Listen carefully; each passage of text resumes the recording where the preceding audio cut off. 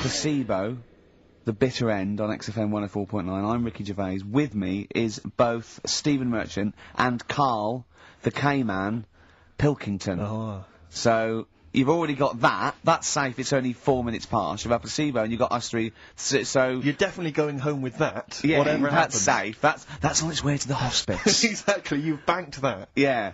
Now, do you want to gamble all that to go on and listen for another 2 hours? Well, you could walk away now and you're up. Yeah, you're up. You're already up. Right, that's brilliant. You have not wasted any time. Do you want to gamble that against another 2 hours? It might be shoddy, it might go downhill, but it might get even better, KARL. What do you say they do? Listen for another 2 hours? Yeah.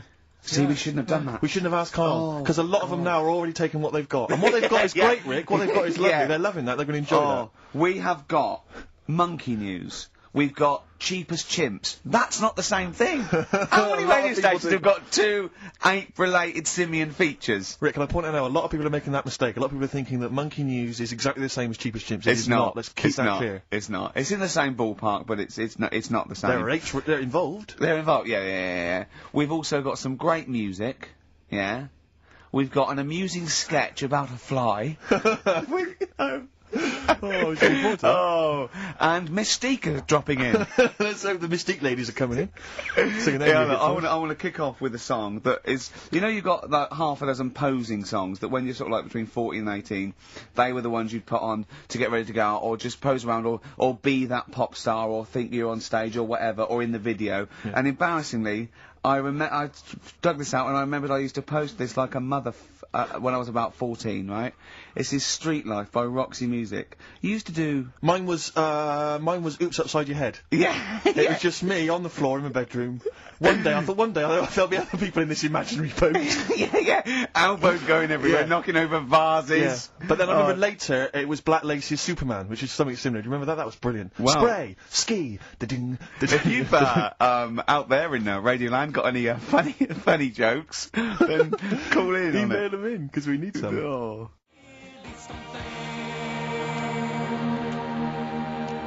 Street Life, Roxy Music, off the Stranded album. That's what I used to jump around to. What would you have been wearing while you were listening to that? Well, probably, Brutus Gold jeans. Classy. Or green flash, pumps. Sure. Any socks? I would have had socks, yeah. Yeah. I'd have probably been wearing the shirt my mum got me from Tesco's, which was again a Brutus shirt, and it had women in bikinis eating bananas on a chaise longue. Of course it did. So lots of small ones, or just one big one? Lots of little small ones. Yeah, so you know, so that was that. A trilby? I didn't wear a trilby. Did you have a toy with a trilby? I remember when I went on holiday about that time, and I was about 14. My older brother had this leather jacket, and I was on the beach, just you know, in my shorts and that, and I went to get an ice cream or something. I said, "Can I borrow a jacket?" And I put his jacket on, and I was frozen on the beach thinking, they are all looking at me, because I look so good. And I also had a straw Stetson. And I really thought, yeah, I'm turning into quite a man. Yes, I'm quite a catch. Yeah. Just thinking, they're looking, going, who's that dude? Is he American? Hold on, has he just come from, some sort of rodeo? Wait a minute, I'm in a bikini, and I like bananas. I could be the woman for him. Oh dear. What was that? Didn't you have a t-shirt or jacket or something you wore to university that was pretty classy? Didn't it have like some foul language on it or something? What was that? Yeah, I had, when I was 18, right, the Christmas, or the birthday before I went to, university, got two sweatshirts, one black, one red, had bullshit on them. Just done them about. Right, and the red one, all my clothes, the first wash, everything was pink. All my white shirts and my white socks, of course, because I just put it in, I didn't know. Yeah. So I was a man at university with all pink clothes except for a rather nice red, sweatshirt with bullshit on it. Oh, so, again, turning into quite a man. Quite the man. Was that pre or post the time you washed your clothes by getting in the bath? And that was that was the second year when I was had to go and digs at our Halls residence. So I had a bath, and you had to sort of like pay for a bath, you know. So I thought, two birds with one stone. I got in the bath with all my white shirts, because I was going through sort of, you know, wearing a white shirt and tie, that sort of, you know, David Sylvian sort of fine for everything. And, Daz. and I just wriggled around in it. Oh, I washed myself. It's quite a good exfoliant. Yeah, I didn't do it again because it was sort of not good for the skin, Dan. Quite sore, is it, around Yeah, the sort of the more intimate regions? yeah. So there you go. Roxy Music and Street Life. Carl. Thoughts? I just was working out time, really. We've got last week we had a lot of stuff that we didn't manage to cram in, Which was good. so I'm just looking at we have got Cheap as Chimps coming, songs of phrase. Oh, we Another forgot chance to about win some that. stuff. Why don't we kick off with that so we don't forget it? What? Cheap as Chimps or Songs of Phrase or the film thing. We We'll didn't do get the that in a film bit. done. We've also got a new feature, Cheeky Freak of the Week. Yeah. Incidentally, I should just point out now that someone has, Ashley Phillips has emailed in, because obviously with Songs of Phrase, what Carl does, for those that have not heard it, he takes a phrase that you might hear commonly on the show, and then he uses various There's this songs. hairy Chinese kid. Was the one You we never kicked off seen with. an old bloke eating a Mars bar. And, yeah, as I say, he uses different chunks of songs, and he makes up that phrase. And so he has made some suggestions here, Carl, because he thinks that the more common Carl, you're an idiot, fool, etc., perhaps a little overheard, he'd like to maybe hear Carl, pause, I don't know where to start, which is a common one from Ricky. Carl, which bit of that do you actually think is true? And then there's the regular dialogue between the three of us. Carl, well, you know, it could happen. Me, sure. Ricky, no, Carl, it could never happen. Not now, not ever. You're an idiot, play a record. So maybe some of those you could use A lot of next songs time. there. Well, will we get it going then All for right. today? Yeah. This week we're. Do you remember the story about my auntie having wind for 5 minutes? Yeah. Your auntie, was it your auntie Nora? Auntie Nora, she was on a lot of medication and stuff, and I think that's a side effect that comes with it. So, yeah, she had wind for 5 minutes, so I thought we'd dig that one out. A classic line, me auntie had wind for 5 minutes. Okay. So I've got loads of songs here. How many is that? Me auntie had wind for 5 minutes. 7 tracks. Oh, that's tricky. Oh, We've got why do 7. you learn?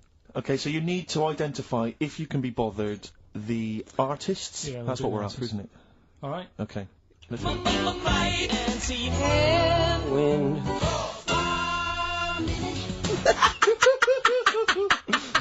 Alright, we'll play it a few times. Just remember, as many as you can get, because the Yeah. winner would probably be, you know, who gets 5 or something. So don't worry if there's a couple you can't get, because you could still probably win. Here Go we on. go again.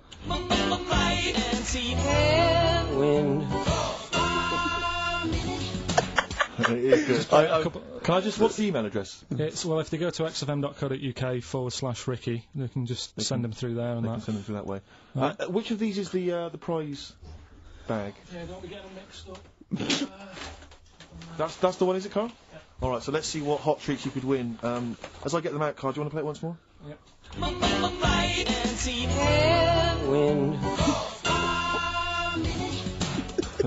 I recognise all of them except one. Yeah. Right, let me Or see what maybe we've got 2. here. Once again, Carl, you excelled yourself with an arbitrary collection of DVDs. Just hanging around, were they? Just hanging around. Again, I'm always interested to know which of our XFM listeners has tastes as broad as this. Go on. We've got the recent BBC adaptation of The Hound of the Baskervilles. Brilliant. Okay, fair enough. That's We've all got, what's this? Is this this is something involving Air, the band Air. I think it's a single at best. Yeah. This is probably worth having. This is the current Flaming Lips album, so you've excelled yourself there, actually, Carl. That's not bad. An XFM mouse mat. They're as common as muck. Oh, hold on. You can't give away that mouse mat. It's a piece of foam. Now, I was going to dismiss the oddball sci-fi movie K-Pax, featuring Kevin Spacey and Jeff Bridges, but Carl, is it It's signed by Kevin Spacey? It's signed, yeah. It's an actual. So win that and put it on eBay for £4.50. And, man alive. What is that? Just look at their faces. No, Carl, don't give that. No one wants that unless it's ironic. Series 1 and 2 on DVD of popular northern-based sitcom Bread. Buy it, sell it. The game's getting hard because someone's dealing you a losing card. Alright. They all had a go. All the actors had a line on that song. Oh, Play the clips again. play the clips again. They really want to win it now. Here we go.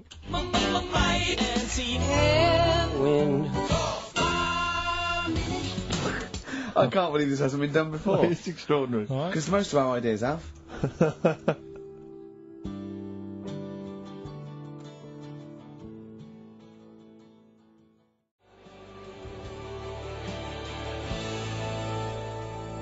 Verve, Lucky Man on XFM 104.9, Ricky Gervais, Steve Merchant and KARL, Pilkington. The emails, I should point out, aren't flooding in on the No, but it competition. always takes time when they go through the website. Does it? Yeah. Okay. So they'll be arriving in a bit. Do you want to play it once more for those that have just joined us? All right then.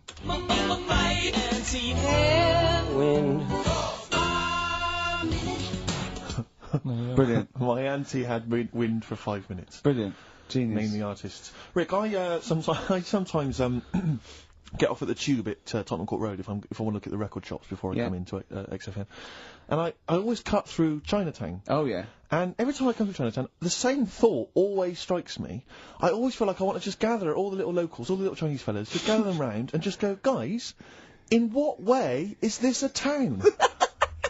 It's not, is This is not, at best, what you've got here is a novelty street. Yeah, Gerrard Street is not a town, No, mate. it's not a town. You've had this just for like because you put a 100 little years. It's not pagoda. expanding. Yeah, yeah. You can't just call it Chinatown and claim it's a town. If I was them though and you do that, I go, what are you talking about? It is a town, it is a town, it's What, in our what town. way? It is a town, it's our town, we got all lots of stuff. Where's your church? Where's your mayor? We got a betting shop. Not enough. It is. See, all you've got here is restaurants. No. That's not a town. No. Got a little supermarket with snacks. What does it sell? Snacks. Specifically, I would imagine crackers. Yeah, yeah. Do you want to buy a dragon? Do you want to buy an ornamental dragon? If I wanted to buy one, this is where I would. Do you want to buy a gold dragon? Is it made of gold? No, it's made of plastic, but it's sprayed gold. Do you want to buy that? It's not a town. It is a It's town. not a town. Yeah. And it annoys me because when I first came to London, I genuinely thought Chinatown was going to be this amazing, what they've got there is You'd hear a gong and yeah, every time you went in there, and right? there'd be rickshaws and people walking on those little sort of wooden shoes. You know those ones? They're brilliant. They are just clumping around in them, but nothing. It's nothing. It's just exactly. Yeah. It just reminds me of, have you ever been to any of those sort of museums? You tend to have them up north, where they've got like, you sort of sit in a little cart and it sort of rides you through kind of, I don't know, it might be, Newcastle. the Victorian era. Yeah. Could I have half a pound of those sweets, please? Exactly. Of course you can. If there was some animatronic then, it would just be an exhibit. Yeah. Their concession to being 100 years ago is that there's some scales in the shop and there's a horse outside. Yeah. That's it. That's it. Exactly. Yeah. The traditional sounds and smells of old England. And the voice of going, of course, there was no television. Exactly. Amazing. Yeah. Amazing. Brilliant. Yeah. Welcome to Chinatown. Ding, ding, ding, ding, ding, ding. So it's not, it's a good point. Is that a piece of traditional music? Ding, ding, ding, ding, ding. Yeah. Is that some traditional Chinese music, or is that music that someone in this country wrote, thinking it sounded like Chinese music? I think it was the, was it the Vapors, wasn't it? Oh, is that what it is? That? Because it sounds like that's the music, isn't it? But are you sure they didn't take that from some other source? It's that pentatonic scale, isn't it? What is it called? It's the black notes on the piano. Right, that's the one I can play along with EastEnders. Yeah. Do you know what I don't get with it? Go on. Chinatown. Yeah, Chinatown, because I always walk through it on the way to work. A couple of things annoy me. First of all, I think it's bad business, just because if you've got a Chinese restaurant, put it somewhere where there isn't any others. Yeah. That's a good point. Yeah, but it's also a community. They're not just a theme park for other people. I remember going out one night with Suzanne and some friends, and you got there and there's so much choice. It's that dilemma of, oh, forget it. Well, and not really. Specifically, do you fancy Chinese? Well, no, but why don't you go to the one with the dead ducks hanging in the window? That's my favourite. That's the other thing as well. It's like, normally you put your good stuff in the window. If that's what's in the window. Yeah. Right?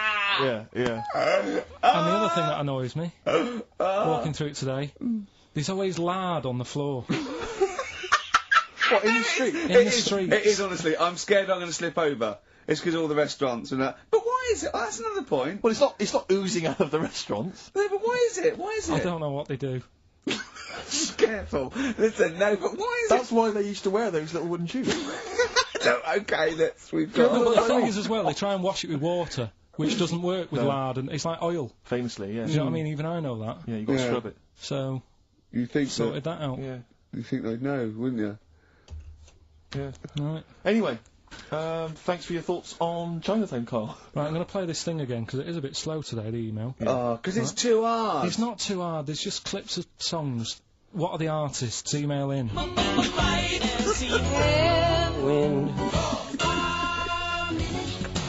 xfm.co.uk. He's getting annoyed because he put the work in and no one's... He's getting annoyed! Oh! Remember, I think Kevin Spacey and the signed K-Pax DVD is probably the only incentive to try and have a go at that one. Do you just think you could win by getting one of them? Exactly. They're coming in now, okay. This is electronic.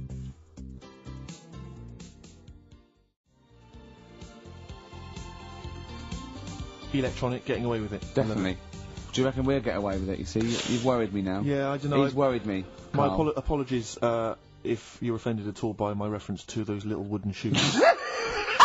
That's not going to help, Rick. Dear. That Chinese women used to wear. I don't think they still wear them. We've only had one complaint, haven't we? We got from the Sony's, that one about talking about the swan's penis. But you know, things about complaints is people complain all the time. It's whether it's upheld because it goes from authority, and then they have to go, oh yeah, look, that was in poor taste or pre-watershed or some of the things you said on TV though, you must have been stung.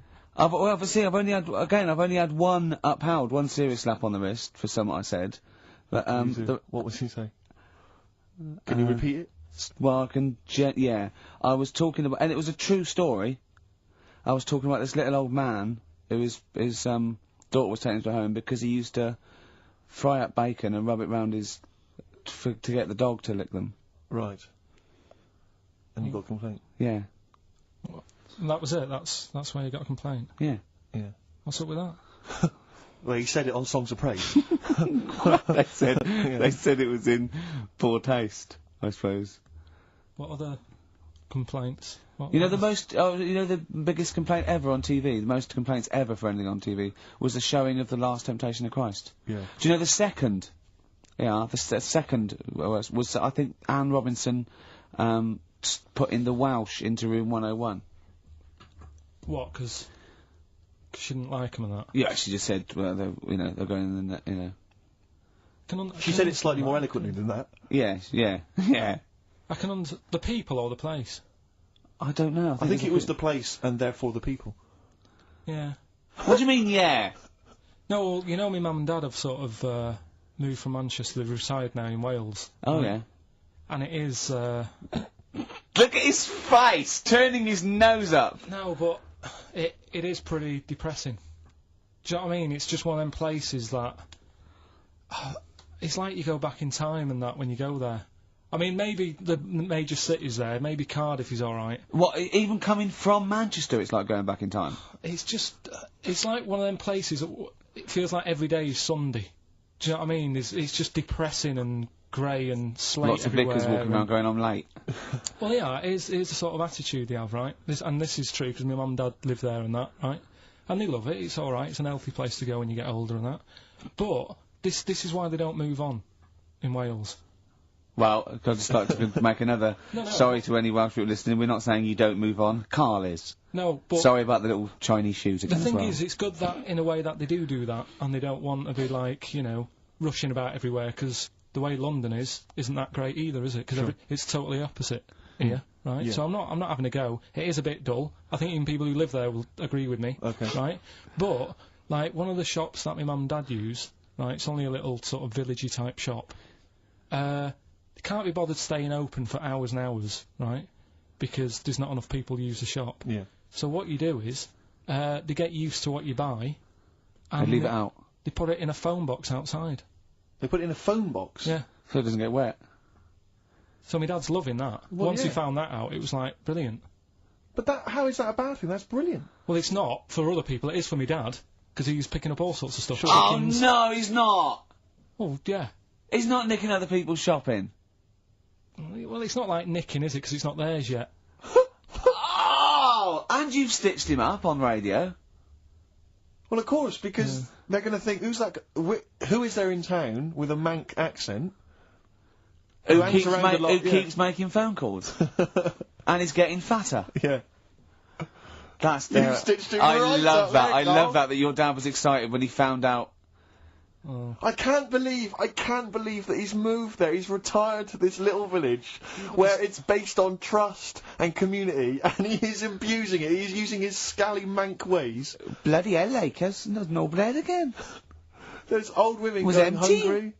Yeah. Their cats aren't getting fed, and your father is just... I can't... That's obscene. That's obscene. Oh, I think it's Die Thief. That fella from Manchester.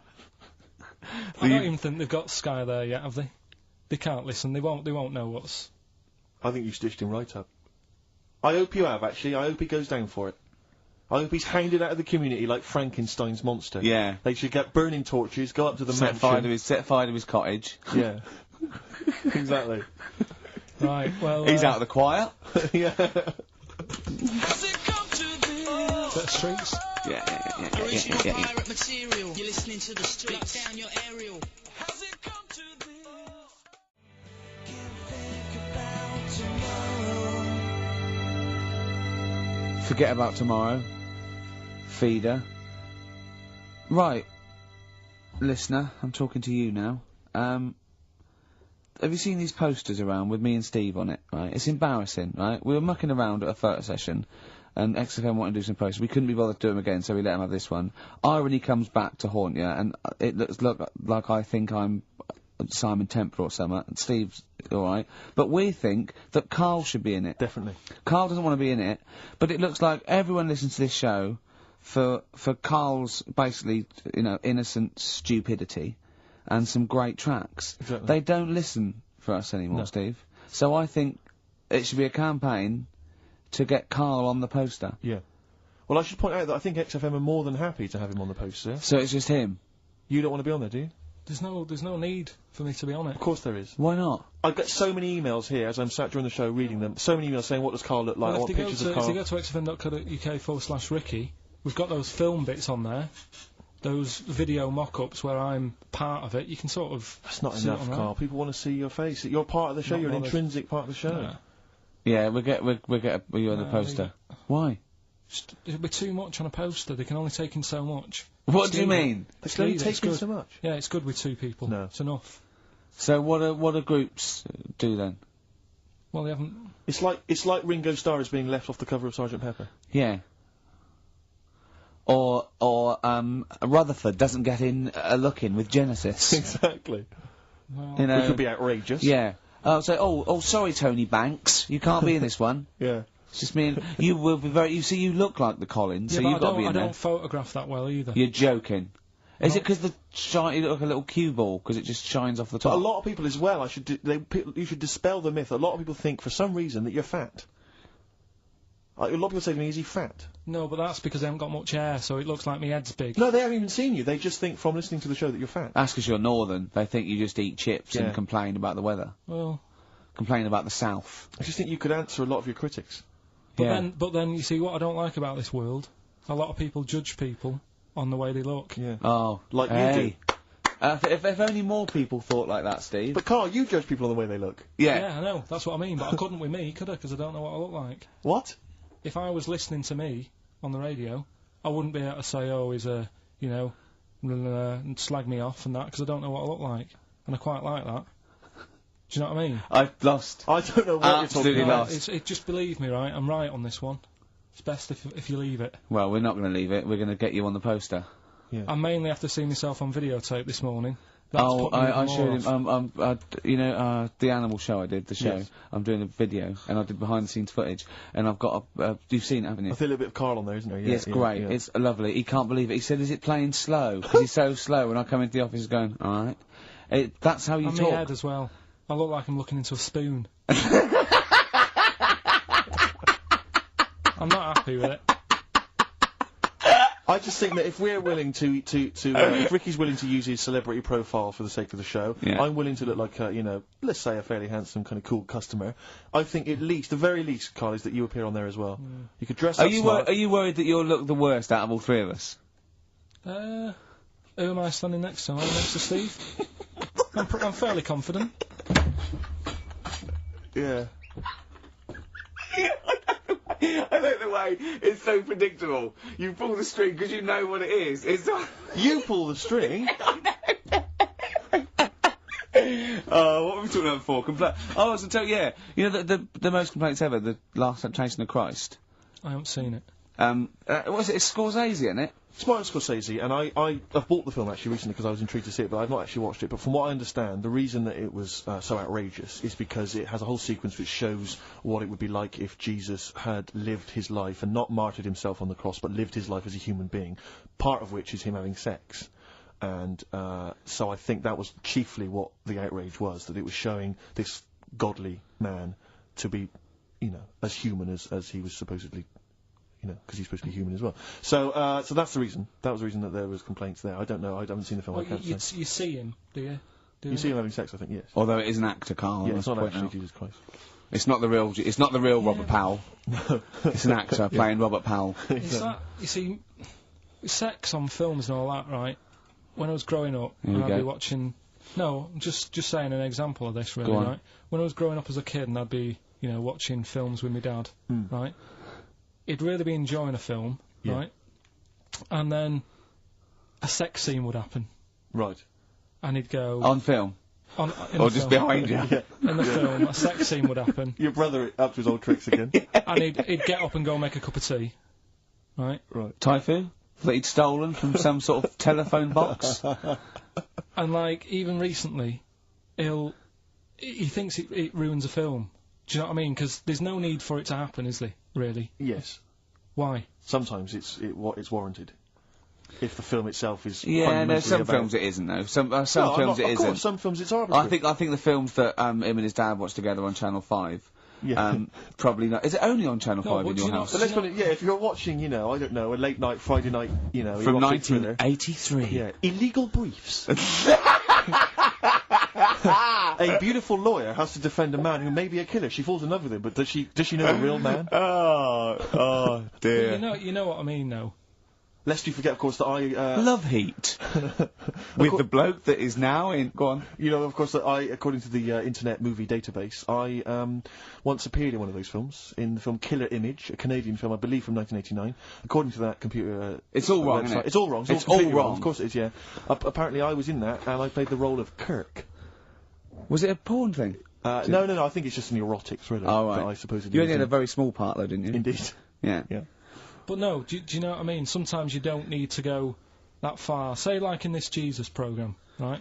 Film. What's it called? The Last Temptation of Christ. Just like talking... You know what? What's his name? Is it Ralph in The Simpsons? Yes. I draw the kitty cat. It's like talking to that. Yeah. No, but right, this temptation thing, right? Do you know, often we don't get that many complaints on this show. We don't get very many complaints. And I think that's either because there's no listeners, or B, it's because most people agree with Carl, and that terrifies me. Or they let him off, because it's like, you know, you can plead insanity, you can go mental and kill a few people, but they go, oh, he's a bit backward. No, but was it because, like, they're saying that he was having it away? Or is it because you saw it? What got the complaints? The complaint was the very suggestion. It was a blasphemous thing, not the fact that you saw an actor's knob. So what about if they just cut it down a bit and you like saw the little stable door closing? It wasn't the baby Jesus having sex. It was the grown man. The stable door shutting. No, but you know what the they do? nativity scene. Ah, that is brilliant. The wise men saying, I can't believe we brought myrrh, we should have brought condoms. No, yeah. There's 2 for 1 offering, Boots. Yeah, I don't know what we were thinking. Frankincense. It's just that it's always awful. Should we apologise now to the Christian church as well? So sorry, the little Chinese fellas, little Welsh fellas, and the little Christian fellas. We haven't said anything wrong. No. It's like, you see, when I was growing stable up... door. I love the idea that in Carl's world, he was born in a stable, just thought, well, I love this place. Yeah. I'm just going to stay here the rest of my days. This is good here. Oh, brilliant. But when I was watching telly with my mum and dad, I mean, it still happens now, right? My dad will sort of go, oh, ruined. Good film ruined. Right, if some sex scene happens. But what are we talking about sex scene? Are we talking about kissing, or are we talking about penetration and looking at the camera? Going, are you enjoying this, Pilkingtons? What are we talking about? What is sort of extreme levels are we talking about? Right, last time I was down there, right? Yeah. What was it? Meet Joe Black. Meet Joe Black. Meet Joe Black is a terrible film. Yeah. Right. There was a good film, and then you know it's going to happen because like the music comes in. Brad Pitt's keeping quiet. A woman's eyeing him up. Sure. So imagine. I love Ah! My mum's worked it out already, and she's going, anything on the other side, love? She knows. She knows. It's, something's, well, and so you could be enjoying a film and you can be an hour and 10 in, and then some spidey senses of one of them can go, should we turn it over? And the other one goes, yeah, all right. Are you sure it's not them protecting you from scenes of sex? So that what they're thinking is, what if Karl gets the idea to have sex? Yeah. That could lead to procreation. We don't want any more like him. Yeah. We've got to end the line here. You sure it's not the doctor? Keep calling out, going, you are keeping away from exactly. women, aren't you? He must never find out. Are you how sure it's they're not done. embarrassed because they're watching a sex scene with their son? It happens every time, right? There's two things that my mum does, right? It's that, if there's sex scene on the telly, she'll go, anything on the other side, love? And the other thing she always says, if ever there's anything on the telly with Elvis in it, Yeah. she goes, oh, I like him, right? And we all know, we sat there, we know what she's going to say next. Yeah. So you don't even bother saying why, right? And she goes, he likes fat, ugly people. He what? He liked fat, ugly people. He didn't always go for, like, the good-looking fans in the crowd. What Elvis did? Yeah. Right. That was always the thing, and I'm sorry, no, hold on. I don't know what we're doing now with our lives, Steve. Right, wait a minute, right. So, your mum says two things, right? She either says... Is there anything else on the other side? Or, I like Elvis. There's a pause, because you know what she's going to say next. She says, he liked fat, ugly people. How often does this occur? Well, because they've got, like, Sky, there's a lot of those channels on. They like the music channels. So Elvis always comes on. There's either an Elvis film, there's, like, a classic hit by him on... And she'll go, I like Elvis, he likes fat, ugly people. And what do you mean he liked fat, ugly people? Is she a fat, ugly person? Because there's that special Vegas show, isn't he, where he's dancing about, right? And he's got loads of scarves around his neck. Towels. Yeah. And, like, he always hands them down to the fat, ugly ones. Right. And I always say it's because they're the fat, they've got a sweaty face because they can't, you know what I mean? I don't know what world they live in. I don't know how we've got onto this subject. What sort of world are you got when you're watching his face? And what do you mean fat, ugly ones? You mean they're in the front, they're sweating a lot because they're a bit chubby? So she thinks, is giving them a towel because it's But like... he's really going, wipe your face, you're putting me off, you fat cow. Stop sweating near me. There's another one. What? So, hairy Chinese kids. Yeah. Jesus. We haven't slagged off hairy Chinese kids. We slagged off Chinese... We didn't slag anyone off. We just said they really haven't got a town as such, and they wear shoes. What did we say? Yeah, little wooden shoes. And what did the... I just don't know how we got onto Elvis and big fat ugly women. I don't know I don't know how we sidestepped from the Last Temptation of Christ. Did you see that fat Girls and Feeders programme? programme? A minute. Eh? What's Tom Petty first? Oh, brilliant. It's a great song. Breakdown. How many Tom other Petty. radio shows have talked about Last Temptation of Christ, Chinatown, fat ugly women? More than 60 minutes. Exactly. Incredible. Sony Award winning.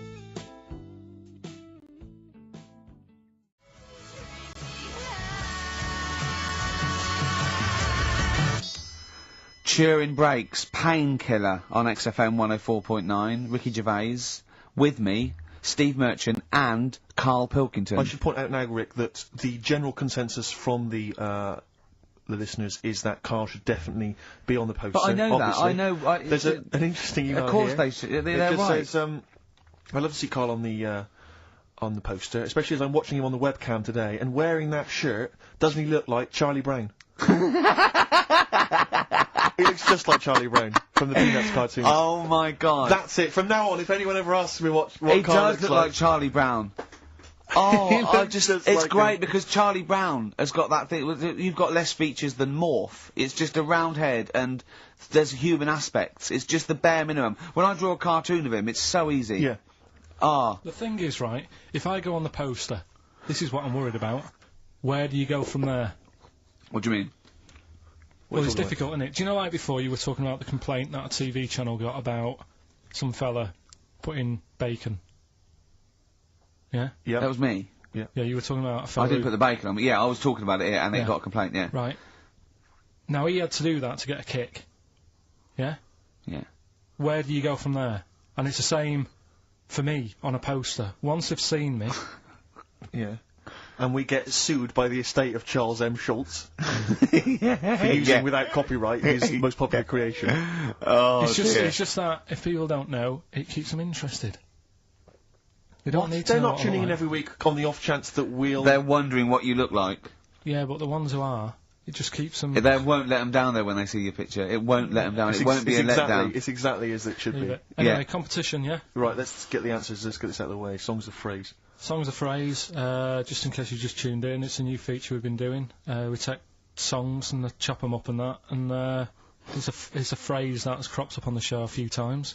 This week we were going back to the classic "Me Auntie Had Wind" for 5 minutes. Going back to the classic. And let's have a These are the answers, listen. is it? Okay.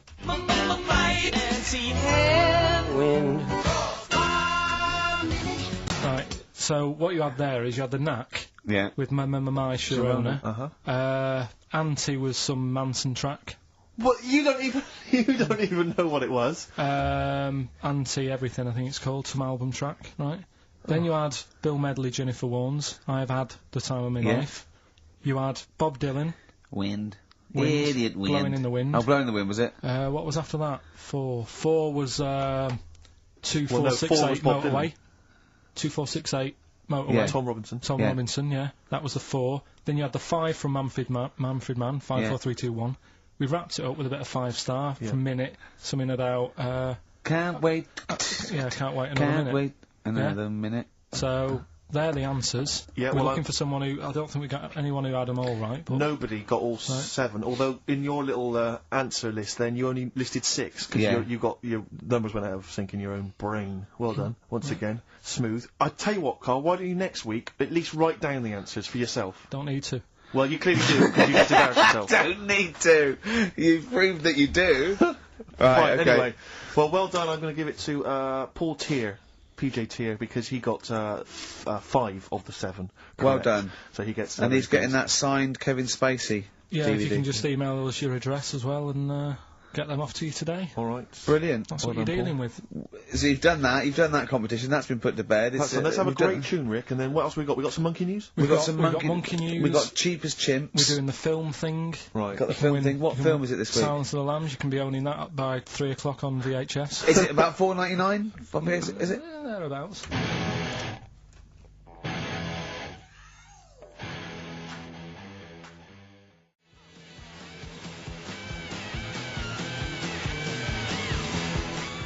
20th century boy. Come on, Mark. Some people want a 21st century boy these days. Mark Bowden there. A little bit out of date on XFM 104.9. Ricky Gervais, Steve Merchant, Carl Pilkington. Right, it's that time again, isn't it? Monkey news. Yeah, monkey news. Sure, monkey news. Right, if you're a new listener, this is where we do a bit of monkey news. Oh, imagine him giving these charts on a news programme. Yeah. Like News Night Review or News at 10. Over to Carl Pilkington. Yeah, alright. Monkey's gone mad again. Go on. Right, we've done quite a lot of good stuff. The one that sort of kicked up most of the fuss was probably Ollie the monkey. I love the fact that they're all monkeys. He's a chimpanzee. Wow. It's Right. an ape. Well, today, right, we're looking at one that's it's called Coco. Oh yeah, the sign language one. Well, what I've read about him is he speaks, right? Highly educated. Yeah. Photographer. Carl! Carl! Right? I love the fact that when he gets a gifted ape, he has to look up to him.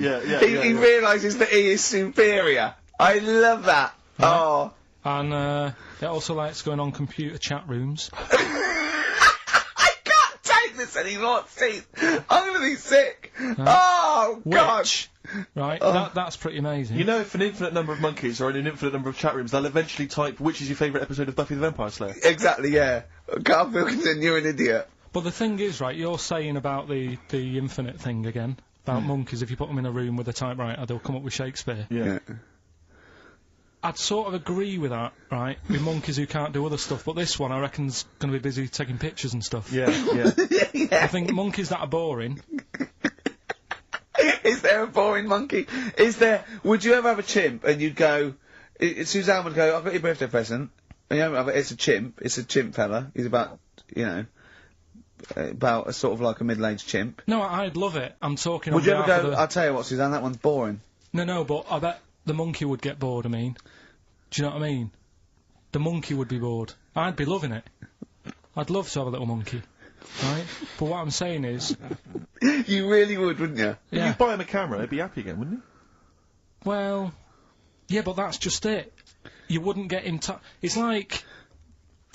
If you can do other stuff, you don't want to do the boring stuff. Forget the typing, forget the monkey's typing. Talk about this monkey that's a photographer. No, what but you we talk- are in a way. I'm just saying that would be happier. Monkeys that have got nothing else to do, if they can't take pictures and that, and they can't go on chat rooms. They're happy to sit in a room typing away for infinity, yeah. Do you know what I mean? But he's got maybe a little exhibition to put on. Do you think... Do you know that most chimps and apes and monkeys still actually just live in trees? These are in laboratories and zoos and things. You know that's not the norm. These monkeys Yeah. walking around sort of chatting and riding bikes. Yeah. You know, that's not natural. Exactly. No, I know, but it's... If you left a bike in the jungle and then came back a few years later, there wouldn't be monkeys riding around on it. And a book. If you left a bike with a book in the basket, right, and you went away for 10 years and you came back, there wouldn't be a whole new transport system and schools. No. They'd eat it. They'd throw it round and eat it. All right, then, so what you're saying is you can't... You see, what I think is, right, and don't take this the wrong way in that, right, Stephen Hawking, Yes. right, now he had a bad illness. Now, I wonder if he'd be... I wonder if he'd be as bright as he is if he didn't have that. Right. Because he's had time to sit down, he's like, well, what can I do? Yeah. They've gone give him a book. And he read it. I like that. Give us another one. Yes. He's got a lot of time on his hands. Yes. Now, what I'm saying is, monkeys... Yeah, Right. This one here, Coco, which I think was a gorilla, Right. right? That wouldn't have been happy on a little keyboard, just doing that all Typing day, away. because it'd be going, well, I could be out taking pictures. Sure. Play a record! Yeah. Do you know what I mean? Play a record! Yeah. Done. You're an idiot! There it was. There's the catchphrase. Once more. He is! He's an idiot! Sure.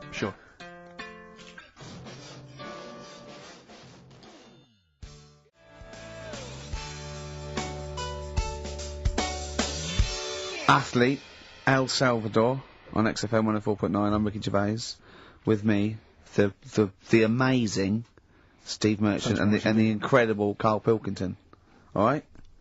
Right, we've done that, monkey news, right, straight, let's hit 'em dead, let's go straight with Cheap as Chimps, KARL. Right, well, this will probably finish today, to be honest. Oh, right?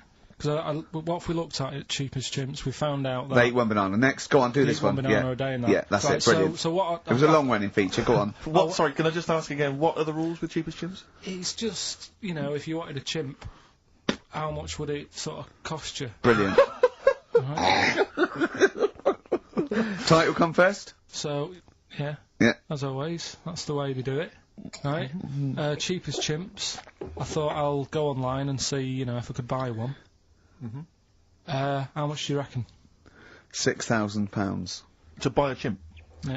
Oh no, ridiculous amount. Where can you buy them from? What sources? You shouldn't be able to buy them. eBay. What do you mean? Buy a chimp? From who? There was this website that was selling stuff. What you could actually What are you talking about? Right, here we go then, right? I looked at it. Here's some of the other animals that were on there. No, wait a minute. What, are these poachers? I don't know. What, zoos that got bored with them? Where can you buy a chimp? I don't want to give it a plug. Right, Some go on then. website, right? So what are the other animals available? Right, well, that'll give you some prices with the other animals, then you can try and work out if it's cheap as chimps, right? So, right, a camel. What do you reckon? £25,000. Right, $8,000 for a camel, right? Sloth, 40 quid. $3,000. Right. Last one, Bengal tiger, Oh, that's got to be pricey. $12,000. $1,800. What? Yeah. KARL, this is an awful website. That can't be true, mate. Right, That's so, awful. a chimp, Well, a chimp, $5,000. I'm going to go with $1,000. 55,000. What? Yeah. That doesn't make sense. It's mad, isn't it? Yeah. So. But I don't know what to say, because this is rubbish anyway. What website can you buy? Okay, get me a tiger. Here's £1,000. Get me a tiger. Well, I don't know. You're an idiot. Postage and packages and. Sorry, so where does the cheapest chimps element come in? Well, that's sort Aren't of you supposed to rounded up. shout, it's cheap as chimps at the end? Well, it isn't. That's why I want to finish the feature. I don't know what is the cheapest chimps? Oh, this is amazing. This is amazing broadcasting. So. We're up for a Sony Award, aren't we? I hope they're listening, because it's ours. Yeah. I mean, with features like Cheap as Chips, it's ending because they're not. It's in the bag. And do you remember, here's Athlete. Can't stop the spirit when I need you. This life is more than just a read-through. Can't stop the Red Hot Chili Peppers. Well, I've got news for you boys, I don't want to stop you. I love your funk rock fusion. Word of warning, no nudity. Repeat, no nudity at this gig. I do it like you. I think you should host a whole show like that. It's lovely that. So, have you ever done any like DJ, like proper DJ, like in a pub or a club? Because I know Carl had his own. I had my own disco when I was a kid. Yeah, not proper. I had a gig once when I had to. It was 2 nights a week in the local pub. Just the 2 decks that was in a suitcase. You know, those sort of all-in-one thing. And they just wanted the same records. They wanted Rod Stewart, Baby Jane. They wanted about 11:15 when they were all drunk. They wanted Don McLean's American Pie, which they all sang along to. Yeah. Uptown Girl they liked. Right. But yeah, I didn't used to do the talking. Did you at do all. the patter? No, I couldn't. I just don't understand it. I just love those wedding sort of DJs that they have to give you extra information. They can't just play a song. They have to say things like, "Ooh, all the way back there in the Commodore's easy." It's sort of like they have to tell you something. Who's listening? They're just going to play the next record. It's a wedding, yeah. It's like there's like the controller of a local radio station listening. It just happens to be at the wedding, thinking, "Hang on, hold on, he's played a record, but he's got extra information." Well, they should do useful things at a wedding, like will the overweight aunt in the purple dress please now take the floor with little unfortunate kid and let him hop around? As the dance floor is currently empty, will any 8-year-old boys wearing those tiny tuxedos please slide across the dance floor on their knees until they are taken home and put to bed early? I went to one once. And the bloke who'd hired it went to the DJ, and this DJ that had come with this sort of party wanted a 70s disco, and he looked like Woody Allen, right? And I was sure he used to be a gentleman's outfitters, like, and he said, "Oh, I wanted a 70s disco," and he went, "Well, I've got Bicycle Race by Queen lined up, I've got ELO, and I've got Cliff We Don't Talk Anymore, so," and he went, "Well, I went sort of more disco." He went, "I don't really want to blow All Me Earth, Wind and Fire before 10. But it's like all planned. There is a rule. There are rules. Will the 17-year-old girl who's dressed like Avril Lavigne please tut loudly because I still haven't played anything by Linkin Park? Will the 45-year-old woman recently divorced please cry now? Yeah, please cry now. Please cry now because it's clear you're never going to find another man. Because you used to be a DJ, didn't you? Because there is a sort of rule. Definitely, I remember there was like, you know, what I learned was that there are certain tunes you just do not play early on. Oh, What a Night, for instance. Dun, dun, dun, yeah. People, you never play that before like 11. You want that last hour before they've got to go home to be non-stop dancing. When would you pop on Dancing Queen? Interesting, thanks for that. Is there a buffet being served? Yes. Yeah, well, definitely post-buffet. I remember there was great days. I was reminded this recently by ITV's Reborn in the USA. There was a great time where you could come out of the buffet or any kind of speech with a bit of Gina G. I remember there was a great period for a couple of years where that was always a barnstormer. Sure. But sadly, no longer the case. What about, I mean, because the danger is, of course, you go back to the 70s, maybe you got Dancing Queen, but how many do you play before you come into the 80s with perhaps Billie Jean? Or Soft Cell. Soft Cell's always a classic, yeah. I'd love to hear that. And, because there's always controversy now, as to whether Love Shack is overplayed. I know that's a big discussion now. I've never liked it. No, I just like, will any 35-year-old men please now dance ironically to Bombastic, in the vain hope that someone would actually find them attractive. Love Shack, oh no, never liked Come it. on, Eileen? I never, yeah, alright, I just never liked any records that with a hint of novelty about them. They are popular, they're floor fillers. I hate them. I just... You haven't done DJing, now, have you? Exactly. What do you mean? Singing on the other side of your face. Have you? Yeah. Have you? Yeah. You didn't play Dexter's Midnight Runners? Probably. Yeah. Yeah, I mean, I didn't plan it out that much when I did it. It was like, I knew I had the tights and cigars to give away. Yeah. Which he at the stole raffle. from his parents' bedroom beforehand. Yeah. Why were you giving away stuff at a disco anyway? Why weren't you just playing records? Because people liked it, didn't they? If it wasn't... It hasn't changed. We're doing this. We talk rubbish, we play records, and we give away crap that we found. Yeah. It hasn't changed, has it? And, so I had some good times. I mean, for people who haven't been listening all the time, it was called Pilky's Making Music. Yeah, It Colin was Making. like Pilkington, and my mate was called something Making, and the music was what we played, Yeah. right? And they had some Perfect. cards made, had some nice blue glossy cards made, but they were quite expensive. Yeah. So I used to hand them out, and then they'd say cheers for that, and say, no, write it down, write the number down, I want that back. Yeah. Brilliant. Because they were quite pricey. Yeah, right? yeah. Classy, Had that classy done. businessman there. Made, I think saved, Richard a bit, Branson used to do that. I think so, yeah. saved a bit of money, because my dad made some lights for me. He just like... He said he made him, he found him in a telephone box. Yeah. People were making phone calls in the dark. Yeah. Round the neighbourhood. Exactly. It was just white bulbs in like a box, and like my mate making, he used to just flick them on and off, like the thing, and then they'd be in time with the music and that. And Perfect. Well, like- you had to sit there and flip I the love lights that. on I and love off. that. We got our sound to light system. What's his name? Colin. Yeah. Brilliant. right, so Did you ever did rent that. him out? Right, well, we never had any disasters, right? But my mate did one, right? And I don't know if it's that funny really, but it. Go on. I'll tell you anyway, right? He was doing this gig, and it was probably one of the biggest gigs, right, that he ever had. Must have been a couple of hundred people there. Yeah. And in like a big sort of warehouse thing. Anyway, for some reason, there was some problem with a big speaker that fell, right? So the police turn up and stuff, Right. and they try to control the night, and they're going, can everyone sit down? We try to control it. Can you sit down? So anyway, you get a few like little groups of people sitting down on the floor, and people were still stood up, and the police were saying, look, you know, we're going to cancel this whole night if you don't all sit down, and more people are sort of sitting down. It's going on for about 20 odd minutes, right? Will you please sit down? And it gets to this point when there's just one lad stood up in the middle. And he's going, look, you're ruining it for everyone. Will you sit down? And it goes quiet for a bit, and someone's muttering something.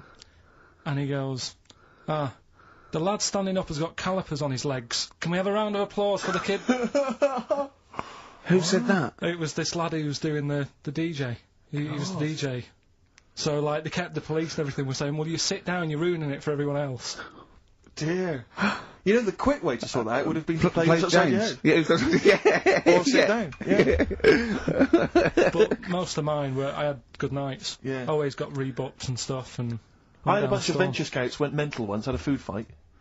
What They were just went you crazy. playing to Venture Scouts for? Well, we got booked by everyone, Rick. I mean, we started with weddings and local, things, but we soon went up. At one point we played a massive gig in a big tent in the middle of nowhere for some scouts, and they absolutely loved us. Rage Against the Machine. Oh, they couldn't believe their luck. Do you know when they say weddings and bar mitzvahs? Do they get a lot of discos playing bar mitzvahs? Is that a big? I don't know. assuming so. What happens at a bar mitzvah? Well, I've not never been to a bar mitzvah. Could Not someone been invited to phone in if you've had a little bar mitzvah? Tell me what it was like. What did you play at a bar mitzvah? I don't know what the occasion is really. It's becoming a man, isn't it? them? Yeah. Right. We learned something, won't we, Carl? Yeah, alright. Do you want them to phone in? Yeah. Do we? Well, Do you care? I want to know if they really do have DJs at bar mitzvahs. All right. Oh, wait, How 700. interested are you in that? Well, I don't want to embarrass myself one day. Sure. Let's see, it's Carl, you've got to learn, haven't you? I'll tell you what, have we got time for the film thing as well? Yeah, play the film thing now. No. Let's play a No, tune. Let's play a great tune. play a Let's tune. play a tune. Oh, I can't believe my luck. Bit of Cure? Yeah.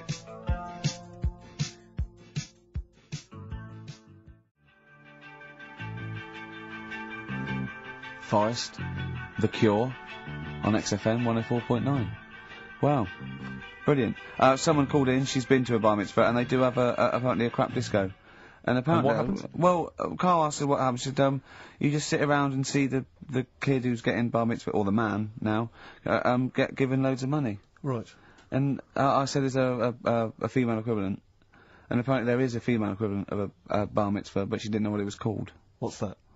A bar mitzvah. Right, I'm just going to add to the list of people we've offended. Sorry to Jewish people as well. Yeah, we've got to So sorry to Jewish people, sorry to Chinese people, sorry to Welsh people. Ugly fat women. Well, don't put the Welsh in twice. Sorry to Elvis fans. Elvis fans. Animal lovers. Animal lovers. Brilliant. Well, lovers of great radio. Yeah. That was, music lovers. Good, well, sorry about that. Apologies to all of you. Yeah, and, we haven't even had time for, we haven't got time for the film thing this week. oh, why not? Just, it's running tight, really. Are you sure? We haven't done Cheeky Freak of the Week. That's a new feature, isn't it? That's a new feature. Cheeky Freak of the Week. Let's do Cheeky Freak of the Week. What is the cheekiest freak of the week? So I'm just going to apologise now. Just add freaks. Sorry to freaks. Okay. Right, go ahead. Well, I say it's a new feature, but we've sort of touched on it in the past with We always talk about freaks. Hairy Chinese Kid. Yeah. We've had the Pillow Man. Yeah. Oh, you called a draft excluder? Just make a note of that, would you, Rick? On the Yeah. list? People without arms and legs. But at least, you see, the Pillow Man, what do you picture? Because I was saying to Ricky in the week, right, I'm a great fan of the Elephant Man. That's his. You know, that's his favourite freak. Oh, the of all Elephant the Man. freaks, that's Do you know why he said? Do you know why he said? He said because you get what you pay for. When someone says the Elephant Man, you get what it says on the tin. Right. You know you're going to get it. Yeah. Do you imagine, Steve, if you had a mate and you said, where are you going? He said, I'm going to go and see my mate. And you go, which mate? And he said, the Elephant Man. Yeah. Straight away, you haven't even met him, but you know what he's going to look like. Yes. Right? That's what I like about that. Hairy Chinese Kid. Yeah, you know what you're going to get. Pillow Man. Yeah. Not so good. What does that mean? It could be one of those big fat things on that show, couldn't it? A big pillow, like a. Yeah. You know, they had that big thing about the fat people and feeders. They were getting up to like 60 stone and that big one. And there's a thing called fat admirers that just fancy fat women, right? And You writing that down? yeah, sorry. And they had blow up versions. It looked like a bouncy castle. Wow. Yeah. Really? Yeah. You'd be knackered when you blew that up. Yeah, You just wouldn't want to go and forget it. Yeah. Oh God. Well, that's people being cruel as well, isn't it? Because after watching the programme on Channel 4 about the fat people and fellas who like them and stuff, there was a story on one of the news websites about some fella in Germany, right? He was a big fella, must have been about 50 stone, and he fell over, right? And I think he hurt his ankle or something. And Timber. they sent firemen instead of like an ambulance. Yeah. So straight away they're having a bit of a laugh. They're not. No, they've got winching gear. Well, they didn't know. They didn't have winching gear. They had to use the hose pipes What? to carry him out. I think it was Anna Nova, that news website. They had to use the hose pipes, so they made like a bed using the hose pipes. Oh yeah. And had to carry him out on that. And then they had to sort of get him into a special truck, they said. Mm-hmm. And do the same when they got to the hospital. I mean, that's a bit... That's mad, isn't it? They shouldn't do that. Although, Carl, I'm loving that story. I'm just worried that we're not going to be able to fit in Cheeky Freak of the Week. What's So the which Cheeky is the one Freak you've of the week? nominated? Alright, Cheeky Freak of the Week. Something I found on the net. Yeah. Fella who had 27 toes and fingers. In a jar. No, still on him. And proper ones as well, not like little stumps and that. Proper, fully formed fingers. He Was had it- like... Was he a pianist? Close-up magician. I don't know what he did. He just said that he's... Cat's cradle professional. Did he ever work on finger bobs? He was saying in the week. For the crowd scenes. I'm now going to do Braveheart. Yeah. He said about the Elephant Man. He said, I want to do a thing right with freaks where it's good and bad. He went, what did you said? The pro about him is. What about the fella with loads of fingers, or...? No, the Elephant Man. Well, he... He said the bad thing is he stretches his jumpers. When he puts them on. Yeah. And what's the good thing? Sort of... He never gets up and goes, oh, my hair's a bit of a mess today. No. He's always having another bad face day. I'd like to complain about this head and shoulders. Are you taking the piss? Yeah. Oh dear. So that's freaky. Didn't you see an elephant woman in Manchester? Yeah, leave that. What do you mean, leave it? No, because it is sad. I know it's sad, but I mean, I don't know what my next sentence is. No, people always That think... should be the end. I don't need to say anymore, people will know what she looks like. It's a good name for her. Did she like buns? Oh dear. It was when my dad was a taxi driver and he used to sit in the front. Yeah. And she used to get a lot of taxis. Yeah. And he only charged you half price, didn't he? He was a good guy. well, the bad thing is as well with people like that, you don't want to offend them because they never forget.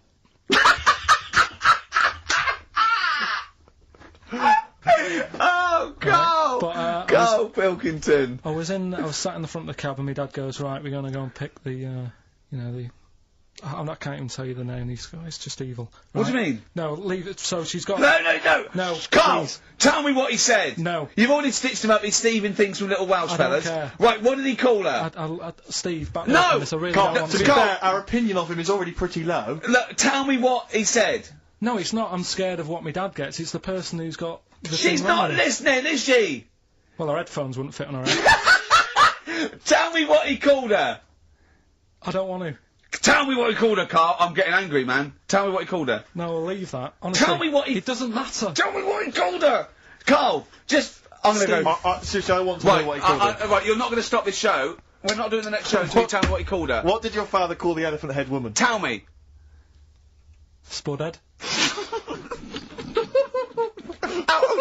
How old were you? I don't know, about 9. So did you expect to see a potato with a dress? He did sort of, again, it's a good name. Do you know what I mean? I had an idea of what it was going to be about, and he said, do you want to stay in the car, take you home, because you can't... Spudheads, you got lovely eyes. Can't... Come on, man. That's it, by the way. Is that all of it? Cheers. Bye. Brilliant. Well, let's end with LL Cool J. Magnificent. Yeah. See you next week. Don't call it a comeback. I've been here for years. I'm rocking my pants, putting something for beer.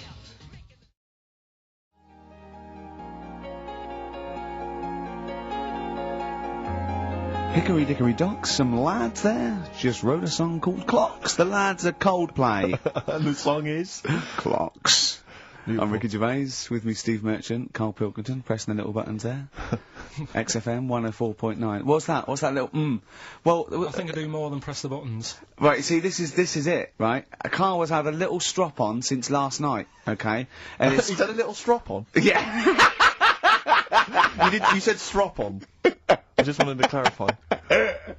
And, it's, I don't know why. He says that I'm an annoying person. He says that I wound him up, right? Which I don't know. He says that you're winding him up because you're sort of like negative about I'm everything. negative? Yeah. And, but what I think it is because we pointed out that his lateness is unacceptable. Yeah. He said, meet you at 6. He turned up at 20 past. He said, well, someone stopped me in the corridor. I don't care. I've got stuff to do. We have stuff to do. I think we're a bit busier than you, Carl. You've got one job. We've got loads of jobs. I keep telling you that. You've got one job in a little room, a 9 to 5 there, that you don't even get done in 9 to 5. That's why you're late and mucking around all the time. Because there's loads of work to do. Yeah, one Right. job. No, cool. it's not. It's one job with a lot of other jobs in it. It's like those little Russian dolls you get. Right? Well, it's So not, don't is have a it? go. Yeah, it is. Yeah. Everyone thinks, oh, he only sits in his studio messing about, making songs a phrase. That's what I do in my free time. Which we've got coming up later. Super slick. Oh, I still think 20 minutes late is an outrage, though. Yeah, Carl. 20 minutes late Yeah, is... but I didn't say bang on 6, I you said said around 6. 6. No, you didn't. You said 6, which means 6. Well, it doesn't. Wait, sorry, it doesn't. If I was a newsreader, I'd say, yeah, you've got to be on time. Do you know what I mean? If it was a 6 o'clock news, I wouldn't want to be late. But it's the fact that I said to you, I'm busy, I've got stuff to do. No, you didn't say that. You said 6 o'clock to sort out tomorrow's show. I didn't. I know what I said. So Yeah, it doesn't well, matter, so- You don't, because I remember you sent me a text. You didn't even. It wasn't even a phone call. You didn't even have the politeness to call. Stephen has stitched him up by It was a being a test. little bit more Busy. precise than him. It was a text, and it said, "See you around 6 tomorrow?" Question mark. Around. You just said it. Well, Around yeah, but 6. that doesn't count. That doesn't mean anything. Well, yeah, no, he does. What? So, all right, You Rick. told me he said 6. Well, he did. I'm paraphrasing. 6 o'clock, Rick. To me, even if it was around 6 o'clock, that would be 5 to 6 or 5 past 6. It would not be 20 minutes after the event. Because that is late. Well. Well, you've got nothing. You see, you haven't even got an excuse. Yeah, but then I turned up, right, and I said, right, well, let's not argue about this. Let's come up with some good new features, because we've been in Cheap as Chimps. That's gone today. Good news. He never liked Cheap as Chimps, Carl, did he? Right, he never liked it. Do you know what? Do you know who's took it further? Donald McIntyre. What? He's doing a programme, Cheap as Chimps. No, he's not. It's a channel. Well, we'll see. Again, I'll prove you right. Again. He's not doing a programme Cheap as Chimps, is he? He's not. What do you mean? He's doing. I saw a trail on Channel 5, and it was saying, you know. Is it 5 or is it about 20 past 5? He's doing this. He's done that. You know. Now see him on Channel 5 because he's moved to Channel 5. Right. He's saying first big problem, chimps. You know, they're deer and that. And no, they're not deer. He's getting confused. No, 50 odd grand for a chimp. And it's saying, you know, he'll look into how much you can get gorilla for. What are in the name of God are you talking about? We'll talk about that later. But I don't know what. I'm just saying that's another idea. And then, so go on, you got off. This is why you never get stuff done and you're late. You got off the point. You were talking about arriving late. Yeah, I know, but I'm just saying to you now. I'm just saying. I turned up late, so I said, right, well, let's not argue. Yeah. I said, let's do some stuff. Yeah. You weren't having any of it. I think at one point you were trying to be sick on my leg. I do remember that. Yeah. Why? Just for fun? Yeah. All right. So that's when I started getting annoyed. He was very annoyed last night. No, yeah, okay. Yeah, I can see where that could be annoying, but you just got to think, hey, look, so what? It's, you know. Well. I think you rub each other up the wrong way. Yeah. That's the problem. Well, no more Cheap as Chimps today, and nothing to replace it because we didn't have a chat. Songs of Phrase, we're doing that. You can win some stuff. Yeah, we've got the film that we haven't done for the last 2 weeks. The final film, we won't be doing that. Let him down. It's 2 weeks. Don't you say 2 weeks late on that? Can I just ask, guys, is there going to be some great music? Yeah. Well, what about something from the Only Ones? Yeah, the classic, Another Planet. Brilliant.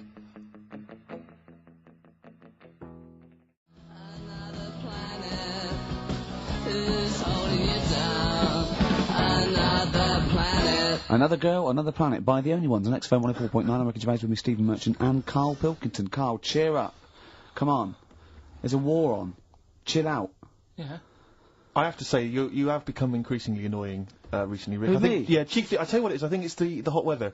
Can I just remind you, when we were in the office recently, we've got a little office that we write in, we work in, and many moons ago, we were doing some work. This was when we were writing the first series of the office, and I was typing away, I was just typing something up we'd written, and I read it back to Ricky, just to check he was happy with everything. I was reading it back, and as part of the thing, there was a knock in the script. It's a, knock, and so I was acting out for him, and I knocked like this, and I realised he wasn't listening. He was in fact asleep underneath his desk, and I knocked like that as part of reading the stage directions. I knocked. He thought someone was coming in. He leapt up, plunked his head, zipped up, thought someone. I said, Rick, it's not. I'm just acting it out for you.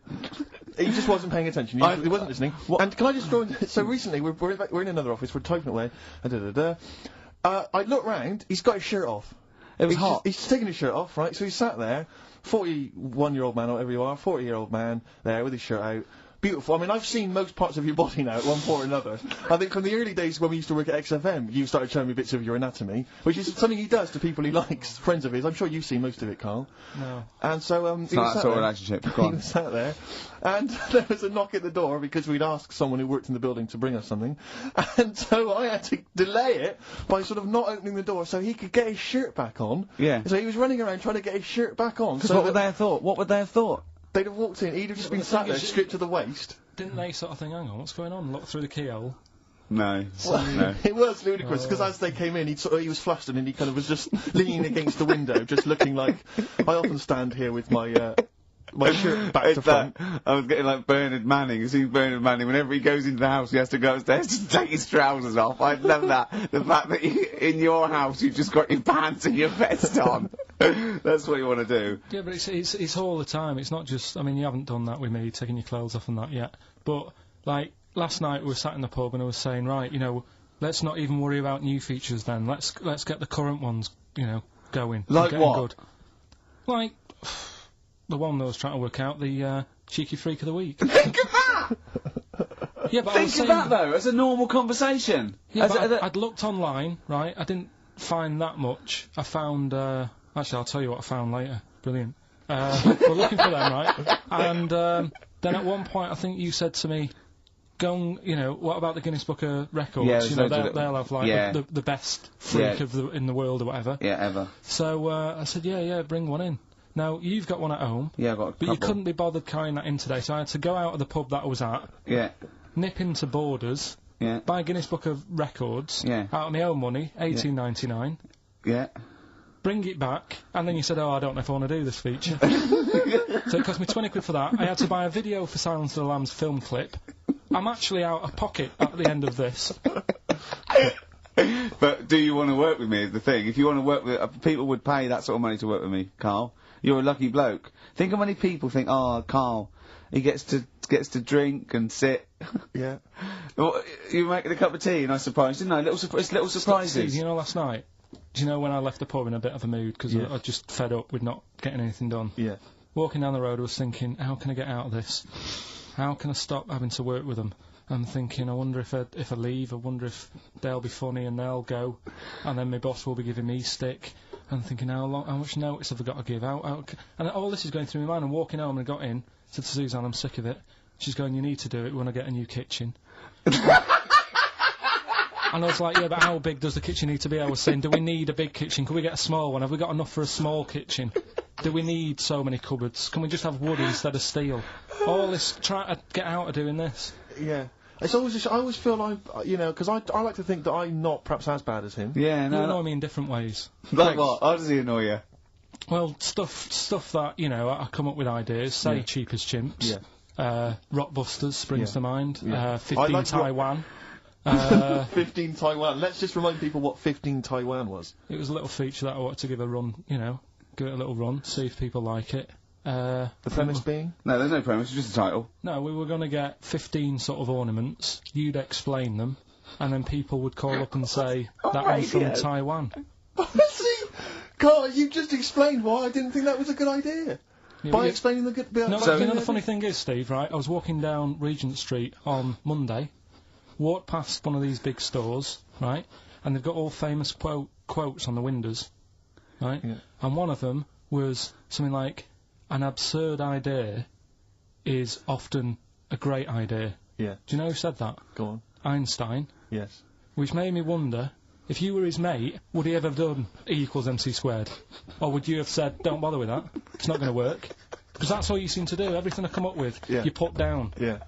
Well, that's one thing, he's negative, right? I don't know why, I don't know why he is. What else? He messes me about, I get him concert tickets for stuff, and you say, "Oh, I didn't bother going." Yeah. Yeah, that is annoying. You come in, you know, 5 minutes to go with tracks that need editing. Yeah. The little bag, that bag that was free. Yeah, you got a free bag today, an XFM little rucksack thing. Yeah. You were like, "Oh, what's this? What's this rubbish?" Yeah. Ricky said, "I'll have it, they're great." You said, "No, I want it." Yeah. Well, it was So- free, I needed it. Yeah. I'll give that as a gift or something.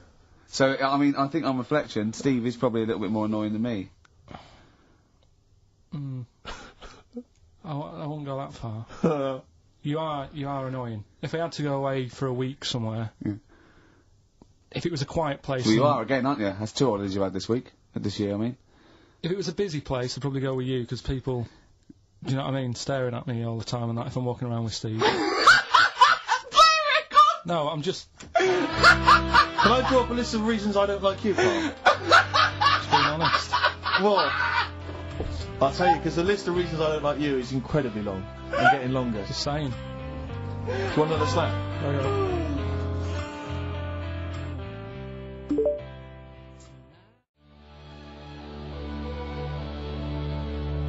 There's a star. Ash, XFM 104.9, Ricky Gervais, Steve Merchant, Carl Pilkington. Carl. Alright, let's start again. Yeah? I'm going to be the same, but let's start again. So, what I mean is stop being grumpy and let me carry on being annoying. Because Steve's not going to change. He's not going to suddenly start going, "You know what, Carl? I think your ideas are really good." Do you know what I mean? Remember when he came up with that idea, that game show idea? And you went, "Well, it's not an idea, Carl." And he came to me, he said, "Oh, I've had it with Steve." What's it? He went, "How did The Office ever get on telly?" Well, what was the idea again, in summary? I don't want to talk about it on air because someone will nick it. No, they won't! They will. Donald McIntyre's already got Cheap as Chimps. I bet they're in the making of Rockbusters as we speak. Yeah. So I'm not going to tell you any more I about reckon it. but Bob it's a good Oldness idea. is probably nicking that idea. Exactly. Well, Cheeky little. Right. songs of phrase coming soon. Is it? Yeah. Yeah. What is it this week? What's the phrase? We're remember the story I told you ages ago about my neighbour having a horse in their house. Oh yeah. Having a horse. Yeah. What's happened with that? Lenny Henry doing it as a series. So And people nicking your ideas left, right, and centre. well, that's the phrase we'll be using anyway. What? My neighbour had a horse in her house. How many words is that? 6. My neighbour had. So there's no grammar either. My neighbour had horse in the house. My neighbour had horse in house. What is the phrase? My neighbour had a horse in her house. Are there any Let's wait till prepositions? we hear Are it. there any prepositions in this sentence? Look, don't judge it beforehand. You see, I'm Okay. turning over a new leaf. I think this is a great idea. I think Carl's a genius, and I look forward to hearing this enormously. Yeah, okay. And I won't be sick on your leg, or squeeze your head, or make you jump when you're making a cup of tea. Just looking through the Guinness That is Book of still the Records. funniest thing, isn't it? Squeaking at someone when they got a cup of tea. Right. There are a lot of what strike me as seemingly pointless feats. The Guinness Book of Records is right. The Guinness Book of Records is great. I used to love it as a kid. I've had about 10 copies in my life. The last one I bought a couple of years ago, present. It was really good. I love it. I love the real records: tallest, fattest, thinnest, best, fastest, most expensive, biggest, and all that. But the ones that really annoy me are the ones that. The reason these people are in there for it are the only people that tried. What, yeah. Balancing the milk bottle on your head. Most watches eaten. I've just found that one. Kim Sung-do from South Korea ate 5 watches, the entire watch with the exception of the wristband, in a time of 1 hour 34 minutes. What do you make of that, Carl? Made him regular. Come on. How did they time him? Most live rattlesnakes held in the mouth. 8 live rattlesnakes held by, it just says an idiot. Yeah, this gives me an idea, Carl. Talking of idiots. Do you want to get into Guinness Book of Records? No, Carl, come on, that'd be brilliant. Wait, there's things in there that are just absolutely anyone could do. Like that one in Big Brother, I was watching it, and it was balancing sugar lumps. I want to know. How many people try that? There's schools around Britain going, listen, we've got to get in the Sugar Lump Award. It's grassroots level. There's not enough kids balancing sugar lumps. How can we compete in the world market? I was looking at it last night, and there was one about the farthest that a dog swam. I think it was something like 9 miles, but it had no choice, did it? You know what I mean? He took it out to the Atlantic or something, and so it didn't want to do Threw it. it in the water. Yeah. So it's Yeah. not alright to put it in a bin bag and chuck it in a canal, No. but it's for a world record. Yeah. 9 miles it did. Oh God. Possible ones that you could do, Carl. What's the most Forrest Gumps fitted in one wheelie bin? What about this one for you, Carl? The record stands at the moment for most arrows caught by hand, but that's quite tricky. So what about most arrows caught by head? Yeah. And you would just fire arrows at your They head. wouldn't. It would just skim off him. Do you think so? Yeah, the roundness. It would never actually get any sort of connection. Fastest human crab. Could you do that? I'll Can you- do that. Can you What's- form the crab? Can you do that? What's that? It's You just know like go bending over backwards No, I and can't running. do No. Got a bad Right, back. what about What would you be good at? what about hamburger stuffing? Oh, Alright. right, Carl. All right. In the mouth, you mean? Well, it says the record for stuffing the most regulation-sized hamburgers, including buns, in the mouth at one time is how many? How many hamburgers with buns in So the mouth? this is just... You're not swallowing anything. You've just got stuffing in your Carl, mouth. you'd be so good at this because your shape of your head. You've got a shape. Its head's just like Hamburglar. You'd be good at this, man. Yeah. Honestly, you'd be perfect. You look like Zippy. And the great thing is your head's empty, so you could get more in there. Do you know what I mean? This guy had a brain to do contend that. with. Do that. What is it? Is it? Is it possible? Is it Well, mental? how many do you think it was? There were I don't 3 know. burgers in buns. What do you reckon, Carl? What, how quick he ate them? He didn't eat them, it's just how many he can stuff in his face. So literally hold them within his cheeks and his mouth, but don't swallow anything. So what, how many burgers? How many burgers did he manage to get into his face? So it's a fella, he's not Yes? about...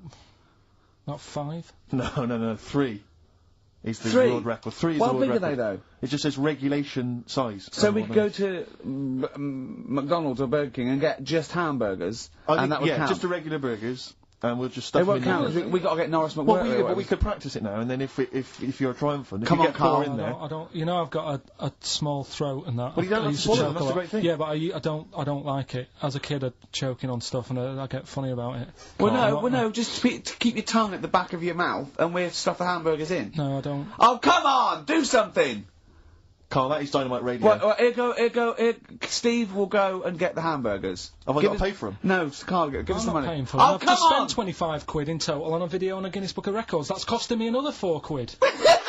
I'm not doing. No, I'm not doing come on, it. come No, I on, don't give us the wanna money. do that. You're It's- coming it's back. too- No, I don't Andrew, wanna do it. oh, come on! I'm not doing it. Come on, do it. It's an interesting thing. Come on. You could be in the Guinness Book of Records, Carl. No, leave it. See if we can. Oh, please. Phone in if you want Carl No, to eat burgers. You don't have to swallow them. You can spit it all out. You can be sick on my leg after. Oh, come on. no, because I don't like the stretching thing either. Don't stretch it. You It can will stretch. I'll be like the little bloody dog on the Winston Churchill ad. Don't swear. Well, I'm just saying, on though, air. I know, but we it's like- apologise to the radio authority. Carl is not only swearing, but he's refusing to do things we come up with. But the radio authority will be happy with me stuffing 3 burgers in my face. God, I'm look. not doing it. Yeah, we will. No, We'll go. leave it. Yeah, Well, I'm gonna okay, go to- I'm gonna I'll go give you to the a money. Can we do Please, songs of phrase, something? No, let's do No, I'm gonna right. Play play record. Play record. You're gonna do it, Carl, or you're fired. No, actually, he wants that. No, you're gonna do it. Do it. Please do it. It'd be great. Honestly, please do it. What about Please. Chicken McNuggets? Meet halfway. No, there's no record for Chicken McNuggets. Well. Mental. So I'm not doing it, Steve. So just You are.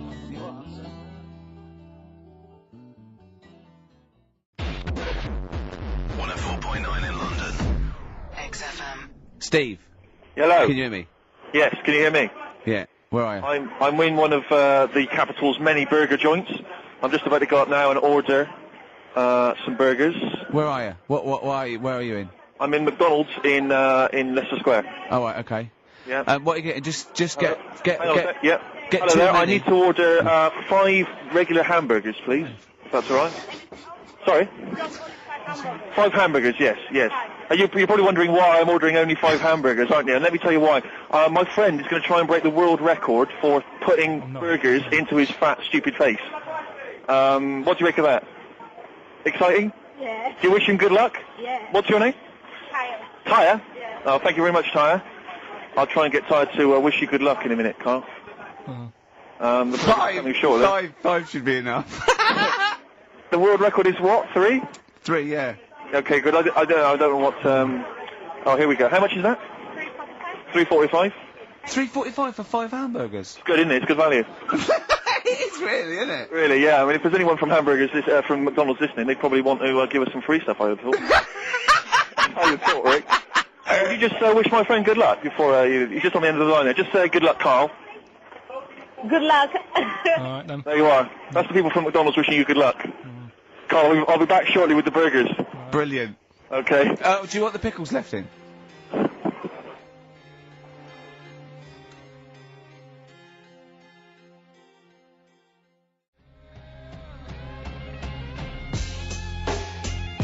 Eminem, Sing for the Moment, on XFM 104.9. I'm Ricky Gervais.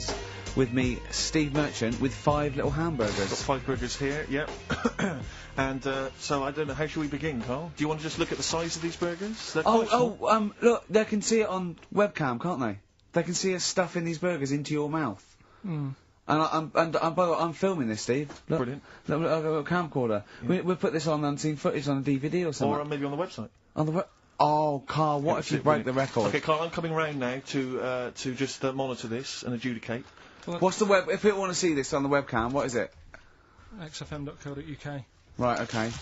Hold on. So- Can I, Steve, I'm can not I do being that? funny. I'm not being funny, right? But I think I have got like a bit of a wheat thing, You've got a bit of a what? a wheat allergy Oh, thing. don't give me that. No, seriously, my head's. I've been eating a lot of shredded wheat recently, and my head's got a bit bigger. Carl, I don't think you can let us down now, mate. So you just got to put that first No, one in. I can't put that like that in my mouth on its. I've got are to you break it talking up. about? I've got to break it You up. can't break it up. can't break it up. It doesn't say you can't on the rule thing. It does. It It's got to be doesn't. on I the can't rule. look. I physically can't. Try it. I can't look. I'd have to be Jade Goody to be able to do that. seriously, look. Oh. Try it. Yeah, I know, but you're not approaching it right. That's it. Come on, go on! That's all I'm saying. Keep going. God, he's not going to do one! Keep going. That's good work. Keep going. How did they get a three in? Keep pushing. Ease it in. Ease it Keep in. pushing. Get one in at least. Ease it Get in. one in at least. Get one in. Ease it in. Get one in. Push it. That's one. Then let's go with another one. Let's go one.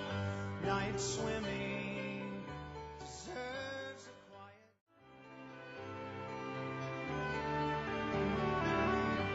R.E.M. Night Swimming. It's a lovely song, isn't it, Carl? Huh? XFM 104.9, I'm Ricky Gervais, with me, Steve Merchant. Carl, disappointing. You couldn't even get one whole burger in your mouth. I did, kind of. Yeah, but there was a bit sticking out. It just looked messy. But you were saying about putting it in whole, and I don't think that's the rule. Okay. It's like you can get more in a suitcase if you put things in properly. So you don't just get all your clothes and chuck them in. So it's about, I reckon you've got to rip it up a bit. Okay, do that then. See how many you can get in. You've got to get in two. No, just one. No. Well, it's don't three, rip it up and pack it in. What do you do? Pack your cheeks first. Honestly, Steve, my head is swelling a bit because I have got a wheat allergy. That'd be good then, there'd be more room. Right, okay, look, Carl is now just sticking it in his cheek. Right. Yeah. Don't eat any. You can't swallow any. It's like a hamster, you've got to work it like a hamster. Yeah, stick it in, come on. Look at his face. He looks like Marlon Brando in The Godfather. Come on. Don't lose any yet. Right. Pack it in, then use your fingers to pack it in. Come That's on! it. Wedge it in. Like you're grating the bath. I can't do this either. Keep going. Keep going, don't give up so early. This is part of the problem. You just give up, Carl, too quickly. You failed again. It's like your history O level. Come on, Carl. Come on. Do something all it's well. one there, Succeed at something. Push it in. You've got nearly a half a burger there. Or I'll come round there. You're chewing. Don't chew. I've got a bit of food. I don't know what he said, but... Is that a What, is that a whole one? No, it's not. I can see bits left. Come on, Carl. Come on, keep working at it. Anymore. Keep working at it. There's so much space in your mouth, I can see it. He's going red. Okay. Okay, we'll do another one. We've got do to another abandon one. that one then. We're doing a... Oh, are you alright? Are you going to be sick? Are you alright? Alright? Oh god, should we play a record? He's making my eyes water now. Oh. Okay, I'll find a different one for you. Find a different one for What him. about most grapes eaten in 3 minutes? I'll go. Do you want to do that? Grapes are Most easy, aren't grapes they? eaten, that's easy. Grapes. Come on, grapes are Carl. easy.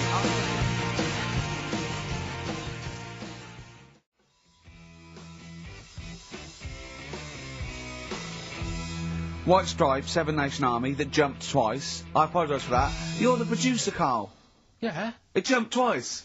Well, it's not my fault if people are slipping around because of burgers on the floor. You're trying to squeeze my head when the song's playing. What difference does that make? Well, anyway. Right. Don't take any. Right. I've just got some grapes there.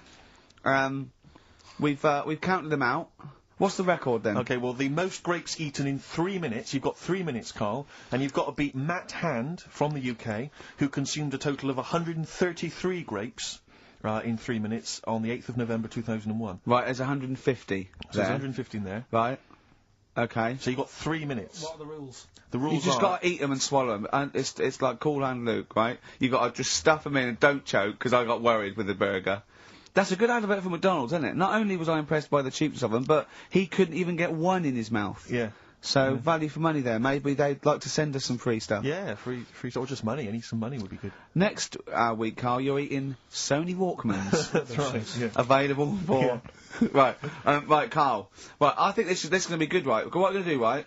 We've got Song 2 by Blur set up. We know that's 2 minutes, so you can play that, because that'd be boring radio hearing Carl choke, wouldn't it, for 3 minutes? Exactly. So, when I say go, Carl, right, I'm going to go right on the minute, right? You've got to have a handful of grapes, and you've got to press Song 2 by Blur.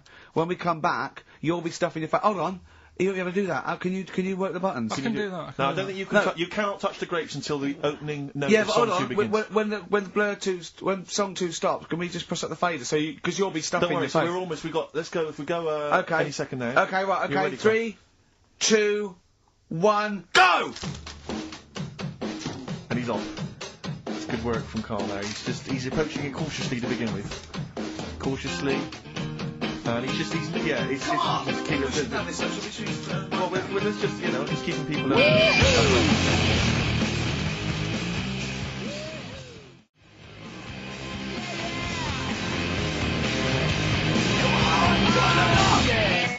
Come on, don't make him laugh, Rick. He's choking. Oh, Carl! Quick!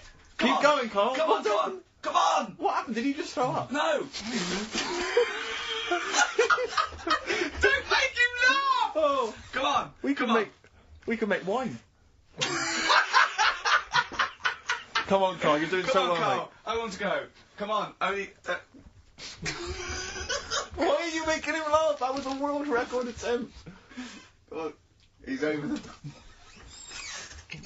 Keep going. Come on! You got 25 seconds. Come on. Oh. I think that was a shame actually because you were doing well, but something went wrong. I know, and I think those are bigger grapes than the ones I've seen before. They're quite big grapes. Look at his face, he looks so despondent. Come on, Carl, 8 seconds. Just a few more. 5. Come on, what's the matter? 2. 2, 1. It's all over, Carl. It's all over. We better count how many you did. Because you can get good at this. We can get good at this over the weeks. I think that was a fairly pitiful attempt, actually. I really thought he had a... It's interesting, actually. These are harder records than you might think. Yeah, I know. 6, 8, 10... How do you feel after that record-breaking attempt? Not happy with that.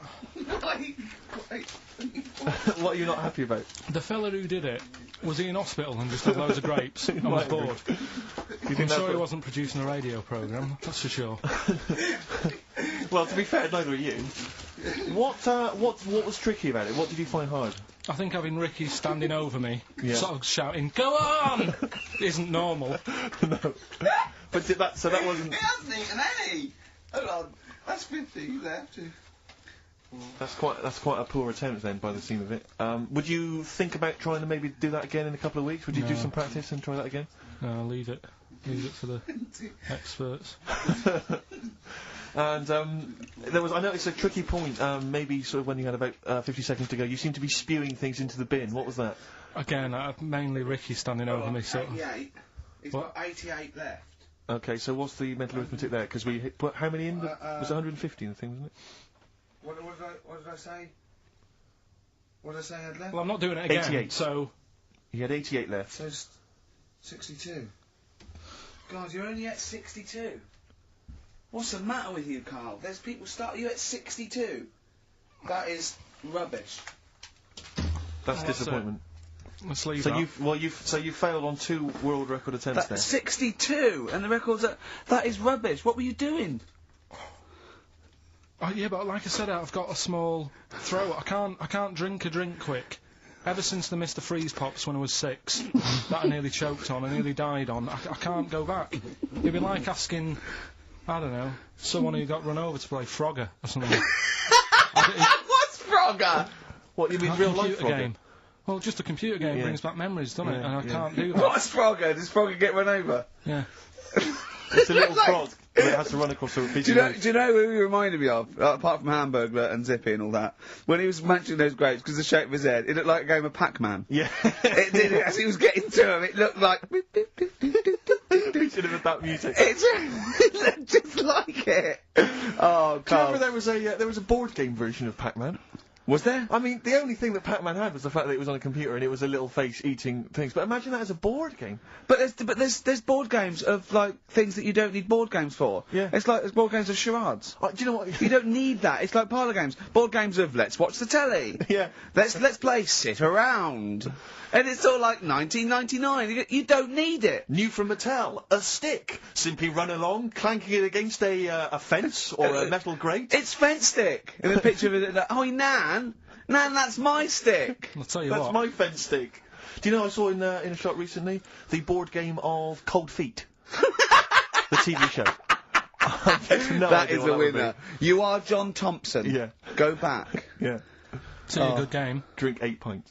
Go on. Song's a phrase. Songs of phrase, nicely done. Right, we'll get this going. How do you feel, Carl?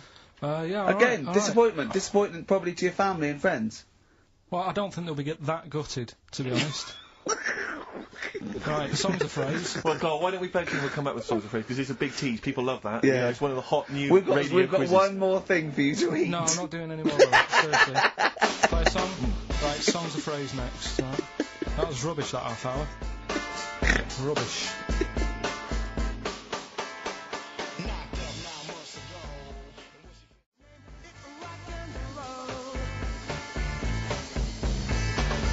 That's great. Roots. The Seed. XFM 104.9. I bet that is a record. Eating grapes whilst DJing. Possibly. I'm assuming if there's any listeners out there that have a record-breaking attempt they'd like to see Carl undertake in future weeks, they should email in. I think Jono's got that one. Right, what have we got then? That's that. Right. That's the silliest side now. Let's get on with the proper show. Right, song's a phrase. Yeah, let's we do that? On to the classy stuff. Yeah. Do you want to do the prizes first? Right, now then, right, here they are. I haven't seen these, but I'm excited as ever. Alright, we have a t-shirt there, arbitrary t-shirt that you have probably stolen off of someone. What does it say? Is it the Red Hot Chili Peppers? So if you found that's not too bad. It's a big t-shirt there. On DVD list, should you be giving this away? This looks like it's the film Don't Say a Word. Yeah. And it's, it doesn't have all the proper packaging. It's literally the disc, the DVD disc, just loose. So enjoy that. The current album from Oasis, Heathen Chemistry, DVD, on DVD, The Life of Mammals, the complete series, the David Attenborough recent DVD, that. Walking with Cavemen, which I think is a DVD, it's currently on TV, isn't it? And, Well, there you go. And Not also bad. the X-List, which is a good new compilation, double CD compilation from XFM with loads of stuff on there, including Nerd, Snoop Doggy Dogg, Athlete, all sorts. Go on then, Carl. So not bad, actually, simple as Nice well. one. Well done. Right, so, yeah, it's a phrase that's been said at some point, or said a lot on the show. We've had, like, Hairy Chinese Kid.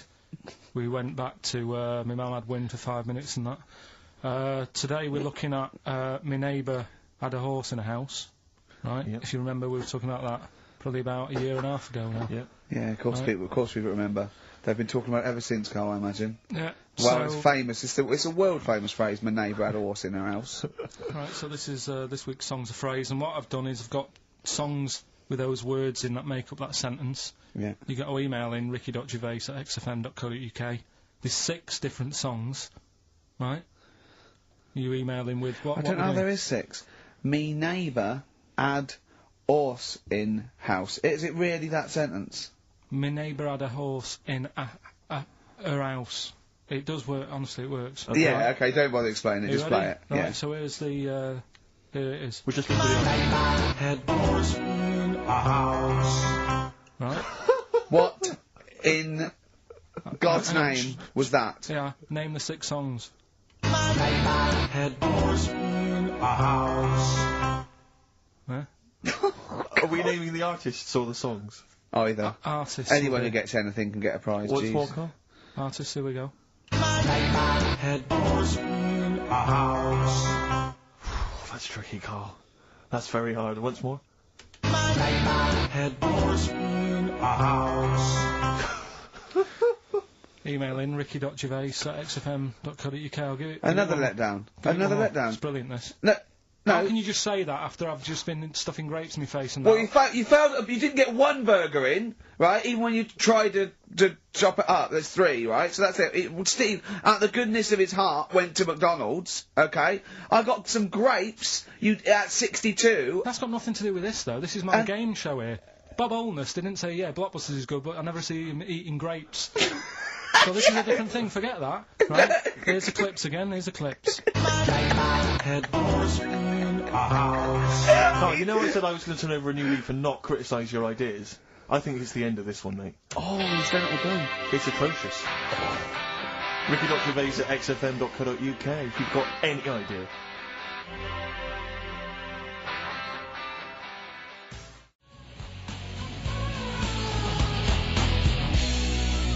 Dandy Warhols. We used to be friends. That is Carl's favourite record of the year. Yeah, new music, better new music. He gets one play a year, and he chose that. That's what he chose. It's all right, but I mean, that favourite track, innit? He played that. That was Carl's choice. Just something new. On XFM 104.9. Don't worry, we've got some really good stuff coming up later with me and Steve. If you're from the 70s, you might like it. You see that he's getting too cocky, isn't he? Arrogant. It's sort of like I mean, we've tried giving him something in his life. He's got, you know what I mean? He comes in and tells us this sob story of just like a trail of failures, and we've said, Karl, come under our wing, right? He just started picking up on him. A few other people's like, and then he does that. He fails at the burgers, he fails at the grapes. He will not trust us with, you know, what we want to do. I don't know what more we can do. It's like I've saved a mouse from a cat's jaws, and it turned around and bit me. Yeah, that is a brilliant analogy. It's a bit like we were trying to give you something that you could care about, that you could be passionate about, that would somehow give a meaning to your life. You would be in the Guinness Book of Records, alongside... I mean, Bubble. Bubble failed. Do you want to be Bubble? Do you want to be Bubble? Or do you want to be the bloke with the milk bottle on his head? Exactly. Who's in there? The guy who made the watches. Yes! Now, I've got an idea, Karl, because you're getting all stressed out. I don't know what it is. You're getting funny. I don't know what it is. I don't know what... Because you're annoying me. Wow, you say that. started midweek. I don't think I annoy anyone else, so it's just you on that. So... I thought maybe we could all three of us go away to a little health farm for a weekend, just get like a triple room, Right, and just... That isn't happening. Why? You've just reminded me, because you've been annoying me. Steve started getting on your case, you know, sort of ganging up on me.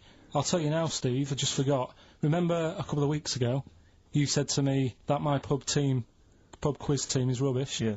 Right, well, it doesn't matter anymore, because you're not part of it this time. That's bad. That's bad, because it's interesting you say that, Karl. Karl, you say that, because I tell you this, I found someone, mate, who could be, filling that tricky fifth member. I wanted to test them out this week, mate. On your team. Test that on your team. Because Karl. I'll tell you what this is like. I don't know if you're familiar with, Paul Ince, who used to play with Man United, right? But everyone used to say he's the governor, right? Even the players used to call him the governor, right? And Alex Ferguson at Man United was like, I'm not having this. Yeah. I'm in charge here. And he got rid of him. And that's what's happened. You were moaning the other week, saying your team's rubbish, you don't know what you're doing. Yeah. Well, let's see how you do on your own, right? Ooh, he's turned, isn't he? I'll be honest, Karl, I'd like to be on your team. Well, sorry, Paul Ince. You'll have to go and join Middlesbrough, or wherever it is he's gone to. Karl, what can I do to get back on your team? It's not happening. I've already filled your boots. Don't let him have the upper hand, Steve. No, wait a minute. I'll tell you what always annoys me, though. Ricky spends most of the show slagging you off, right, having a go at you, annoying you in the week, squeezing your head, making you eat burgers, right? But you always take out on me. I'm the one who always gets the insults. I'm the one who's now relegated from your team. Why, when you see, this is the thing. You're just as bad as him, really, because you're siding against me, because you know that I'm willing to take it. The truth of it is this, you know that Ricky Gervais is keeping you in burgers and grapes, metaphorically speaking. He's the one that's got you in Heat magazine. I just spat all over your new Guinness Book of Records. You see? Get me a tissue. He's just squirted tea, laughing all over your Guinness Book of Records. I'm assuming I'm going to get the flack for that. No, it's because you made me laugh when I was drinking, because you went, it's like that, and it made me laugh, and I spat. I just think it upsets me that you never pick on Ricky. You never ever go at him, because you know he's the one who's raised your profile and made you a little bit of a celebrity. We've missed one here. Using his teeth, Raman Andiapan, right? Husked a coconut. He did what? He husked a coconut. He's the fastest coconut husker in the world. What does that mean? I don't know, he pulls husks. What's that? His little veins, look. What's a coconut husking? He pulls the husk up and look at Karl, just with his head down. Karl, come on. What's the matter? Because that cost me 20 quid. I know, well, I'll see you alright. I've tea all over the world's smallest man. Why have they stood him next to the world's biggest man? Right, I'm in a bad mood now. Oh dear. I'm so happy. you haven't got a team? Steve, I'll sort you out. Come to me. I'll sort you out. Seriously, Don't worry. mate, I found someone who would help you win this week, Karl. And No, I was going to tell you about it, and now... Steve, you can be on my team this week, and I know something about the quiz that Karl doesn't know. So... I'll tell you, I just think that it's so ungrateful. Whatever. So ungrateful. Right, songs of phrase, just give it a couple more plays. Just email in, we'll pick a winner soon. Ricky.Gervais@xfm.co.uk. Well, this is rubbish this week. No one knows it because it's rubbish. Steve was right. Head in a house. There's 6 songs there, so if you know what they are, just That's the end of that, I think. That's the end of Songs of Phrase. email in. I think. We've got none left. No. That's the last week for that. That Okay, is well, rubbish. why don't you give us some monkey news? Is it monkey Yeah. news time? Come on, Monkey News. We'll play a song and we'll No, have no, it no, on. do let's Monkey play a song, News. let's play a song. Oh, it's a great track. Cheer up, Carl. Is it new? Is this Waiting new? for an Alibi with Thin Lizzy. What year Doesn't was have to it be out? new. It's brilliant. What year was it out? Oh, Einstein wasn't new when he came up with the greatest theory ever. Oh, hold on. Hey, hold on. You're not new. You're not new.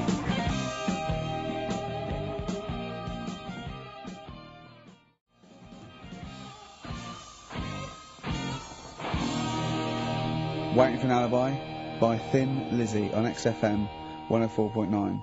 Right, okay, this is, of all the trauma in the world, I thought we'd come on to a little bit of it, and he's just brought it right down, little mank twat, whinging. No, but I mean, do you know what I mean?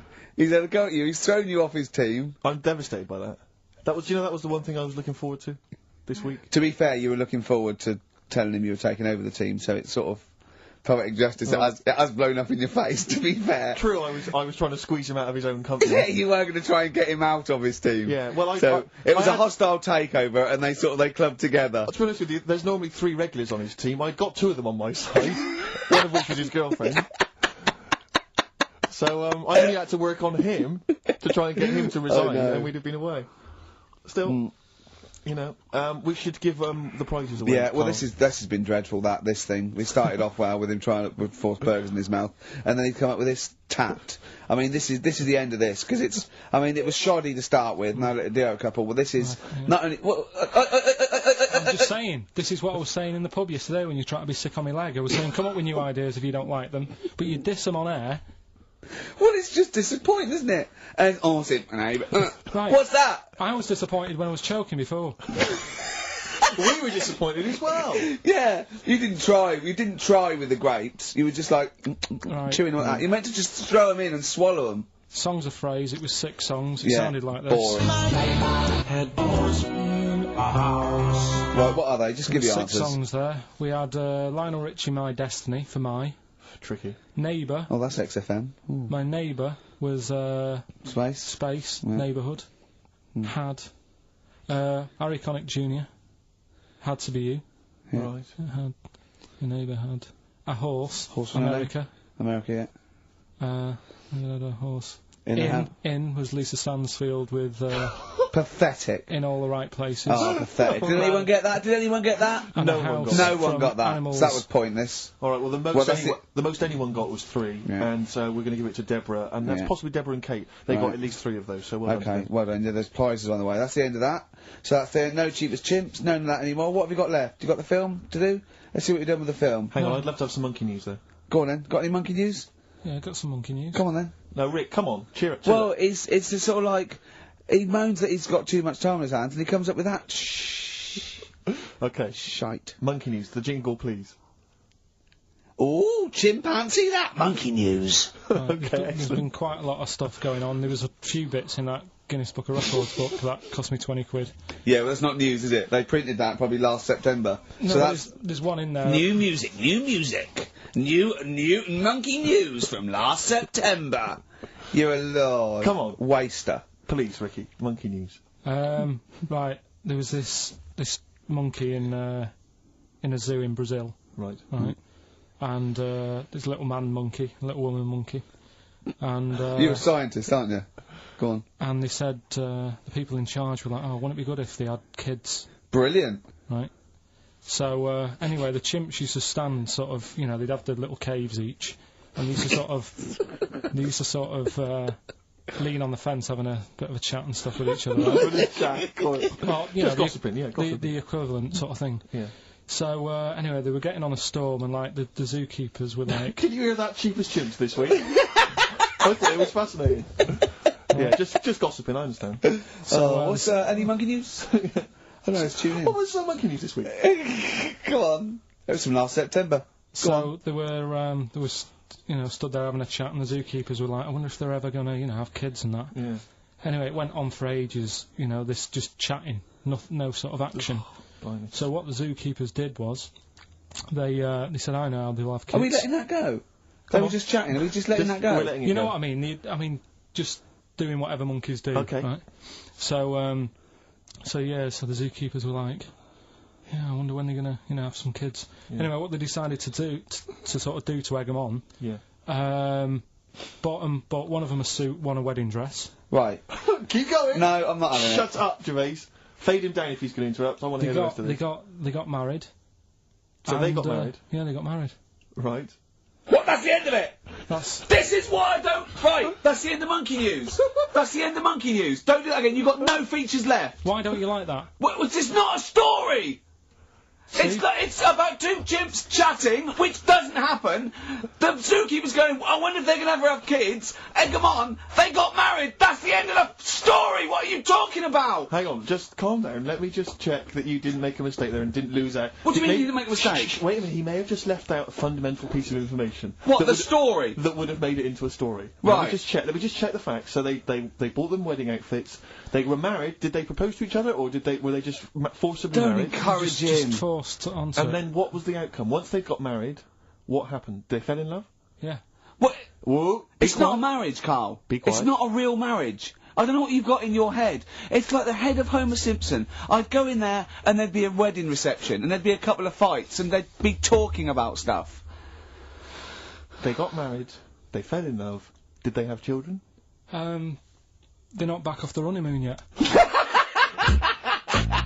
Play a record. You've got no features left. Eve, Satisfaction, new single.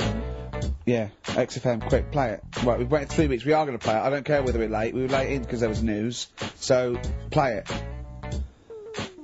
Which film are you in this week? Looking at Silence of the Lambs. Right, play Okay. it. Just play it. Have we got a question? Well, come No, on who with a question cares? Who afterwards. cares? Should Carl carry on? Play it. Right, Silence of the Lambs. The bit where Jodie Foster is having a chat. Good evening, Clarice. Right. Just thought I'd come and see you. How very thoughtful. Don't mind me popping in though, do you? It's just no one else is interested in the sort of things I like talking about. People will say we're in love. Well, say what they want. Did you hear the show last week? We were talking about gay people, if they should have their own toilets or not, and stuff. That was good. Yeah, it was alright, wasn't it? Got a good debate going. Enjoy doing the show. It's a favourite part of my week, really, just talking about weird stuff and that. Oh, Clarice, your problem is you need to get more fun out of life. I have a lot of fun in my life. You know, come and see you, and spend a lot of time on the internet looking up weird stuff. Reading something about a hairy Chinese kid. There's another thing. There's a fella who no arms and legs. He's known as a pillar man. Everything you need to find him is right there in those pages. Bizarre magazine. Yeah, I get this. The hairy Chinese kid, what annoys me is he could sort it out. He could just have a shave, couldn't he? Do you know what I mean? No, he cuts. Does he? Well, use some like Emacs stuff. Yeah, don't be getting funny with me, just 'cause you're in a bit of a mood, right? You know you shouldn't eat people. Your eyes are bigger than your belly, I've always said that, so... See you later. Interesting. Atmospheric, moody, and the question is... okay, how about this? How many films have been made featuring the character Hannibal Lecter? How many films They have haven't been got made? time to phone in now, have they? No, they can email in, they'll have time. Do you care? I don't care. No, exactly. Ricky.Gervais, xfm.co.uk, if you can be bothered. If you're interested in what, and you want a $4.99 copy on VHS of Silence of the He's Lambs. dissing that as well, Carl. Wasn't it that? Bit annoying, but that's it for this week. But remember what happened when... No, it's not. It's 9 minutes to 3. Don't How be can doing that... this. Tell him, Steve. No. How can that be it? It's 9 minutes to 3. What's he doing? Is he playing a record? Carl, what can I do to get back on your quiz team? You're not... Go on. Talking to the songbird yesterday.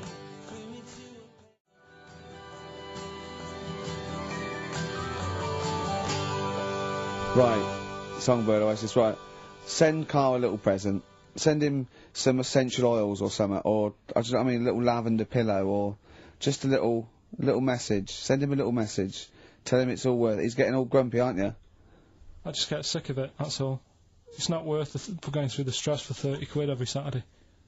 You lying little... You'd get more than 30 quid. Oh, not much more. Anyway, Steve, who's the winner? The winner is Mike McNulty. He correctly answered the fact that there were 4 films featuring Hannibal Lecter. There's a downer now, isn't there? There's a downer. I think it was you, actually. I mean, I don't know, Carl. It's not like I'm just trying to win myself a place on your team, but I actually felt that Ricky was really out of order this week. I gave him grapes. I thought Ricky was discourteous, if that's a word. I thought he was rude, aggressive, unpleasant. As one person emailed in, a dickhead. So, someone also said you were fat and talentless. What? I don't like those emailers who do that sort of thing, but one of them said you were really, really annoying. Well, cheers for that, but you're still not on the team. They didn't like what you were wearing. So, back next week. What did you say? He went, cheers for that, but you shouldn't have.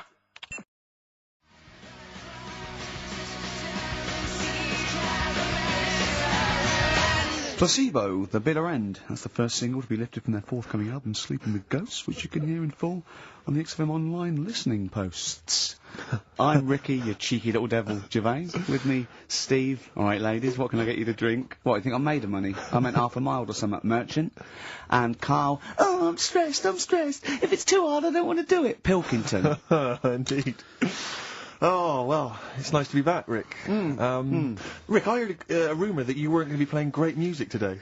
I'm assuming that's wrong. It is wrong. This is what I mean about the grapevine and just Chinese whispers. I'm not having it. There's some great music coming up. Right. I also heard that there was going to be some boring chat. Sorry, is that... Well, I want names. I mean, I don't want to name names, Rick, but that's the gossip I heard. It's totally wrong. I heard it was going to be inane, ill thought out, often stupid. No, Carl's not going to talk so much this week. We're going to try and sort of bring it back to real radio. So that's an absolute lie. Yeah, great. Good. All right, Carl, had a good week? Yeah, not bad. Have you? Going on holiday now, aren't you? Well, I will be doing later. Tell you about that later on. What, there's a hook.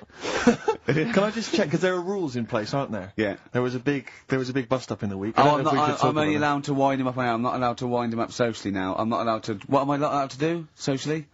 I think squeezing the head, socially, has been crossed off. Right, okay, and I agreed to that, because it got to a head where, Carl was really upset, and he was thinking of just giving it all in, weren't you? Yeah. Yeah, why was that?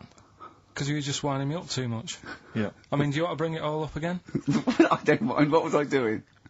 It was just... I mean, I should say now that there was a conversation where we were all sort of really walking on eggshells. It was frosty. It was a conference call, and Carl was on one end, and I'll tell you, it was... I was very much a mediator. I was very much a UN mediator. What do you think of that, Carl? It was difficult to sort of keep it serious when I'm saying stuff like, I'm sick of you putting a Burger King bag on my head. Do you know what I mean? Yeah. There's a part of me that's like, I can't believe we're doing this. But what I like about it is that I'm laughing and going, well, I won't do that anymore. And he's going, you can still do it on air. And like today, I came in, I went to squeeze it, he went at 1 o'clock. I love those rules. Yeah. I love those rules. Well, between the hours of 1 and 3 on a Saturday, you can squeeze his hair, you can put a Burger King back on his... wait, it's terrible. Oh, dear. That all started last week as well, really, because I got in a bit earlier to do an edit for you on some track that had swearing in it, right? Yeah. So I get in early, he comes in, first thing he does is go to sort of squeeze me head. And my reaction was, not now, do it later. As if it's alright to do it later. Yeah. So that's kind of what made me think this isn't normal. We should just point out, when we say squeezing your head, what exactly does that mean? I put my hand on the front. I do 2 experiments, right? Yeah. One is the side, because you can crush an egg sideways, so I think that's more dangerous. Right. And I actually put my elbows out, and I pressed like a vice, and I really go for it until it really hurts. And the front one it shouldn't hurt so much, if my experiment's right. I don't know. Well, it was all this that sort of you know, built up. Sure. And the research that you're doing there, Rick, is that going to be available online at some point? Well, that was the problem. That's what I was saying to him, because it kind of started last week. Well, it's been going on since we've known you, hasn't it, really? Yeah, but I just upped it last week. It got out of hand a bit. I upped it to when I think it got to, ahead on, Thursday when I filmed it. That was it, yeah. That's right, yeah. I brought in a cameraman to film me torturing him. And there was some people from the 6th floor being shown round. Yeah, some management and that, showing probably clients round, you know, sort of, they've probably been on all the different floors, same what all the different radio stations do. They've seen Dr. Fox. This is XFM, the sort of this sort of noise going on. Yeah. You see them all look down and saying, don't do that, right? Sure. They might want to spend a load of money. Yeah, right? yeah. And he's doing that, he's wrestling with me, he's filming it. So that's when I just thought, you know... It's mad, isn't it? And then when we were having the argument on the phone, I was saying, you know, has this been some sort of experiment? Yeah. He did, he said that, and of course I lost it. Yeah. But, it's all good now, Well, do you want to squeeze his head before we play the next record? I won't at the moment, because, I mean, we've got to get on, it's not right. And that annoyed me as well, because I was, trying to find out where he was going. I was filming him, I was going on waiting for KARL. He told Johnny he's meeting a mate at 6, which annoys me on 2 counts, and I'm just doing it to the camera. You know, so I'm gonna follow him and just turn up and go, alright, where you been? But then when I came in, he went, I'm meeting a mate, and he told me where it was, so I told him that spoils my fun. Of course. Because you'd want to just track him down. I don't want him to like it. Yeah. Which is it's sort of pulled the rug under my carpet now that he's going to let me do you know what I mean? It's just, it's a little bit annoying. It's that thing though, you see, this happened years ago to me, right? When, you know, you get pally with someone, and then you wind each other up, and then there comes a time when you just go over the line. Yeah. Right? What happened? Well, it was this lad called Anthony, right, who was my mate. Yeah. And, we used to sort of always have a little fight in the toilet and that, right?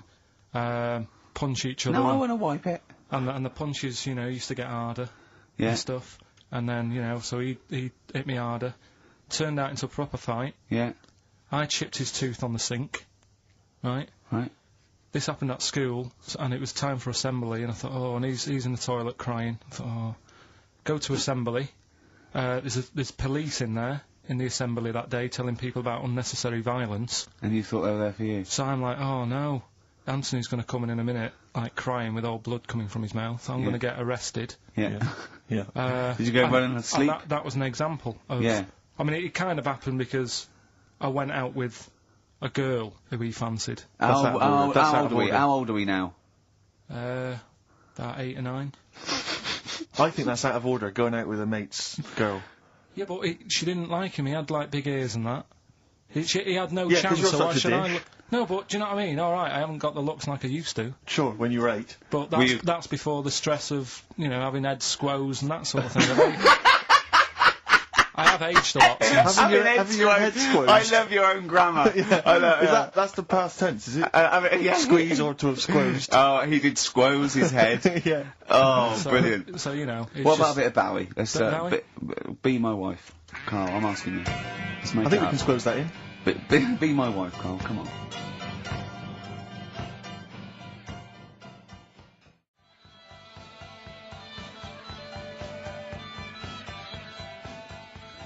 Will you, miss me on holiday? No. Really?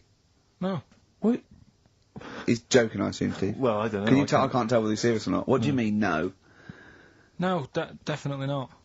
I mean, I might, when I get back, I'll go, oh, just have a quick chat, but I'm not going to be sat there going, oh, I wish I was back in London for Ricky to, you know...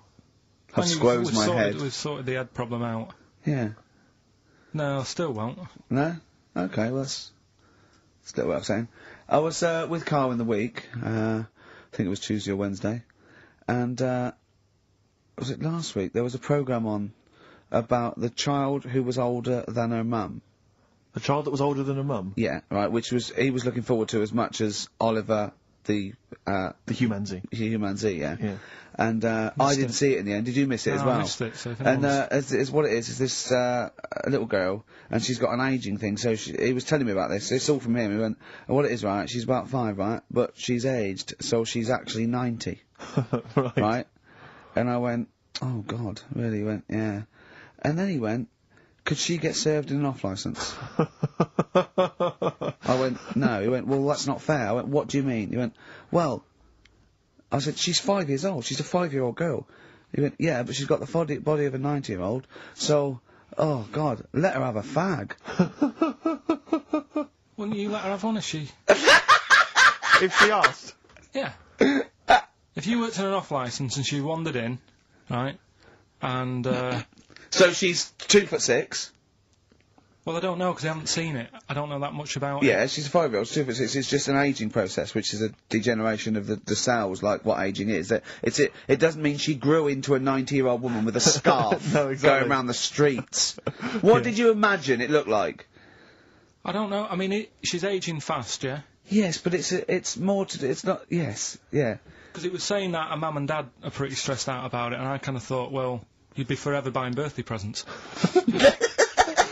It's not like she's morphing through various ages. Like, my God, look, she's 58 today. 59, we can't keep up. Well, how's it It's work? not that. It's not like she's got... it has the same effect as aging on the body. So at a cellular level, there's a degeneration as quick as if she'd gone through. I don't know. I got this from you. I'm guessing, Carl.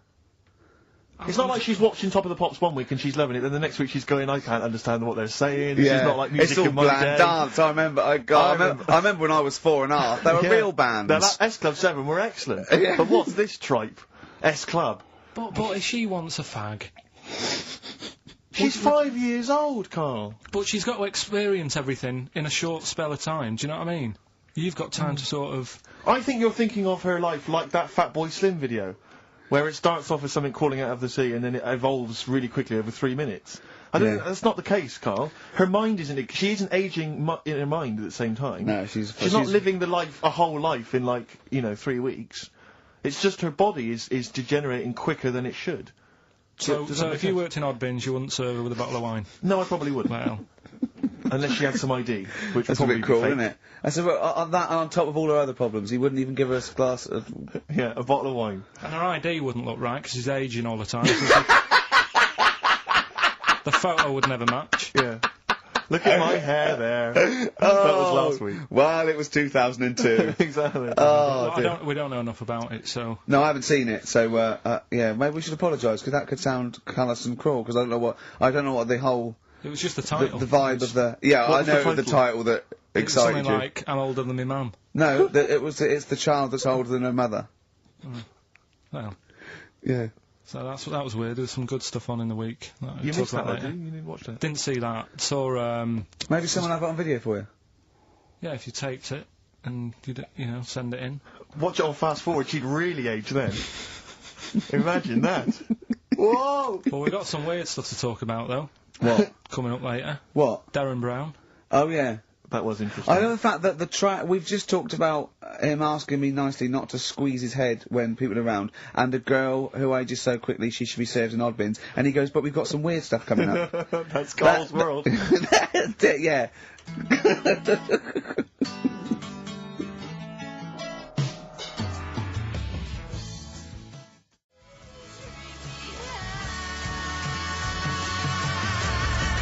That's our song, isn't it, Carl? Leave all this misery behind, isn't it? Turing breaks. Painkiller. That's what we could do. I could sort of give you a little local anaesthetic and squeeze your head and see how far it would go before... Start that when I get back off holiday. Ah! Oh, dear. Rick, I was watching music television this morning just before I came out. I love it, I love it. I kind of agree with Wyclef Jean. Yeah. That just because she dances loco, it don't make her a hoe, no. No. But I can't help but feel she's not helping her case. I mean, she's there every night, basically, getting them know. out for the lads. I know. For money. Yeah. I mean, I don't mean that she's a hoe or a whore, as No, we no, say, no. but I can't help but think if you think people are slagging you off, calling you a whore, get a different job. Because I'll tell you this, you like the money. Yeah. She likes the easy money. I'll say this. If, well, basically exposing and, sort of, wobbling round, your means tits and arse doesn't make you a hoe, what does? I don't know what does. Look at Carl's head, just went down there, just went down. He doesn't like this sort of filth, do you? He's thinking about Maxine. That's Who's Maxine? That's her name. Put on your red shoes, Maxine. Oh, is it? Yeah. It's a moving song. What's the horse about at the end? Horse, I've never understood that. Never understood that. Is Wyclef doing alright? Is he... I'm always a bit concerned about the Fugees, because I heard that Lauryn Hill's her new album's apparently not very good. Naz, or whatever his name is, I don't know what's happened to him. He's disappeared off the face of the earth. I got a soft spot for him all. I think he Yeah. popped up too much. I think it was a bit ubiquitous, jumping up on everyone's... You know, he's a funny bloke as well. Wycliffe. He's a a lovely good guy. man. He's a good guy. Good luck to all the So, Fugees if they're good listening. luck to all the lads from the Fugees. Indeed. Any other bands you're concerned about? at the moment? Hepburn, what the hell? What has gone wrong with Hepburn? Oh, it does make me worry. It does make me worry. Well, do you want to do some, give some stuff away? I suppose so, Carl. We could, yeah. Yeah, set it up, set What it do you rolling. think? What is it? Which of your many competitions is this? Songs of Phrase. Talking of competitions, I remember last week there was a big argument that KARL kicked Steve off the team because he was getting a little bit uppity and trying to take it over. Pub quiz, isn't it? Pub quiz, yeah, but then you let him back in, didn't you? Well, he was alright. He came to me afterwards and said, you know, you're not going to kick me off, are you? And I Yeah. said, well, yeah. He came back sort of, I suppose, begging. He sort of, was it embarrassing or...? Well, no, it's just, you know... He learned his lesson? He realised he's overstepped the mark, like you have this week. Yeah. Do you know what I mean? We've all learnt a lesson. Yeah, we all learned a lesson. But I won the quiz, didn't I, and you didn't? Well, that doesn't matter. No, The thing is, we but I did won all well. the money, didn't I? Please I bear in won all mind the it's taking part that counts, Rick. money. Yeah, sure. I wasn't winding you up in the quiz, though, was I? And all your team was older. Yeah. Well, what's that got to do with it? I've Well, learned You've more. got a collective age, your team, of about 300. No, one of them was only think- one of them was actually 5, but she just aged a lot. I think when I took the 11 plus, we were all around the same age. That's Yeah. what I mean. Yeah. Right? Your team was a lot older. What was our average age, would you say? Average age probably 30. Right. Yours at least 41. No, Definitely. no. Definitely. Only 2 of us were 40, and 3 were about 30. No, rubbish. Yeah. Who's 30? Martin, Glenn's about Glenn's- 36. Yeah. About 30, but It all helps, doesn't it? And yeah, you, Alps. and you've all got. Arnold's under 30. Arnold's under 30. And you've got a better general knowledge. yeah. We were cheating. Yeah. We knew more. You just knew more stuff. Yeah, that's yeah. not allowed, is it? Proper quiz time. Well, I anyway. wasn't winding you up though when I won. I wasn't gloating or anything, was I? No, not at all. When you kept sort of counting it in front of me and sticking Like he hasn't got enough cash already, Carl. How much was it? How much was the prize? I can't say. It'd be gauche. Right. Is that tax-free, that money? Yeah, it's a prize, isn't it? Is that true, though? Is that how it works? I think so. Prize money, isn't it? I don't know. Well, Right, otherwise, I assume you'll be declaring that. Yeah, well, yeah. Yeah, you'll be paying Right. tax on that. Yeah. Because you know where people... I mean, the taxman could contact you via XFM at any time Yeah, just to check sure. that if you wanted to. Sure. Sure. Okay, prizes to give away this week. You've excelled yourself again.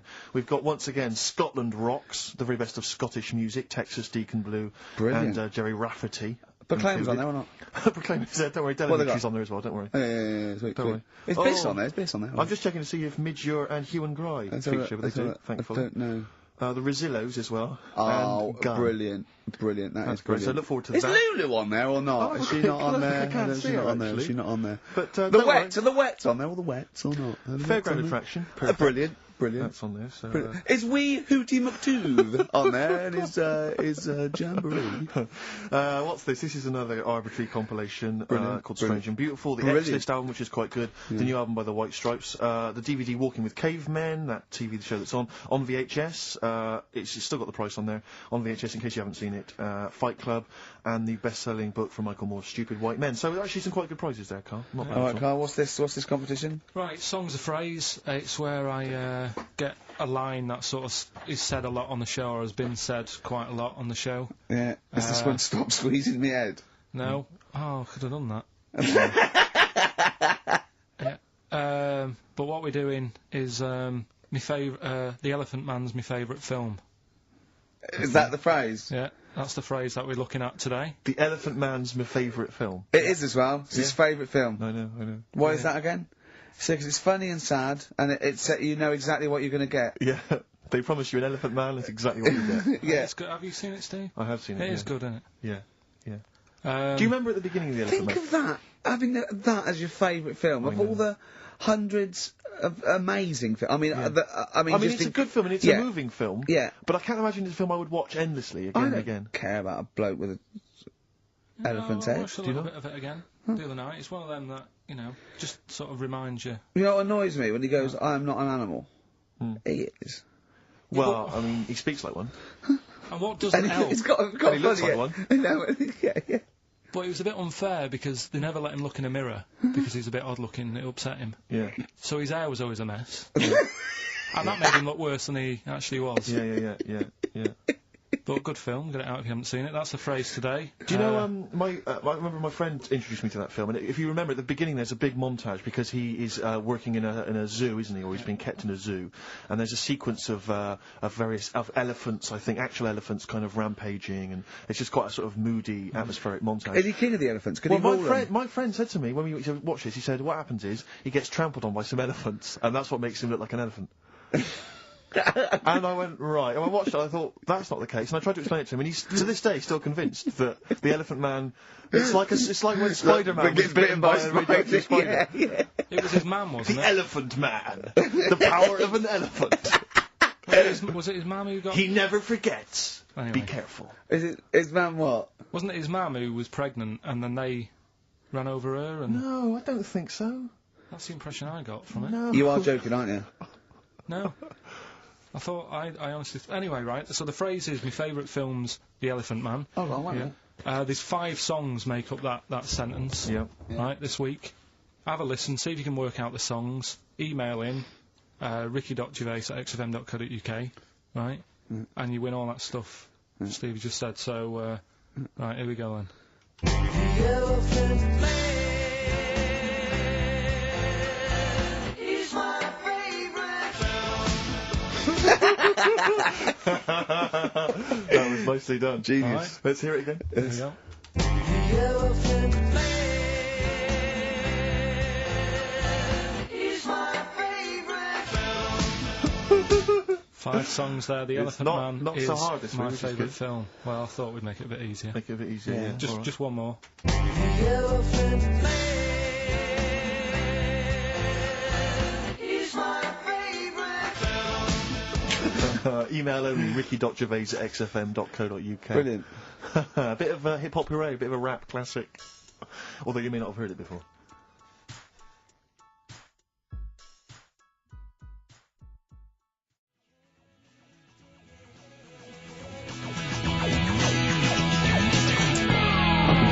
It's the Mock Turtles. XFM 104.9. I'm Ricky Gervais, with me Steve Merchant and KARL Pilkington. KARL, the K-Man, Pilkers.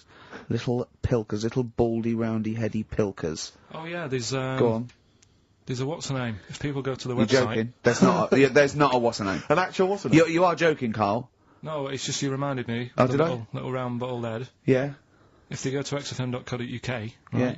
/Ricky, there's a picture on there. You know that picture you did? Oh, that I drew. The one you drew of me. Who put it on? Did what XFM put it on? Yeah. Did it look good? Can Can you get into it? Can I have a I'll look? have a look, yeah, I'll have a look during the What is next it? xfm.co.uk? /Ricky. Right. And there's that little picture, and people can sort of put bids in, and the money goes to, Me, I charity. assume, as I drew it. No, it's for some charity thing, so... Because I've read something that I think there's been a bid of at least £50, which is pretty No, impressive. there I swear hasn't. to God, I just saw it earlier. I deleted it because I thought someone was winding us up. You deleted it? Well, I didn't know, did I? I didn't realise you didn't keep me informed. Well, it just... Oh... He's a buffoon, KARL, isn't he? I think you're an idiot, but sometimes... Oh... Yeah. yeah. Well, Oh, I'm just gonna life's check. cruel. Just gonna check the power list. Top 100 most important people in radio. What's this list? Oh, it's just the most important people in radio. Oh, 56, Ricky Gervais. That's annoying. 56. Let me see. Says 55 more important people than me. I love the fact there that I've beaten David Mansfield, who's the controller of Capital. Yeah. Arbitrary. The Radio Academy Power List Top 100.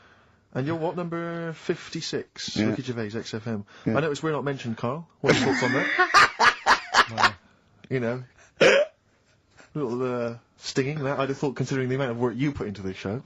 don't Eh? get me started. Are you on here elsewhere, KARL? No. Too busy. Chris Moyles is number 96. Oh, that's good. That's good news, isn't it? He'll be off the list by next year, I hope. So What is funny, word, aren't they? Steve? Go on. Right. Who's number 1? Number 1 is Phil Roberts. I don't know who that is. Right. Wouldn't you think that Marconi would have got a mention? Marconi, now what station's he on?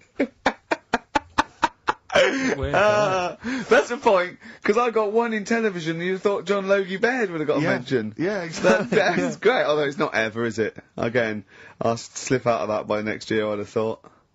Oh dear. Just checking to see, oh yeah, Dr. Fox goodies on there at number 39. I'm assuming his medical qualifications have also pushed him in the list. That sneaks him up the list, yeah. Typical. Pete Waterman, yeah, at number 35, that makes sense. Important guy. Can we just give them the website so they can read this at their leisure, because this really isn't radio, is it? Right, well, xfm.co.uk. No, that website, if they want to see the most... Oh, I don't know where it is. I'm just saying xfm.co.uk/Ricky if you want to see that picture, and whoever bidded 50 quid, if you can send the email again. Bid, whoever bid. Whoever bidded. Yeah. We should start picking you up on your grammar. I mean, we're hardly ones to speak, but, you know... I squoosed. I tell you what, I listened back to Carl was worried about last week's show because he said there was too much screaming and shouting and just nonsense and eating burgers. It was a bit stuff. like It's a Knockout last week, wasn't it? No, yeah. And I listened back to it, and it was without doubt the most appalling piece of radio I have ever heard in my life. Really? I didn't know what I was saying. I was not finishing sentence. Eat it! And he's going, oh, and you're going, Carl, they're eating a hamburger. It was bizarre. Just half an hour. If anyone didn't know us, or I'd never heard of us, it was just like going, Heart 104, XFM 104, listen to this. Eat the burger, eat the beef, coming out as well. No! It was honestly, it was like a mental ward. To be fair, though, at the best of times, you sound like you're selling the Evening Standard.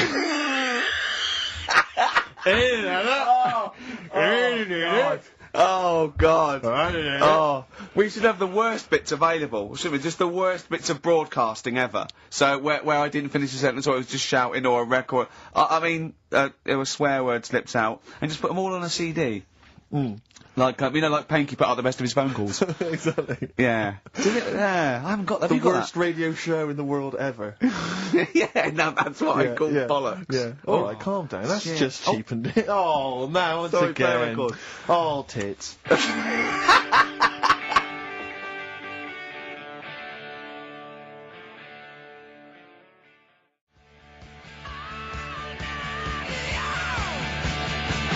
Good to see those boys still rocking.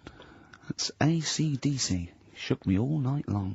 On XFM 104.9, I'm Ricky Gervais, with me, Steve Merchant and KARL Pilkington. Have we got the results of the quiz, KARL? Or? Yeah, I'll just play it one more time. It was Songs of Phrase. Is this the last time we're doing this? Oh, I thought so. I thought it worked better this week because it was actually doable. Yeah. I think that makes a difference, Carl. We haven't done Carl's an idiot yet. Carl, you're an idiot, have we? Oh, well, that's a reason to keep it. Maybe we can end with that one when you come back. Right, well, the 5 songs that made up this little thing here was Mystery's Beautiful Blues, Eels, Innocent Man, Billy Joel, My Favourite Waste of Time, Owen Paul, Brilliant. Bohemian Rhapsody, Queen, Girls on Film, Duran Duran. It sounded like this.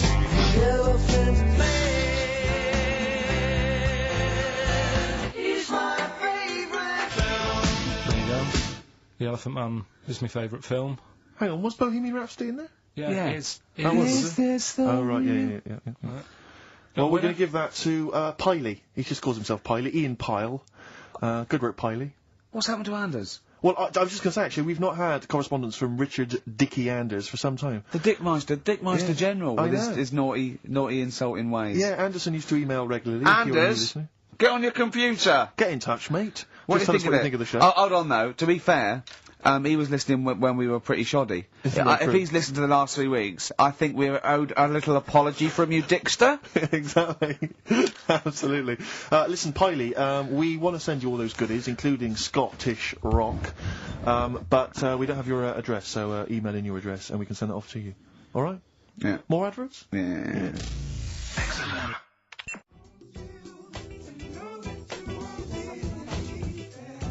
Bit of Snoop. Beautiful XFM 104.9. Gervais, Merchant, Pilkington.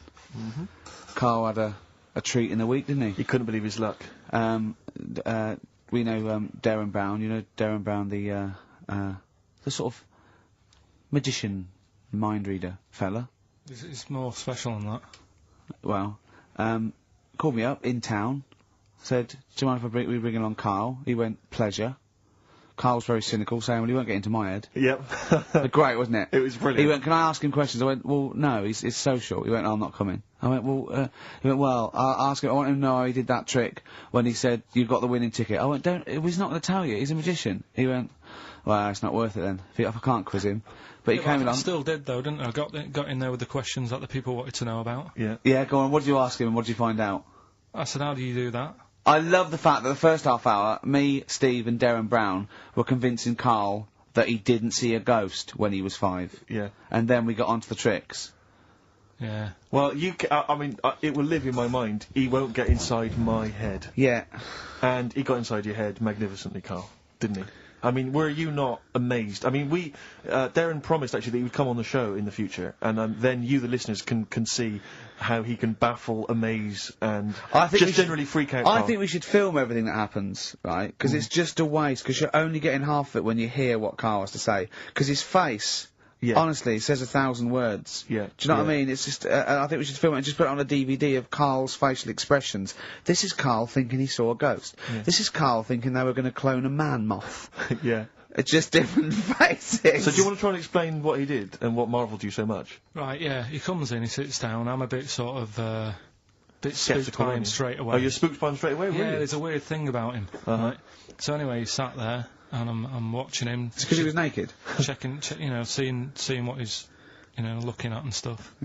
So anyway, he gets his paper out, and I think, right, he's gonna do a bit of trickery and that. And he says to me, right, write down a number and a name, right? It was between... A 2-digit number, a 2-digit number, and a name of anyone you know. Yeah, right.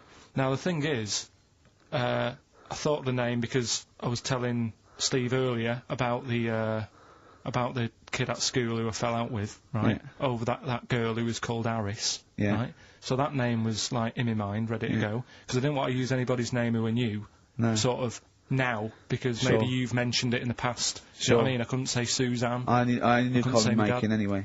Yeah, well, do you know what I mean? Nora. I picked a name, yeah. Well, I thought you might have been thinking about Auntie Nora.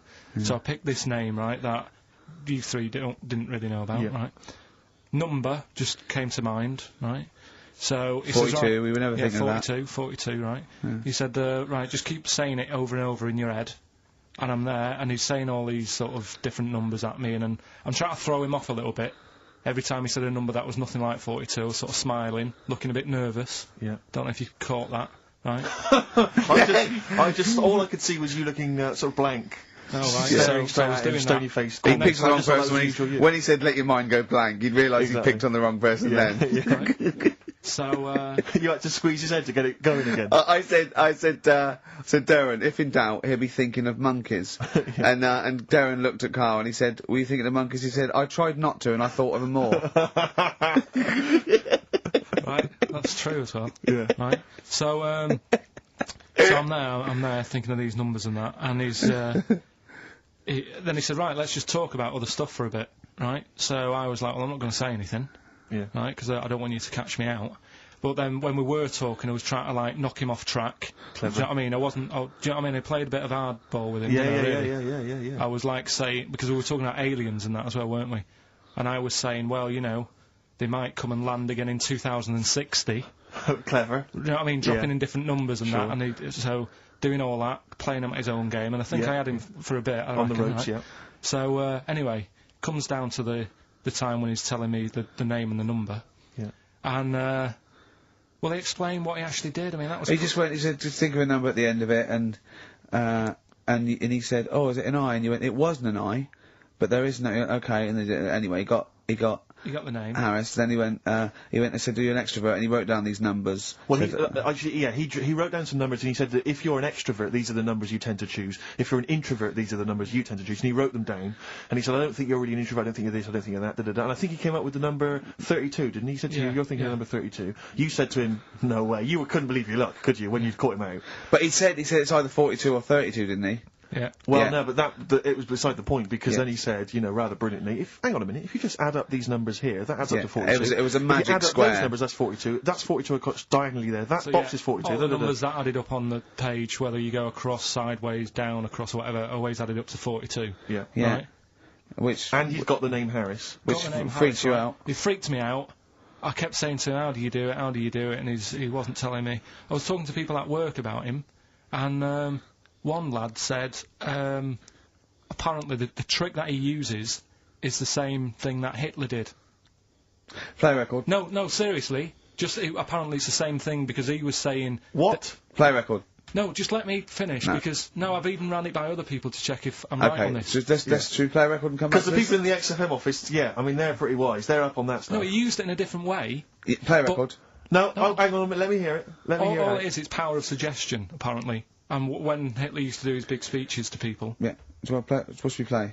Come on, finish your point. Well, that's about it. Who told you that? Ian Canfield? A few different people. Right. The big thinkers out there in the XFM office. The brain boxes. But anyway, right, it's... Because, I mean, Magnus Magnusson works on XFM now, doesn't he? Right, listen. Or was it Paxman? Was he doing Paxman? That blew me away, right, the fact that he got the name, he got the number. Spooky bit, right? I'm walking home. I called you up a couple of times, and I left a message on your phone. Because it was just amazing. Not only was he good at magic, but his maths was brilliant. No, well, that thing adding up to 42 was like, how did he do that? I mean, we didn't even make a big deal out of that. He said, all Carol Vorderman's got is the maths. You know what I mean? Imagine him on Countdown. He'd even know what they were going to write down. Do you know what I mean? So, a bit of a wasted talent. I should see him again about that. I think he's... He asked him, I said, why are you doing it on mucking around on telly? Then he went, sorry? He went, why are you mucking around on telly? And he said you could make some serious money. I think Steve went, well, he does all right. He went, nah, but if he did that the ticket thing all day. But didn't you say to him you should be working for the police force? I said, yeah, he should be in a police station. He could help people out. Yeah. Do you know what I mean? It's not a daft idea, is it? Not really. Right, so anyway, right, so I get home, I'm calling different people up walking home, I couldn't believe it. Right, I called Suzanne up telling her about it, and she's like, slow down. She said, you're like a little kid who's just been on a fairground ride or something. Slow down. Right, so I'm telling her, call me mum and dad up. My dad wasn't that impressed. No, of course He was not. like, well, that's all been done before. But anyway, right, so... But then he wasn't impressed with Little Donkey, was he? No, he's not impressed by much, is he? Right, so I get in, He probably had to nip out down to the phone box. Right. Do some thieving. Yeah. We've forgotten bread. No, I'll just go down to the phone box. Right, so I get into my flat, right, and what they do in my flat where I live, they put the post in, like, these little pigeonholes. Right, and I don't normally check them out. I leave it for Suzanne to do, right? Sure. But this time, for some weird reason, I thought, right, I'll check it, see if we've got any post. Open it up. There's only this. A letter for Miss Harris. Yep, there it is, bona fide in front of us. A letter addressed to a Miss Harris. Well, does she live there? No, it's my address. She doesn't live there. Did she ever? Dunno. It doesn't matter. It's weird, isn't it? But we've never had. Normally, I think there was a guy who lived there called Yaki Shoki. Mr. 42. It was definitely wasn't an Harris, right? This is the first time we've had a letter for this woman. Yes. Right. But what are you claiming? Because Well, Darren Brown himself admits that it is not paranormal, it is not supernatural, it is a trick. It's a trick. Is it? But he would say that, wouldn't he? Hitler said that. Play a record. Well, can we open this? No! It's illegal! No, but I'm thinking if What it's if a we birthday opened it off card there? for someone's, like, 42nd birthday. Right. You can't open that letter. Go and put it back, or you cannot open that letter. Why not? You can't open someone else's mail, because you think Darren Brown's supernatural. What if we steamed it open? Then resealed it, no one would know.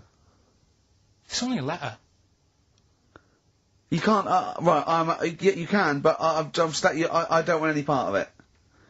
Carl, So I think you should open it. No, you open I'm it. not opening it. It's against the law. You should open it, No, though. we won't open it then. They won't send you to prison. Forget it. You'll get off. Cure? Yeah. Bit Bit of cure? of cure. There's yeah, no it's cure, really no. approaching. I'm looking. Well, I'm tempted to open it. Well, do you want to, Steve? There you go. No, I'm not. No, I'm not going to open it. But I think you should definitely. Alright.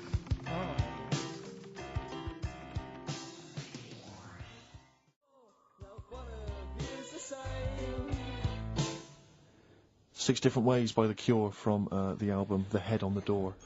We've enjoyed that. The head on the door, Carl. Ooh, bit of a coincidence. Spooky, isn't it? It was only 4 weeks ago you were talking about a head and a door. Exactly. Has the door got a number on it? 42. Oh dear.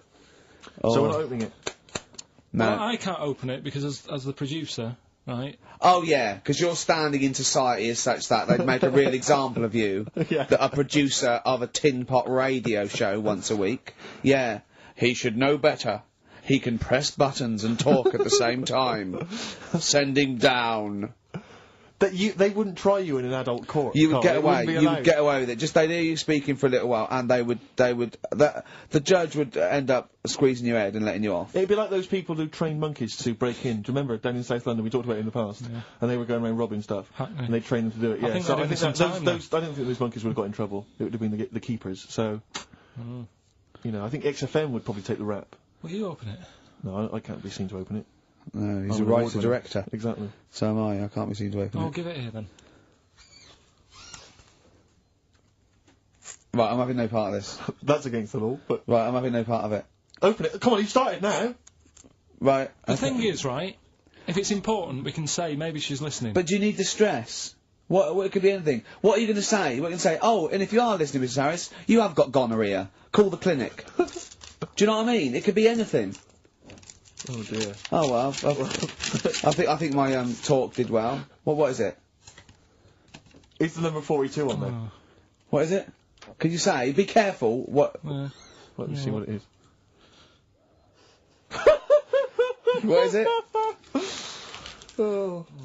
Dear Sir, Madam, your periodical dental inspection is now due.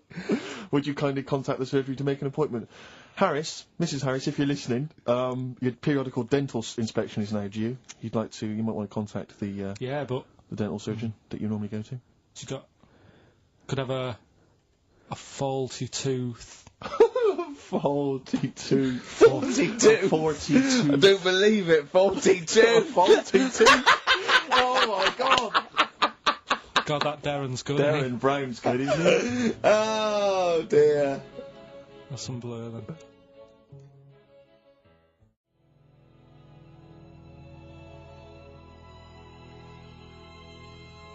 Carl, is that really 7.5 years old? Blur. The Universal. Alright? On Wise XFM. words there. Yeah. Just made me think. Sure. Carl, I asked you in the week, didn't I? How old was that kid when that was out? She wasn't born. So she was about 30. Well, I think that's the first time we've officially broken the law on air. What? I don't think we've broken the law before on air. Be have we? alright with the dentist appointment. Well, we haven't broken the law, Steve, he has. You're right. Yeah, we're fine. We're And he fine. should know better. He's a top producer of a tin pot radio station. Carl, Ricky and I were doing some writing in the week, and we needed get a little book of zodiac types. What's your thought on? Just to make sure it was good luck, you know, to be writing. Yeah. Yeah. What do you make of all that stuff? Horoscopes. Do you have any thoughts on that? Now and again I'll read it, but Sure. I'll believe it if it's good. Yeah. If it's not, just go on. What star sign are you? That's perfect, though. That's their raison d'etre. That is, those people who do zodiacs exist on that piece of philosophy. Yeah. I'll believe it if it's good. Exactly. And that's why, when you have breakdowns, people don't go, you're a nasty little piece of work, you're a pug-ugly little twat, and you never amount to anything. It's things like, you're probably too generous for your own good. Yeah. You like to keep a bit of a distance, but you like to love. You're a warm person. It's always stuff like that, isn't it? People go, I suppose I am too good. Yeah. That is me all over. Yeah. Do you know what I mean? You're a creative person. Yeah. Who thinks they're not a creative person? Exactly. You've got a wonderful sense of humour. Exactly. Yeah. What star sign are you? Mine changes. I'm on the edge. Right. God. Okay. He even makes that complicated. Of course. He even makes twaddle complicated. No, I'm just, it changes depending what paper you read. Yeah. All right. In theory, what would 23rd you... of September. So I think Yeah. most of the time I'm a Virgo, I think. Oh. Well, I'll tell you. Write that down, listeners. 23rd of September, and come round and give him the bumps. What I mean... Well, according to this, I mean, you've been criticising this, Rick. Sure. You've been saying that there's maybe not not anything in the Zodiac Yeah, thing. go Well, on. hang on, let me just read Go some on, of the elements of... is this going to change my mind? Well, Am I going to eat my words? The typical Virgoan... Words. Okay. The physical appearance of the typical Virgoan. Yeah. High forehead. That's not true. Cranium may seem too big in comparison with the face. Look at Carl, look at Carl. But how specific is that? Has an extremely large forehead. Has a high hairline. That's not true, though, is it? May be quite tall. What are the blokes like? Often has one foot turned in more than the other. What? They've just described Rain Man. What is that? How can they be specific? Well, that's why it sounds like Carl. one foot turned in. Yeah. Oh. Well, have they even bothered doing one for you? Because there isn't many people who... Hang on a minute. Let him finish this. No, I'm just saying. Go on. What are you saying? I sort of think I'm fairly average looking, but I'm saying, have they wasted a page in that book for whatever you are? It started off me being dissing him and stuff, and you've been nice. Hang on a minute. I don't think you can be a Virgoan, because it says that they are normally quick, alert and intelligent. But no, actually, I have to say, it says here, behaviour and personality traits of the Virgoan, as a child, is an excellent mimic, can learn many things in a short time. Not really true of you, is it? Rarely questions authority, but frequently questions facts. You never question facts. Yeah, you never question authority. He's scared of authority. Yeah. You're usually trying very upset if teased. That's true. Yeah. Oh, yeah. Hang on a minute, though. Yeah. Can't take a bit of stick. Too much depends, pressure. If you yeah. can't stand the heat, get out of the kitchen. Yeah. Oh. What to teach a young Virgoan? Myths, fairy stories, make-believe, daydreams, and how to use imagination should all be taught to young Virgoans, so they have plenty of magical moments to remember in their adult years when they are often alone. I'm changing my mind. I know. This is good stuff. This is really good stuff. All right, well, let's see. What are you? I don't think we should talk about that. Yeah, let's have a look. It says the Virgoan is... I love some of the specifics of this. Virgoan is an employer. He's excellent as the boss of a small company. yeah. Don't get him on a Tuesday. He's probably stamp collecting then. Yeah. Come on, He loves a bit of haddock. Okay, let me look at mine. Oh, that is good though, Carl, isn't it? That is you all over. I've changed my mind. It's brilliant. It's a real science. They've really put their work in with this one. Let me see. Sagittarius, Sarah Jones. Sagittarian is a happy, playful little clown. Little. Greets everyone. Oh dear. Yeah. Let me see. Sagittarius. He's only going to read the good bits, though, isn't he? Yeah, exactly. If that's it, what can it say?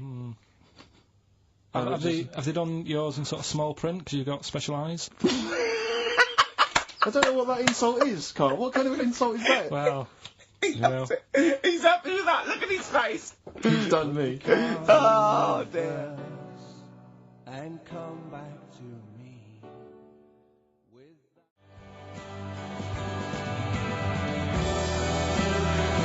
Boo hoo hoo, it won't do. Listen to the Gallagher Boys and stop crying your heart out on XFM 104.9. No need to. It's monkey news. so that is it time. Time for monkey news. Can we have the jingle? Oh, chimpanzee, that monkey news. I love the jingle. Right, well, Can we play that jingle once more? Yeah. let me cue it up. So, chimpanzee, that monkey news. Oh, it's brilliant. Got a lot to live up to now. I'll be honest with you, often that jingle is more fun than the monkey news. Wow. Yeah. So you've got to excel yourself this week. Well, it's there's been a lot going on. In the monkey world. Yeah, I was looking at the Guinness Book of Records that we bought last week. What you bought? What that I bought. Yeah.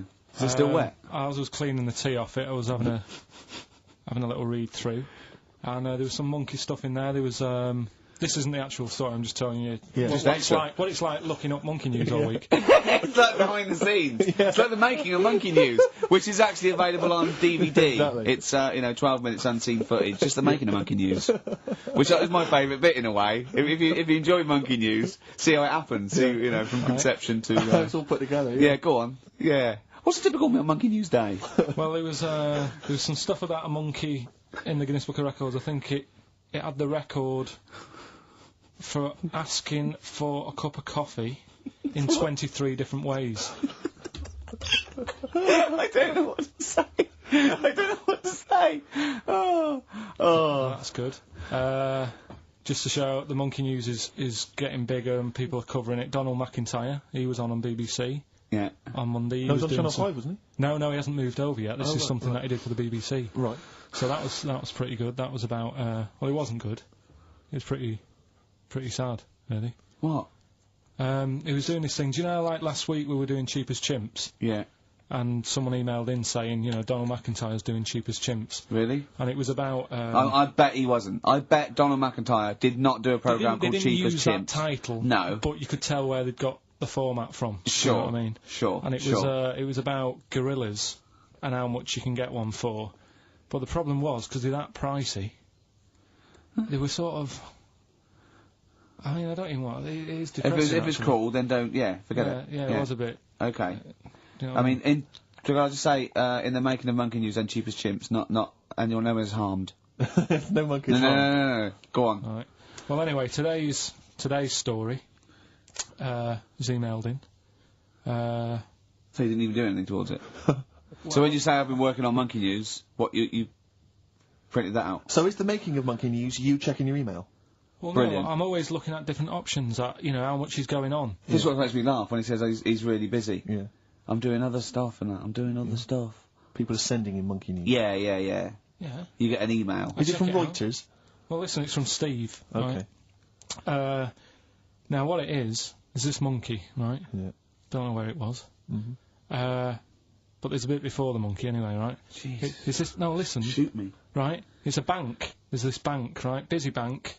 Normal day, everything's going normal, right? Busy bank, people going in, doing what they do, seeing about mortgages and stuff. Yeah. Everything's normal, everyone's happy, right? Yeah. So anyway, it's quite busy one day. Fella comes in with a gun and a balaclava on. Oof, up to no good. Right, I'll tell you now, Carl. If this fella turns out to be any ape or monkey-related species, you're never doing this again. I'd never... so just, if you want to finish it, it's at your own risk. But if this fella who robbed the bank turns out to be a chimpanzee, that's the end of Monkey News.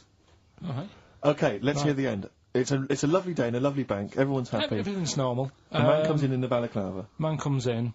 Is it a man? Starts waving a gun around. Shut up, Rick. Let him finish the story. Starts waving a gun around. Yeah. Right. Up to no good. So everyone's thinking, oh God, you know, wish I didn't come in here. It's not going to be a good day. How tall is the man? Shut up. Let's hear it. Everything, you know, oh God, and he's telling everyone to get down on the floor. Yep. In what? In thinking- English? In English? Yeah. In Think so. English? Yeah. So everyone's panicking, everyone's getting on the floor thinking this is it, this is, you know, it's all over. Yeah. Just when you think, you know, it's all bad news. Yeah. It's all bad news. Doors swing open. Little monkey wanders in. God, it's worse. Shut up, Rick. Little monkey wanders in, right? The robber's like, what's going on here? He's telling it to get down on the floor. I don't think it was taking any notice. No, right? it was just busy asking for coffee. It runs in. I don't know if it was going to withdraw or deposit or whatever. It wanders in, right? Goes up to the robber. Where did it come from? Shut up. Will you let him finish the story and then ask questions? That's only fair. Okay. Wanders in.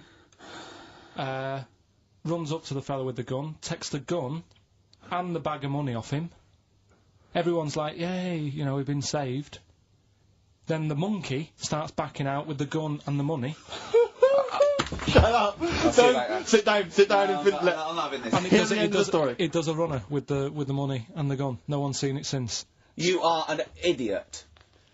I mean, you have said some stupid things in your time. What are you talking about? It's a story that happened. No! What are you talking about? What do you mean it backed out? It came in, was it an accomplice? Was it an opportunist monkey robbery? What are you talking? Think, Carl! Think! I know it's mad. That's the idea of Monkey News. We're telling people how monkeys are pretty, you know, they're mental. Yeah. They're up to no good. What do you think? They've never seen the monkey since. What, did he have a getaway car waiting? Did he swing his way to freedom? Where was this? There's no details. Don't talk rubbish. Well, Steve emailed it in. He's got it off the net, and the funny thing is, Can I the see funny it? Have thing you got is, the information there? yeah, the funny thing is, it wasn't just him who sent it. I had that a couple of times, so a few people obviously read the story and said, you know, that'll be good for Monkey News. It doesn't say anymore. It doesn't say if he went off to Spain. It doesn't say, you know, what, you know, if he's on Crime Watch. Yeah. It doesn't say any of that. It's just saying that's what he did. That's the story. And that's what Monkey News is about. I've heard that they're making a movie version with Phil Collins. So I look forward to that, and Julie Waters. So that's this week's Monkey News. Have you got any? You know, Well, if anything's no, happening don't bother. in your 'Cause town. that's the end. No, that is the end. That's the end of Monkey News. No more Monkey News.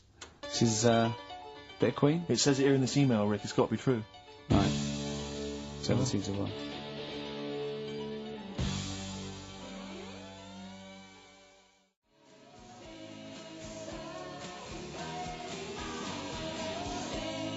Nice to hear that one again.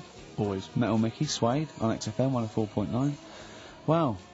Nearly over with Ricky, Steve and Carl. I've done another little sketch for you, Carl, because I was excited by the fact that we raised that money. So I've done a little... Well, it's not over yet.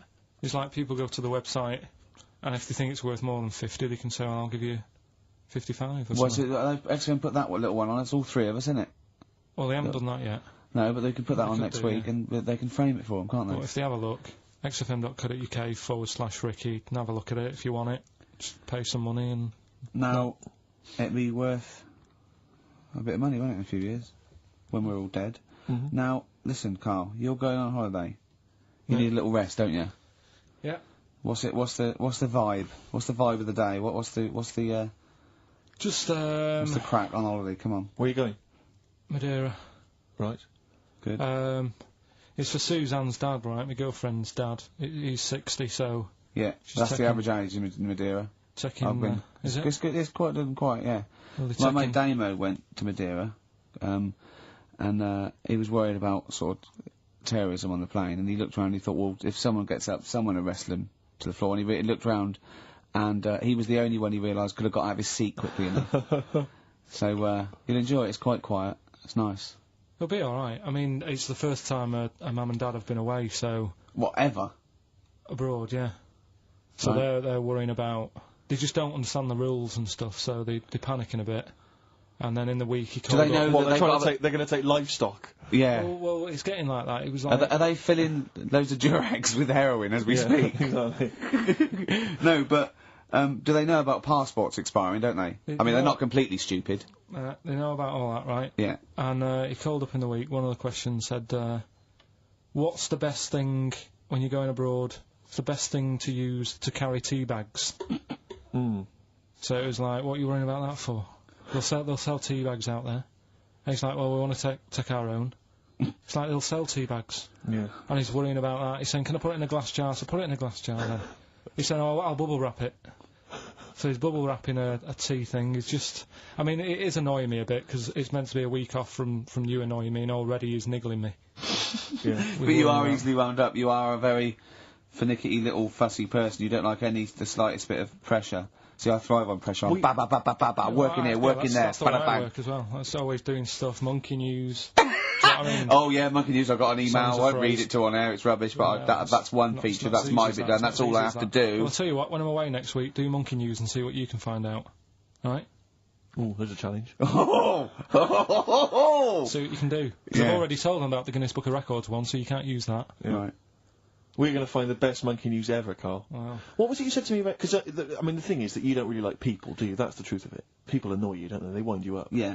What was it you said to me about friends? You don't... He doesn't like friends. He doesn't like friends. He doesn't want any more friends. He doesn't want any friends. It's because one day they'll ask me to help them change a tyre. Yeah. What was it you... No, it's always hassle. Well, the tyre he sits and swings on in his back garden, he means. It's just...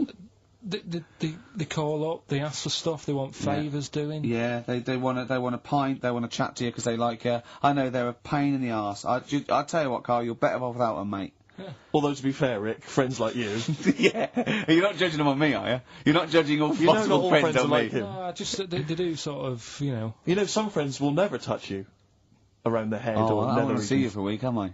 Oh. You should get a decent little squeezing. I am going to get a little squeezing. Can I come around there and squeeze you? Squeeze him in now. We should play the last tune. Well, we'd go to ads and that's it, really. Is that it? We've got no time for records. That's a shame. We'll have a quick squeeze. A quick squeeze. Well, that's like a Benny Hill slap there on the front. Alright, that's enough of that. Right. Okay. I'm not... Squeeze it. Alright, that's it. Excellent. Will that do you for a week? Yeah. Alright. See you next week. See you later. See you, Rick. Have a good holiday. Alright. XFM. Bono, you should be a weatherman, because once again you've predicted wrongly. It's not a beautiful day at all, is it, Stephen? That was you two, XFM 104.9. Ricky Gervais, Steve Merchant, Claire Sturgis. Claire Sturgis in for Karl Pilkington. Karl Pilkington is on holiday, as we speak. Where has he got? Mauritius, was it? Madeira. I think, with his girlfriend's parents. You remember last week he was worried they'd never been abroad, and her dad was saying, what's the way to pack tea bags? Yeah. Carl's going, you get him over there. He was going, I'll put him in a jar. He goes, put him in a jar. I phoned him up in the week, just before he went, I think Friday, said, have a nice time. And, out Sunday, and he said, guess what he's doing now? What he said? He's packing margarine. Of course he is. Oh, bless him. My dad does that. My parents always take tea bags wherever they're going. Really? You know, for fear of there being some kind of tea bag drought in France. Yeah. You know. Is it wrong? But I mean, I don't know. Is it because of maybe English breakfast tea you can't get over there? So but you can. Can you though? I mean, you can get pizza tips. You know, you tea can is probably the single most popular drink in the world. I know, but what about the fancy foreign teas, your Earl Greys and the like? Well, I don't know. Because I want good English breakfast. Don't bother me with Earl Grey. I don't know what that cup of tea is. It's not tea to me. It's laughable. It's weak. It's pathetic. Do you know what? Earl Grey with a little bit of skimmed milk isn't so bad. Oh, yeah? Yeah. Oh. And is your husband a fan? We've started, eh? It's all off already, isn't it? It's all banter, having a little go at each other. Sometimes sort of pretending, you know. Sometimes pretending we're not close mates. You know, close friends, you know. All that innuendo and that. Smutty. Yeah. And I got a freaky goggle-eyed thing. I go too far. Really? I sometimes go too far. I do ruin it when I go too far, so let's be nice. Well, let's have a bit of Blur. Ooh. Well, clever man. The fat man. We're not out of time. We've got a whole hour and 50 minutes to go on the Ricky Gervais Steve Merchant Show. XFM 104.9. I hope we have one of those after every record. They're great, aren't they? I think if you were actually like a proper DJ, if you actually tried to do the Dr. Fox thing, I think you'd be quite good. Really? I think I could only survive doing that sort of post 11 p.m. Ooh, quiet things down now. I love all that. Yeah, late sort of radio. Yeah, that American jock type thing as well. I listen to Saga radio now sometimes. What? It's on digital. I think it's radio for the over 50s. Yeah. And it plays. It was playing Cliff Richards this morning. It played Sammy Davis Jr. It played the Beatles' Here Comes the Sun, and I was loving it. I was thinking, it's aimed at your age group. Yeah, exactly. And I've got a bad back. I've been complaining of a bad back all week. He's been ill. Don't even start. We haven't worked this week. He's been ill with the flu. Still not bad. I'll tell you this. I Wednesday morning, I think it was, I woke up and I had the head, the sore throat, the aching body, and I immediately thought I've got the SARS virus. I really did. I genuinely, because I've always been a bit of a hypochondriac. I mean, Ricky pretends to be, but I genuinely was petrified. That doesn't make sense, does it? How can you pretend to be a hypochondriac? No, I am a hypochondriac, and you are genuinely always ill. You always you've always got a bit of a snuffle. So I'm justified in thinking it might be the deadly. You're a sickly child. I don't know what's happened to you. Well, I think it's so much to do with West Country breeding, and you haven't. I don't know. No, he hasn't got normal sort of barriers to sort of flu and cold. His immune system is all shit. Claire, look at him. I'm quite a weak child. Yeah, I know. I'll probably die in a garret having written some bloody brilliant poetry. But then I'll die of consumption. Yeah. But anyway, so I went online to check out what exactly the symptoms of the SARS virus were. And seriously, I did. I was so panicked. So I went straight online, and it was exactly what I had. It is a strain of flu. That's why. Exactly. That was the thing. That's what I had. So I was thinking to myself, because it said the incubation period was between 2 and 7 days. I thought, well, where have I been that I could maybe have got contact with people from? And then I thought, wait a minute, BAFTAs. I think I brushed against a couple of the guys from Banzai. I know. I'm thinking, hang on. Yeah. Wait a minute, that makes sense. Yeah. And so I was suddenly getting a little bit eggy, because, I mean, there was a lot of people, there's like 1,500 people at the BAFTAs, so, I mean, any one of them could be carrying it. Yeah. So I was really just panicked, but, you know, I didn't immediately rush to the doctors. No. Because you've got to wait for ages down there. Dr. Shah's brilliant, but you've got to queue up for ages, because it's down in, Swiss Cottage where I live, and I'll tell you, there's some dregs in there, in the waiting room. Oh, man alive. People who've just gone in there to read the magazines. And they're just sat there. There's some people who just waste the doctor's time. That's what annoys me. A lot of old people, a lot of Saga listeners, who just waste people's time. I know. I went to accident emergency once because done with leg in. And I'll tell you what, you look round and you think, oh, look at all these people. Look at these, they should be, there's hardly of any of them weren't handcuffed to someone. Exactly. You know what I mean? You go to Casual on a Friday night and it's like, oh, awful. Yeah, and there's, and so, I mean, it was that thing, well, I could either go to Dr. Shah, but that's NHS, or I could go to, one of the Medi centres. They charge money, Claire. And I mean, I know it's a killer disease, but, you know, I'm not making cash. You don't want to, you don't want to, Because what if it isn't? That's money wasted. You don't get your money back, do you? I mean, I really need him to say, you've got the deadly SARS virus, for it to be worth the 80 quid, you know? Exactly. And as I suspected that, you know, it was 50-50, I decided not. I decided to ride it out. And, thankfully, so far, I've not died. Looking all right. No, you're all right. You're all right. Okay, so you're all right. Yeah. Yeah. Well, that's lucky. So I noticed that I phoned him up. I said I don't think I can work. And I mean, Ricky's a close friend of mine. I've known him for a time now, and I really consider him one of my best mates. But I'll be honest with you, you didn't rush round with a bowl of soup. Did you? I don't want to catch it, do I? It's no point both of us being ill. Well, this was the implication, because it wasn't that you explicitly said, in this relationship, you're the one that's expendable. But that was the sort of underlying suggestion I felt. No, I just thought, to be honest, I thought I could do with a day off as well. Yeah. You know what I mean? I thought, well, don't worry then, don't worry. Tennis. Yeah. No, but, I was, What's wrong with your back then, Rick? I don't know, I think it's just age. I don't know, I don't get things seen to, so it's just been, hurts when I tie my shoelaces. That's why I'm wearing clogs. It's so much easier. Drawstring trousers and clogs, you know. You used to go to the doctor a lot more, though. You don't tend to do it now. Well, I'm not paranoid anymore. I had two flashes when my mum died of cancer. Twice, I think, I said, oh, there's a lump. Once I've been to the doctors twice with him. Yeah. Have you, seriously? I've seriously sat in a waiting room with him twice. Well, I just went for the no. I thought, oh God, I felt them. I didn't need to do it then, did I? I naturally just touched my. But we should point out that Ricky's mother didn't die of testicular cancer. That it just no. But I had I thought, oh God, well I've got it now. And I think I went along once with testicular cancer, didn't I? Yeah, you had the testy problem once. I remember because I remember sitting in the waiting room looking through an old Argos catalogue with you for some reason. I think that was the only thing to read. I thought I had throat cancer, didn't I? Yeah, because I think you had a bit of a sore throat, didn't you? But then I think I'm over that. I was just like, sent me a bit. So, it's just a bad Why were you fiddling around down below? Because I mean, it wasn't like I called on you to do some work and you said I've got to rush to the doctors. I think it was like lunchtime. Yeah. So you'd obviously be meddling around down there. Well, no, I tested a few times, but I'm never sure. What, during the day? Though? I mean, can't you do that when you first get, maybe before you go to bed? But not in a restaurant when we're eating dinner. Yeah, but he likes to, he has to certainly not spaghetti and kumquats. Exactly. That confused me. I don't know where the hands were. You put me right off my meatballs. Oh dear. But Ricky, just to clear it, you are okay, aren't you? Yeah, of course. Just a bad back. Yeah, just a bad back. Yeah, let's have a record, shall we? Bit of Bruce Springsteen, be lovely. Cheering breaks and Painkiller on XFM 104.9. Ricky Gervais, Steve Merchant, Claire Sturgis. Yeah, no, it's good to be here. I'm missing hearing KARL actually. Shouldn't mention him because people will remember them. They go, oh yeah. I know. We're trying to pretend. How are you, Sturgis, by the way? We've not really said hello to you. I'm very well, thank you. Okay? Yeah. Do you look forward to these occasions when you get to stand in for KARL? I get a little bit nervous. Is it intimidating? I imagine it would be. No, it is a bit intimidating because he's such a funny man. But you know, once I'm here, I'm okay. No, he is. It's not like he's doing it on purpose. It's you know what I mean? So he's a natural. At least you know what you're saying.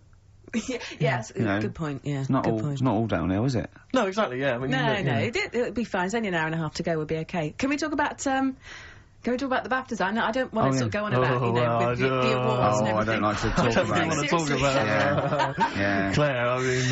what do you want to know? What do you want to know? What do you want to know? How many you won? Or? Well, of course we... Well, I know how many you won. We're all watching, obviously. Not everyone does, though, Claire. I mean... How many did you win, Steve? You might want to remind me. What, in all, or what? What are you talking about? How many... Do you mean this year and last? It's 2 now. 2 last year, 4 in all. So it's 4 in all. 2 of those are Ricky's, specifically his. No, Steve, what I really want to talk about was Ricky's white suit. Oh, yeah. OK, well, listen. Well, let me explain.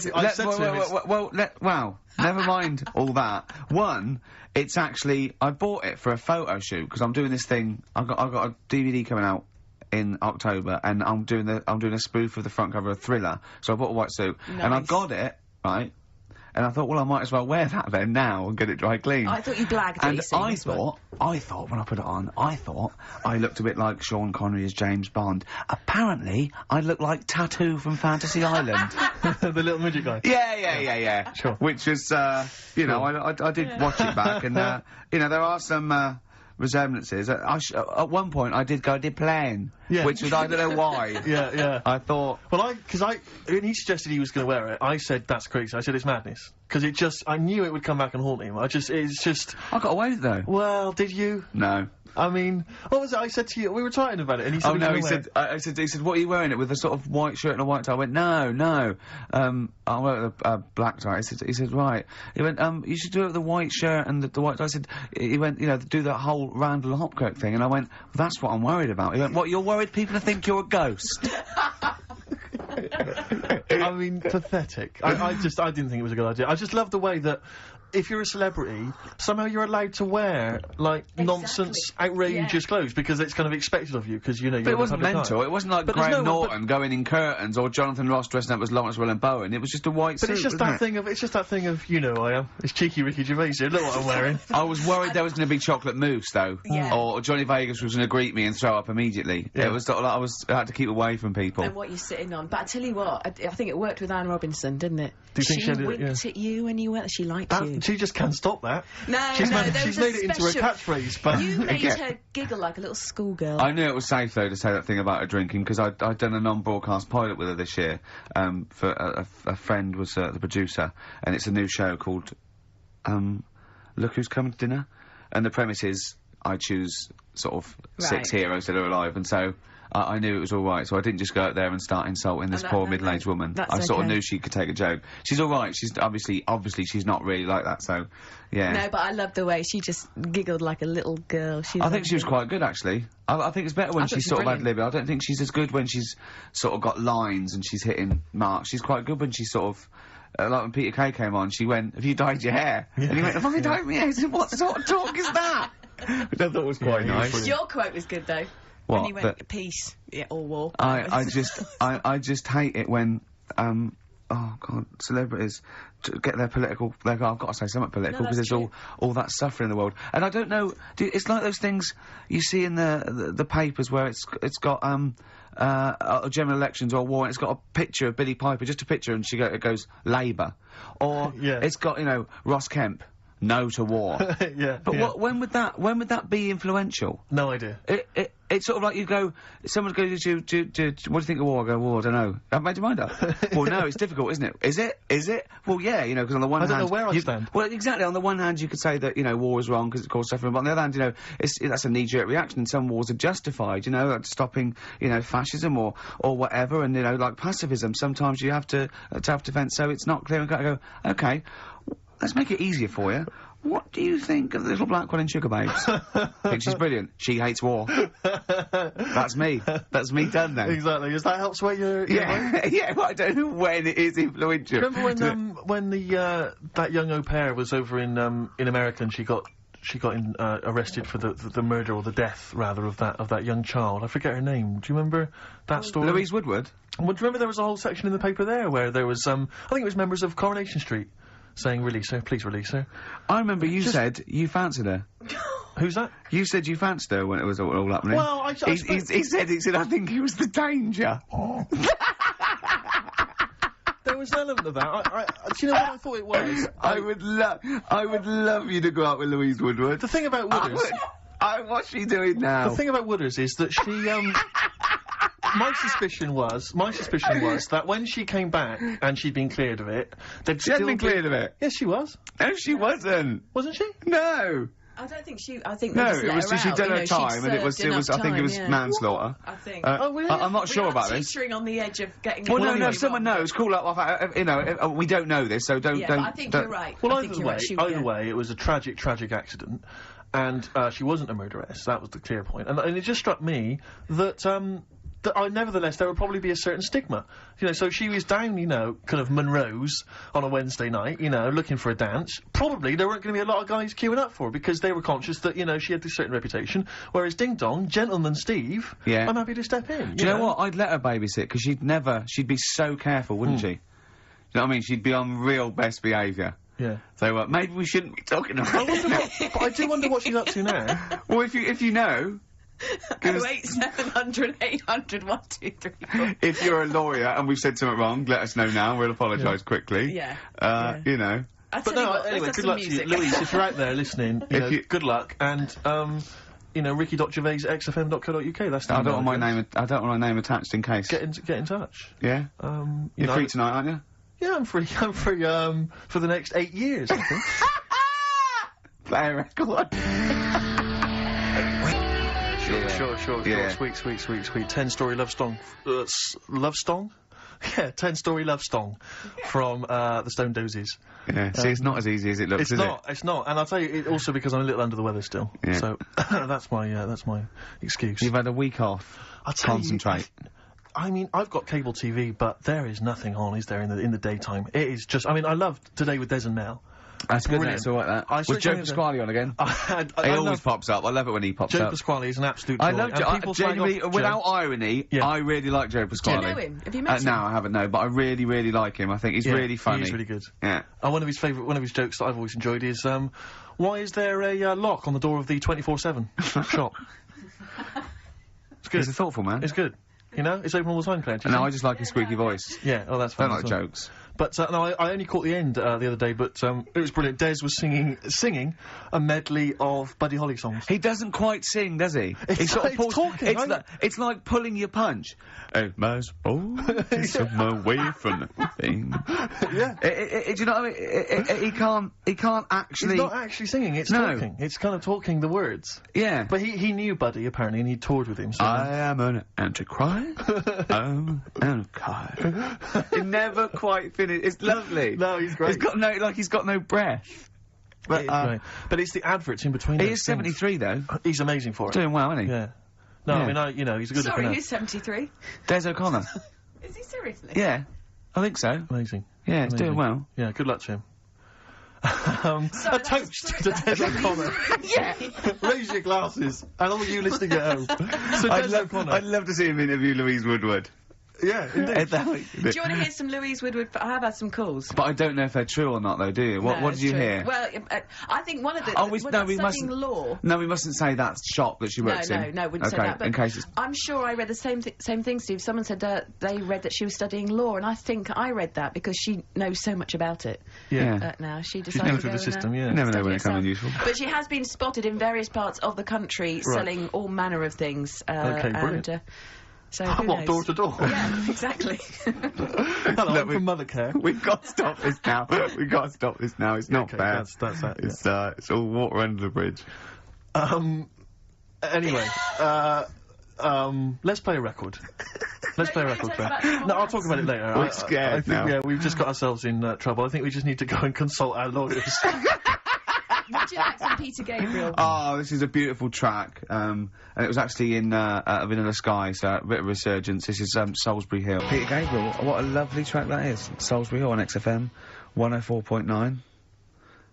Ricky Gervais, Steve Merchant, Claire Sturgis. You know, if KARL was here, do you know what he'd want now? Probably ads, no. Some adverts. Yeah. Do you want some now? Oh, it's what KARL would have wanted. Okay, for KARL then, some ads. Placebo and Bitter End. XFM 104.9, Ricky Gervais, Steve Merchant, Claire Sturgis in for Carl Pilkington. Doing a good who's job. in Madeira. Indeed. Is that where the cake's from? Yep. It's named after, I think, yeah. Excellent, yeah. excellent. It's nice, lovely. It's sort of, I don't know where Madeira is. Actually. It's sort of off Africa. Okay. But it's, I think, don't a lot of Portuguese. Old people go there? There are a lot of old people there. There are a lot of old people KARL there. is essentially a 50-year-old man in the body of a 30-year-old. Yeah. I know, yeah. I think Whereas Ricky Gervais... Whoa! Party by the pool, it was. It was actually really good. I'd much prefer that than, we went to, Greece once, and we wandered in this place by mistake, going through this, and it was just full of people in Everton shirts and Liverpool shirts and just drinking lager. Like, oh, where's the fun in that? And just, I can't, the idea of Butlins, millions of families screaming around would drive me mental. Butlins is the most extraordinary place I've ever been to. I went there with a bunch of friends. We can't slag it off, but, I mean, not Butlins specifically, just anything. No, I'm not slagging Butlins off. No. It's just, but it was just I've never been to an Butlins. extraordinary place. The bars themed. One bar themed in the Wild West style. Brilliant. But a tribute band to Status Quo playing. Really? It was extraordinary. So you walk in the swing doors, and there's Status Quo playing, and everyone else all the staff dressed in cowboy outfits. and cowgirl outfits, serving drinks. I've told you this before, but I sneaked into Butlins. We sneaked in one night, and we didn't know what was on, and they were serving lager and chips, and there's just loads of families and lots of northern men in short sleeve shirts and kids running around and stuff. And so they just arranged the chairs in this sort of dance hall, and they went, and now, ladies and gentlemen, the entertainment for this evening is David Copperfield, not the magician. And it was the bloke from Three of a Kind. Of course. He came out. He did it all. He did all the jokes. He did all the, hello, how are you? Oh, you're nice. You know, to people in the audience. And then his finale was he stood on a chair because there wasn't a stage, and he did classical gas, seriously, on guitar.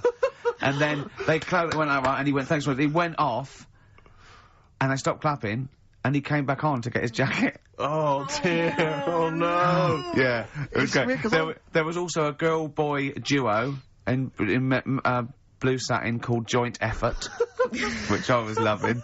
And at the end, right, it was on, I think it was on a Saturday night, so people were leaving sort of the next day, or Friday night, they're leaving the next day, and the kids and that were sort of like going to Redcoats, and they were crying, right?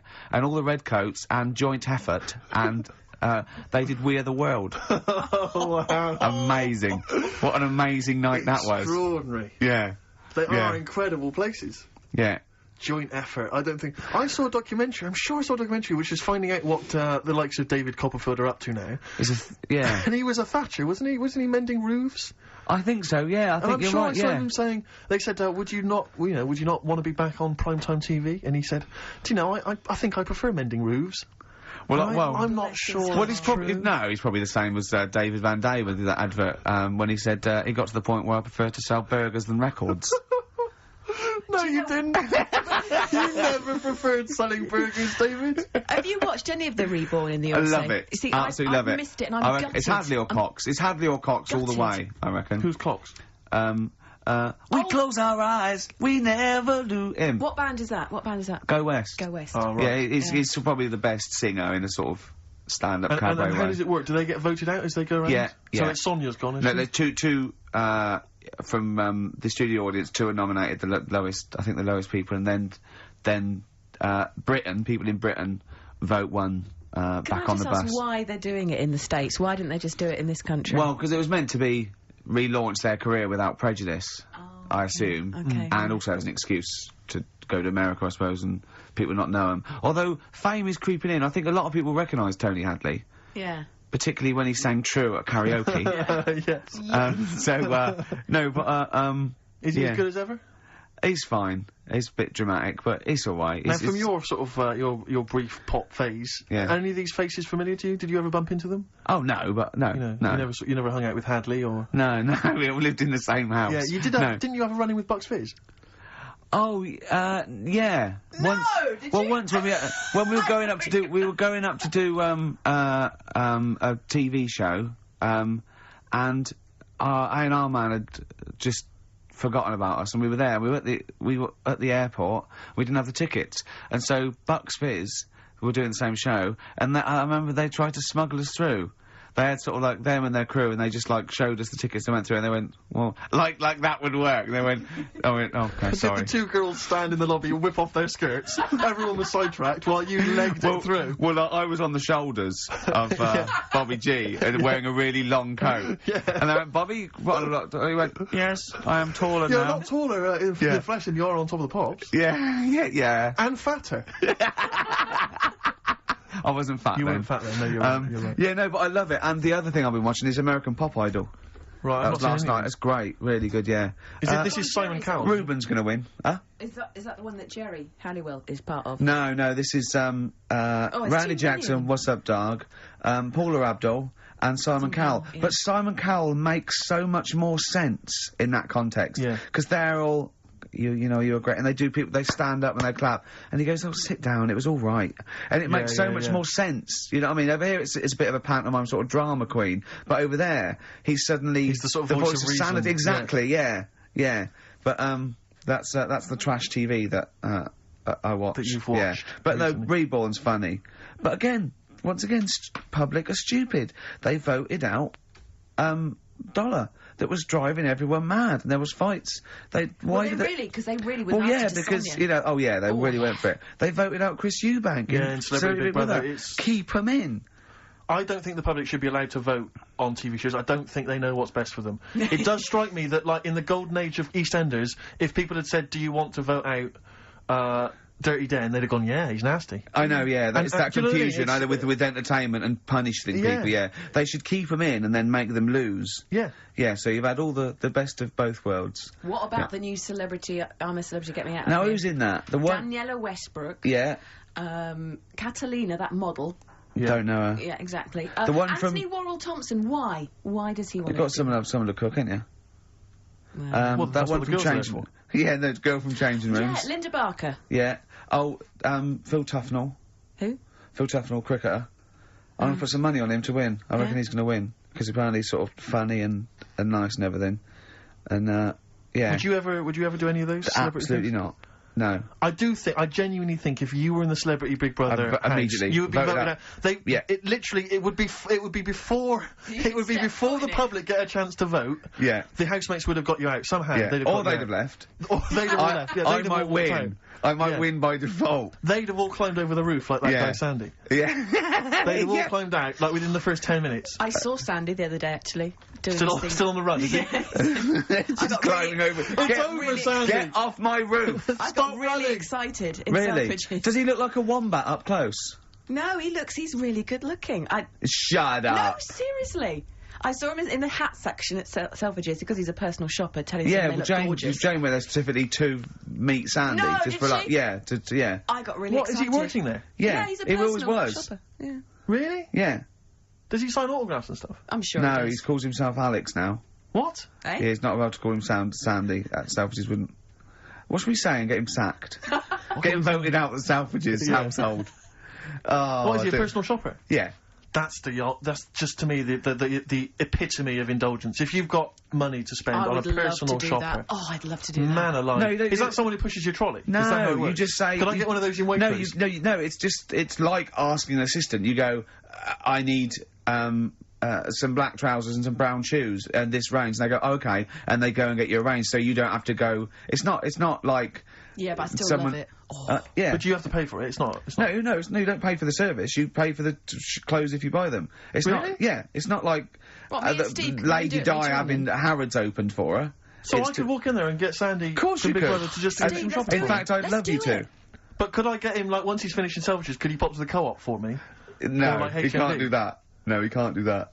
What? No. Seriously? So there'd be people queuing up, wouldn't there? Well, why? Selfridges, you can't... People don't go and shop in Selfridges for the sake of it to meet Sandy, do they? No, but to get a personal shopper...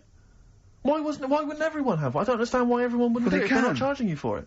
Oh, Steve, you and me later on. I'll tell you this, I don't think people realise that, Rick. He's going to be inundated now. You know when you go to Selfridges, you will not be able to buy that suit you got for £97.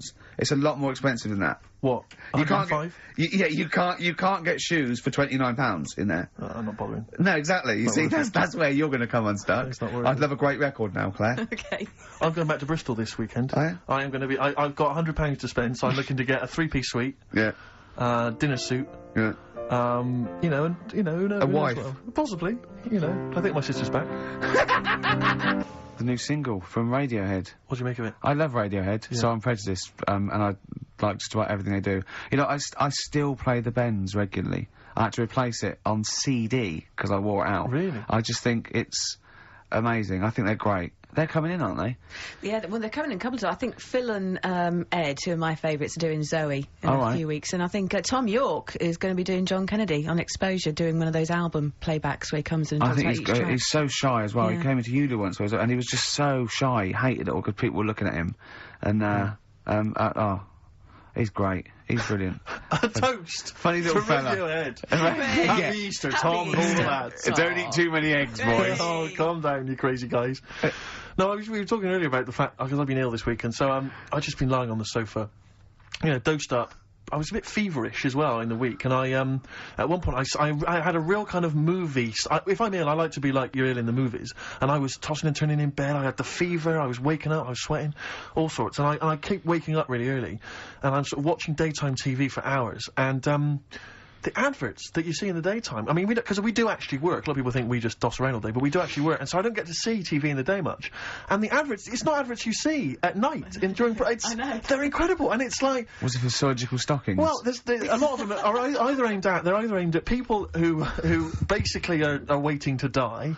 Right. It would seem. Or I love that advert. Waiting to die.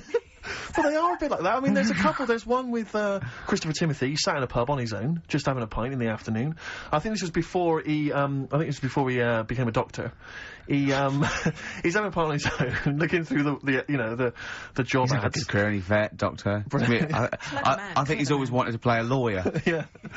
And he basically says in so many words, I can't remember it verbatim, but he basically says, you're probably getting on a bit. You're not going to be around forever. You could drop dead tomorrow. Have you made provisions for your children and your family and your wife? And I think you at home were supposed to go, oh Christ, I haven't. Oh. And I was feeling my testicles earlier. They are a bit lumpy. Yeah. Oh no.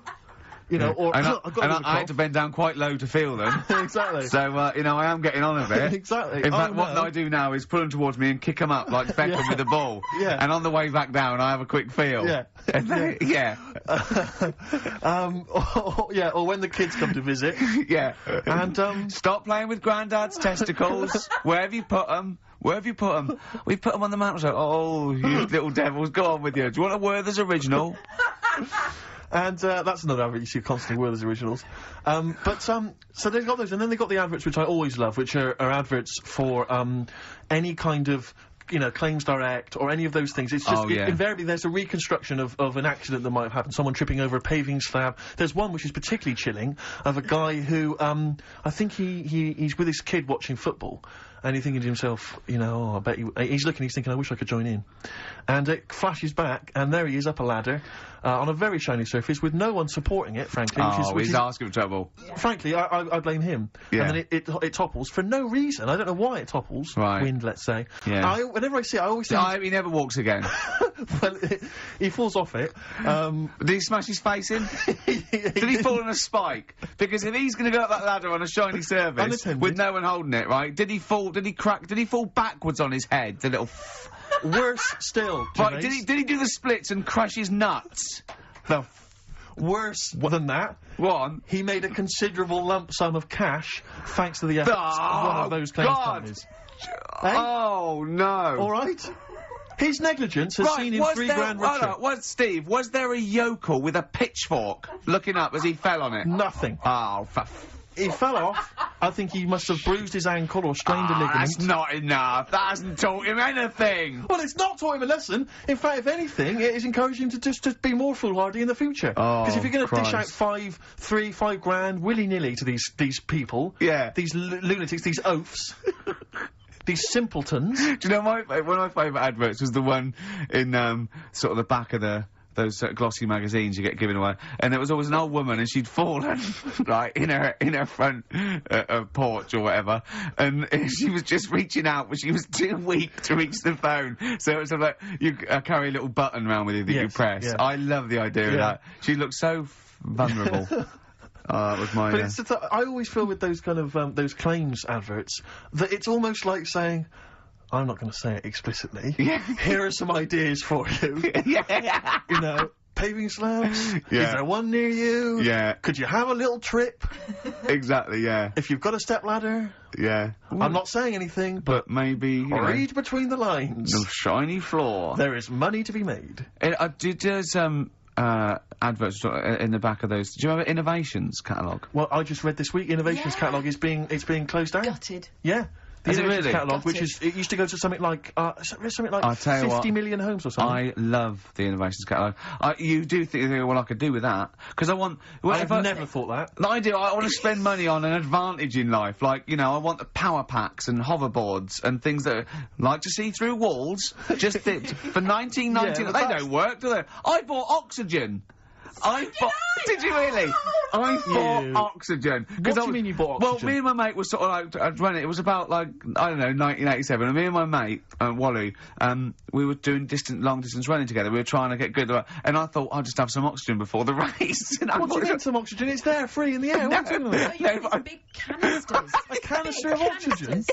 It didn't work. It just smelled like you were sniffing mints. I couldn't get any in. What was it supposed to do? Well, you know, oxygenate the blood so you can... Right. But, yeah, I don't know why. How much was it? I don't know, I can't remember. But Mine was $19.99. It was a big canister. It was rubbish. Why did you buy it, Kev? I mean, he was at least doing a job. For much the same Doing reason. the job. I was But it does seem to me training. that, because the problem with the innovations catalogue is that for the few idiots that buy stuff like you, there are hundreds, thousands who just looked through it and laughed at the absurdity of, you know, a motorised tie rack. I bought the Abs Master. Who is so the Abs lazy that they Master. need that? Yeah, I bought that. The Abs Master. I worked for a while answering the mail and opening the mail for a returns. It wasn't the innovations people, but it was if that's the kind of middle class version, this was a very much more working class thing. It was, you know, how to get hot dogs out of a tin and all the rest of it. And there was stuff in there was incredible. There was one item that was in the catalogue, and it was yeah, I know, like me, you've probably thought to yourself, I just haven't got time to boil the kettle and fill up my hot water bottle. Oh, I know. You thought that takes upwards of a minute and a half to do. What I need is some kind of state-of-the-art kind of plastic container with some kind of blue gel inside, which I put in the microwave, and that heats up, right? So that was what this device was. You put it in the microwave, you buzz it in there for like 30 seconds, saving yourself, you know, a minute of preparation time. And we used to get them sent back. I swear to God, they would send that. They'd be split. Yeah, they Old exploded. women saying, I'd heated something in the microwave, I went to sleep, it split asunder, and the blue gel scorched my legs. I've got third-degree burns. And do you know Old woman with a scolding? Call claims direct. But do you know what we used to do? I used to say, do they not sue over this stuff? And they told me, they said, they never sue, they're not, you know, they're old ladies, they don't realise they can sue. What we normally do is send them a replacement. So I'd have to send replacements back to these old women who had scalded their legs. We didn't even send them the money back, we just sent them a replacement. I mean, unbelievable. Unbelievable. Sometimes I always felt and a new pair of tights, at least. At least. And sheets, bed sheets, yeah. Oh, dear. Imagine that, though. I did have an Abs Master, one of those things that, you know, you try it on. Jane bought it for me for a birthday once. And, The electronic thing, you put it on, right? Hurts, doesn't Yeah, well, I turned it full up, right? And at one point... Now, what's this? Sorry, I don't understand what this is. You try it... Put it round you, it sticks to your body, and it's an electrical charge, and it's like doing sit-ups. Every time it does it, it's like you're doing a sit-up, but without you sitting up, right? And at one point, I had it on, I'd done it for a few weeks, and at one point, I was laying on the couch in my pants with this on, watching telly, drinking a bottle of wine and eating cheese. She said, I don't think it works like that. I thought, if this works, it's the greatest invention of all time. It's like you can eat, and it's wearing it, it's kind of working it off for you as you're eating. I know, yeah. Oh, dear. Oh, if only. That'd be great. I did see one thing in one of those little magazines once, and this is hilarious, right? What it was, it's a bloke in a wheelchair, right? And then there's another one of him, and it's raining, so he's got a cagoule on that covers him and his wheelchair. Oh, no. And just his little face. So it looks like somebody's covered a motorbike in, and it's just his little face. I thought that was great. Oh, dear. Oh. Innovations is finished. That it's is over. great. It's all over. Should we have a record? over. It'd be lovely, A wouldn't it? toast to the innovations. A catalogue. toast to innovations. You have provided nothing of much use for 15 years. Happy Easter. Happy egg. Well, I mean... Are you sure that's not part of the song? Because, you know, Pink Floyd, you know what they're like? These They're newfangled tricks. All the, newfangled sort of trickery and that weirdness. I mean, Well, it's a shame. It is a shame. It is a great song. Yeah, but I don't know what to do with it. it's too annoying. We've got to stop it. Yeah. Are we putting a pay to it? Oh. It's gone. Yeah. Oh, switch it off, Claire. Yeah. I don't know, because that always plays fine on my home system, so I don't know if it's something that Sturgis has done. You haven't got your big greasy thumbprints over it, have you? Maybe. What were you eating earlier? Because I saw you eating a huge hog roast as I came in. And throwing the bones behind exactly, like Henry VIII. Okay. Nothing changes, Ricky. Oh dear, never mind. Well, see, the problem that's is... ruined the whole show for me. It was going so well. What worries me, Rick, is because this show is so carefully planned, that's left a minute and a half gap. That can throw us all out. Timings. Adverts. Do you think that's adverts? People love them. Great. XFM. We go back tomorrow. Wise words unless you're talking about pension plans. That's Feeder on XFM 104.9. Ricky Gervais, Steve Merchant, Claire Sturgis. Competition time. We haven't got the usual competitions of songs of phrase and monkey news and the other KARL nonsense. You know, I'm not. There's no cheapest chimps. There's no cheapest chimps this week. I'm devastated. It's back next week. It's well, back next week. I don't know. Although let's do a quick cheapest chimps. Okay. So, chimpanzee that. Cheapest chimps. Do you know how much a chimp is, Steve, to Not buy? really, no. 55 grand. Okay, the competition is this. We've got 5 tickets, No, five we've got pairs of tickets, to give away, to the new Spike Lee film, 25th Hour. And, I've seen this, and it's really great. It's got Ed Norton, in it, and, Philip Seymour Hoffman. Really good. It's an 18 certificate, so you can only, call up and get into this free if you are over 18. Or unless you look 18. Yeah, let's face it, as long as you look exactly. 18. Yeah. I don't think they're going to ask for ID on the door. Yeah. But if you look like 14, then there's no chance. And you probably get some fags and beer as well on the way. Exactly. Yeah, But if you're 16, 17, you look old enough, you've got a bit of facial hair, go for it. Yeah. Or wear a long beard. Yeah, whatever, yeah. No, we're not going to condone that. Please be 18 years or over. Yeah. It is an illegal offence. Exactly. Call 08700 800 1234, and as it is such a great film, we're going to do the competition is this. Do you want to go to this? A, yes. B, no. So C, I'm not sure I can make it Wednesday. Any chance Thursday? D, I think I'll wait for it to come out on video, you know. E, I don't really like Spike Lee. I'm a racist. Call in.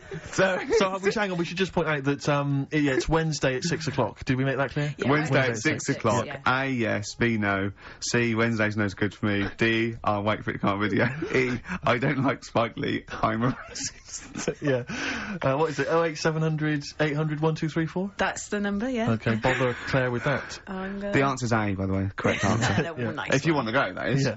But tell the truth. I'd love to have some more music. Yeah, sweet. I feel some Smiths. Oh, classic. Yeah. Reel Around the Fountain. Good choice. Smiths, Reel Around the Fountain, XFM 104.9. Well, we've given those away then. Yeah, it went very well. Have you got enough now? You don't need more? Yeah, got them all, everyone said the correct answer, A. Good. They would love to go. One person, actually, who was it? It was Tom, said C, but his sister Sarah would love to go. So well, good luck to Sarah. I hope she's over 18. Yeah. Yeah, because otherwise that is illegal. Here's to the rules. Cheers. Happy Easter. I don't know why. I'm just in a mood for toasting things. Yeah. I think it's because it's Easter.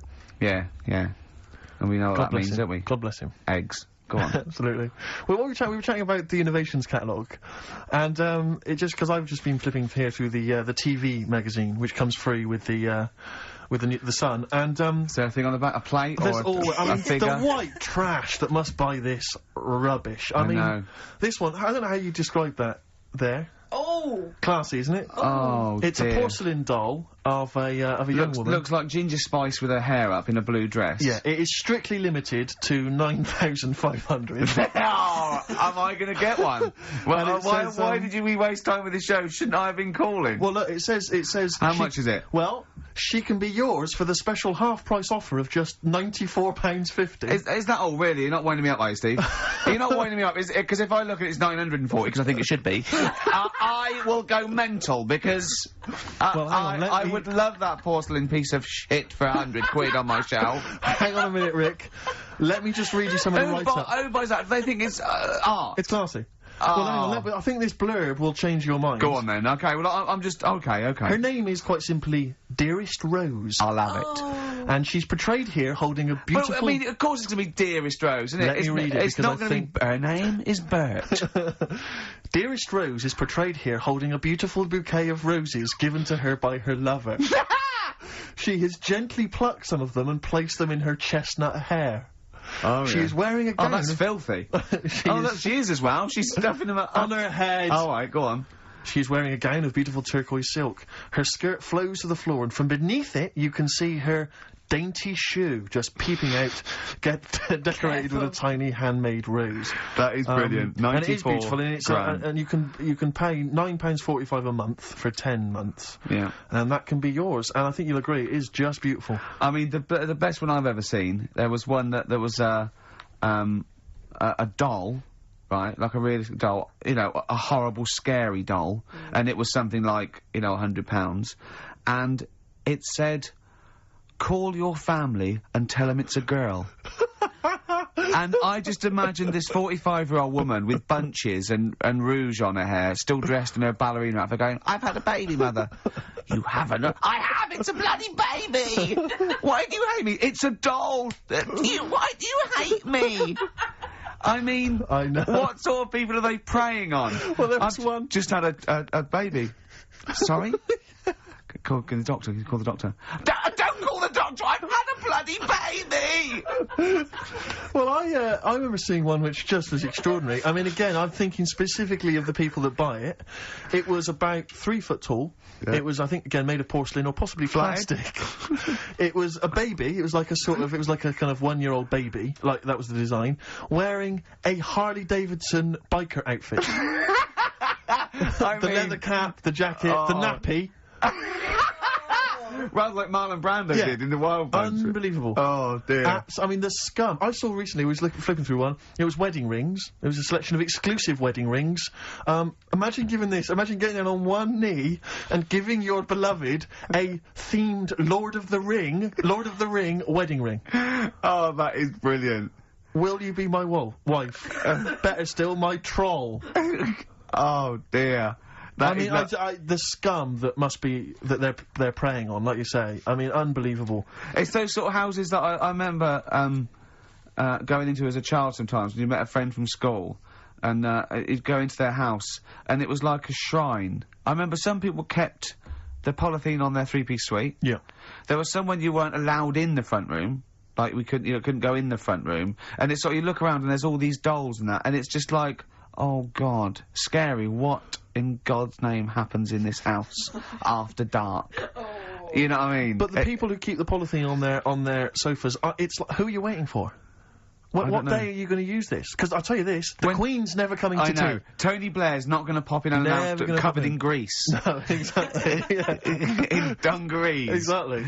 I won't sit down. You can sit down. Yeah. You can sit down, Tony. I've been waiting for 40 years. Look, I've had a baby. It's not a real baby. It is a baby! Is this door locked? Why do you hate me? Oh, God. Call your friends and tell them it's a girl. So if you're one of the scum that have ever bought anything from one Trash. of those, normally you'll get maybe commemorative plates. I know. I'll tell you what, if I ever win the lottery, I'm going to buy all them up. Yeah. I'm going to buy all them up in one foul swoop. Well, That'll be amazing. I think it was Cliff Richard. It was a commemorative plate of Cliff Richard. That'd be great. It said, Cliff never ages. Cliff never ages, and neither will this. Really? Did it say that? Yeah. Tell your friends and tell you've married Cliff Richard. Yeah. Look, I've married... It's a plate. It's not a plate! I sleep with it! I've married Cliff Richard! Remember that mental case that was, thought she was married to, Mike Reed? No, I don't remember that. Oh. No, I do. Now, is this Mike Reed, the former DJ, or Mike Reed, the entertainer stroke actor? It's former DJ. Mm-hmm. And it had a shot of her just prancing around in the nude with a feather boa on, saying... I'm married to Mike Reed or something. Wow. She was obsessed with him. That's libelous. I mean, is she still looking for a fellow? Yeah. Oh, what would you do? Imagine you were in a love triangle between her me and Louise Woodward. Oh, right, okay. Would you? And they were fighting over you.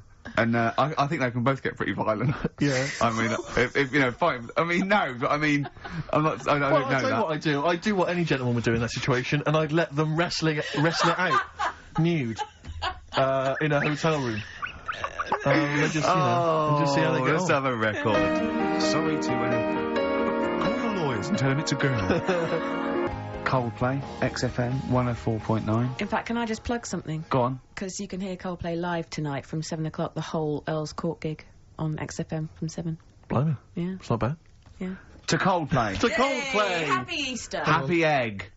Well, Well, that's about it from us, isn't it? We got, you know, to be honest, I didn't miss Karl at all. I didn't miss Karl. In fact, I felt we worked harder. We did a better show without him. I think he's dead wood. Well, I think that we should, you know, tell him that we don't need him. If he turns up, it's fine. If not, you know what I mean? Yeah. Because that will wind him up. Oh, he'll be livid. If you could send, could you send Carly emails saying, to Ricky or something, because he gets all those, doesn't he? Or to Karl, saying, the show was better without Karl. Yeah. Can you please do that for us? We're telling the truth. He'll hear it. He'll come back and hear it. So we know it's a wind-up. But I just want to see his crushed little face Monday.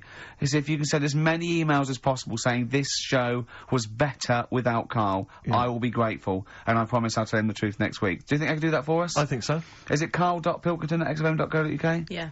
And it's Karl with a K. Yeah, Karl with a K. And send some to me, because he'll read those next week as well. Yeah, Ricky.Gervais@xfm.co.uk. Yeah, just say send some to me as well. And pass them on, yeah. And to the head of XFM. Oh, what's his one? Yeah. Because he won't get in trouble, because obviously Andrew's listening, so he'll know it's a joke. But Andrew.phillips@xfm.co.uk. In fact, could you send a load... marketing manager, Charlotte Susan at Yeah, Andrew.phillips@xfm.co.uk. Just saying, it's so much better without Karl, because it's got a bit self-indulgent. He just does his same old stuff about Auntie Nora farting, and it's not big and it's not clever, and the man's a fool. Yeah, so if you do something like that, you know, make stuff up as well. Thanks very much.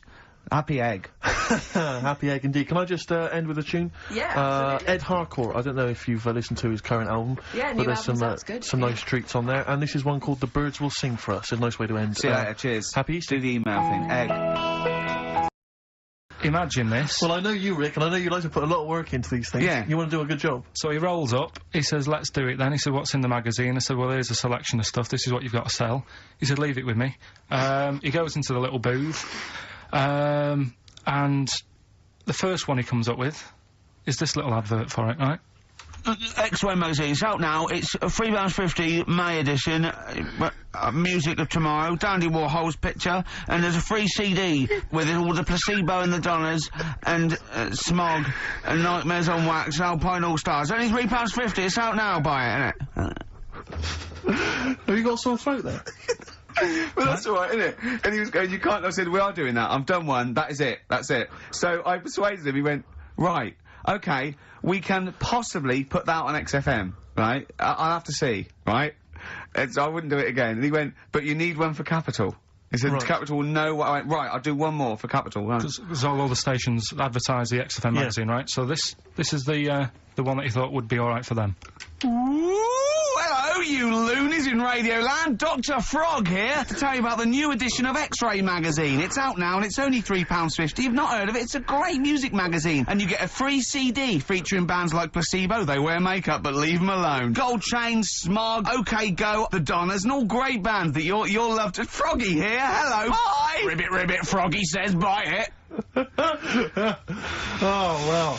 So then, he says, that's it. Is Dr. Frog still on there?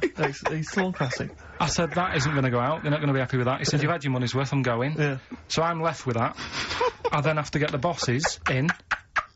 And because I've let him go, in a way, it's my responsibility. Yeah. So I've obviously thought I've got what I need. I had to play them to the MD. What did he say? And justify... Well, I was sort of thinking if I laugh, he might go, well, I don't get it, but he finds it funny. Oh, brilliant. Well done. So I was laughing, he was sort of thinking, you know... Excellent. Is that it? Brilliant. When do they go out, then? I think one of them's going out at the moment. Excellent. I think the first one's going out. Brilliant. Well, let's play a great track, then. Is it Dr. Frog? I'd like to see Dr. Frog feature maybe on our show more often. Okay. Oh... I've got some new comedy characters. I can't believe my luck. You know, I love the work of comedy greats like Chris Moyles and Noel Edmonds. I've got some really funny comic characters that'll be popping in and out of the studio. Save them. Okay. I'm excited. Badly Drawn Boy. All possibilities on XFM 104.9. I'm Ricky Gervais, with me, Steve Merchant and Karl Pilkington, and a few new characters. Steve. I can't believe As that. you said, you know, I know you love Moyles and his sort of wacky stuff, and Chris Moyles, Edmonds, one of the greats, and Edmonds, and just all no, well, I'm going to go along the same sort of vein. I've come up with a couple of. Can I do a little? Can I show you one? I'm excited. Okay. Well, it always starts with a sort of doorbell. Okay. So it goes ding dong. I go, oh no, hold on, Steve, hold on, Karl. Who's that at the door? Yeah. Hello. Oh, hello. Oh, look. It's Camp David, the right queer gay. Oh, hello. Hello. You look all gay today. Is that because it's nice weather? Oh, no, that's not what it means. Oh, have you got a girlfriend, Camp David, the right queer gay? No, but I've got a boyfriend. Yeah. Oh, bye. Right. Oh. Ding dong. Oh, it's another one. Hang on. Another comic. Hello. Oh, look. It's Holy Fuck, the little funny Chinese fella. Right, that's his name, Carl. That's his name, Carl. Carl. Hello, Holy Fuck. Harold. Yeah. Right? Yeah, that's fine. Mr. Fuck. You can call me Holy if you want. No, I'd prefer to call you Fuck. Yeah. Right?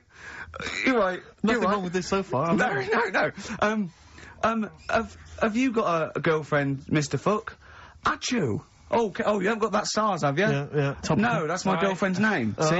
Yeah. that's clever. Oh, just before you go, Mr. Fuck, I've got two things here. I've got a nice Trilby hat that you could wear, or I've got a little lampshade. Right. Which one do you want to put on your head and walk around? I presume the Trilby. No, but it's not. No. Yeah. The lampshade. Lampshade, of course. Bye. See you later. Yeah. I thought they were genius. Can I be honest? I mean, I'll be honest. I thought they were brilliant. I thought they were. You didn't steal them off Chris Smalls, No, they're original. They're original. Sometimes characters. Chris Smalls has done stuff as good as that. I know, I know. But no, these are all mine. So there you go. We'll be hearing more from Camp David, the right queer gay, and Holy Fuck, the funny little Chinaman. What? All right, Carl. Yeah. Is that your sort of humour? It might not be your sort of humour. You just should have run it past me before you did it. Yeah. What one are you worried about in particular? The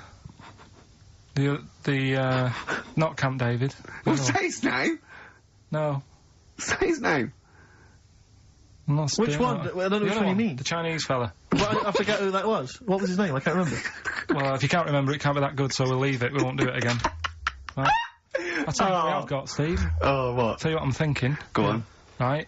Do you know, like, TV programmes sort of get rested in the winter? Ding dong. Oh, no. Hang on, who's this? Oh. Go on. Hello again. Not now, Mr. Fuck. We're talking. Bye. Is that Holy Fuck again? Yeah.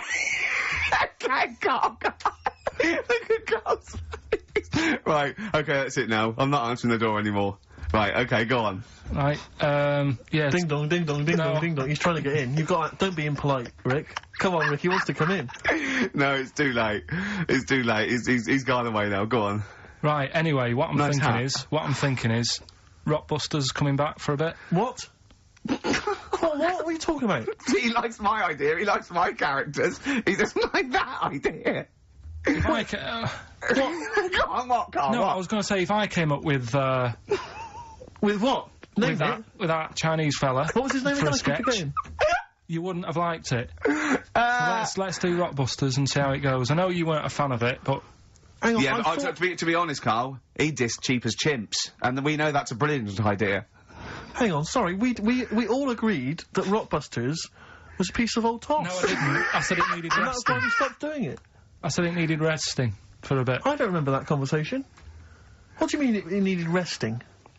We abandoned it because it was appalling. It started off as a nice idea, but you just gone crazy. Let's play a record and come back to this, shall we? What do you want to play? Bit of sugar. Oh, yeah. Brilliant. That'll cheer us all up. I don't know why you were thinking of bringing this back. I'm genuinely worried about this. Well, is that the doorbell? I would be lying, Rick, if I told you that didn't feature in my list of the best singles ever. That's lovely. It's a... If I can't change your mind, great pop tune. Brilliant. Absolutely brilliant. I think Carl's worried about one of the names of my characters. So, I'm changing, the gay fella's name to David Gray, the bent pianist. Right. The Scientist, Coldplay, on XFM 104.9, with me, Steve Merchant, Karl Pilkington, and Ricky Gervais, obviously. So, Carl's just getting a little bit frustrated there with Steve, having nothing to offer after being off for a week. Do you know what he calls you now behind your back? Oh, God, here we go. No, it's alright. He calls you the Professor, because of a picture of you in, My Media. Oh, right. What did you say? He said it. Did you approve it? I didn't actually, no. No, you know what it is, don't you? It's, you know when you take it from an angle, it sort of distorts one side, and they've taken a picture from a bigger picture, I think, and so it's, do you know what I mean, like he's looking in a kettle, and he went, what's going on there? He said he looks like one of those professors of BBC Two schools programmes. Well, I take that as a compliment, considering what I call you behind your back. And I tell you now, ain't the professor. Although, Carl's looking pretty good at the moment, aren't you? I'm surprised, can I just say, I'm surprised that you got chosen for having clean nails at school to serve the biscuits, because I always imagine you, when I look at you, I see you as a child, I see you as a grubby little child, who's always out in the street getting dirty. I think Carl is quite hygienic, because he's always got a nice little... Nowadays I do. Yeah, nice little top on. Not the boyhood Carl. I always imagine you being quite neglected. No, me clothes weren't always the best, and they were a bit warm, but they were always clein. Yeah. Is this a country song coming on? Is he gonna are you Dolly Parton? I always imagine your house as having, and actually, to be fair, I imagine your house has been very much the same. Always stinking of chip fat. Yeah. Also, my mum was always cleaning. So again, it was always sort of like clean. It was just it smelled. It smelled and cigarette smoke, maybe. Yes, it smelled of Dettol, pets. Yeah, and cigarette smoke. Yeah, and chip fat. Such a working class smell. Chip fat, yeah. That's a real working class. Sort of smell and look and stench. Yeah. Are you talking like me now? Yeah. I mean, the interesting thing is that Carl's cleaned up his act. I clean, I have 2 baths. No, you are obsessed. I love Is this really bad of me? I was in Waitrose earlier buying a sandwich. I got a bit of money now, Carl. I like to splash out on a sandwich. I like £2.50. You ever seen any of it? Benji's shop. He does go to Benji's. I'll tell you what. I love Benji's. We go for lunch, right? And if he looks in a restaurant and it's sort of like $6.50, he goes, Rick, I'm not made of money. Yeah. He is. We have to go to Benji's. He gets 2 sandwiches that have to fill him up, right? Because they're £1 each or something. But I'm a big guy. I need a lot more food. I genuinely need more food than most people. I'm like a brontosaurus. It is. He's just grazing all day. So I can't afford to sort of splash out in Pret a Manger all the time with your fancy French sandwiches. I like to get a lot of bread for my money. I want a lot of bread. So I was in Waitrose, and some guy came in behind me, and he was sort of, I don't think he was mentally doolally, but I think he'd been homeless for just too long, and he was really... what's just right amount of time to be homeless? Well, I think it was past you want to get out of that game early, don't you? He's past the point of no return, this guy. I think it was like, it was too late for him. I think there was no going back, really. 6 months, he was sort of walking at a bit of a weird angle. He walked like the Elephant Man, even though he wasn't deformed. It was probably like you were in the week. It was quite unpleasant. And he sort of came up to me and he went... and weirdly, he spoke a bit like I'm speaking now because of my throat. And I thought, if I speak to him back, is he going to think I'm taking the mick? So I kept quiet. And he went, alright, what's your name? And I said, Steve. And he shook my hand. He forcibly took my hand and shook it. But he had these cuts and bruises on his face. Oh, the open sores. Yeah, and he was shaking my hand, and I was just terrified. I was just thinking, get off my hand, let go of my hand. And thankfully, did he have a bow round his neck? Well, he may as well have. I mean, seriously, and I caught the eye of a security guard. I didn't throw it out. You know, I'm all heart. This man does not have the funds to be shopping here. Please have him removed. This is part of the John Lewis partnership. And, so they had him thrown out. And, you know, I was just freaked out. I had to wash my hand as soon as I could. I couldn't imagine the kind of grime that was crawling across, whether his kind of homeless ways. Are you still doing your social work? Or whenever I can, Rick. Yeah. Yeah. At least he used to give it to old people biscuits. You'd have gone, oh, I'm not going near them. Look at them gums. Wouldn't that have been grim? Would you have wanted that, though? Old kind of homeless people touching you? Well, no, I'm not Jesus Christ. No, I know. I know. It's not on the list. I don't have a shopping list on. What do I know? I need some batteries from a Walkman. I need to be touched by some old people. See you later. Cheers. I was watching, the one thing I did watch all week was Columbo, which seems to be on constantly. I was watching Columbo, and I know you're a fan of Columbo, Rick. One of my favourite programmes of all time. But I was like, do you not think that he... Alright. I just thought you were going to talk about it. Well, which one? What do you mean? They made about 90, and they're showing on about 4 channels in rotation. But it doesn't matter if I tell you who did it, because you'll find out in the first 5 minutes. Yeah, exactly. You find out in the first 2 minutes anyway. Let's be honest, if Robert Vaughan's the star, it's probably going to be him. Or Culp. Often Robert Culp. Yeah. Yeah, sometimes Patrick McGowan. But do you not think that Columbo looks like he smells? Would you imagine he smells a bit? He's a brilliant detective. Well, he's got that dog, and he smokes cigars, so I imagine he smells... he stinks. I reckon he doesn't clean his clothes enough. Oh, I think he has. I think he gets up and washes, but I think he puts on a crumpled I just think he's too old absent-minded. I think he's too busy thinking on solving crimes and stuff. What do you think? Do you think his wife makes him clean his pants now and again? I think they're quite a bohemian couple. I'm not sure she's really interested in that. I think she's got her own mind. Maybe she's a painter or something. No, maybe she's losing it a bit, and he's a bit embarrassed by her. Yeah, that could be true. And she's probably incontinent, so while she's ironing his trousers, she just all over them, and he goes, "Oh God, she's shatting my pants again. I gotta wait a minute." Yeah. Yeah. So that's what. Oh, ding dong. Who's that? This? Oh, hello. Oh, look, it's David Gray, the bent piano player. Oh. All right. I thought it was going to be Columbo. That would have been a joy. Ding dong. My wife loves you. Yeah. Hello. Oh, I don't believe it. Look who's turned up, Carl. Do you want to do Rockbusters, Steve, now? Can we do listen, with the whole Rockbusters thing, I don't want to be responsible for bringing it back. So, I think we should put it to the vote. You should email in. We'll give people 5 minutes to email in. I'll take a straw poll. Do you want to see the return of Rockbusters or not? We're leaving it to you, the audience, to decide. Okay, Steve. I guarantee it's going to be a landslide. They are all going to want it. But why have we ever trusted our listener? We know what they're like. You've just described some of them with a bloke in Waitrose and Columbo's wife shitting herself. So that's the sort of people that, you know what I mean? Yeah. It was weird because the Waitrose guy did ask for my autograph before he was hauled away. So maybe he is a listener. But all I'm saying is maybe the posters have drawn in some fresh blood. There's some people who've maybe not heard Rockbusters before. They're the ones who probably vote for it. Anyone else who's heard it before, surely they're not going to see the return of that. No one wants to see the return of that. What's the number? No, that's email only. We don't want to speak to these freaks. Ricky.Gervais at XFM. I love the fact we don't want to speak to these freaks. We work with one of them. Yeah. God. Yeah. If you want to see the return of Rockbusters, vote yes. If not, no. Tone it down a bit. Let's not do 3. No, it's got to be 3, otherwise it's too easy. Oh. Ricky.Gervais at xfm.co.uk. Right. Just choose the best one. Right. The Seeker from The Who. Brilliant. Classic rock. On XFM 104.9, I'm Ricky Gervais, with me Steve Merchant, KARL Pilkington.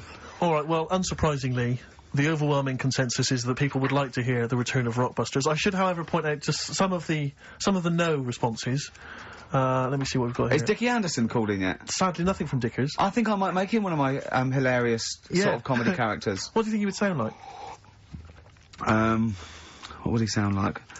I sort of probably like that. I think. Ding dong.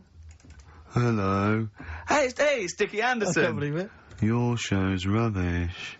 Something like that? I mean, I think you should work on them perhaps before You're saying there's not a lot of substance to these guys? I'm just saying that, you know, once the novelty of the doorbell has worn off... I don't think you understand comedy on radio, Steve. I'm not sure I do, but... To be honest. Listen to Noel Urbans, listen to Moyles. You'll see you don't need to riff with it. It's just, you just do the doorbell and just say they're here. Right. That's all you need to do. Sure. So, that's the main thing. Well, so we've had a couple I'm thinking of some more characters as well. We'll keep working on those. Yeah. Marcus has emailed. He says no to Rockbusters. He hasn't heard it, but it sounds rubbish. Believe me, you couldn't be more right. Well, does The Office sound good as a title? Right. This is someone else. Don't bring back Rockbusters. Please, can we have more Holy Fook? You're not pronouncing it right, Steve. I know. I was just a bit edgy there. Holy Fuck, the little Chinese fella. Holy Fuck, the little funny Chinese fella. No, okay, alright. Well, otherwise, Carl, other than those few negative ones, most people want to see the return of Rockbusters. So, go on then. Tell people what the prizes Let's go. Let's do it. Yeah. Are these the prizes? Yeah, they're the prizes. Alright, let me have a look. We've got the new album from Goldfrapp. What's this one here? Oh, I have no idea. The Yardbirds. A new album from the Yardbirds. On VHS, Coogan's Run, the show where different characters make an appearance each week, including, I think, Pauline and Paul Calf. Good stuff. Who the hell wants this? Meglos, a Tom Baker Doctor Who edition. And the only decent thing really in the collection, other than Coogan's Run, is the X-List, the double CD featuring lots of current indie favourites. So, not bad little selection there, Carl. Yeah, well, if you are new, you haven't heard it before, I sort of give a cryptic clue, and then some initials. I'd say it isn't cryptic. It's like, what am I thinking? That might or might not be the initials that I'm gonna say. That's how you gotta think, really. Yeah. But go on. Do you want to remind them of any that spring to mind? Just as a... Exploding Pet was Atomic Kitten, doesn't really work. What else? I fell down in a puddle in Texas. I got my legs wet. Knelt down in the puddle, got my legs wet. Wet Knee Houston doesn't work either. Whitney Houston. Jamaican swinging a fish round. De-trout spinners doesn't work in the slightest. Doesn't work in the slightest. That's an idea of how they work. So, there's 3 of them, you email in. So here we go then. Number 1. The gingerbread man has only got 1 leg. Right? The gingerbread man has only got 1 leg. Got the it. initials there. LB. LB, right? Okay. Second one. These people from the East Midlands swear a lot. Alright? These people from the East Midlands swear a lot. These people from the... East Midlands swear a lot. The initials TTD. Right? And, the third one. Have a holiday in Italy. Right? So you've done 3 then? TB is the initials on that one. So quickly again, the first one, gingerbread man's only got 1 leg. Yeah, I've got that one as well. I've got that one. I got 2. These people from the East Midlands swear a lot. TTD. And the third one, have a holiday in Italy. TB. Email in with what the songs are and you win that stuff. Ricky.Gervais@xfm.co.uk. Hang on, it's not the songs, it's the artists, isn't it? Yeah. Yeah, just the... Oh, yeah, like he said that. Yeah. Yeah. Okay, fine. Email only, please, ricky.gervais@xfm.co.uk. We got that going. Yeah, looking forward to the answers on that. Bit of feeder would be good, wouldn't it? Alright. I love this. Placebo and Bitter End. I don't want to contradict you, lads, but it's not. We've got a full hour to go on the Ricky Gervais show on XFM 104.9. I am Ricky Gervais, the aforementioned Ricky Gervais, with me, Steve Merchant and KARL Pilkington. Blockbusters. Oh, ding dong. Oh, who's that? Oh, it's a posh bloke who doesn't care about poor people. Hello, posh bloke, what are you doing? I'm in my Rolls Royce and I don't like the homeless. Oh, posh bloke, don't be a... You want to do that? Satire. That is satire. Yeah. There's nothing like So it's political as well. I'm getting in but there's so many. Don't even begin to show off. I was showing that some foreigners are funny. I got in the fact that, like, if you notice that Chinese people wear different hats to us. Yes. So that's political in a sense. Yeah. So The weird thing is, Steve, right, that is like what I imagine Ricky's house being like when people are ringing the bell. Because they're all so different, it's got a little... He's obsessed with all my friends being slightly different to each other. I've never understood it. He goes, there's no thread. There's no thread to them.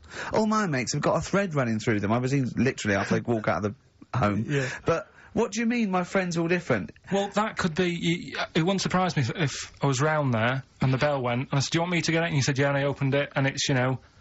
what, holy fuck? Holy... yeah, he's at the door, right? And then I'd say he's busy. Close the door. Bell would go again, then you got the little gay fella. David Gray. Yeah. And then, do you know what I mean? Yeah. Not really, no. Because he's met some of my friends and he looks at them in a weird way. I mean, some of them are weird, but, he's just... Oh, the other night, right, he's got a thing about Robin, my mate Robin, right, he was a lovely bloke, right, he's going, I can't be handling him, he talks too much, you know, Robin sort of goes, and he talks really fast, and he's sort of riffing all the time and that, and because it does me head in. Why is he talking like that? And, I said, is KARL going out for a drink? I went, he went, Robin's not going to be there, is he? I went, no. And I was there with, Johnny, and, I'd set him up. I knew Robin was going to be there. Robin comes in, sits down and goes, hi. I go, alright. KARL goes, I'm going. And Robin sort of looks at him. I went, oh, don't be stupid. He went, no. And this is in front of Robin, who's confused. KARL goes, points at him, he goes, I said, was he going to be here? You know I don't like him. And Robin just... it was unbelievable. It was unbelievable. Appalling. It was unbelievable, Steve. And Robin sort of looked like really genuinely sort of upset. He goes, well, shall I go? I went, no, don't. And Johnny went, oh, KARL, he's a lovely bloke, right? And KARL went, well, no, you know, I'm less annoyed at Robin now, who's done nothing No, of course. than you. And I went, look, just have a chat. He goes, no, it's not worth it. You know, and Robin was going, right. I go, Robin, stay. He went, no. So and I made him stay. And in the end, they were getting on, weren't you?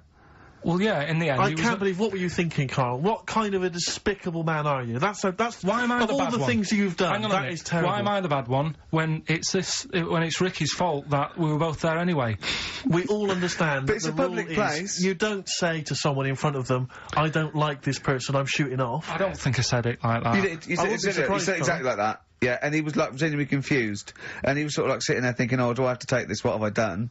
And he was upset anyway. He just done a show that didn't. You are one of those typical Mancs who are arrogant and they swagger around the place like, "I don't need anyone." And I'll tell you this: if you ever lose Suzanne, you are going to be one lonely man. I'll tell you, because you make no effort to maintain your friendships. You say these sort of things that he's saying to you about Liverpudlians, and I'll tell you what: I've never met a Liverpudlian as rude as you. You're like the Oasis brothers, you know, Larry, loud, rude. No, but I said no, Robin's alright. I had a chat with him. He was a bit quieter the other night, he was fed up. I said if he's fed up all the time, I'd be happy. I said... He's fed up because you've just insulted him. And he said he was alright, he didn't talk much. I said when he was upset because he'd been in the show and stuff, he said, well, tell me next time when his family dies, we'll have another drink.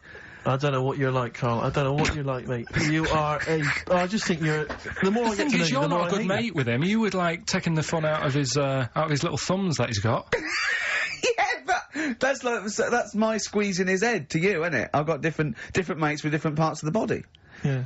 I like to squeeze your head. I like to look at his thumbs and that. It's weird, you know, because, right, I was thinking of doing a bit of educating Ricky, right? I'm always looking for stuff, learning stuff, as well as doing the other job and that. Yeah. And when we went out with Robin, and... what does this mean to anyone? Yeah. I'm just having a conversation about people they don't know. Go on. Well, it's enough, innit? His name's Robin, he's got really small thumbs, right? He looks a bit like Millhouse, doesn't he? That sums it up. He's like Elephant Man, you know what you get in there, right? Robin, he's got little thumbs, right? So I wonder if he's listening. I wanted to do some research, and I thought, I wonder if there's anything on small thumbs, right? I found something. Do you know the saying, rule of thumb? Oh, is it an inch? Well, do you know what the saying means? Oh, is it hitting your wife with a stick? Yeah, okay, apparently. Come on, explain. Well, rule of thumb, do you know what that saying means if someone says... kind of, yeah. Well, it just means... a rule of thumb, usually. A general rule. Yeah, exactly, yeah. Right. Well, where it actually came from is, years ago, husbands weren't allowed to sort of clout the wife with anything. What was it like in the past? I know, yeah. You couldn't clout your missus. With anything wider than your thumb. The stick had to be the same, no bigger than your thumb. Oh, no, so a big Robin bloke could do no damage if he went out with anyone. Although his is wide, he's got a little thumb like a little knob, isn't it? It's like it's truncated, because it starts off normal. It looks like he's had, his big toes put on his hands. Does he have to drink a pint with 2 hands? Yeah, yeah. And he's dropping stuff all the time. Can I just go back to the rule of thumb thing, though? The idea... What date was this? I'm not asking Karl, I'm looking at Ricky, because you're not going to have any idea, Karl. It's just going to be the past. Yeah. But I like the idea that... I think it's the same sort of day where, I don't know, you got hung for being homosexual and you could shoot a Welshman. I just love the idea that there's blokes beating their wives with shovels, logs of wood, and someone's gone, hang on a minute, everyone, hold on, wait a minute, let's have a look at your thumbs. What can we do? Wait a minute. We've got to have some kind of rule here. I'm all for beating your wife, but let's have some kind of rule. Let's give him a sporting chance, surely. He goes, well, I'll tell you what about you can hit her with the width of your thumb? And the wife goes, make it the width of his knob. I go, no. He slaps her again. Yeah, yeah. Width of your thumb. All right. Better? Yeah. It's like it's like I always remember seeing in the swimming baths, there used to be those signs that would say, no running, no jumping. Yeah. That makes sense. No bombing. Fair enough. No petting. No petting. It's like you're not allowed to kiss. In the swimming baths. And I love the idea that it's probably some kind of lifeguard who sort of maybe saw his ex-girlfriend getting off with some bloke in the water and thought, right, there's no petting anymore in here. What do you mean? No petting. You're not allowed to kiss her. Or no one. You're not doing this just because you used to nothing. There's not a problem. Okay. Not a problem. Just leave and don't kiss. You want to swim, but don't kiss. There's no petting. Did you just write that on in yourself in biro? Yeah. No. What's this? No fiddling downstairs in or out the swimming pool? No. No fiddling with her downstairs? No. Right. That does annoy me, though. I was saying to Ricky the other night when we were walking somewhere... No taking her for a drink afterwards. You can't enforce that. People who kiss and that in the street... That annoys me. Yeah, people showing their affection for one another. No, they can hold their hand and that. Yeah. Sure. But it was just... Yeah, I agree. I agree, yeah. I see 2 people eating each other, like, in a restaurant or something. 2 people eating each other? You know, snogging in public, yeah. So that's that. Answers for Rockbusters, we're doing them now. Yeah, well, come on then. Well, no, I think let's play a record, let's come back with answers apparently for we've got Rockbusters. what about a bit of Cure? Do you want a bit of Kill? Yeah. So we're gonna go wrong, we're gonna go wrong. Ding dong. Oh, here you go. Oh, it's a fat fella with lipstick. Hello! Forest, The Cure, XFM 104.9. Good track, innit? Oh, yeah. Going all the way back. All the way back there. Wow, Rockbusters, the results. You've had a few real answers, proper answers, I hear. So, either I'm wrong, or people do think like you. I've got 2 of them. What are the clues again? Right. First one was, the gingerbread man has only got one leg. I got that. That was LB. Limp Bizkit. Right. Yeah, the that third works. one. The third one that I think you worked out. Yeah. Have a holiday in Italy. Chewing Breaks. TB, Chewing Breaks. Yeah, this is the one I can't get. If there's a reason why I can't get this, we're not doing Rockbusters Can again. I give the answer to this one? Yeah. What's the clue? The clue, these people from the East Midlands swear a lot. Yeah. TTB. TTB. The answer? TDD. Yeah, go on. Give the clue again. These people from the East Midlands swear a lot. Tourette's Trent D'Arby. Right, you're never doing Rockbusters again. Tourette's Trent D'Arby. Right, you're not doing it. You're never doing... You've blown it. You see, you sneak that one in. You... Yeah, but I always like to sort of give 2 that, you know, are fairly easy, and then you sort of work out the men from the boys then, don't you? Yeah. Well, I mean... If I'd have done a character called Tourette's Boy, friend of the little Chinaman, and it went, ding dong, oh look, it's Tourette's Boy, friend of, holy fuck, holy fuck, you'd have been annoyed. Do you know what I mean? Oh, who's your mate, Tourette's Boy? Holy fuck. You'd have been annoyed, wouldn't you? Is that a character from Lenny Henry's show? I can't remember. I can't remember whether it's Chris Moores or Lenny Henry. Yeah, one of them. Anyway, the winner, lucky old Richard Perks from Birmingham. He's listening presumably on Sky. And so nice to have him listening. And that's Richard Perks. He's got those answers, all of them right. In fact, most people seem to get Terence Trent D'Arby or Tourette's Trent D'Arby. Well, I think that's offensive. If you want to complain, what's the number? What did they write to complain about that? Using... the same person you told people to write to and tell them I was a knobhead and shouldn't be on the radio. Last week when I was away. Did anyone do it? I think a few went through. Did you listen to the show? I listened back to the recording of it. Did you get any emails before you listened to the show? Yeah, when I got in. Did it upset you? What sort of things was it? Just stuff, I can't remember, just, it was weird, because there was like a few of them in a row, and I just thought, what's happened here? Yeah. And because we said that, yeah, because you weren't here, so what did you say? I just said, phone in, we had a couple of genuine emails that liked the show, didn't they? Yeah. And I said phone in, and leave messages or email Andrew Phillips and KARL Pilkington and just say the show was great, the show was brilliant without him. But they went a bit too far, did they? What did they say then? Oh, I can't remember. I mean, it doesn't bother me, because I'm not bothered what people say, am I? No. Do you know what I mean? No, you don't care what you say to people either. Poor little Robin, he looked crushed. Oh, whatever. Whatever? Well, it doesn't matter, because he's doing well at what he does. He couldn't even hitchhike home because they wouldn't stop because his thumbs didn't show up. He couldn't, he was waiting there for ages by the side of the road. Do you know the difficulty he has buying gloves? It's murder for him. He wears little oven gloves. Yeah. From, like, Wendy houses. He has to wear Barbie oven gloves. Yeah. Oh. Right, so, yeah, so the winner there, Richard Perks in Birmingham, if you could just email him with your address. There was another winner, wasn't there? What was his name? Actually, there was one person who got all the right answers, and there was almost a winner, but his name was Peter Kay. And I like Peter Kay just coming second. So we gave it to Richard Perks. Yeah. Peter Kay. Never gonna win. Let's play a record. Radiohead. There. XFM 104.9. Ricky Gervais, Stephen Mitchell, and KARL Pilkington. Right, Rockbusters. Well, you shot yourself in the foot with that. So, Tourette's Trent D'Arby. Amazing. I mean, what did you think of first? His name and what words you could put in there. I normally sort of just go through a Guinness Book of Hit singles and go, right, who can I do? Right. You're giving away a lot of... I mean, that... You know, you're an enigma, KARL. I wouldn't give away your workings. I mean, because then everyone will be able to do it. And what you've got now is a gift that people can't really tap into. Do you know what I mean? See, that's what Lenny Henry and Chris Moores' mistake. See, I've sort of worked out how they do their comedy, and I'm doing it now. Sure. Do you see what I mean? Now that, you know, I'm doing... I think the only way that people would start to be able to replicate a lot of what Karl does is if maybe they had a severe blow to the head, or they were diving and they came up to the surface too quickly. Ding dong. Oh, I'd like a severe blow. Oh, get lost, David. Oh, let's have some adverts, quick. Steely Dan, reeling in the years.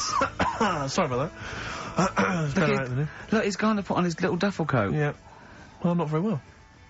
You look like someone that walks around Forbidden Planet. Don't say that, that's the ultimate insult. You can say I look like something that you'd buy in Forbidden Planet, but not someone that goes shopping in there. Please. The Professor. Oh, the Professor. Oh, brilliant. Oh, talking about weird-looking, heads and stuff. Go on. We're, doing that cartoon on the internet at the moment, that little cartoon I did of, KARL. And the bid's up to Hang on, sorry, that doesn't make any sense to people that don't know what you're talking about. Oh, I did a little cartoon of KARL.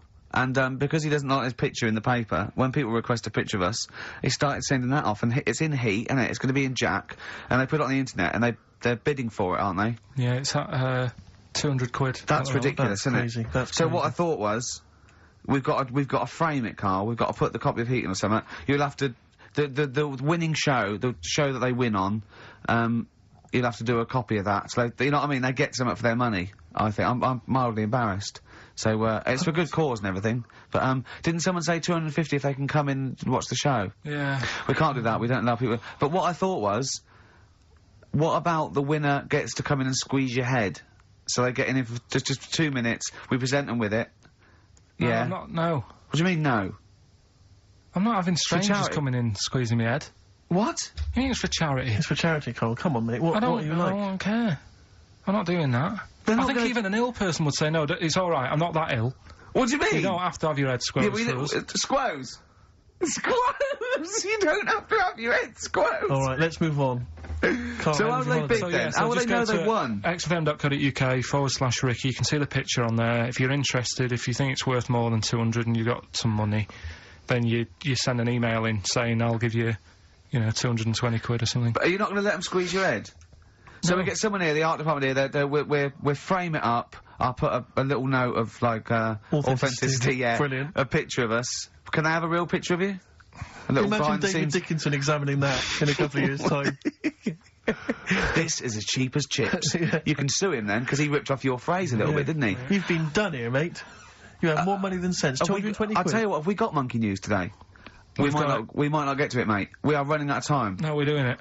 What do you mean, we're doing it? The show isn't complete without it. I'd rather drop adverts and stuff. Well, I'd rather drop adverts.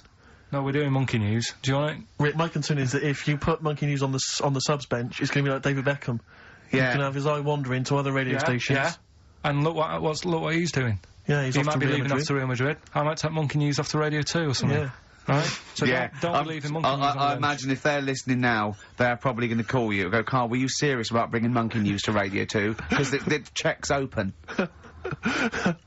Well, do you want a bit now, or what we're doing? Well, no, I wanted you to tell Steve about your holiday. Because you told me in the week. Go on. Steve, I mean, bad idea. I had a feeling anyway about, going away with, like, Suzanne's mum and dad. Because I've never been into sort of family holidays anyway, right? Even when you see it, whenever I've been on holiday and you see, like, families on planes and that, and they're all having a laugh and a joke, loving it, and then on the plane going back, you can see that they've gone off into groups, and, like, the dad isn't talking to the daughter and all that business, so I thought, asking for trouble, but, I do everything once, do you know what I mean? Boxing, dancing, going on holiday with parents and that, give it a go, see how it goes, right? So, not your A-levels, but fair enough. It started off, it started off bad, didn't it? Because last week I told you that, our dad called us up and said, I want to take some tea bags with us to Madeira. Yeah. What's the best way of packing them? Yeah. Right, so I knew there was going to be problems like that, because the thing with Suzanne's family, right, they like having a routine. They know what they're doing every day. They know what they're having for tea every day. It's the same thing every week, and stuff like that. Yeah. So I thought this is going to be interesting, this, because they can't do what they normally do. Sure. I love it. I love you treating it like an experiment. Yeah. Right. Just watching them all the time. So, the first problem was they'd never flown before. So I was winding them up a bit. Saying, of course it's murder. It's really horrible. Plane goes all over the place. And Mum had done some research. saying, well, I've been reading about it, and, Well, she got a funny accent. more people, there's more chance of me being killed on a donkey than there is on a plane. So I upset her. I said, right, when we get there, Spain. I said, when we get there, let's see if there's any donkeys on the beach. Yeah. Right? And she didn't like that. So... Oh, what? The joke about you hoping she died? Yeah. Oh, what's up with her? Right, so we get there, and, you know, they see the villa and that, they're quite happy with all that business, right, and all that stuff.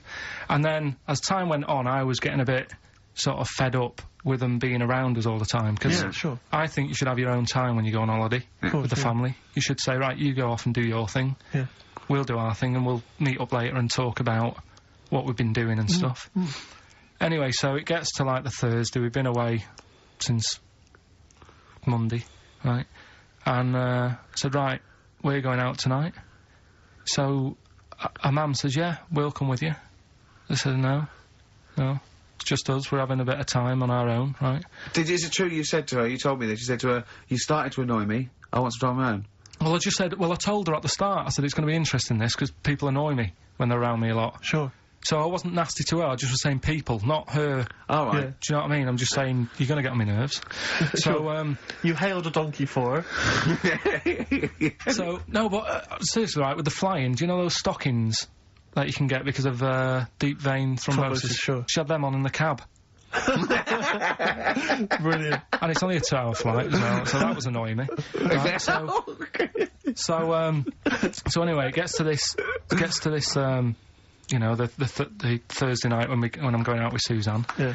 And, her mum's, like, sat on the sun lounger outside, so where are we going tonight? I said, no, like I said, it's just us, we're going out having a bit of time to ourselves. So, I could see as the day was getting on, she was realising that she's got a night in with, like, her husband, right? Her face started to, like, look miserable. Sure. I thought, I'm loving this. Right. So I said, right, I'm going in to go and have a shower, go and, get ready for tonight, it's gonna be great. And winding them up, just wind them up because they can't come, because he said they can't. Right, so I go upstairs, have a shower and that. I come down, and, a mum's smiling. Oh, hang on. So I'm thinking, hang on a minute, what's gone on here? So I went to Suzanne, I said, why is your mum smiling? She's not coming. She said, no, but, my dad said he'll take her out now. So in a way, she was happy, because she'd got her own way, which had annoyed me. That annoyed you, sure, because you wanted to... Like, what, you don't even want her husband taking her out? Well, it's just the fact she didn't want to go out. She was happy to stay in and have sausage, egg and chips that they'd found from some shop that sold English food. Right. So that's almost like what they do if they're at home. Sausage, egg and chips. So she was happy with that if we were staying in and having that, but because we were going out, she was fed up. Right? So she's smiling, so she's going, yeah, I'm going out now. So I said, well, enjoy yourself. She said, where are you going? I said, well, it doesn't matter, does it? You don't need to know. Sure, you're not going to where we're going. Oh, you just don't want us to be in the same restaurant. I said, yeah, that's right. I said, I want a night out on my own with Suzanne. It's our holiday as well. I don't know, I can talk to you about this. This is not even his own parents. This is someone else's parents. These are the parents of the woman he loves. But even Suzanne sort of agreed with me. There's only so much time you can spend with your parents. That's why you leave. That's why when you're ill, you don't go home to them. Yeah? Sure. Yeah. Because the slight difference between me and you, Carl, is that not everyone in the world annoys me. Well, not everyone does, just... I can see what... I felt a bit guilty that week when he said I was annoying him, but I realise it's not my fault now. No, everyone annoys him. Yeah. So, yeah, it was an alright holiday. It was good to get back. Brilliant. Won't be doing it again. So. No. And what now would you say is your relationship with Suzanne's parents? Is it a frosty one? No, I just think they know that I don't like to put up with them for a long time. Yeah. I mean, when we were packing, her mum was upset because, like, she really liked the place where we were staying, right? Because it was quite a big villa, because there was a few of us. There was a brother as well with us, right? Yeah. So, her mum said, oh, I love it here. She said, I'm definitely going to book this place again. I said, it's a bit, you know, a bit big for two of you, isn't it? Just being sarky, like, we're definitely... I said, because, you know, I won't be coming again. You're like, I don't know what you're like, Carl. You're a monster. You're an absolute monster. You're one of those people that goes, I says, speakers are fine, I says, and jibberd whap the wibble. Yeah. And never the wear will slap. You're like a middle-aged man. You're like an old man. You're like an old man and you're what, 30? And just imagine you scraping along in clogs and a flat cap going, oh, that tree's got to come down. Yeah. Yeah. Puncturing a kid's ball if he kicks it into your garden by mistake. Yeah. Refusing to give it back. Yeah, gather round. Yeah, there were once Chinese kid as hairy as that cow, which is weird, because there's not many Chinese people that are hairy, but this one, I tell thee, it were back in 1990. Grandad, are you eating a Twix? Well, that's you too, with or without you, but we've got to cut it a little bit short, because we're actually running out of time. It's so jam-packed, this show. We've got monkey news on the bench. Carl just remembered, we've got Cheeky Freak of the Week to fit in. I don't know what to do. What's your Cheeky Freak of the Week, quickly? Just throw that away. Right, well, it's just like, you know, we look at Cheeky Freaks. Is this show offensive in any way to some people, do you think? Ding dong. Got any buns? Oh, it's the Elephant Man. Go on. Right, well, it's a bit of a problem for you, this one, Steve, right? I'm chucking it forward to you. Remember the Cheeky Freak of the Week that we were talking about? That illness where people age quicker? The 5-year-old girl that was older than her mum, and he said to you, what, if you ran off like you wouldn't serve her fags and beer? And you went, no. He went, why not? And you went, because it's a 5-year-old. Yeah. Right? He went, oh, she's got enough problems. Give her some fags. Yes. You remember that, don't you? Sure. Yeah, right. So, another dilemma for you, right? Picture this. You're running a restaurant, right? Door goes, right? Few people. Most of them look normal. You notice the woman at the back, crawling on all fours. Top half is woman, right? This is real. Yes. This isn't like a comic or anything. This is on, yeah, on the internet. I've seen it. They're called dog people, and her legs just come straight down. They're like little, just with legs at the back, and so they walk on all fours because it's easier. Dog people, right? Yeah. Not dog people. They're human beings with deformed back legs, so they walk. It's easier for them to get around like that because they can't stand up because they can't stabilise, and also it comes straight out of their hips. Right. So you're running a restaurant. It's a busy night. You haven't really got time for any hassle. She comes in. Would you serve her? The premise being what? That he doesn't serve dogs? Because the restaurants don't allow animals in. Right. So it's a dilemma. It's not a dilemma. Right. She's not a dog. She's a human being. Yeah, with I put, you know, a plate of meatballs on the floor, and she tucks in. And a little glass of, you know, a little bowl of wine next to it. He turns round, there's the woman older than... Get away from that plant!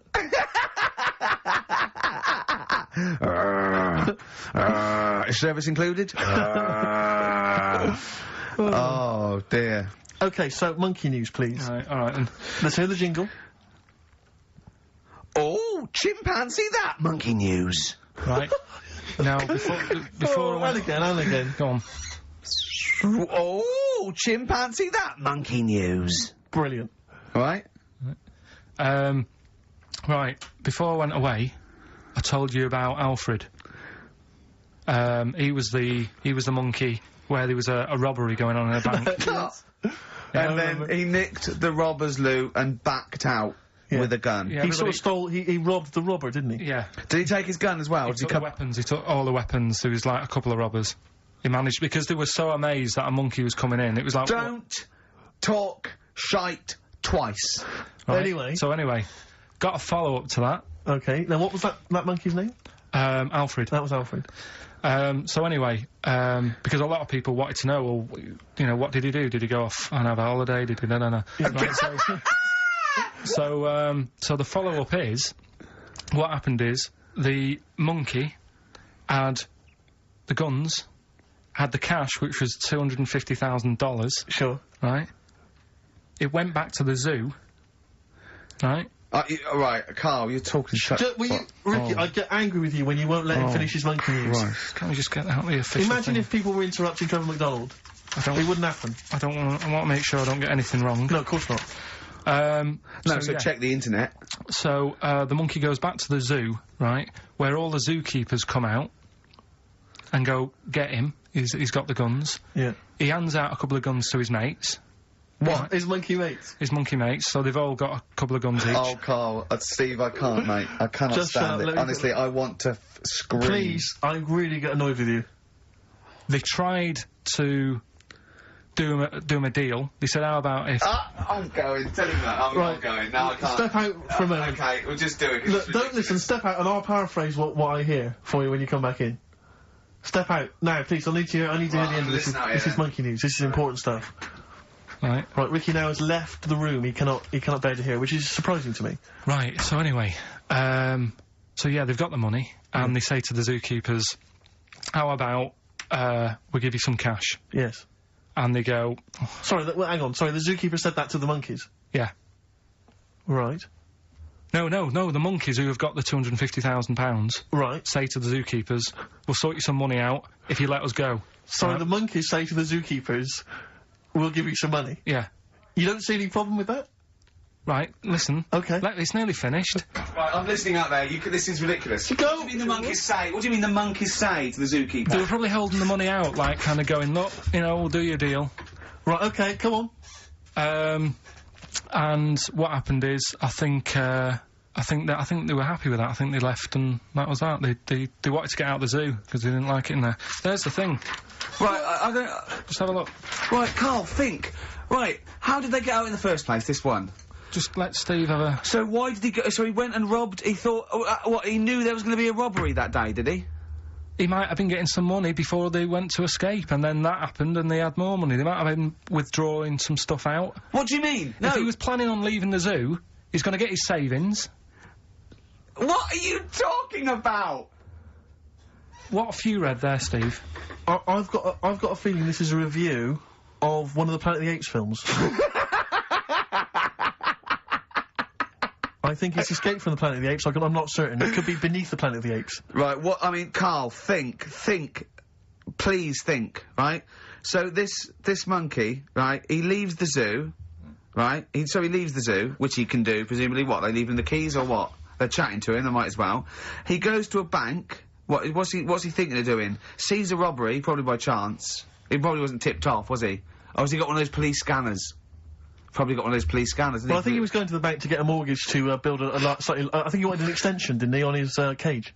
Think of that. And so, I love the fact that he hands out the guns and they do a deal.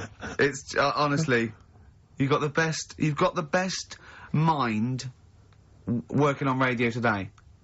It's incredible. The only person who makes less sense is Terry Wogan.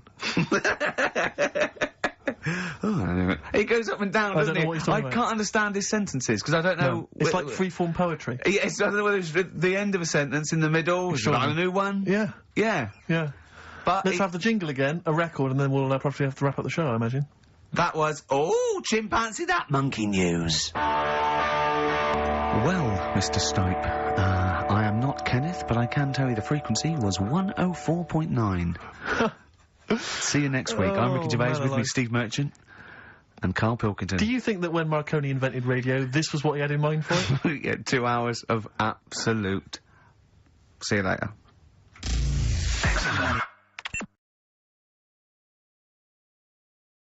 Buy it in bottles, Richard Ashcroft on XFM 104.9. I'm Ricky Gervais, with me Steve Merchant and KARL Pilkington. Now listen up, right? It's the Sony Awards this Thursday. Now, for those who don't know, the Sony Awards are like the Oscars for radio presenters and producers and everything, right? So, and as you know, me and Steve, we love to win.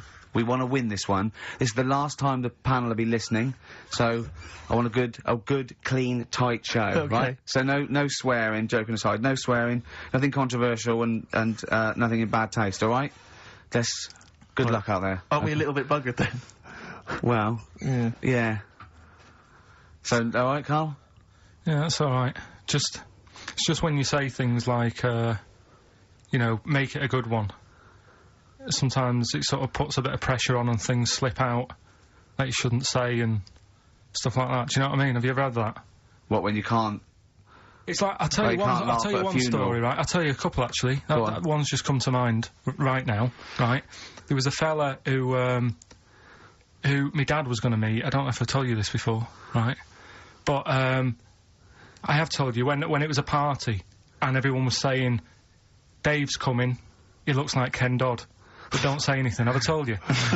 yeah, go on, what is it again?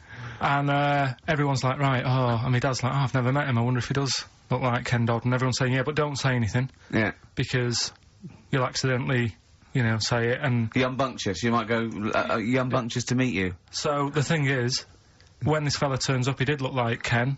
My dad couldn't believe it. First thing he said, "Nice to meet you, Ken." Oh, no. His name's Dave. And that's the sort of thing. There was another one, right? At a station that I worked at in Manchester, right? There was this girl who worked in the newsroom, right? And she had a plastic arm, right? Right. And this presenter, nice bloke, he didn't, you know, he's not out to hurt anyone, went up to her, sat down, was chatting for a bit, touched the arm, said, "What lovely skin you've got." What does she say? I mean, she's probably used to it, so she wasn't bothered. And then, right, this is brilliant. This is a sort of gaff he made on air, right? And like I say, he's a nice bloke, so he meant nothing by it, right? But he does this competition on the air, gets a caller on, right? And he's talking to the woman, saying, you know, "Thanks for calling in and to play, I don't know, what have I got in my pocket," or whatever they used to play on the show, right?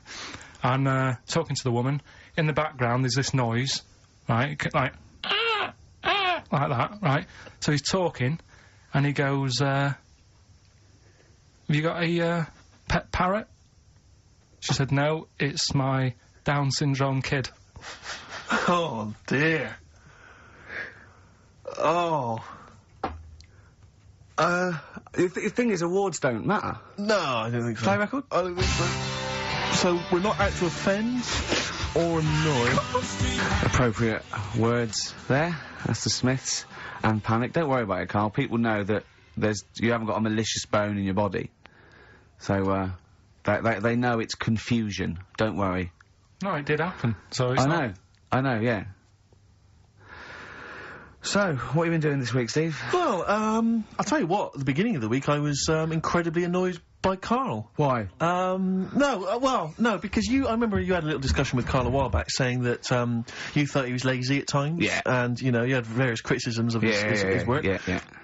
And I got a call from him. He said, "Oh yeah, I should have told you, I had a phone call. Someone said that they were trying to get hold of Steve Merchant to offer him some lucrative voiceover work." Now, you know... That is money for old It's money for old rope. That's you're in there for about 20 minutes and it's thousands of pounds. If there are children listening who are still at school, they should definitely, when the careers guy says, "What do you want to do?" Try and get voiceover work. Just become a voiceover artist. It's money for old rope. Yeah. So I can't believe my luck, because, you know, I love money for old rope. Yeah. And, I said, "Well, what's the information?" He said, I don't know. I deleted the message. It was on his answer, and he deleted the message. I said, "Right, when did the message come?" He said, "Last week." So he took a week to tell me that he had deleted the message. Why, just because it wasn't for you? I mean, I don't know how selfish that is, KARL. No, what happened is, right, I got back off holiday. I was at home. Yeah. So I called up my voicemail, right, because I can do that. Yeah. Remote access, right, because I've got to know what's going on at work. Of course. Called in, it was still my day off, I was going through the messages. Yes. Heard one from some company saying, "We're after Steve Merchant. Yeah. We want him to do some voiceover work." Yeah. Right? I can't remember the name of it, but... Thanks. I thought, right, I'll remember to tell Steve. A week later. It doesn't matter, does it? You still got the message, and they... What message? Yeah, but voiceovers have to be done in the next couple of days. I didn't get the message. All I got was, there was a company, I don't remember the name, and they phoned you, they wanted voiceover work. How does that help me? There are hundreds of thousands of media companies. You didn't take down a number, you didn't take down a name, nothing. I was more puzzled why they'd want you to voice anything. He's having a go! I don't know what. No, but listen to that voice. No, you must be annoyed. You must be annoyed. I mean, talk about rubbing salt into the wound. No, but listen to you. Oh, God. I don't know how you think. I don't know how your mind works. Well, I was thinking there must be a tractor sale on somewhere. What do I care? No, hang on a minute. Wait a minute. Wait a minute. The worm has turned. I don't care if they want me to advertise, you know, the latest designs in pirate fashion wear. I will do a voiceover because it's money for old rope. I don't care what you think of my voice. Someone was interested. They were offering me money. And you decided arbitrarily, oh, they probably wouldn't want it. They probably made a mistake. They wouldn't like the way he talks anyway. I'll delete the message. No, the thing is, right, I get paid... Being a girl? I get paid to sit here on a Saturday, right? Play CDs and that, help out with the show, get you decent prizes. I think I do me bit. Sure. Right? It isn't about running your voiceover work. So, hang on. So, KARL, let me just get this right. If someone was ever to phone me, right, trying to get in touch with you, to offer you work, you'd want me to just ignore the message. That is what you're saying to me. You'd prefer that I deleted the message, I ignored it altogether. That's what you'd want for me to do. That's what you want me to do. What? Someone's calling you for some Someone's work for phoned me. They say, oh, I can't. I don't know. I'm a friend of a friend. I've got your number, Steve. I would love to use Karl Pilkington for an well, exciting sex scene. So has it happened?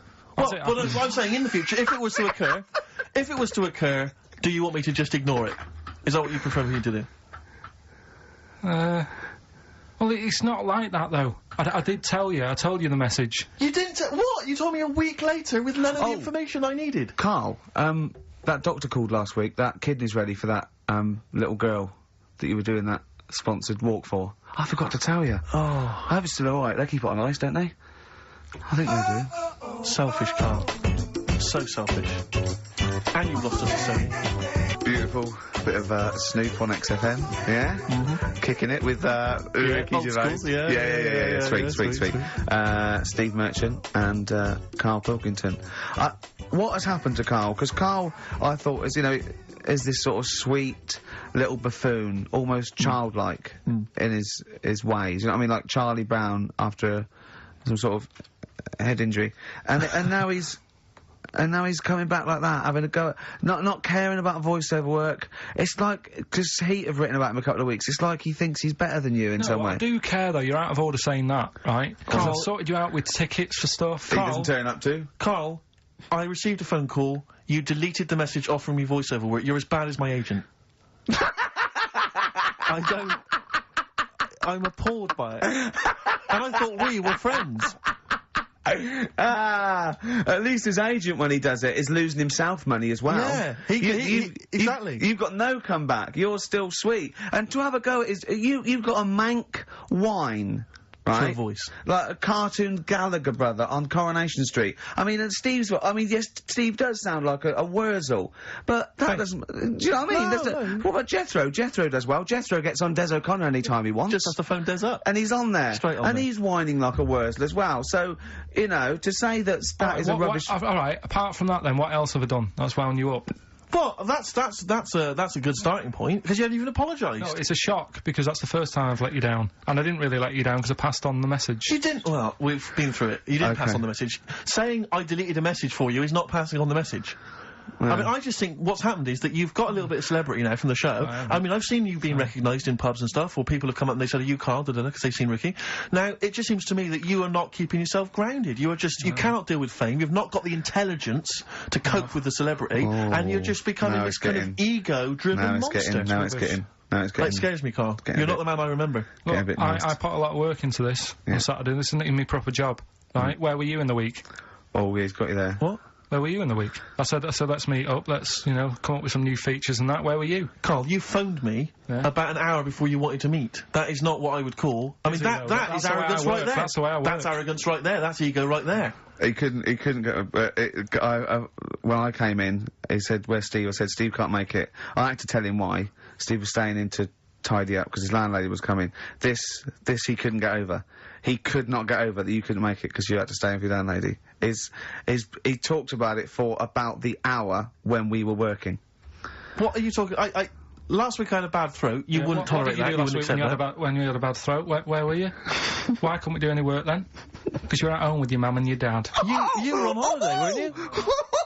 Why didn't you get your mum and your dad to clean the flat? Oh, he's done it again! He's done you again, mate. Play a record. How has he done me? What? They live in Bristol. Yeah, the joke's on you. He couldn't get him to clean the flat. I don't know who's laughing at who now. Right, listen.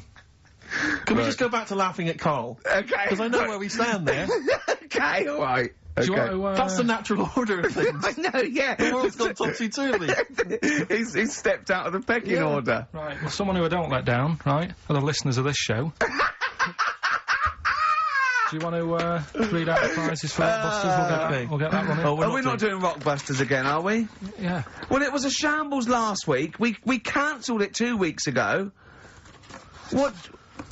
I mean, there you are right there, Rick. I mean, both you and I, and let's be honest, we're the guys with our names on the poster. I know, It's supposed to be your show. And our faces. Exactly, and yet... we have to be on tube stations with people laughing at us. Yeah, well, they're not laughing at me, right? They're saying it was a good I don't know. What do you think people think of the poster, Karl? Seriously? No, I don't want to know his opinion. It's just going to be insulting. My point is this, he was Rick. looking at you. My point is this, Rick. We used to be able to decide what the content of this show was. I know. Now, it's him. It's just him. He wants to do Rockbusters, he gets to do it. I know. And it's awful, but like Tourette's Trent D'Arby. Not only is that offensive, it doesn't work as a clue. Saying that, have you come up with anything for this week? What's the prizes? I'll read out the prizes. We've got a brand new XFM, a stylish XFM DJ bag. That is actually quite nice, actually. Yeah, we've got in there a 12-inch from the XFM Remix album. This has got The Cure on there and the Prodigy remixes from them, which is quite handy. We've got a little mouse mat there with the XFM logo on, and here's what everyone's waiting for, the CDs and DVDs. Yeah. Once again, the X list. This is the compilation that XFM have put out. It's actually very good. Smash Hits, the reunion. Let me see what we've got on there. Aha, obviously, Wham, Duran Duran, all your favourite 80s and 90s classics. Another copy of DVD, Steve Coogan's Run DVD. What else is this here? Low Fidelity All Stars, blah, blah, blah. There's Voodoo House and Ghost Funk on there, Rick. I'm sure that'd be right up your street. And also on DVD, Man Is that Child. with or without Wrecked Train? So yeah, not a bad little selection there, Carl. You've done well there. So go on and do the clues then. Let's do Rockbusters now. Well, I'll bung a song on. And wow, yeah. I love the fact that he was taking the piss out of your voice. I'll bung a song on. Hey, it's Tripe and Cowheel tonight. Now as griddling as gravy. To be honest, Carl, let's be honest, if Ricky Gervais can get voiceover work, do you know what I mean? There's got to be a place for me. Where do you think the place for him is? Well, look, right, you were talking about your face on the poster. It's not all bad, because I read something last night that can help you out. Right? And it's amazing. So we're talking about that. Play a record, Carl. Warren's Yvonne Ain't That Pretty At All on XFM. 104.9. I'm Ricky Gervais with me, Steve Merchant and Carl Pilkington. Right, Carl, calm now. The Sonys, they're listening. We've got to win this award. We're just bickering. Right, what's this thing that can help Steve out? What are you talking about? No, we'll talk about that in a bit. What are we doing now, We'll do Rockbusters, get that up and running. Yes, sir. Get the email busy, yeah? Thank you, sir. Yeah, right. Okay, go on then. Right, so, you know how it works, cryptic clues, initials. Well, as I say every week, they're not strictly cryptic. It's more, what am I thinking that starts with these letters. Sometimes. Is craptic a word? Is that a word? Craptic? Because... Oh! Anyway. Oh, God. So last week, one of them was, these people from the East Midlands can't help swearing. Yeah, Tourette's Trent D'Arby. Tourette's Trent That's D'Arby. the sort of shite we're dealing with to try and get a Sony. Right, so, here's the clues and that. First one. And that. What are we after here? The artist? Yeah. The band name or solo artist? It's, I'll tell you in a minute. Okay. Right. Go on. So the first one, the hitchhiker needs a lift, but in something bigger than a car. Go on, what's the initials? VH, right? The hitchhiker needs a lift, but in something bigger than a car. Yeah. Right? Second one, don't be selfish, hand some of it out to your mates. Right. The initial there is C. Right? Yeah. Don't be selfish, hand some of it out to your mates. And the Sure, third that's one... not what is Carl. He's selfish. No. Begins with C. Right. And the third one, the Scottish fellas can't get into their emails. Right, okay. The Scottish fellas can't get into their emails. Go on then. Right, the initials there, KL. Right, so quickly again, the hitchhiker needs a lift, but in something bigger than a car, VH. Yeah. Don't be selfish, and some of that out to your mates, Right. C. This is your last chance, Carl. And the Scottish fellas can't get into their emails. If I hear KL. anything like Wetney Houston, or D. Trout Spinners, or Tourette's Trent D'Arby coming out of this, we're never doing it again. Okay? Have you got monkey news for this week? Don't know if I want to do it this week. So, just 'cause breakfast do it and that, and just leave it maybe this week. See what happens. See if we need it. We'll see. Sometimes I don't know. Play a record a minute, Carl. I'll talk to you off air. Play a record. Or what? What's the email address again? Ricky.gervais@xfm.co.uk. Okay. Right? That's where the email the answer's in. So we've got to remind you whose show it is. Play a record. Right. Stop My Head, Ivan Dando, on XFM 104.9. I'm Ricky Gervais, and with me, arguing like nutters, are Steve Merchant and Carl Pilkington. Okay, alright? Calm down. Right. Right, let's just chill. Let's just chill. Yeah, right. What did you do last night, Rick? Watched I'm a Celebrity, Get Me Out of Here. I tried last week. I knew Tufnell was going to come through. I knew he was. I went to put a bet on, and it was 11-4. And I thought, oh, that's not worth it. I could put on 400 quid, and I reckon I'd have won 1100 because I reckon he's going to win. Yeah. So that is annoying. I suppose if you could go back in time, you'd probably change things. Do you know what I'd do if I could go back in time? I'd go back in time, stop Hitler from being born. But then it might be worse because someone else might have come along and he'd been even better. It's like a novel. Yeah, you're right. Ben Alton would write a novel like that or something, wouldn't he? Yeah. Well, how things would be different. Yeah.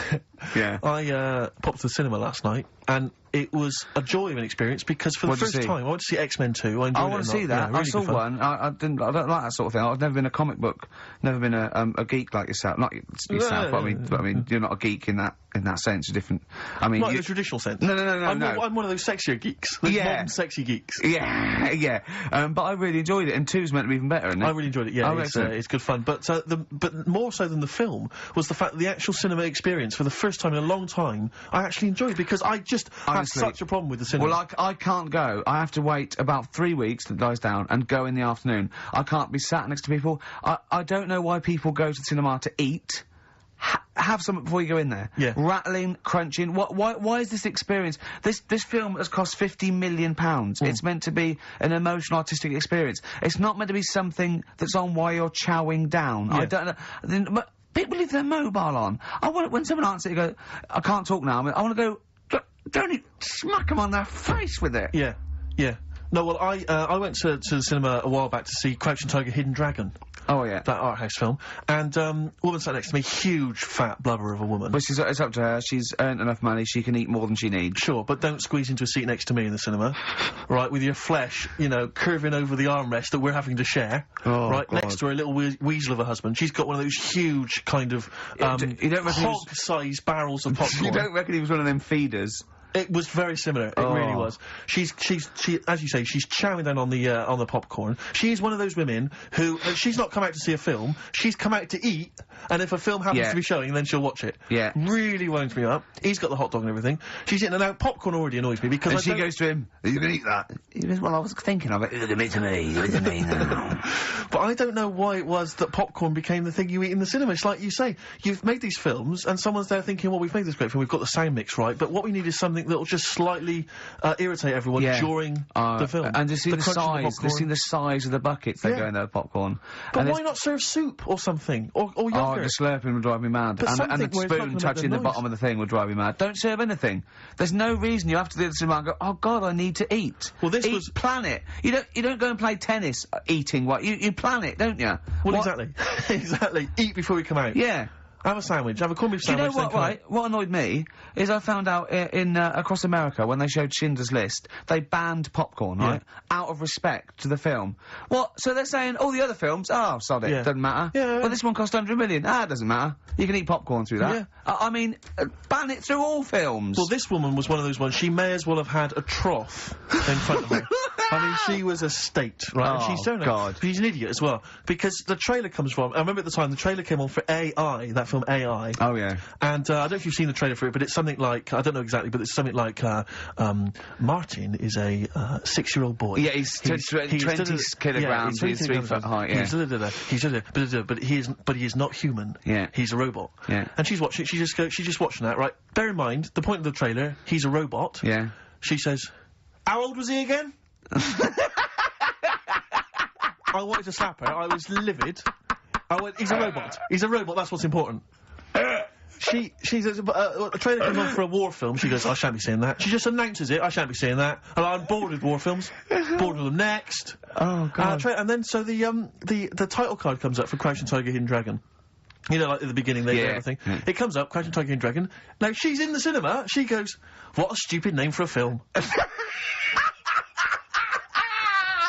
I was thinking, but you paid to see it. And then it says subtitles in brackets. She goes, oh, it's not subtitled, is it? So it comes on, and I think, in the film, I think they speak maybe Mandarin or Chinese or something, I'm not sure, but let's say it's Mandarin. So they come on, they start, and it's all subtitled, and they start speaking in this Mandarin or Chinese, and she just starts going, ah, ching ching chong, ah, ching ching chong, ah, ching ching chong chong, in the cinema, just saying that out loud. No! She and her boyfriend are cracking up, they're weeping with laughter, right? And I'm trying to watch this film. He's got to laugh, otherwise she bites him. Exactly. So, So I'm so livid. So I really make a show of getting up with all my stuff. I get up and I kind of clamber over some of the seats. Yeah. I sit down next to these 2 teenage girls with the mobile phone. Oh. The mobile phone goes off, and like you say, instead of, I mean, it should have been off anyway. Yeah, of course. But let's say, instead of it being, instead of immediately thinking, oh god, and switching it off hurriedly, they take the call in the cinema. I'm in the cinema. Yeah, no, I'm in the... Start having a conversation. And I was thinking to myself, you're 16, unless that is your business partner in Hong Kong phoning you, saying the deal is not going to go through, which I suspect it's not. I suspect it's probably Gareth, or Gavin, or your boyfriend Tony saying, do you want to do me behind the bike sheds later? Yeah. I suspect that's who it is. Yeah. Switch off the phone! Or at very least, get out! I know. Get out of the cinema. But I can't... I mean, I don't know where these people were brought up or raised. I don't know who it was that told them this was behaviour that you could do. I really want to have cinema police. Yeah. Right, you go in there, and if the phone goes off, you get your money back and you're asked to leave. Yeah.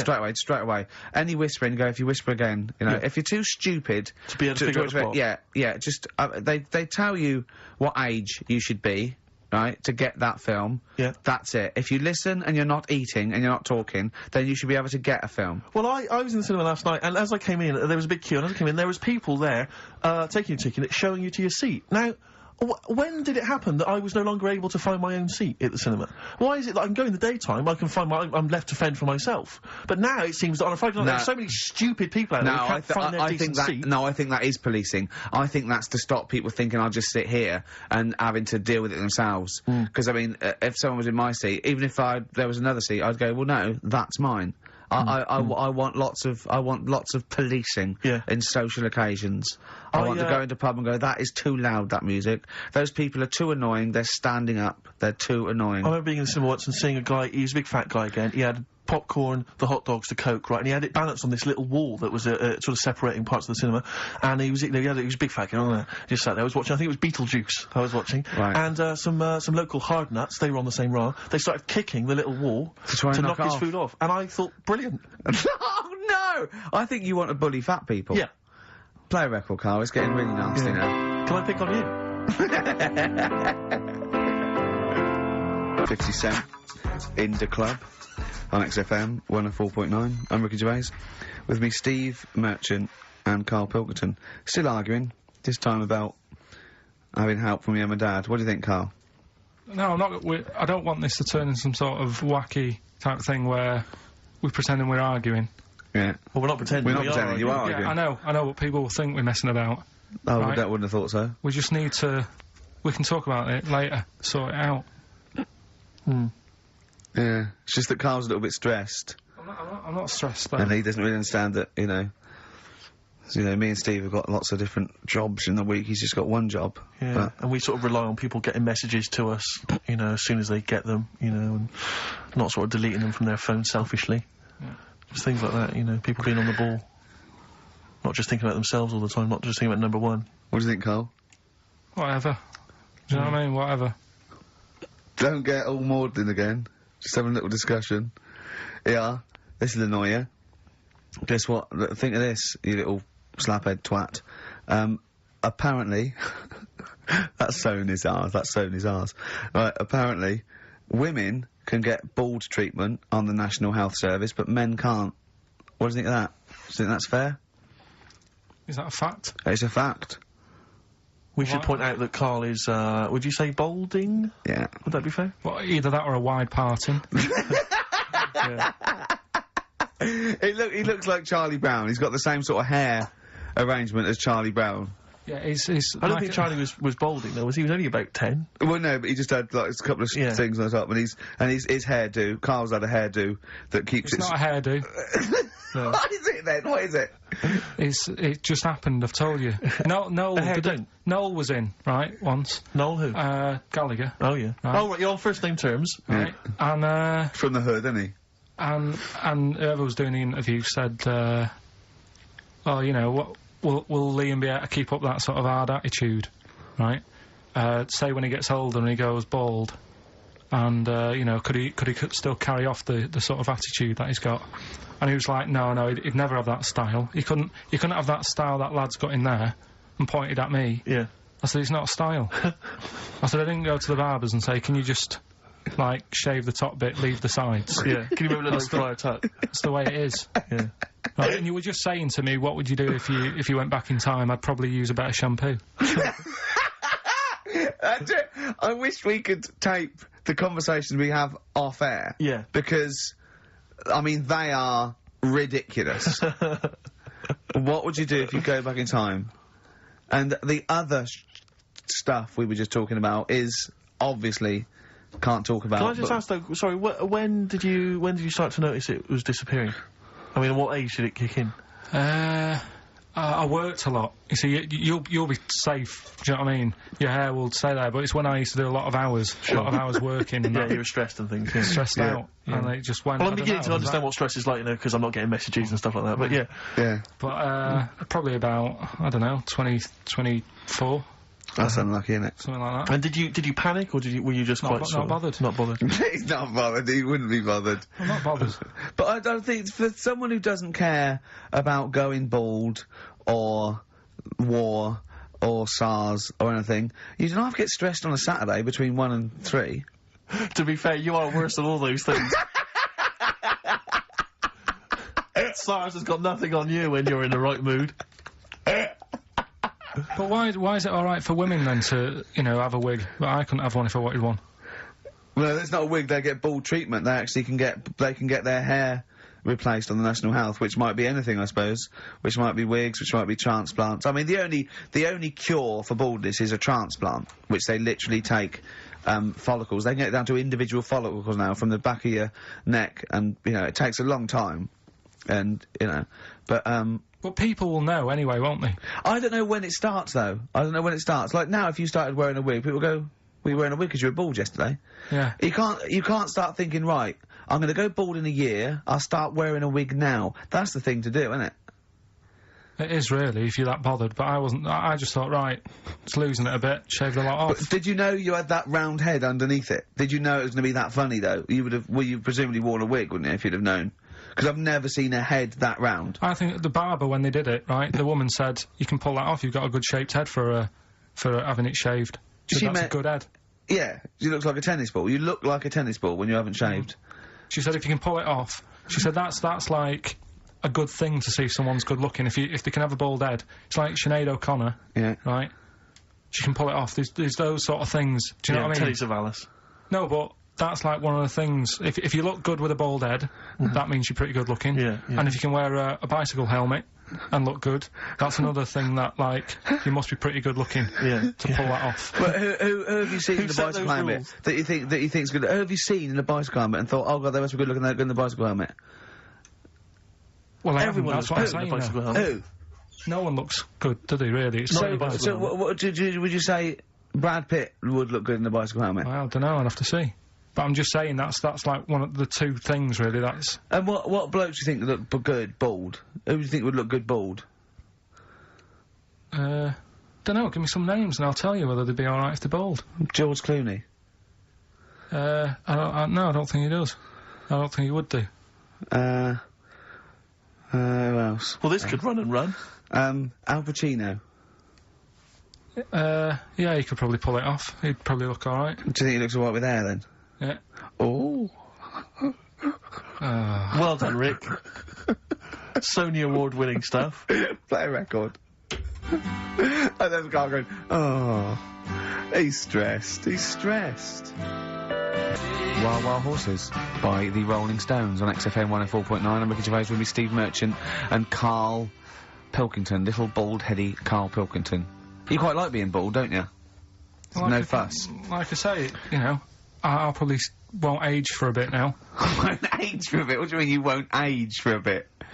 Because I already look quite old. I don't think so. Not with a hat on, you look really young. Yeah.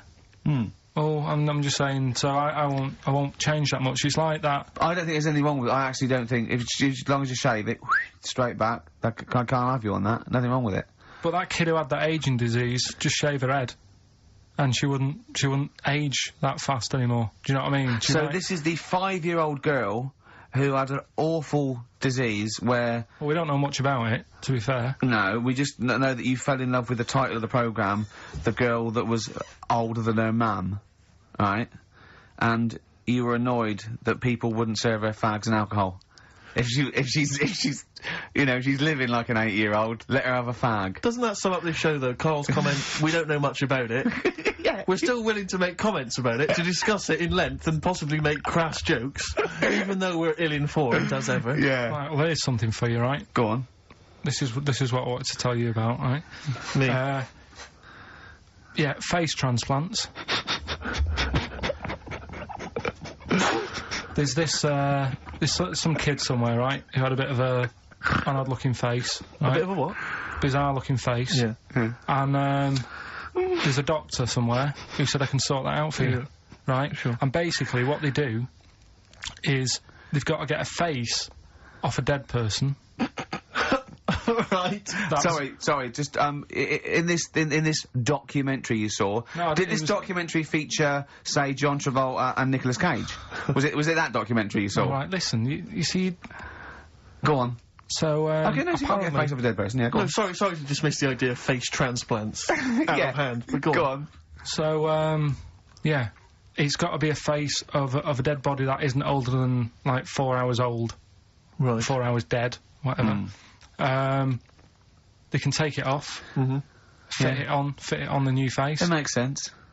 But it's not just your face that you lose it, but it's the muscle tissue and bones, isn't it, when it's, like, disfigured? It could be through fire or whatever, or disease or whatever. So they can't just literally plonk a face on, they have to do something else, don't they?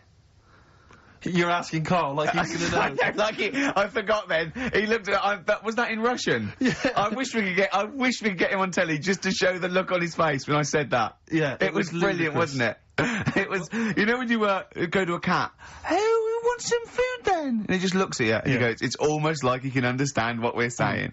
Go on. It's like if you had been caught holding a mallet over a dead body by the police. What I'm saying is, it would sort of work, yeah. If you peeled your face off and put my face on it, oh my God, why don't you and Steve, for an experiment, swap faces?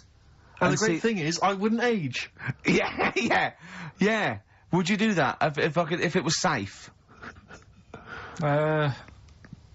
I think I'm getting the rough deal here, though. To be honest. Yeah. Well, no, you get some money back. It'd be part exchange. I mean, it would, you know, it's like you'd make up the difference just to wear your brilliant face for a week. But the doctor was saying how, it's not complicated. He said the worst thing is something about, the people who were related to the dead person. It's a bit weird for them still seeing the face of someone they know walking about when they're dead.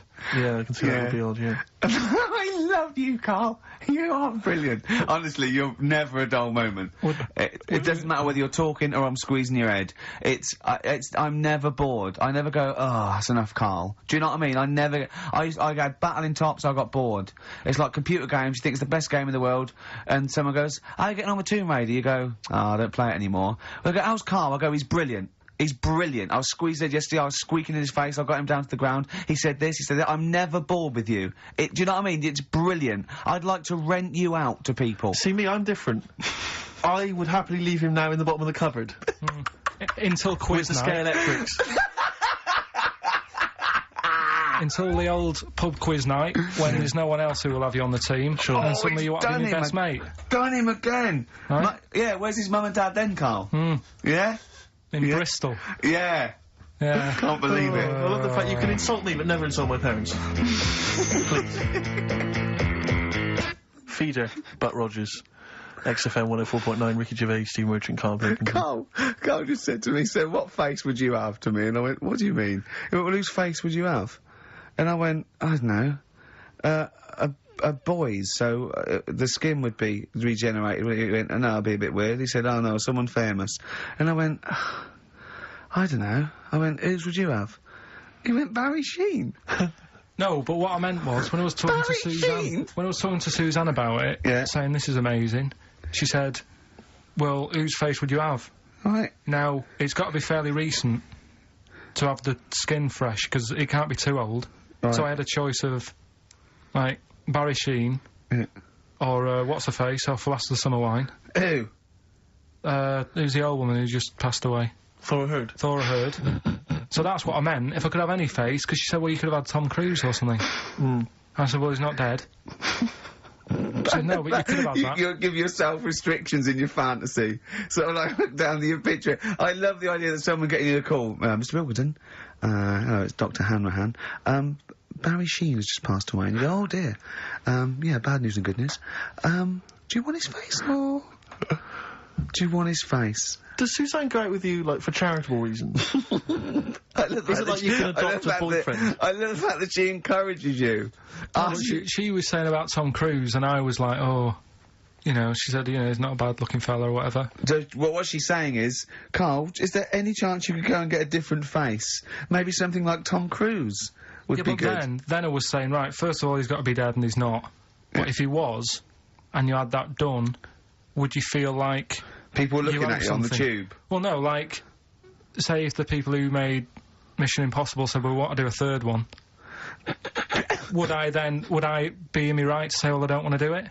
I don't know what he's talking about. I don't mean to be offensive, Carl, but your girlfriend could do a lot better than you. I don't know what you're thinking. I love the idea of this whole conversation about you in Tom Cruise's face, and then get offered a film. But why does she have conversations like this with you? It was now on last night. It was now on the telly. I love it. What should we talk about? What about getting a new face? Oh, dear. Oh, that cartoon. If you don't know what Carl looks like, there's a cartoon that was in last week's Heat, isn't it, that I drew. Is on the website. What's it going for now? Bid... I think it's at about 225 quid at the moment. And what do they have to do to bid for it? Just email in and I'll pass it on to the website people. I know why Heat put it in. It's because the editor, Boyd Hilton, looks a little bit like you, doesn't he? Sort of my ugly brother. He's probably listening, and he says nice things about you. Yeah, he can still say nice things, but I bet he knows deep down. You know if you're good looking or not, don't you? Come on, Steve. I mean, what do you think? This is going crazy now, Carl. I don't know. You're just, the insults are flying left, right and centre. You've got no limits. You've just gone crazy, you've just gone wild. You're swanning around just because you look like Tom Cruise. I think it's because he's been hanging out with Christian O'Connell. Yeah. And they're both thinking, yeah, we're... A couple of media players. Yeah. Too big for their boots. Yeah, not scared. Although he's scared of Christian. No, he's terrified. He's scared of Christian in here because he's not allowed to do monkey news. No. Because Christian wants to do it. He's scared of him. I'm not saying that, right? Christian... I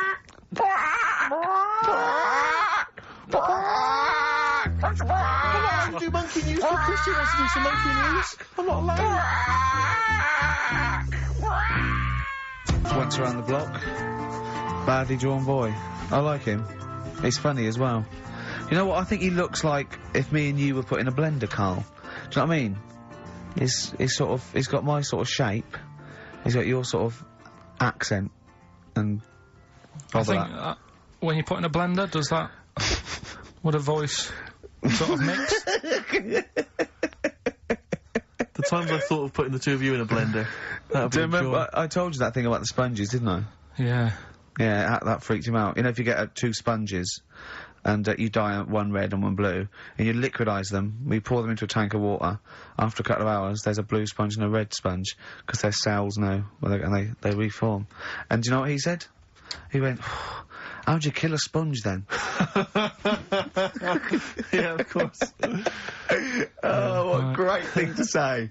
Oh, my back's killing me, because I went, you know, I did my back in last week, and I had to get a chiropractor out, and I couldn't walk. Well, as soon as I could walk, I mean, I came in here on my day off and did when you were in Bristol with your mum and dad looking after you. And then I went to Selfridges Sunday, and... Well, you got a bit of money now, why not? Yeah, and, I went into the sports department, and, there's a golf simulator there, £38,000, and it's just like a shed, and I was looking at it like a kid in a sweet shop, and the two blokes that work there, they recognised me and went, oh, right, I said, yeah, good. I was just looking at that simulator, it's brilliant, isn't it? He went, do you want to have a go? And I went, no, I'm crap, I can't do it. I said, and I got a bad back. And I went, you have a go, and he did it, and a couple times he went, oh, that's not bad. And he went, do you want to go? I went, yeah, go on then. and I put it all down, and I really tried my hardest. Of course you did. And it took off, and it was really good shot. And he went, good. I went, well, I said, I'm gonna go. And I was thinking, I've got to hit this one as well, I've got to hit this one too. And I hit it again, I had 3 goes. I hurt my back after the first one. Yeah, but you carried on. And he went, right, I said, cheers, thanks very much, and I walked away. And I went to Jane, I went, I've got to get a cab. She went, I've done my back. She went, well, why did you show off? I went, I had to. Of course you did. That sums you up. That just I was in agony. I was all the way back. I had to lay on the floor and put ice on my back again for about 3 hours. What was the best you thought could happen? That they would just say, "Oh my God, that guy, that's Ricky Gervais. Is there nothing he can't do?" That's exactly what I wanted. Yeah. As I was seeing that, I go, "Cheers, yeah." As I got about a few yards away, I just slowed down, and Jane go, "What are you waiting for?" I go, "Listen," and it did go, "That man is a god." Yeah. And I go, "Come on, Jane, let's go home." Yeah. That's just all. Have you ever been able to walk through a fairground, past one of those machines, those test your strength machines, and not have a go at it? I don't think I'd be very good at that. I bet you cannot walk past one of those rifle ranges and not have a go. I love rifle ranges. But you've got to be the best, I imagine. Yeah, if someone had just won before me, I'd go, "It's not worth it, it's fixed." Sure. Yeah. Oh, dear. Pathetic. Yeah, so that's why my back's... It's ridiculous, isn't it? But I hate not being able to do stuff. It's like I'm punishing the injury. Yeah. I know if I laid in bed for a week, it'd be better, but I go, no, why should I? Yeah. When I used to be a kid, I used to hit my head on the banister or something, and I used to go and get a hammer and hit the banister. And then I started thinking, when I was about 8, I remember if I'd hurt myself, I'd go, "Ha ha, God, didn't hurt." He's up there thinking, "Oh, bloody hell." How mental is that? Carl, what are you thinking, mate? Right, Rockbusters, that's what I'm thinking. Straight to it. Go on then, who's the winner? Right, go on, do the clues again. Right, the first one was, the hitchhiker needs a lift, but in something bigger than a car. Yeah, snappy, go on. VH. Yeah. Right, that was Van Halen. Hailing a van. Because he wanted something bigger than a car, that's the first one. Yeah. All the tenses are mixed up, everything, it's just... Go on. Second one, don't be selfish, and some of that out to your mates. That was C, that was share. Alright. It's alright. Yep. And the third one, the Scottish fellas can't get into their emails. The initials there, KL. They, Kenny Loggins. Right. Right, that's the last time we do Blockbusters. That is the last time we do it. No. It is. That's the last time. Give the prize to someone. Kenny Loggins. I'm going to give that one to... Kenny Loggins. Helen Perrott, she has emailed in, and actually, Helen, I need you to email in your address if you would, so we can send you those goodies, DVDs in the bag and stuff. But who would get Kenny Loggins then? If the clue was good, who would get Kenny Loggins? What did he do? Footloose? Yeah. That famous film about where dancing was banned. Yeah. In that nebulous... yeah. That's an extraordinary film. I saw it once in America. Like you say, Kevin Bacon in a town where dancing has been banned. I was watching it. It was like if aliens had been watching Earth, but only monitoring us through our TV and films. Yeah. And then tried to make a film about humans. That's the film they'd end up with. What do they think of Queen the Musical? Because they're, of course, rock and roll's banned, isn't it? In the future. I'm not looking forward to the future, Rick, where feelings and emotions are going to be banned. I can't believe it. Where's our hoverboards? Yeah. So yeah, well done to Helen Perry. Is that the last time we do Rockbusters? No. Yeah. Do it again. Yeah, after the break, Monkey News. No, we'll play, we'll do a break. Don't know about Monkey News, got some other stuff as well. We'll do Monkey News after the break. Radiohead, they're there. Like everything they ever do, that's grown on me more and more. It's brilliant. XFM 104.9, Ricky Gervais, Steve Merchant, KARL Pilkington. Well, you know what it's time for, don't you? Oh, chimpanzee that Monkey News. It always gets me, that jingle. It's a joy. Yeah. Once more, please. Well, Carl, do you reckon you could sort out... Do other people have real jingles with their name on it and don't have to say who's in the room, what's happening, and do their own jingles? Well, Christian's got one for it. For Monkey News, that he does. Why is Christian doing Monkey News? I don't understand this. Because he did it ages ago. So you ripped it off of Christian? I haven't ripped it off. I said to him, there's enough Monkey News to go around. Right? But hold on, though, I don't want cast-offs. I thought this was your idea. Well, let's not do it. But what's new? What's new? What? There's Monkey News out there. I mean, if he wants to have a meeting in the week and say, well, this is the news I've got, the way I see it is, he can do it in the week. He's doing, like, the news at 10 type Monkey News. We're on a Saturday. We're like the... Jeremy Paxman Monkey News night. We look at stuff more in depth. Well, you very much get behind the Monkey News, it's true. Yeah. You sort of interpret it. You give it your own spin. You're the man behind the monkey behind the news. I mean, I know that. Yeah. But ours isn't called Monkey News anyway. It's sort of generic term, like the news, but ours is called Chimpanzee That, isn't it? Yeah, but he's seen a bit of monkey news in it. So are we doing it or not? Well, I've got no reason to stop doing monkey news. He probably played Radiohead as well. Well, should we not do that? I said that David Attenborough did monkey news before all of us. Do you know what I mean? But I personally don't listen to Christian because I don't get up that early. So, you know, I'm missing out on a lot of monkey news. I mean, I'm not saying I don't listen to it because I don't get up that early. I'm not saying it's a bad show. My point is this. There's a lot of people I imagine who don't listen to monkey news in the week. Perhaps they miss it or they're busy. It's nice to have a little kind of omnibus monkey news at the weekend with KARL Pilkington. So that's what this is. So we're doing it then. Let's play the jingle. Oh, chimpanzee that monkey news night. Excellent. Good. So we'll sort of get some monkey experts on maybe next week to dissect it. Right. You ready? Yeah. Right. There's this monkey. Right? Oh, yeah. It's called Jack. Yeah. Right. I got pally with this bloke who worked in a railway station. How? Pen pals? I don't know. I didn't say all that. Internet, I'm just telling internet. you. I'm shortening Chat rooms on the internet. So, anyway, he's helping him out all the time. It's this fella's job, right, to, sort of make sure it's safe for the trains to come in, that sort of thing, right? But he's always working on his own, so he's got his mate Jack in with him, right, this little monkey. Yeah. And, you know, they're having a good time. They share lunch together and stuff like that. Anyway, it gets to a point when the fella whose job it is, right, starts getting old, and Jack, the monkey, starts getting more involved. Presumably this is a chimpanzee as opposed to a monkey, you mean? When you say monkey, it's generic term, you mean chimp usually, don't you? Yeah. Go on then. So, you know, he's clocking the fella doing his job and he's thinking, I can do this, right, the monkey.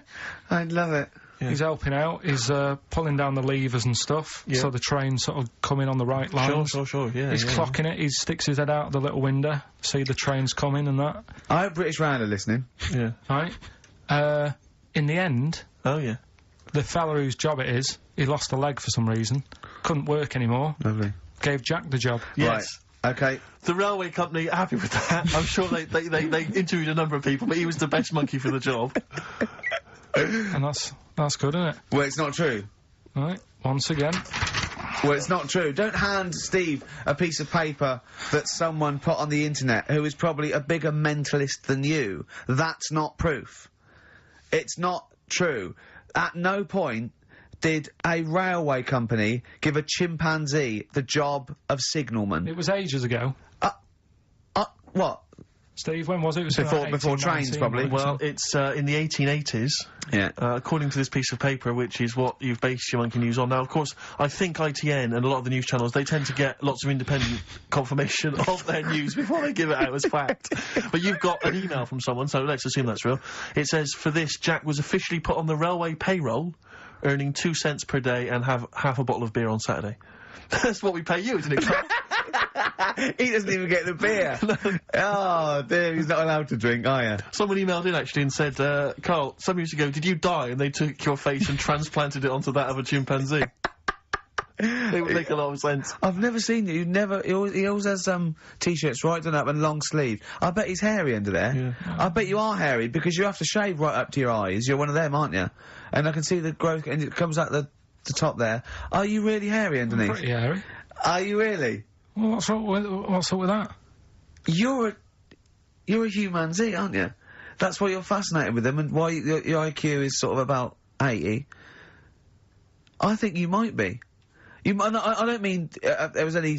I think it was a genetic sort of throwback. Well, you're pretty hairy. Look at your arms. What?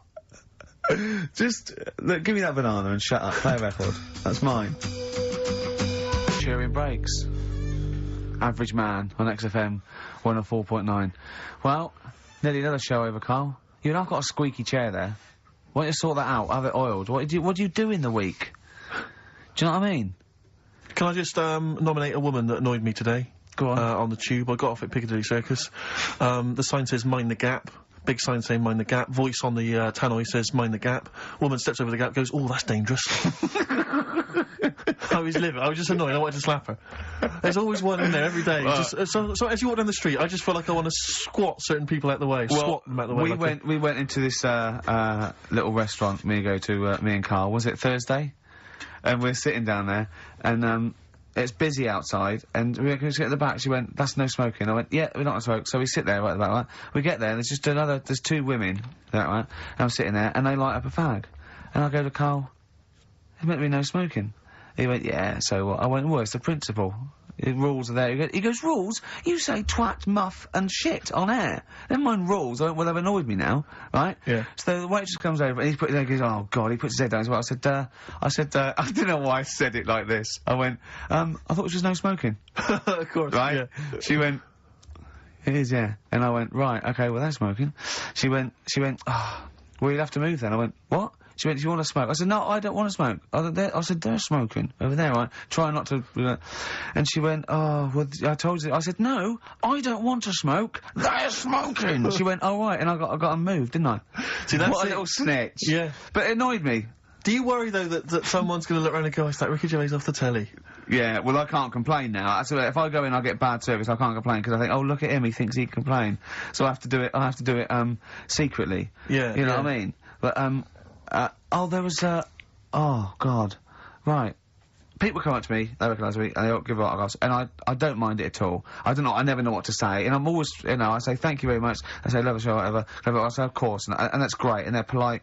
And I was in the pub the other day, and I was just with Johnny, and, people had been coming up, they go, do you mind if I said, no worries at all, yeah, that's absolutely fine, right? And then this group came in, about 20-somethings, right? And they're a bit pissed up. And this woman comes up to me, right? And she stands there, she goes, right, we like you in our house, right? But you're not as good as Paul Calf. And I went, oh yeah, Steve Coogan. I said, he's brilliant, isn't he? She went, yeah, you're not as good as him. I went, oh, well, you know, it's not bad to come second to, is it? And then, because I did that, she went, no, you're great. I've just done my dissertation. I went, oh, right, well, it's in nursing. She went, yeah. She went, right. Anyway, she went, can I have a hug? And I went, well, she went, can I have a kiss? I went, well, not really. No. And then this woman who wanted to take a photo, she went, oh, you were so nice on the BAFTAs. I went, well, I am being nice. I'd rather, you know, I don't know you. And I was like, oh, God, it was embarrassing, right? And then, so I took a picture, right? And then she goes, anyway, and they sort of dragged her away. The mate sort of dragged her away. And then, I was going, oh, God, I've got to go now, because they're over there. I said, I can't stand it. I don't mind. And, she came over and she went, Ricky, and she sat down, and I went, I'm going. And I had to go. And then I was with Johnny, and Johnny went, oh, God, I've left my bag there. So we had to go back, and she's going through the bag. Oh. And she went to me, you bastard! I'll never effing watch you again! I thought, well, alright. I don't know what to say, really. Nice of her to clean up her bad language. Yeah. Well, she Family knew. pub. I know, she No, knew. I got no time for it. I just think it's out of order. You know, I mean... This whole sort of notion that if you're a celebrity, you're public property, I discount it. They go, people, you know, you hear people say, oh, it's me who put you where you are today, and I think, well, yeah, thanks for watching, but we made the show and everything. I know. We put it on the TV. It's not like, if you get a plumber round, he does his job and work for you, you don't go around his house and hassle him it's not, I don't seek it. I don't, you know what I mean? I don't phone up the, but you know what I mean? I don't try and get on the telly and everything, and I refuse to, I don't go to showbiz parties, but I refuse not to go to the pub with my mate. And I just seek out, there's fewer and fewer pubs, and I just go to the quietest, you know, one old bloke and a dog. And it's sort of like... But most people are really... I love it, honestly. People who come out and they're polite, and I chat, they say, I love the show. It's alcohol, yeah, I know. It's just, oh, God. They mutate into something, you know, and they just, they don't understand, of course they don't. You know, they're not. But to me, it's the same people who behave badly in the cinema. It's just this breed of person. It just. I mean, I know. Can I put them in room 101? Let's do that next week, shall we? What, are we all having a moan? Yeah, go on. Tell you who's annoyed me this week. Go on. If we're making it a little feature. Go on. David Blunkett. What's Blunkett been up to? He's reading yesterday. His dog's not been around your house again. No. Causing trouble outside. He's put a stop to people having sex outdoors. What do you mean? What's up with that? If he had sight, would he have stopped it? See you next week. I thought we were not trying to offend anyone. Just like I thought.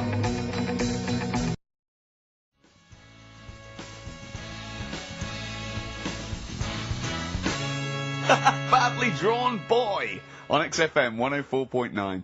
I'm Ricky Gervais, with me Steve Merchant and KARL Pilkington. I'll tell you what, the Sonys then. Oh, This Thursday at the Grosvenor House Hotel. Yeah. Everyone in radios, anyone has entered their show in different categories, saying, "Oh, you know, they get it down to, you know." Winners this year included the brilliant Dominic Mohan, former showbiz editor of The Sun. Lots of people won. Lots of people won. Lots of people won gold. Lots of people won silver. Lots of people won bronze. We didn't get a sausage. Nothing. This show was deemed not worthy of anything. I mean, not a look in. The panel looked at it and said, "Well, no, definitely This is not radio." Didn't get a vote. See, that annoys me on so many levels. Let me tell you. One, right? I've never complained about losing an award. Okay, ever. Yeah, mainly in TV. I know we've won a lot, but we've been beaten by Peter Kay. Good luck to him. He's brilliant. Beaten by Phoenix Nights and sitcom. A lot of people like that more than the Oscars, vice versa. Right? No qualms. But the shoddy shite that I heard that night beating us, I was furious. I don't understand. There's people regional. It sounds like hospital radio, right? I mean, I shouldn't even be on XFM. I thought, you know, it's beneath me. Yeah. And I thought, well, give 'em a hand, right? Let's show 'em. And I want to know who the panel was as well. I do not believe it. How can they I was looking back over some of the shows, right, before I get Carl, and I've just done a little excerpt of, you know, a trailer of what we do, what we're about, and I don't know how the panel could overlook it. Play a bit, Carl, please. Shaking her muff, minge and tits around does not make her a hoe, then what does? These kids at school with big heads. Carl, what are you talking about? Shut! Oh, well, my name is Holy Fuck. Right, there's this monkey that was on a train station. Right. What if you mean cock to mean penis? But it was my Down syndrome son. Oh, chimpanzee, that monkey news. So we've still got monkey news coming up. You're an idiot! You know what I mean? That's, to me, quality broadcasting. I don't know how they can say that isn't worthy. That's what we sent in to the Sony people. They listened to that. How they didn't think that was dynamite stuff. It doesn't make sense. You know, I've been thinking about this since Thursday, because I've been a little bit down in the dumps. Yeah. What I think it is that with the TV show, the TV stuff we've done, Rick, we put a lot of work into that. Yeah. We get the script, we spend a lot of time on it. What this show is about, it's very much about spontaneity, it's about our personalities, and I don't think we're ever going to win an award for our personalities. I think that's where we're going. Do you know what I think? I think that when we're together, we're the auteurs of The Office, and, you know, and we're strong on it, and we're just two, we write it, we direct it, you know, we cast it, we even worry about the font and stuff on the, you know, we do everything. There's a weak link in our midst, I think. On the radio show? Yeah. Right, well, I'm just trying to think what the common factor is, because on the award-winning TV show, it's just you and I. Yeah, I don't know. Well, I'll tell you what, can we play a record, and let me think about this, because there must be something... There's got to be a factor. ...that isn't in The Office that's in this, that means that The Office is award-winning, and this is a pile of shite.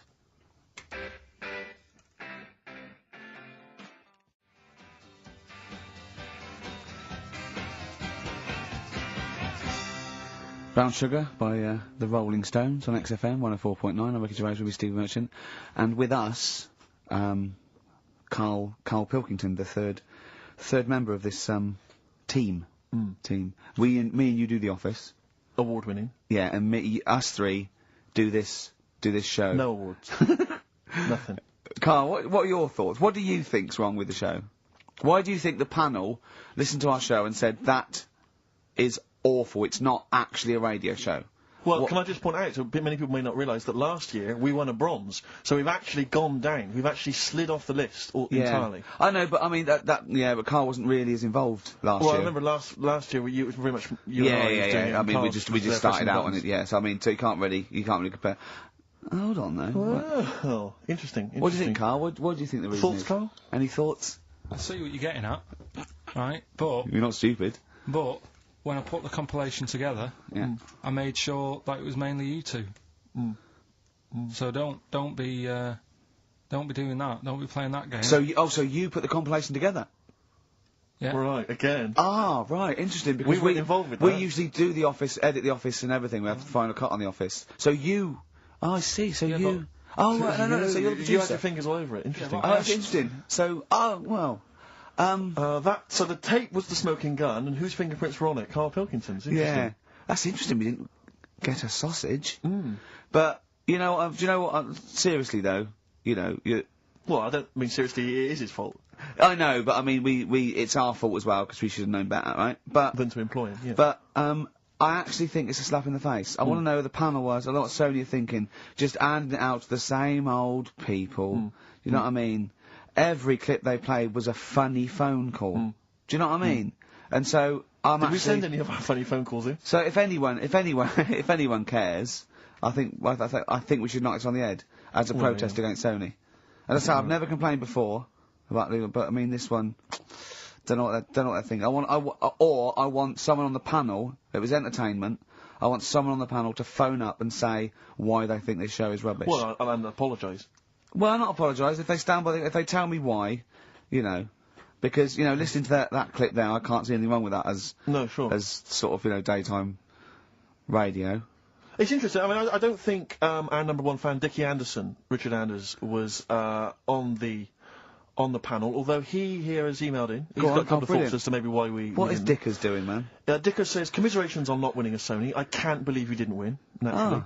I mean, apart from your show's obvious lack of quality and effort, having a monkey for a producer, offering the biggest load of tat as competition prizes, saying hairy Chinese kid 48 times every show, Rockbusters, not bothering to turn up for weeks on end, only having 3 listeners, introducing the comedy characters Camp David, Harry Fook, which I think he spelt wrong there, Stephen Merchant. I'm not a character. Apart from insulting every race, religion and sexual orientation, bickering like schoolgirls... We haven't done everyone yet. We have not insulted everyone yet. There's loads to go. Despite the fact you generally bring misery into the lives of anyone who listens, I thought you were surefire winners. Better luck next year. Well... I mean, a couple of constructive, you know, criticisms there, but generally, I still can't nail it. Was he on the panel? Well, I don't think so. Well, he's a fan, so... Yeah. Well, no, he's clearly a fan. I mean, he obviously loves the show. Because he's... I mean, he has hit the nail on the head. Oh. Which... Yeah. But, what should we do? Should we give up or should we try harder? That's always my dilemma in life. Sure, yeah. I mean, I've always gone for the first one. Give up? Yeah, why bother? Yeah. If they can't see, just give us the award. Yeah. And then worry about it later and we won't let them down. Yeah. Now, they've got blood on their hands. We're gonna... Yeah. What should we do? To give a couple of months notice? I think so. Okay, well, there you go. I mean, seriously, I mean, because I think... I'm being serious, I'm not being wacky now. We haven't told Andrew, but... I think we've won our course with this show. Yeah. So let's, okay, we'll give it a month, and it's because the Sonys didn't give us anything. Play a record. Yeah. There you go. You got to do a bit longer than that. No, we haven't. Got to give a month's notice. No, you got to work till about September if you're gonna... No, we haven't. No, we can give a month's notice. We'd, you know, whatever they give the money back or something. Well, you give your money back. Yeah, I know. What are you going to spend your 80 quid on? True.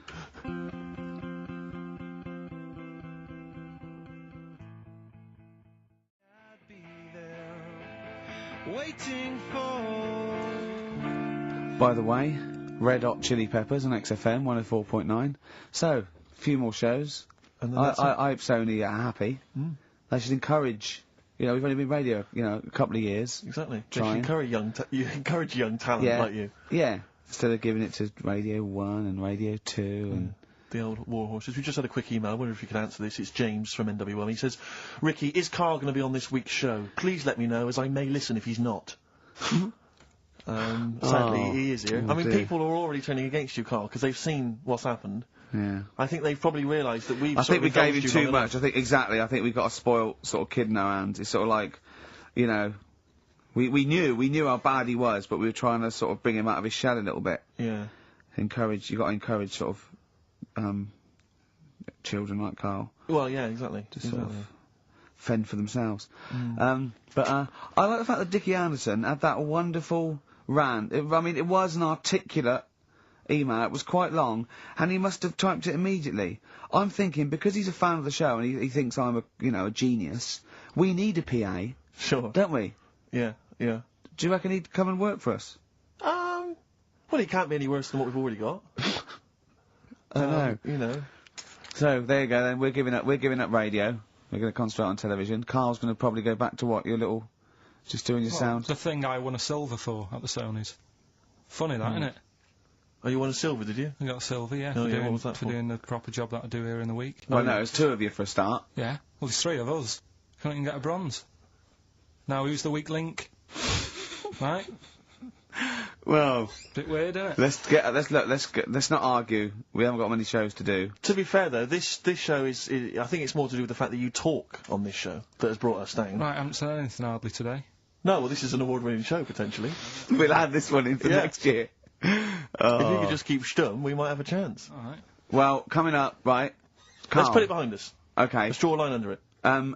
We had a meeting yesterday. We thought we better, you know, for the last few shows, plan it a little bit. And me and Steve came up with a great idea. We're going to offer KARL money to do stuff. Yes. That's the quality of the ideas on this. Yeah. And I brought some money in, little stuff, because we had him showering with our mate Johnny for £1,000 yesterday. Yeah, didn't we just got into a discussion, and then one of us suggested that how much would it cost us to pay you, KARL, to have a shower with another man? And there's nothing going on. No, there's nothing going on. You're just in a shower, normal shower. You're just washing each other, having no, not each other, just yourselves. You're just having a chat. Yeah, right, washing yourselves, having a shower. Yeah. But it's a regular shower in a regular house. It's not a shower in a swimming pool. And he went fine. He got £1,000 out of it. He wouldn't do 900. He got £1,000 out of it. But then we said, and we'll have to watch to make sure you do it. Yeah. And he went, no, that's weird. So, but why? What's it? But this is what annoys me, though, right? The whole idea of, what would you do, right? So I bet you missed out there when we started this chat, saying, I wonder what you do for money. It did start off with, would you rub Dale Winton's neck? Would you give Dale Winton a massage for 20 quid? No, but you have to say no. 500. We're trying to find out what your price is. What price, KARL, is the name of the show. So would you give Dale Winton he's got a knot. He's got a bit of a knot. He's stressed. He's been doing supermarket sweep, and he's furious. One of the contestants was answering back, calling him names, and he's got all knots in his neck. You just just give him a little bit of a 5 minutes. A little neck massage. How much would you do that for? He's naked, and it's just a little neck massage. There's nothing going on. It's like... See, there You're naked as well, but it's just the two of you naked giving him a little massage. No, seriously. Would you give him... okay, would you give me a foot massage? For how much? Well, that's what's your price? And what are the rules, though? Can I wear gloves? No. No, just, Let's start off simple. Would you take off my shoes and socks? I'd do it for, like... 50 quid. Okay, no, 20 quid to take off one shoe and one sock, but like you mean it. You just take the shoe off, you go, and as you're pulling down my sock, you pull the sock down slowly, you look me in the eyes and go, what lovely ankles. Seriously, how much? What price? 20 quid a foot. 20 quid a foot. That's got to be worth it. So 20 quid, you will take off my, we'll put on some soft music, right? No, I don't need it today. That's what I was saying to you yesterday. You always do you know what I mean? No, you don't. At the moment, I'm quite happy. Give it to a homeless person. Give it to a charity. Donate get him in here. Well, are you still going to shower with Johnny for £1,000? Not now, because you said, and me and Steve are just going to stand in the corner and watch. Well, we've got to make sure you do it. You might go in there and just, wet your hair and come out, pay Johnny 500 quid and go, yeah, we had a shower. How will we know? Sorry, I'm quite interested about the shoe and sock. I'm back to the shower. You just have to wash yourselves, and we have to inspect that it's really clean, because we want you to wash certain parts really... Right, well, why have you both got to be in there, then? Well, no, because one of us. Can we just take... yeah. Or can Steve film it? as evidence. Just as evidence. Or I'll tell you what, we'll leave the TV camera in there, with neither of us to be in there, then we can just watch the video. Yeah. Are you a couple of benders? Are you a couple of benders? No. No. But can we discuss further the taking of the shoe and the sock? Because I think there's £20 in. I'm willing to pay £20 to see that.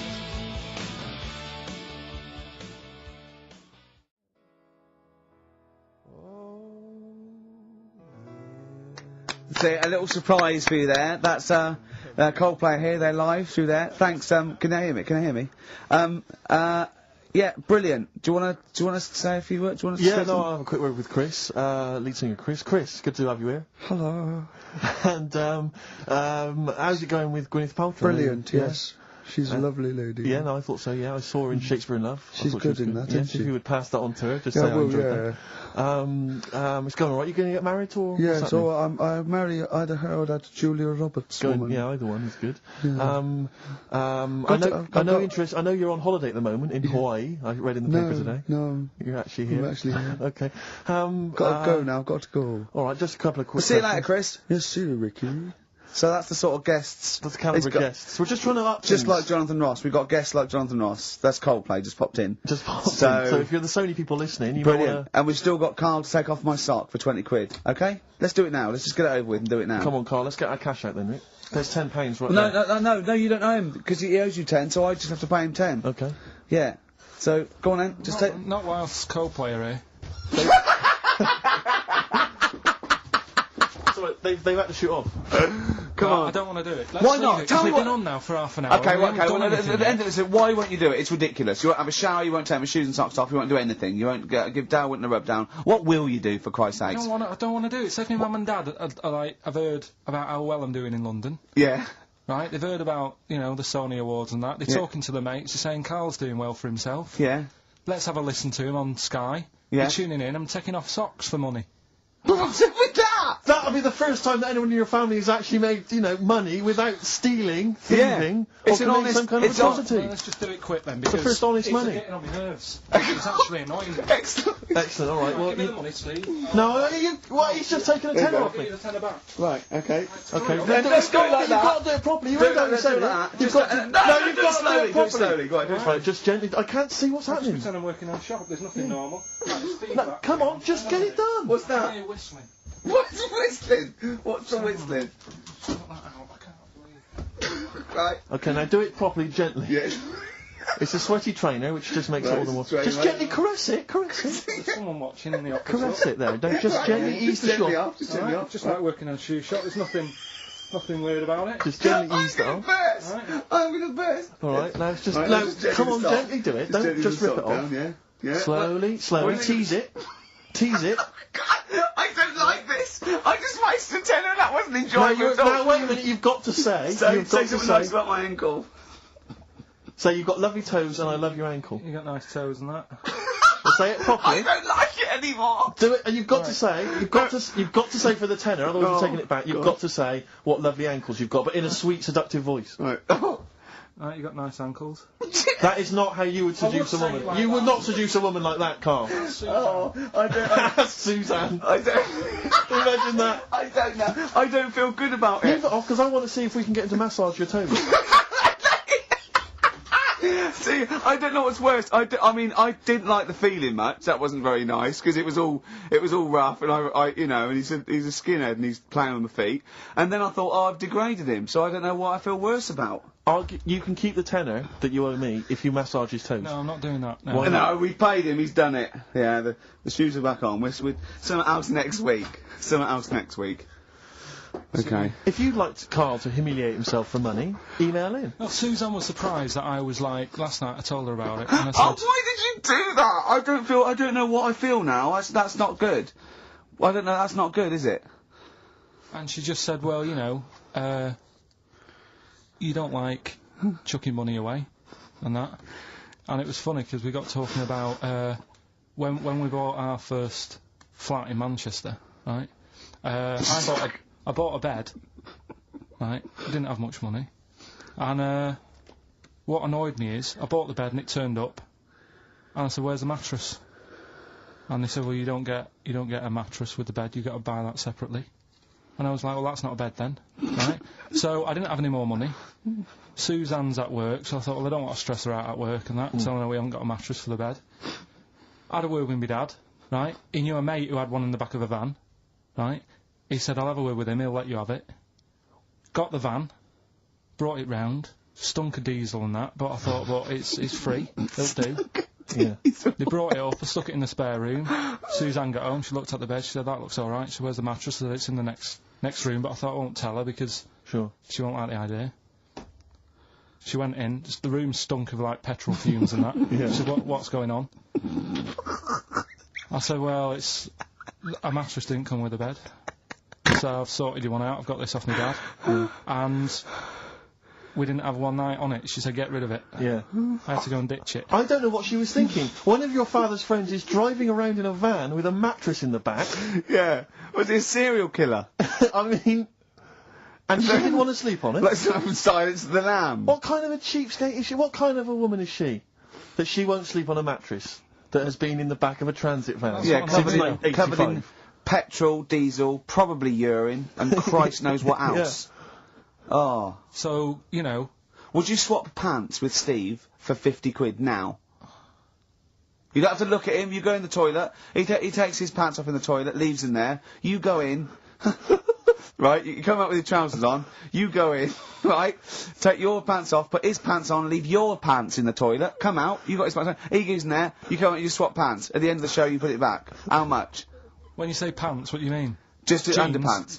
No, I'm not doing underpants. Why? Why not? Seriously, these were fresh on Thursday. Yeah, but for I the mean... BAFTAs, for the awards, the Sonys. Do you know what I mean? But I mean, just name the price. It's gonna be more than 20 quid. It's gonna be more than 20 quid. It's gonna be like 80 quid upwards, I think. No, Clean On today. They were Clean On today in their boxers. It's as bad for him as you. Don't remember that. Thanks for that. 50 quid? Really? Play a record? No, hang on. You just said you'll give me 50 quid.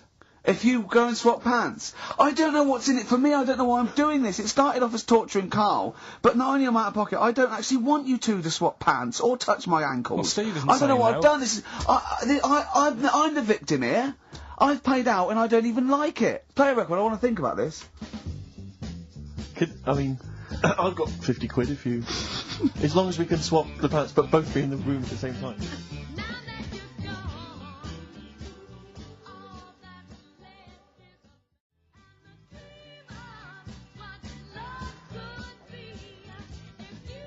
Band of Gold by the artist who featured in a recent Rockbuster clue, which was, I think, the Jamaican fella needs an aspirin for his head, and that gives course to free the pain.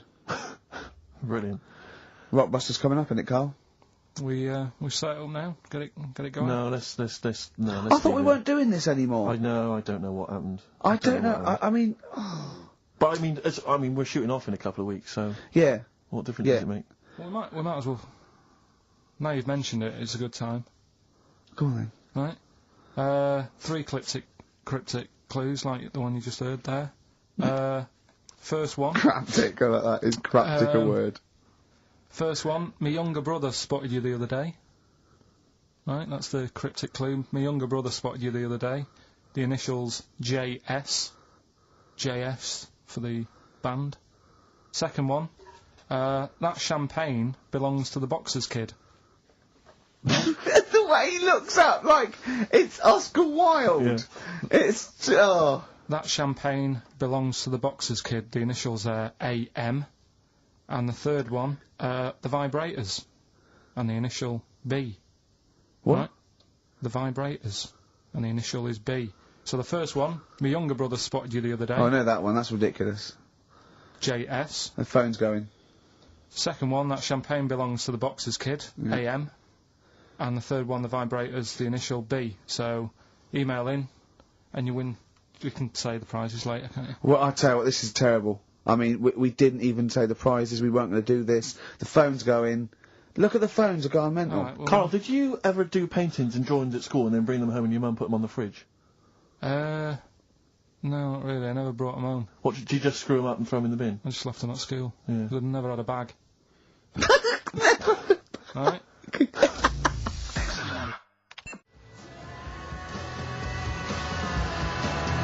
Radiohead. There, on XFM 104.9. You see... I'm sick of it. No, wait. This is giving me an idea, because, I think... What the best thing about this show is what happens when the records are playing. Because we sort of... that's an example. Inarticulate. Yeah? Didn't have anything planned. Well, I started my mouth moving, but I didn't have anything planned. Yeah. Like... Why was that? Why don't you have anything planned there? What? Why didn't you know what you're going to say then? Because... What were you doing when Radiohead was on?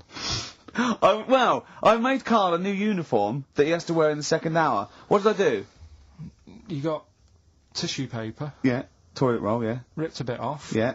Made a little tie for me. Yeah. And put some in my ears. Yeah, so he had earplugs and matching tie. Yeah. And he looked good, didn't he? Yeah. He had earplugs and matching tie, and I squeezed it in there, and he went, I can't, it'll irritate me. So, I'm thinking of things all the time to make this more fun for me. Yes. And it is just like that. Sorry, a quick question. Steve, just want to raise a little point. Go on. You say that you're spending most of your time thinking about how you can make this more entertaining for yourself. Yeah. Is it worth ever considering the listeners? Well, I think that if you're happy, they're happy. I'm not sure that's true. I've been monitoring a lot of the feedback on the email and stuff. Yeah. It doesn't appear to be the case. But that's because Carl won't go along with stuff. Sure. I mean, they could see on the webcam his little matching earplugs and tie that I made. I just did a cartoon that went for £350, right, on the website, right? So that's one now. Yeah, we're gonna do it. We're gonna make it really good. We're gonna give him lots of stuff and signed DVDs and everything. So that's great. 350 quid. Who was it? I think her name was Joanne. It's not definite yet because we haven't got the money off her. Well, she's you know, you got to trust them, haven't you? And so I think people would love to have had a matching. You know, I'd have signed it and everything. Little matching earplugs and necktie made out of toilet roll. Yeah. You know, and he doesn't want to wear it. But I had a great idea for a show, right? We filmed the behind the scenes, right, of each show. So you know, you get a CD of what went out, but you saw what happened behind the scenes, right? And it follows us through a week, right? And it's called X-Men 3. I see, because of XFM. Yeah. Right. And then we can film all Carl, what Carl looks like when I'm squeezing his head, what he's like when we're trying to make him touch us, all that sort of stuff, when he's getting all stressed out in the day and we just pop up, right, what he looks like, his little head, everything. And would this be broadcast on TV? Or? I think so. I think Choice, something like BBC Three. Yeah. Yeah. I mean, Again, it's because I mean, I'm very much in the centre of the storm. I'm very much the eye of the storm. Yeah. And I know that I myself would not want to watch that. Really? No, because it's... Any negative, Carl? He was like this when you came up with Cheap as Chimps. He wanted to drop Rockbusters. What was the other thing he didn't like? That other TV idea I had. Yeah, what, putting a baby in a room, setting it on fire and see if it can make his way out? Setting the room on fire. Let's not get silly. No, but he didn't like that, did he? I mean, I don't want to sort of... I don't want to blow my own trumpet, but it does seem to me that my criticism of those things is probably justified. I mean, Cheap as Chimps, where is it now? Wow. Donald McIntyre took it. Not really, Carl, not really. It is but a pitiful memory. Both your game show ideas terrible. This TV show idea, I think, again, it's only interesting to you, Rick. This is what you fail to realise. You've got no sense of the greater public. To be honest, I'm just taking this from what people are emailing in. They're not interested in Carl. I don't read the emails. They're not interested in Carl. I don't read the emails. They're not interested in Carl? They're not interested in Carl. But if we did a documentary about him, like they did about Oliver, the human Z... or that's a different case. Or the girl that was older than her mum, or, you know, all those other sort of things. I think if we actually did a definitive documentary and got in doctors to talk about him, and showed him... That psychiatrist from Big Brother. Yeah, and just talked about it, and then showed him in his environment, I think it'd be brilliant. I think it'd be a brilliant show. But I think that's interesting. I think you're right. Some kind of anthropological study of Carl, fascinating. You making a little neckerchief for him, I'm not so convinced. But that'll all be part of it. Play record, let's think about this, because I think this is an idea. If any broadcasters are listening, like Greg Dyke or, you know, we'd even go to Channel 5 with this, I think, wouldn't we? I mean, alternatively, if you'd like to incorporate Carl into some kind of Blue Peter appeal... Let's do so much. Let's just get Carl... Look at his face. How could you not... See, a lot of people still don't know what you look like, Carl. Play record.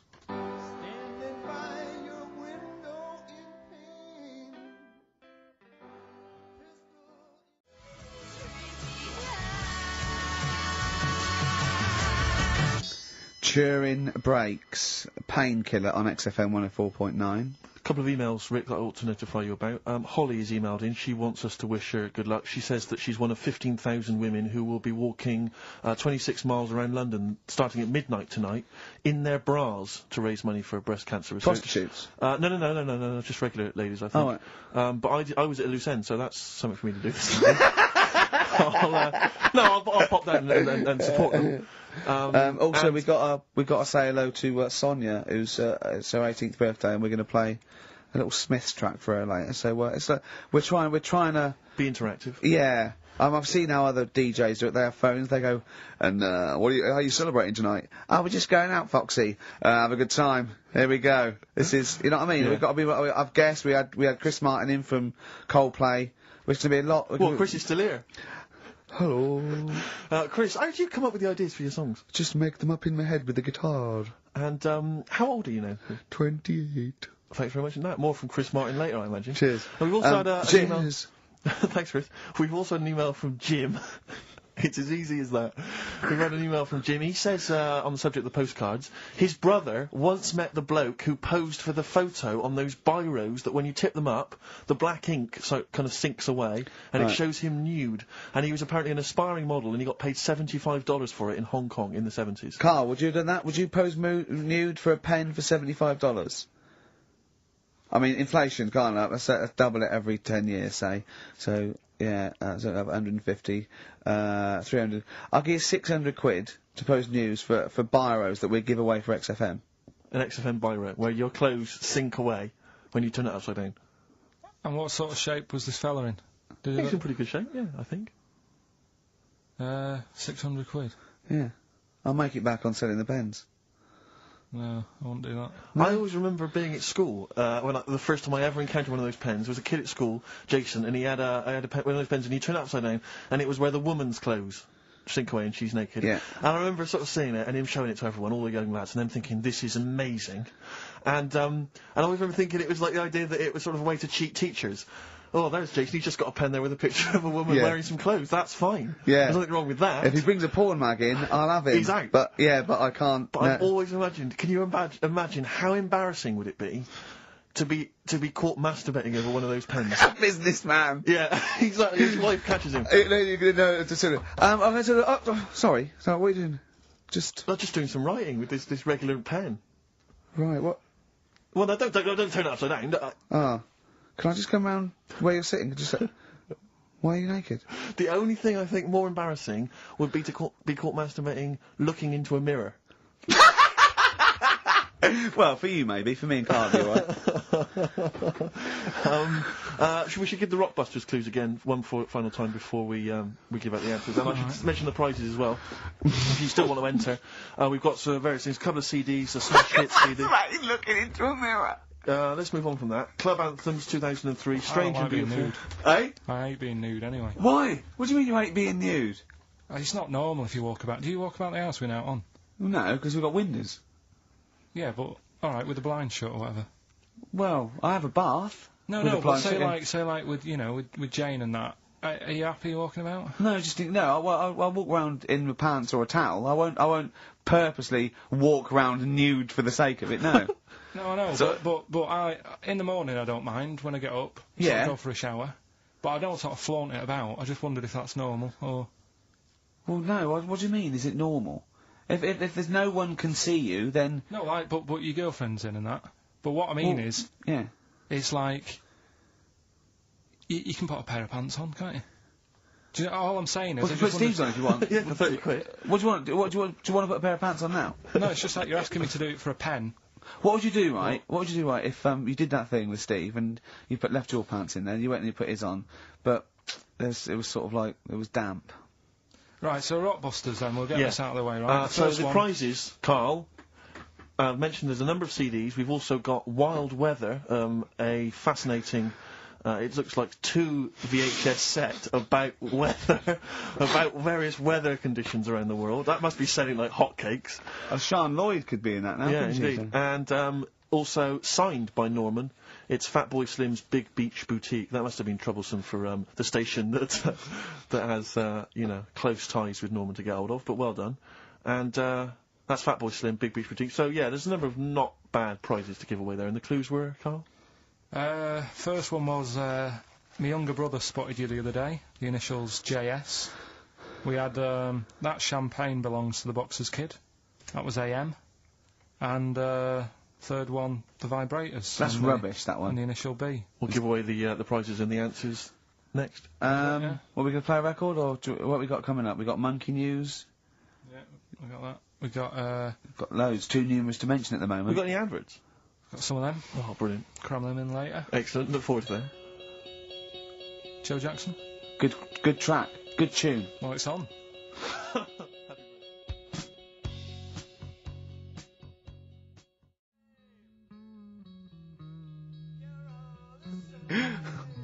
Different for girls. Joe Jackson on XFM 104.9. A retro cut.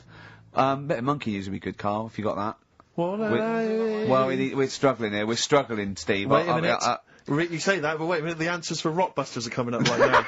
So you thought people were turning off? Oh my God! Oh, what have we done? We've done Take My Shoes Off for Money. Take My Shoes Off for Money. We've done that. We've done oh, look at these funny postcard breasts. And we've done We Didn't Win a Sony. Coming up, regular features. Jeez, got nothing, have we? Come on. Sometimes it's good. Come on, Carl, save us. You've got to save us. So We've done Rockbusters answers then. Are we doing them now, Steve? Yeah. Right. First one, my younger brother spotted you the other day. Yeah. The initials there, JS. That was Junior Senior. Right? Yeah, good. I'll give you that. Second one, that champagne belongs to the Boxers Kid. That was AM. That was Alison's Moye. Alison's Moye. Alison Moye. Sorry, just give us the clue again. That champagne belongs to the Boxers Kid. So, Muhammad Ali's son. Yeah. Right, Alison's Moye. Yeah. Brilliant. And then third one, always an easy one in there for everyone so they can take part. The vibrators, the initials, B, that's Buzzcocks. You can't say Cox. That's why that's why you can't say Cox. Have we got a winner? We have indeed. I chose him because his name amused me. Which is a bit harsh. It's not Mr. Tits. No. Gerald Preston. Sorry, Gerald. I don't know why that tickled me. It's so unfair. It only tickled me because it's not funny. There's so nothing funny with Gerald Preston. There is nothing funny. I think it was because it sounded like it was a man of a different generation. I think that was why Gerald Preston. It sounded like... That's terrible. I know. Right, Gerald, there's nothing funny about that name. There's nothing funny about the name, Gerald. Steve just made me laugh. He knew. I don't know why that made us laugh, but it just tickled me. But Gerald, whatever you think of your name, don't worry, because these prizes including Fat funny Boy about Slim. Gerald Preston. I don't know, Gerald, if you're a fan of Wild Weather, but you've got a 2VH set coming to your way, so you certainly will be interested in extreme weather conditions by the end of that, I would have thought. Plus some arbitrary CDs, so good luck, Jerry. Oh, dear. Excellent. Right, brilliant. Good. That's that sorted. Right, let's have another tune and then maybe some monkey news. Yeah. Well, actually, now you've sort of mentioned a bit of monkey news, that I've found something in the week, right, that we've talked about in the past, right, that I've got some other monkey stuff, but this is just, oh, forget it. What? Come on! What's the matter with you? Right, do you know that thing we did ages ago? What? When we were out one day and we were talking about monkeys in a room with a PC. And if you leave them in there long enough... Yeah, eventually an infinite amount of monkeys, or one monkey in an infinite amount of time, will eventually type the complete word of Shakespeare, yeah. Right, we talked about that ages ago. Yeah. I said it wouldn't happen. No, it doesn't make sense. You can't say it wouldn't happen, it doesn't make sense. It's a mathematical conundrum. It doesn't make sense. Go on. Anyway, right, they got a couple of monkeys. Right, so not an infinite amount then. Okay, so, alright, but never mind. Yeah. Got a couple of monkeys, put it in a room. Yeah. I don't know if it was one PC or they got a job lot or whatever. Not an infinite amount then. And left them in there for a month. Oh, not an infinite amount of time then, either. Okay. So 2 monkeys a month. Okay, go on. Yeah, I see the experiment's working so far. About 8 monkeys. Oh, 8 monkeys. Oh, let me just work that out as a fraction of infinity. It's one. Hold on, infinity. 8 into infinity. Oh God, a month. And what happened then, Carl? Did they type the complete works of Shakespeare? I'm assuming they no, did. No, they only did a proportion of it. Okay, they just did Macbeth. What happened then, Carl? Please tell us. They didn't have anything. They didn't come up with anything. You're an idiot, Carl. You really are an idiot. Play a record. That's ridiculous. What did you expect? What did you expect? Yeah, a bit of Keats. And Pastry of the Radio Times by one of them, the cleverest one. No, but what they did say is they didn't even write one word out. No, you don't. No, infinity or nothing. That's the point. There's a big leap between any number you could think of and infinity. In fact, an infinite leap. Do you understand the concept of infinity? Don't rub your eyes. I lost him on Do You. Yeah. Didn't I? Right, play a Did record. Did they type nothing from like any of the Tarzan books? Nothing. But they must have read them. I mean, that would be their favourite, surely. I'm stunned. I can't believe they didn't even do like a transcript of Every Which Way But Loose. Yeah. I can't believe it. They must have chose some really thick monkeys. They didn't type any of Charlton Heston's speeches from Planet of the Apes. I can't believe it.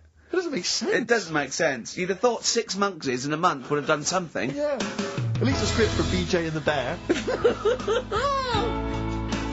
The irony being, of course, in BJ and the Bear, that it was a monkey, not a bear. Really?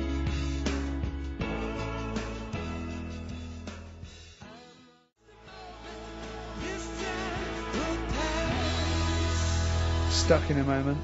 You can't get out of it by you two. I know how they feel. Oh, just a quick thought. I just had a sudden thought. Just a little update on something we talked about ages ago on the show. You might remember I said once that if I ever met Dido, I thought I had a good chance with her. Yeah, because she looks like the sort of woman that would work in, say, a photocopying shop. Yeah. And she'd probably be quite charmed by me. Or a and stuff. secretary that sort of like wrote a couple of songs. Exactly. And the boss said, entered her in something. Yeah. And it won. She did them at the Christmas party. Everyone clapped. Exactly, yeah. Well, anyway, just an update on that. So far, nothing's happened. You haven't met her. Nothing's going on. So okay. I'll keep you posted on that, Rick. I know you're interested. I imagine it's a foregone conclusion when you do, though. That's only the a matter beauty of of time. it. It's, you know, when I hear you met her, you don't need to say any more. Okay, well, I'll just say, I'll let you just know. wink and say, I met Dido last night, and I'll go, say no more. Exactly. You don't need... I'll just look a little bleary-eyed. Yeah, yeah. And probably still wearing the same clothes. From the mace. Yeah, exactly. Right. Anyway, I just thought I'd keep you abreast of that. Yeah. All the best from London, Carl. Come on, Carl, cheer up. You've You've had a good week. Do you have to do a month's notice? little bit of friction between Steve and Carl.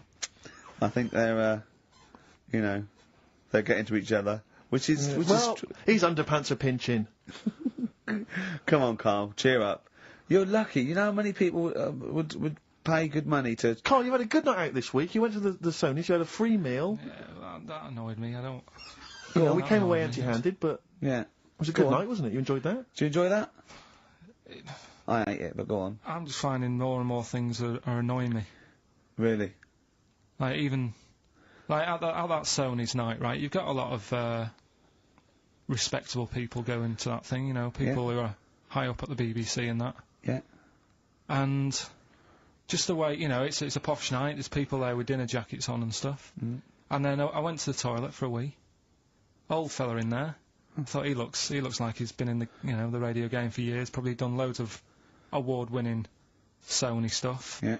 You know, all the BBC documentaries to do, in-depth stuff, and I thought, you know, I wonder if I'll be like him when I'm older, I wonder if I'm as good as him. Thinking all that, he's having a wee in the next urinal. Farts. I know. Yeah. He just farts.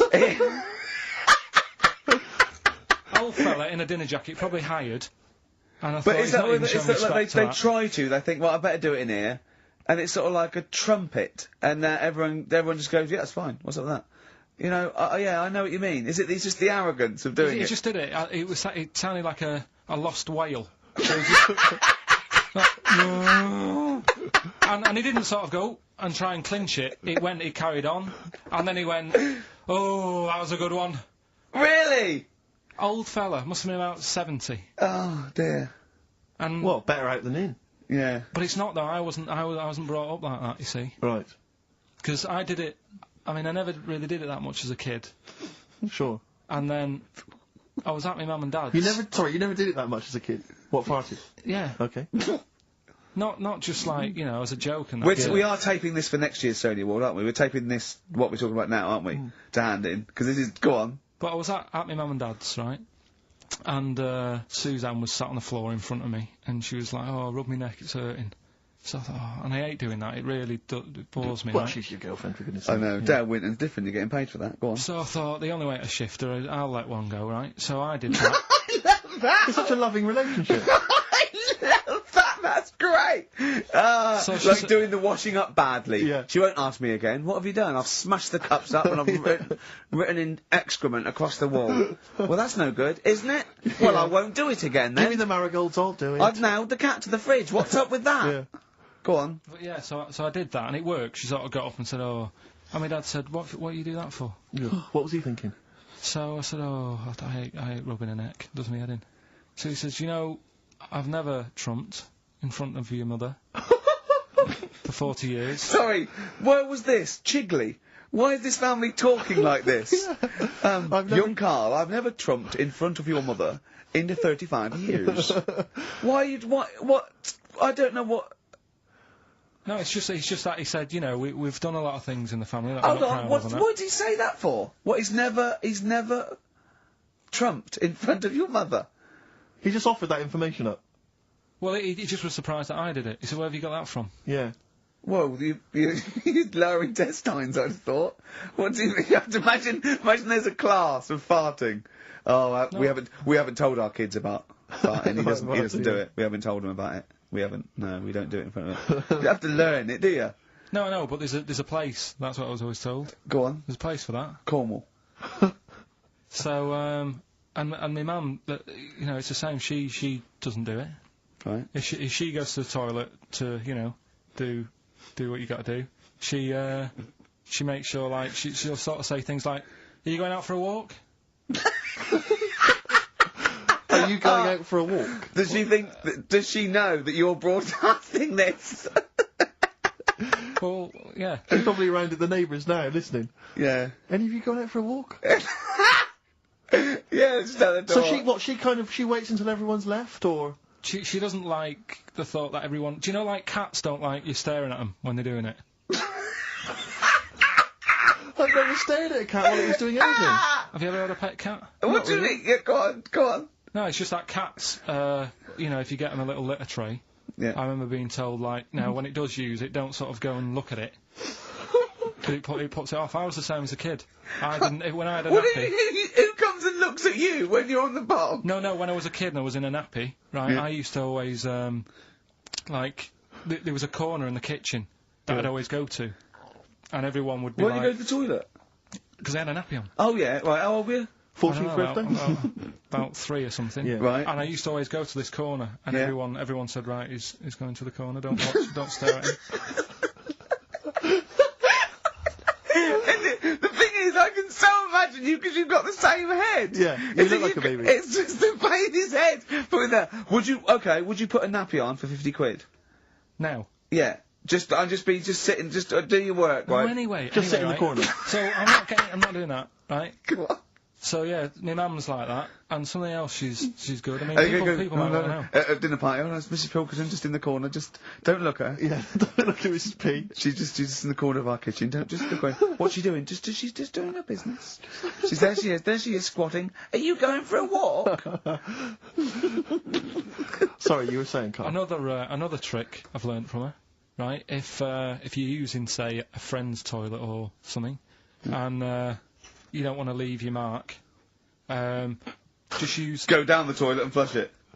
Use take a box of matches with you. Yes. Yeah. Set fire to the curtains. Set fire to the curtains calls a distraction. Burn the place down, have a wonderful crap, and just leave when the fire brigade get there. I'll forget it.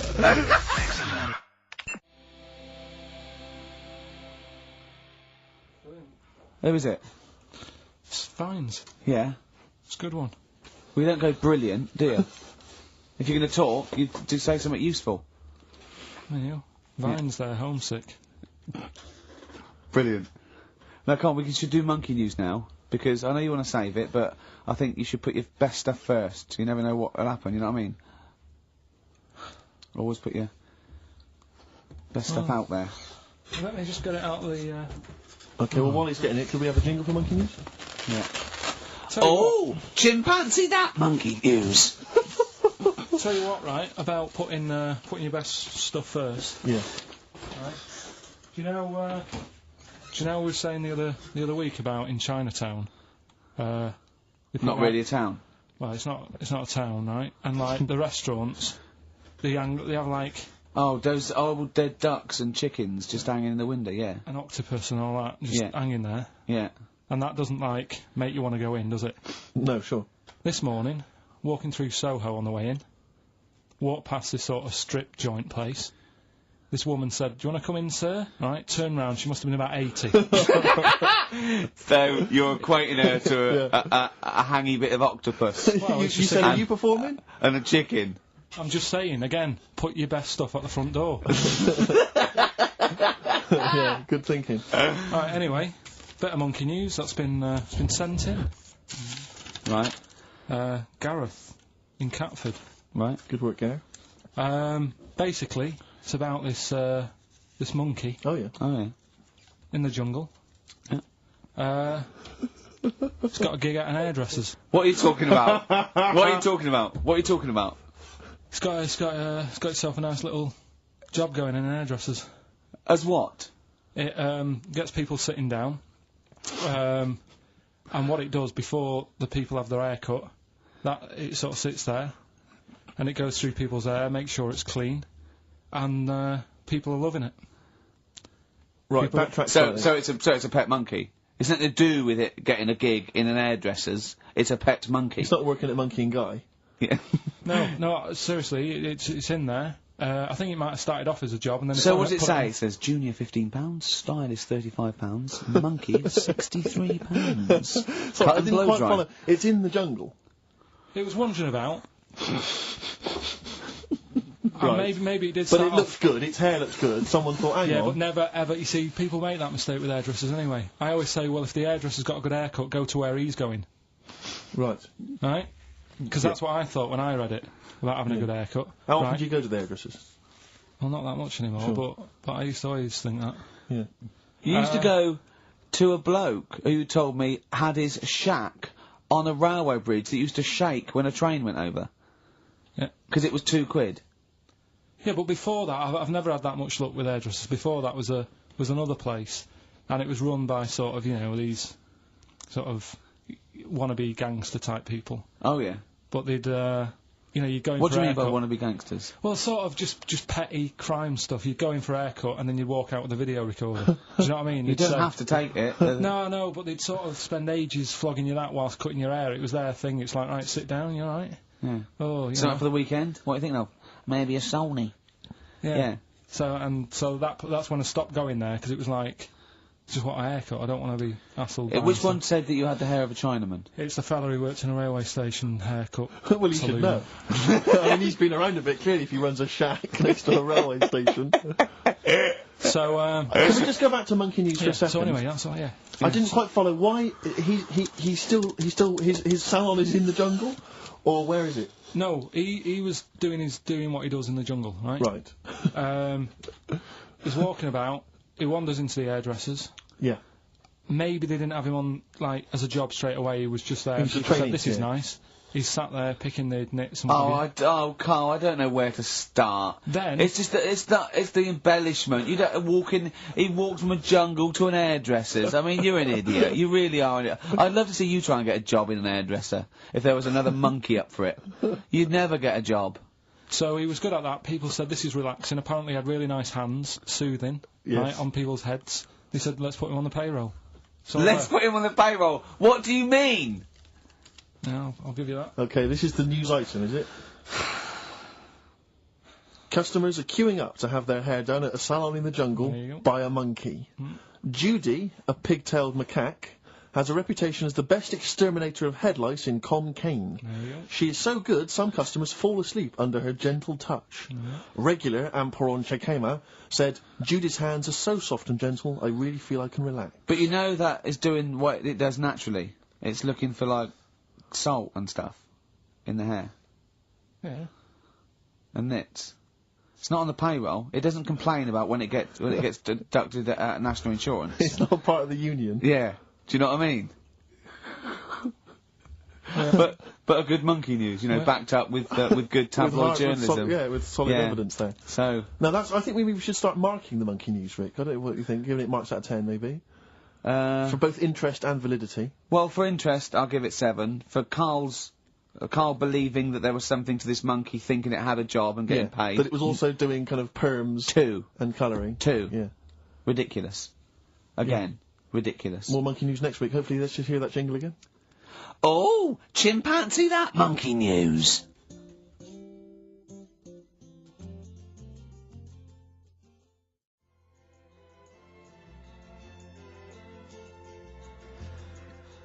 Peace Train. Isn't that brilliant? Cat Stevens. Now, well, I've sort of enjoyed the last sort of, you know, hour or so after the disappointment of the Sonys. I think we are going to give up, to be honest. Do another week and then shoot off. Yeah, knock it on the head. Okay. We're only doing it for a laugh anyway. But if they're not going to reward us for that, then do you know what I mean? It's not really worth it. But I'll tell you what could. But what about this, Carl? Can you find out who was on the panel? Can you? But what difference does it make? Well, I want you to interview. I want you to phone them up and I want to tell them why they didn't think our show was any good. Let them explain themselves. Just explain themselves. They've got to stand by their convictions. Find them all, track them down. There's probably about 300. What do you expect then? I want to tell the truth. No, you're right. The monkey news should have, you know, done the job for you. I just want people. I don't want to sit in a room and hide. I want the 3 people on the panel. I'll find them out to say we didn't vote for you because we thought it was shoddy, amateurish, annoying. There was too much swearing. I'll go, fair enough. Well done, mate. We didn't vote for you because Carl's voice is an irritant. Okay? Okay? Well done, mate. You're alright. We didn't vote for you because, Gervais, you're a fat, useless git who understands nothing about broadcasting. And your mate Steve... know something. Yeah. And I'll go, right, I'm not so happy with that, but at least you told the truth. But get them on the phone. Find out from Andrew. I noticed none of them have mentioned me, which is good. I know, think yeah. I'm pretty good. Yeah. Yeah. They probably all love Steve. No one likes to pick on an invalid, though. Do you know what I mean? I'm just... We got a player request here for, what's her name, don't leave it, Steve. Sonia, who's 18 today. We couldn't find William. It was really nothing but Smith because, whoever is in charge of the library, I mean, they probably won an award for it. But, you know, she didn't ask for 4 non-blondes, so I found There Is a Light by the Smiths. So, a week to go.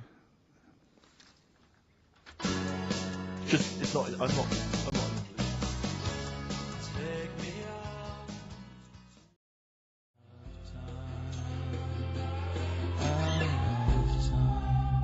Blur and Out of Time. They're joking, there's 2 hours to go. On XFM 104.9, I'm Ricky Gervais, with me Steve Merchant and KARL Pilkington. A new leaf, bit of a blow at the Sonys.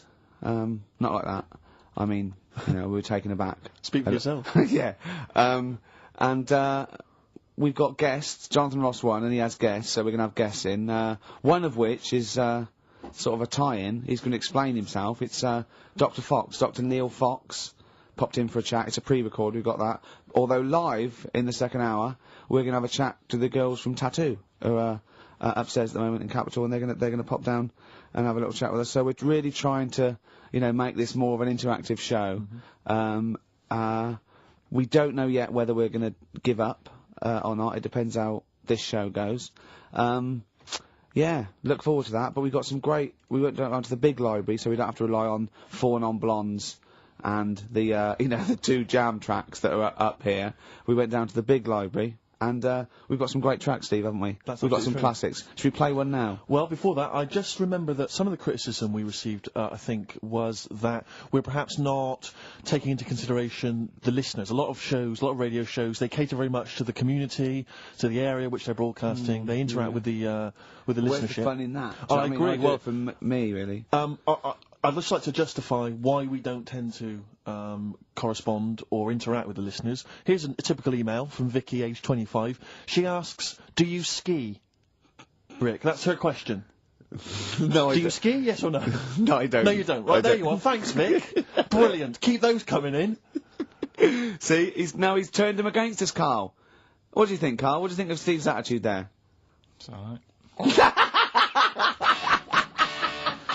More insight like that coming later.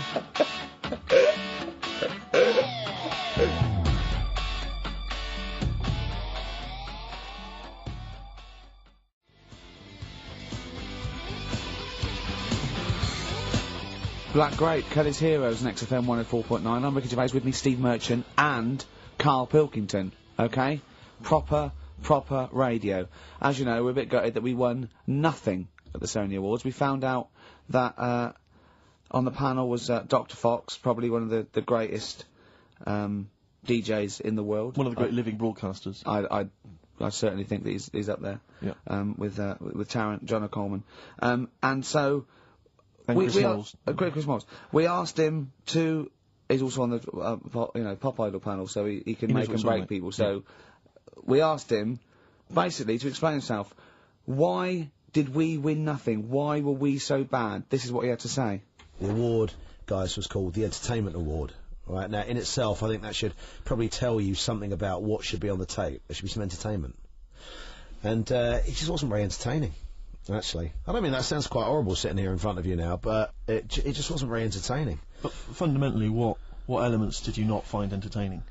The fact that it didn't seem to entertain me at all was part of it. I mean, it's a bit of like how long's a piece of string, isn't it? What is entertaining? We have talked about string on the show before, though. Then there were loads of people I'd never heard of in my life, and some of those were perhaps a bit more entertaining than you. The people that got silver, I think they were called Joe and Twiggy. They worked for a station in the Midlands, I think Trent FM. They were actually pretty funny. Funnier than ours stuff. Yeah, yeah, they were actually. Yeah, they were funny, and they seemed to sort of understand their local. They seemed to understand their market a bit more. And then I got onto yours. I think, oh, great, Ricky Gervais. Yeah, he's really funny in that program, isn't he? I must watch that. I'm going to absolutely die laughing here. And oh God, it was painful. How would you have improved it? Just listening. Bit of humour, be quite good. Bit of humour, essential, I would think, to an entertainment show. A bit of prep, a bit so get in there and actually think about what it's going to do, perhaps. Well, right, okay.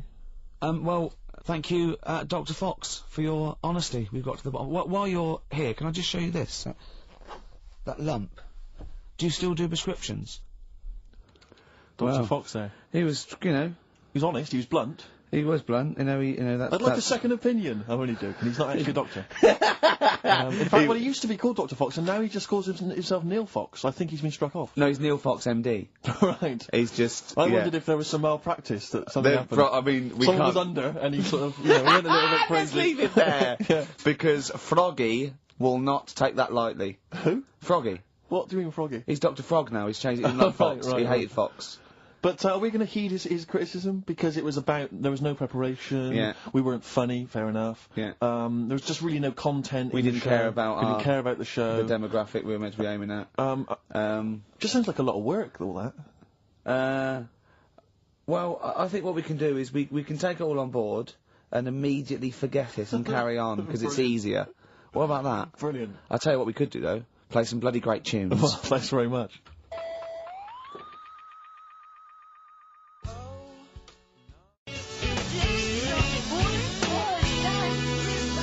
Athlete, you got the style on XFM 104.9. I'm Ricky Gervais, with me Steve Merchant and KARL Pilkington, innit? Alright? Brilliant. Well, the funny thing was, the day of the Sonys, the Radar figures came out. That's the body that tells exactly how many listeners you've got, etc. And, XFM went down a little bit, across the board. Except one show, Steve, that went up 34%. Keep talking. Well, what show do you think that was? I'm trying to think. Would it be Zoe Bourne? No. Would it be Christian Connell Breakfast Show? No. It was this little mother of a show. Really? Up 34%? Yeah. Everything else went down. We went up 34%. Yeah. So, maybe Dr. Fox should be listening to those figures. Indeed. Yeah. Will we get a pay rise? Will we get a 34% pay rise, KARL? Ooh. Up to 80 quid a month. No, because for the last, 2 years, there's been nothing there, and you've still been getting the same money, haven't you? That's the way it works. There's been what, there? You're not paid per listener, are you? It's just... You know what I mean? It seems like it. I think they've each given us 5 pence. Exactly. I went along to, I came in from the presenters meetings I've never been to before. A presenters meet. I didn't know they existed. And I just came in to annoy KARL. It was about 5 to 6. So I was going to get him as he knocked off. We're going to have a Sorry, and the presenters meeting is what? That's where they dish out which amusing news stories they're going to read out, is it? Yeah, or no, what order they're going to play, Athlete, Coldplay, right. The Vines. And, I went upstairs, all the people there, and, quite interesting, wasn't it? KARL? Yeah. You know why the figures went down a little bit? Go on. The war. Is that what they said? The war, yeah. At one point, I said to KARL, just how many listeners died in this war, then? Because I thought he was saying that they were at the front. Yeah. Or XFM listeners went, well, I'm going. Yeah. I'm going to Iraq. Well, the reason our listeners... Tell Zoe to tape it for me. The reason our listenership went up is that just tells you who's listening to us. Cowards, yellow bellies, children, women, people with fallen arches, terrorists. Oh dear.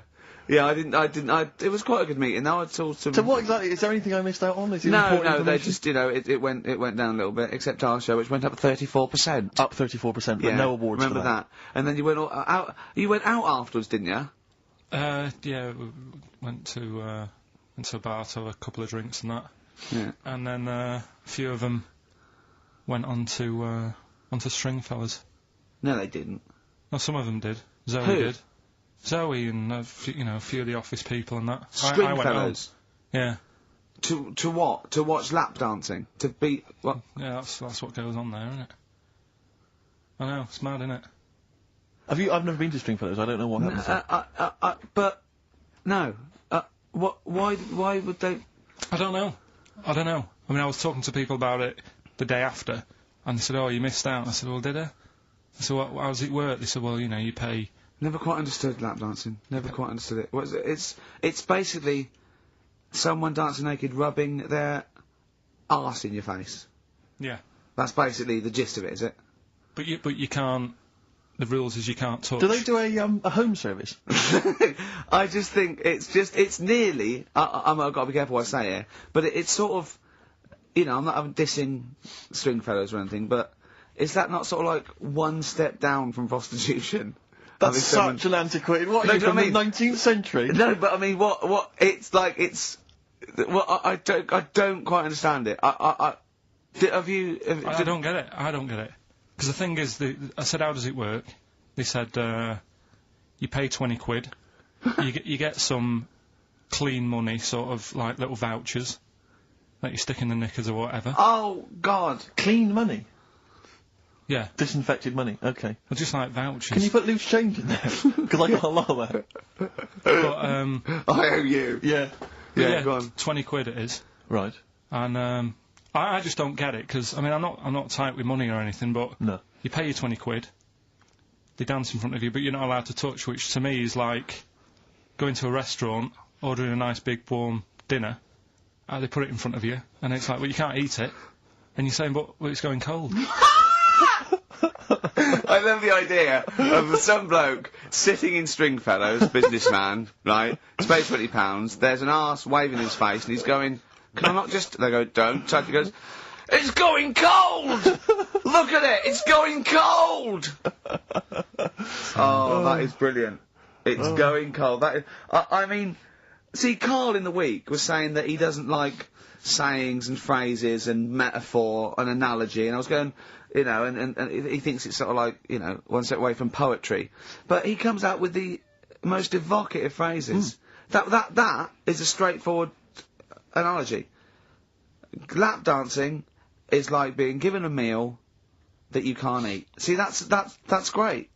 That's how you saw it, and that's so much better than saying it's mad, you can't touch, or it's a waste, or you see what I mean? We were trying to inflame his enthusiasm in the week, and I said about different phrases, and he goes, well, why not just say the actual words? I was going, well, it's more poetic, and I told him the Isaac Newton one. If I have seen further than any other man, it's because I've stood on the shoulders of giants. And I said, well, that's because, he's saying, I'm getting lauded for being this great scientist and all these discoveries and being a genius, but I'm saying, if it wasn't for those scholars before me that had come up with what they come up with, I wouldn't have got this far. KARL went, what did you say? I just said, well, I prefer him to give me a name check. Do you know what I mean, though? If he stood there and he's saying how good everything is, don't just class me, don't sort of put me in with a load of other people. Give me a mention. If you were one of the other scholars? Yeah. Yeah, I think there were probably people that died sort of years before him. I think he's saying more that he's thanking the body of work these scientists and these great men had handed down, through either books, material, teachings. He's not giving a big shout out to the collective science posse. Yeah, yeah. Thank you. Actually, I copied Nigel's. He's not saying that. I was like earwigging. I heard what Nigel said about it, about the third law. Do you know what I mean? Yeah. I mean, I look into sayings and stuff a on. lot more and see if they work. Well, one that happened a couple of weeks ago, right? You were talking about the you can't have your cake and eat it. Is Yeah. that what you said? Well, I never understood that, because I thought, well, what's the point of having your cake and not eating it, rather like your lap dancing analogy. But it actually means you can't have eaten your cake and still have it there, Yes, obviously. exactly. Well, the time that I saw that saying work, right, I was in Asda with Suzanne. Yeah. And you know those big binders you get with nice cakes in them? Yeah.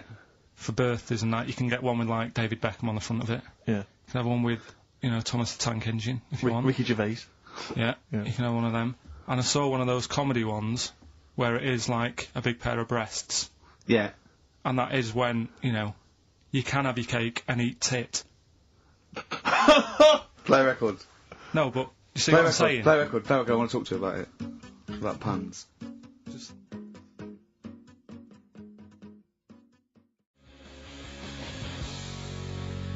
Placebo. This picture with the androgynous vocal talents at the helm there of Brian Moloko on XFM 104.9. I'm Ricky Gervais. Informed broadcasting. Excellent. Did you see, I'm sure, I don't know if Carl saw it, I know you watched it, Rick, it was extraordinary, it was a Sky One TV show the other night. It was something like, reality TV, Oh, I can't yeah, remember what it was called. Yeah, Excellent. and it was about basically what, the fortunes of I various... cannot get enough of it. The fortunes of various reality TV stars since they've come out of the show. Christine Hamilton coming out of the jungle. And obviously, once again, always a pleasure to find out what Fats Waller is up to, Rick Waller. I mean, he's in a band now. He's got his own band. He was playing in some club in Rochester. There was about... It's 20 sort of gospel, people in the sort of audience. gospel rock, that sort of soul gospel rock thing, like something you see in the Commitments or something. And when it cut to the audience, it was like it was in Butlins. It was just a big dance floor, and there was just people watching indifferently. And you went, the people that were here loved it. I mean, it's a bit And I sad. have to say, I know. the size of the man, his leather jacket, Carl, was extraordinary. I don't know how many animals had to die to make it. It was like... You know, it was It looked like, unbelievable. if he'd have fallen off, it'd have been like the Hindenburg. Yeah. Because... It was like a Zeppelin. the humanity! It was people... extraordinary. I still think, when I see him wearing a coat like that, it looks like he is stood on the shoulders of two other people.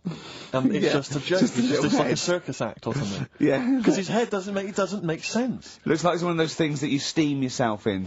You put your head out that. And is that a machine you're in? No, it's a Or coat. one of those old-fashioned iron lungs. Oh dear. There were some magic moments. But there was a great, because once again, I mean, I missed a lot of the first series of I'm a Celebrity, Get Me Out of Here, but it Brilliant. showed once again the moment with Darren Day. Darren Day, a lovely guy, but that moment where he went off and sat on a rock and came back, and he'd written a song. I know. Which he just, and I can't, it was also things like, I'm in a hotel room in another I town. know. Don't. And do it was just, it was like something you'd write when you were 14. It was unbelievable. They showed it again. It's just stunning. I love songs you write when you're 14. It's like your first sort of like song where you know 3 chords, and it's always it's always stuff like, there's a man, he's a lonely man. Take a look at him, he looks a bit like me. Yeah. It is me. It's that sort of thing, like when you want to play it to someone and you want them to go, my God, you're deep. Yeah. My God, you're brilliant, aren't you? And that's about you, is it? Oh, yeah, it is, yeah. I have to say, this is such a terrible confession. When I was doing a school play once, when I was about that age, 15, right, there was a girl who was in the cast with me, right, and she sort of, you know, she was giving me the eye. I was thinking, yeah, well, I kind of thought she was, right? And there was glass. But there was another guy. There was another guy there as well. I was sort of competing for her affections. Oh no! And he was quite a witty guy. His name was Scott Hansen. He had long blonde hair. Exactly. Yeah. And I thought, well, the way to impress her, because I was 15 or whatever, I thought I was pretty smart. I sat in one of the adjoining dressing rooms, reading a copy of the philosophical book Zen and the Art of Motorcycle Maintenance, which I didn't understand, but which I sat there reading it in the hope that she would walk in and think, my God, you're reading Zen and the Art of Motorcycle Maintenance. You don't go with the crowd. You don't want to come next door where we're talking about nonsense and people are flirting. We're talking about the bangles and curly-whirlies. You're in here saying, look, just, if you want to come and talk to me, you're welcome, but I'm not... I'm a thinker. I bet you thought you were Kwai Chang Kane, didn't you? I thought it was like she'd think, Jesus Christ, I've never met anyone like him. That is genius. And I remember the one time she accidentally walked in, she went, oh, sorry, wrong room, and left again. And that was it. Sorry, at 15, so this is about the time you took to wearing a bow tie to I was impress slightly people. younger wearing a bow tie. I love that. No, I used to watch a lot of Harold Lloyd films. And he always seemed to do very well. I love it. I love the idea of a 15 you going, well, it's time I went to wooing. Right. Right, on with the bow tie. Where's the Zen? Where's the pipe and my bow tie? It's a time I got me a bow. Yeah. I love that. But songs are great as well. And the other thing you do, sort of when you're about 15, 16, is start writing songs about, like, the world's trying to take a piece of me. Hey, you think I'm going down? I'm coming back. I'm against the ropes. They try to drag me down. It's like you want to be Cool Hand Luke. Yeah. They put me in this emotional prison. The man's on my back. Who? Who? They try and take a piece of me. Who do? Well, you're 14. Parents and that, don't they? You're really comprehensive. The teachers. Yeah. I absolutely love it. I still remember a poem. I'll not say his name. We're about 14, 15.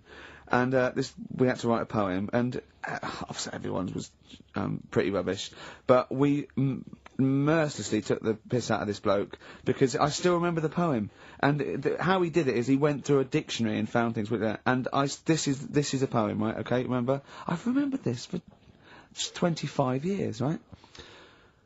The reason why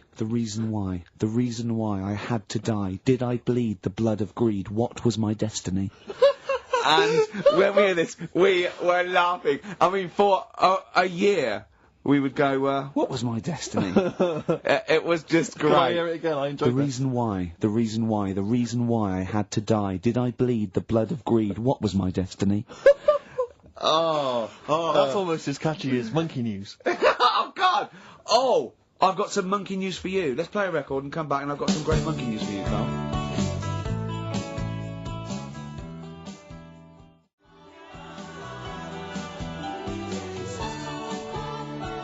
That's from the R.E.M. album that people tend to forget about now because it was so kind of poppy and such a massive hit out of time, but there are some good tunes on it. And there's one of them, Near Wild Heaven. Excellent, on XFM 104.9.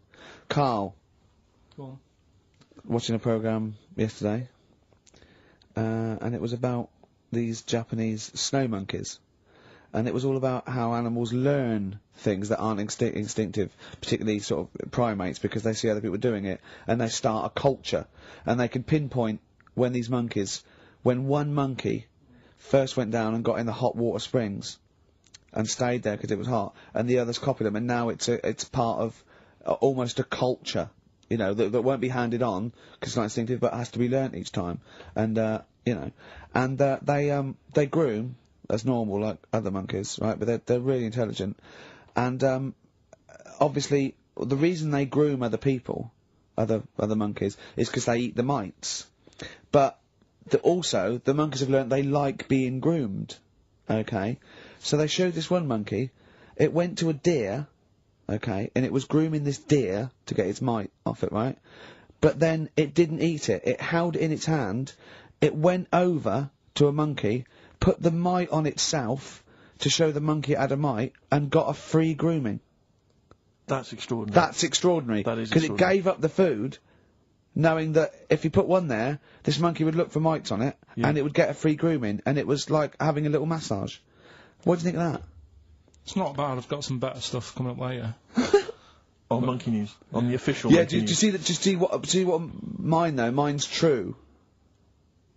I mean, that's an interesting and extraordinary. It actually happened. Discovery. It's social behaviour amongst primates. So I saw it. It was. You know. Did it rob a bank, Rick, at any time? It didn't rob a bank, and it didn't open a hairdresser's. See, that's what you're letting. That's where you're letting yourself down. It's not quite good enough, is it? My Monkey News. No, I got some. See the difference where I named the species, explained it slightly, told you an interesting fact, as opposed to there's this monkey, right? And look at him looking at you. Yeah, he's not interested, Rick. Can I tell you now? Can I try and describe for people the face that Carl has? I'll tell you what it's like. It's like if you draw some eyes, a nose, and a mouth on a balloon, and then inflate it to about half full. That's what Carl's face looks like. That's what his head looks like. It looks like a face you've drawn on a balloon. Very small, the rest of the head huge. It's just that today I'm a bit tired, right? That's one thing. Why are you a bit tired? I just haven't been sleeping, right? Why not? I don't know, I've got a lot going on in my head. Oh, if this would be like The Simpsons, if we could actually look in there, there would be two monkeys grooming now. Plus, you've been talking about, like, stuff that I can't relate to and that, so I'm... What, writing poetry? Like what? Reading books? Yeah, what? doing poetry and stuff. I never did any of that. What did you do? Well, at school they didn't bother. They tried to get us to write more, right?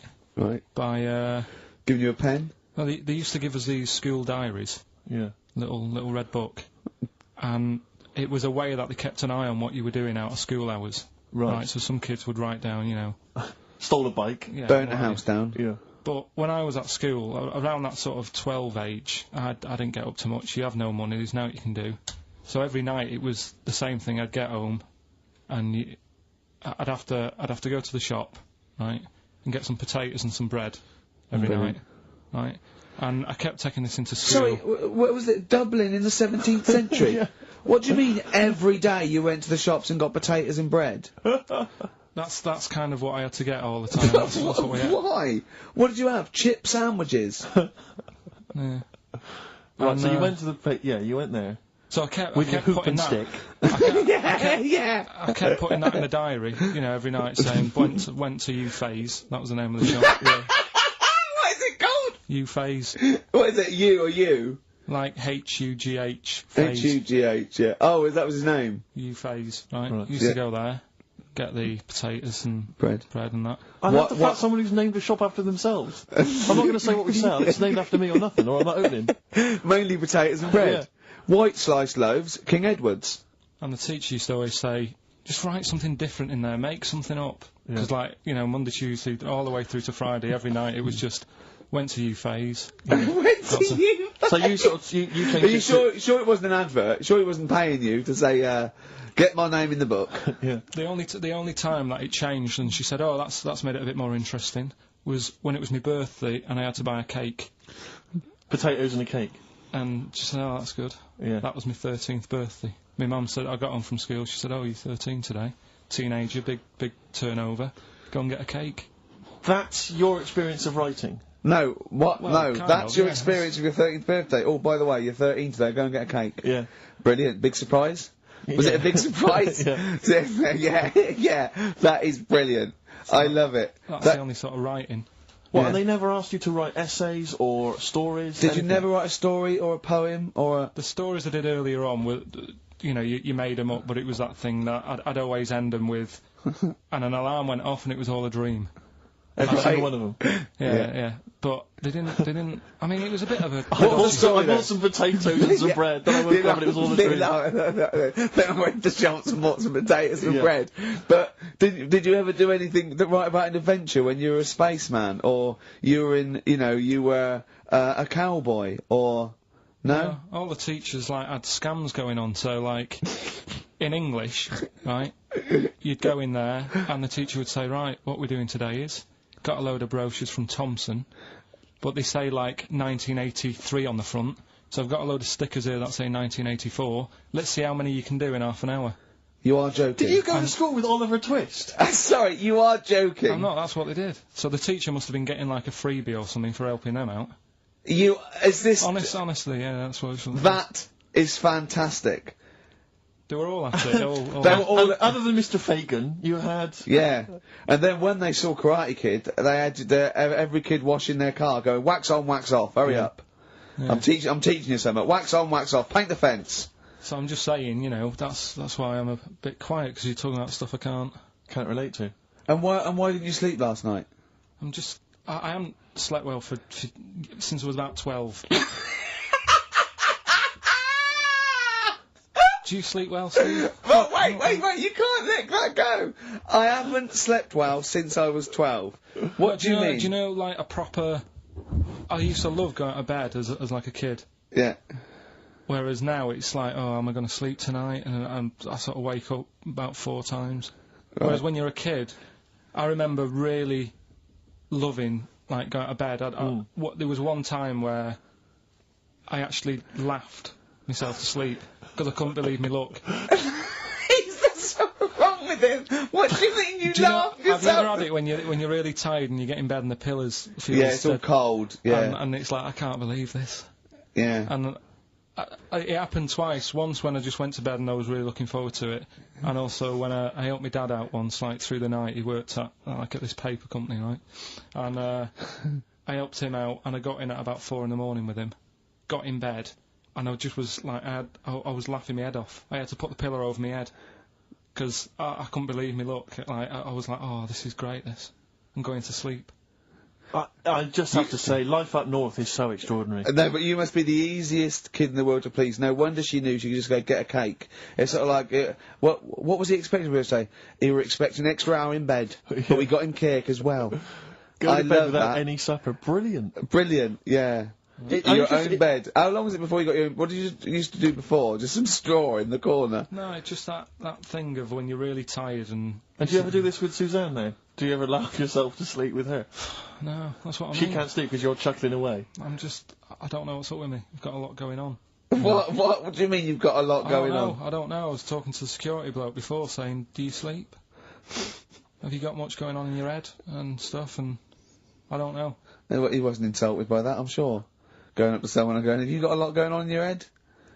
That is brilliant. It worries me. It's interesting that your lack of sleep coincides with the diaries and the writing of the bread and potato story every day. I don't know if once you had that responsibility. Why don't you every night go to Hugh Fay's, get some bread and potatoes, you don't have to eat them, then go to bed, and I think you'll be chuckling yourself to sleep in no time.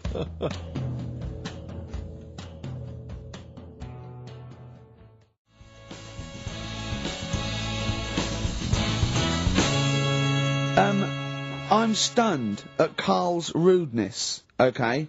That's badly drawn boy, by the way, all possibilities. There's a lovely chap just calls in, saying about... And KARL, because the record's ended, he doesn't say, oh, I've got to go to the record's end. He went, yeah. And he... So... He's probably still there. Well, cut him off. Well, just check if he's still there. He doesn't want to be on radio. He said he didn't want to be on the radio, but I think he should apologise.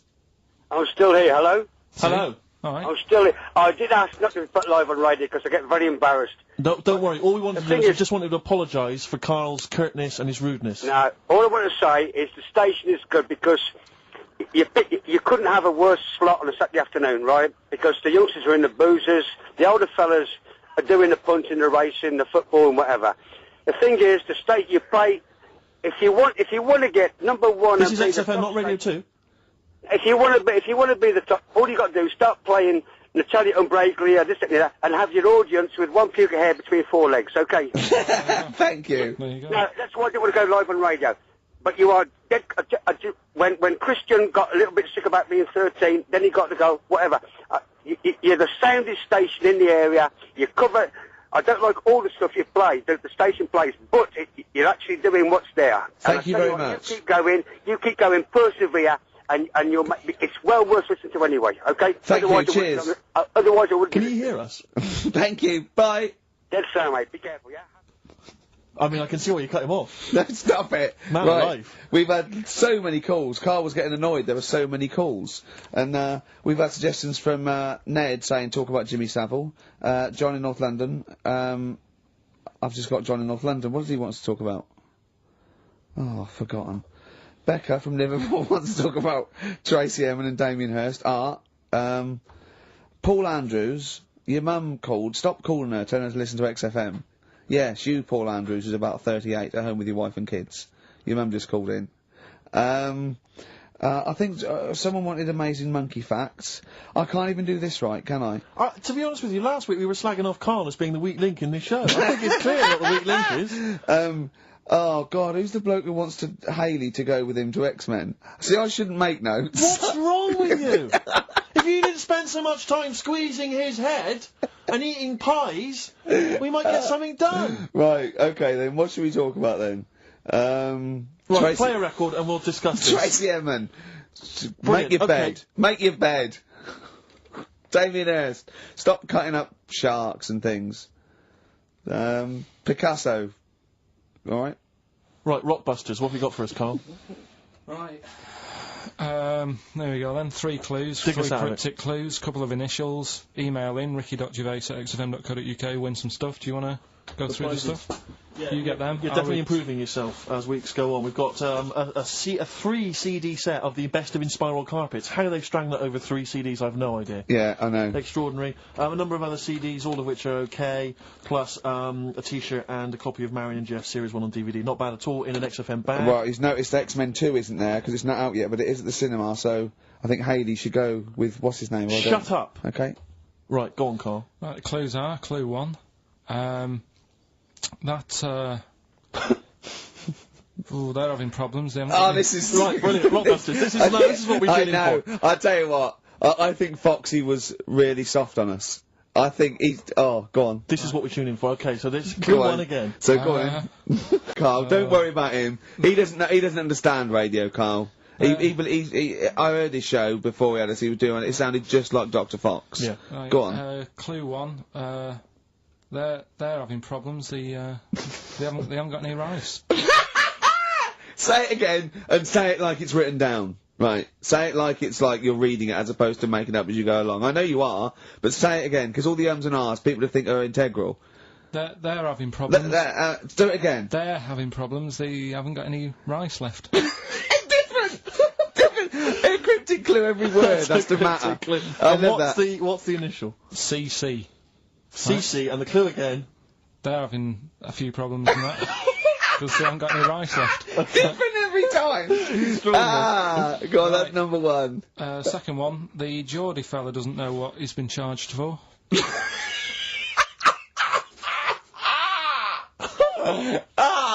Okay, and what's the initials there? BW. Oh. The Geordie fella doesn't know what he's being charged for. Right. And the final one, if he had 2 bricks, and he had to throw them at 2 women, right? Stop! Right, you've got to go through this without going. Right? Oh, yeah, just do it again. Just say it again. Think what you're going to say, then say it. I had 2 bricks. Oh, no, it was if I had before. Well, I've got to put... Stop it a minute! Stop! Because I'm going to burst. Right, Carl, work out what you're going to say and say it. Right. Okay, just calm down. Okay, We just everyone calm down. Okay, right. I had 2 bricks to throw at 2 women, and I didn't hit either of them. Right, okay. The initials MM. Right, so Okay. quickly again. They haven't got any rice. I've got that, and it's brilliant! That is a brilliant one! Okay. Right. They've run out of rice, they've got problems on their hands. CC. Right, the second one, Geordie fella doesn't know what he's being charged for. Right, BW. And I had 2 bricks to throw at 2 women, didn't hit any of them. Right? That's MM. Email in, ricky.gervais@xfm.co.uk. Brilliant, play a record. Win some stuff. It's email only, ricky.gervais@xfm.co.uk. Oh.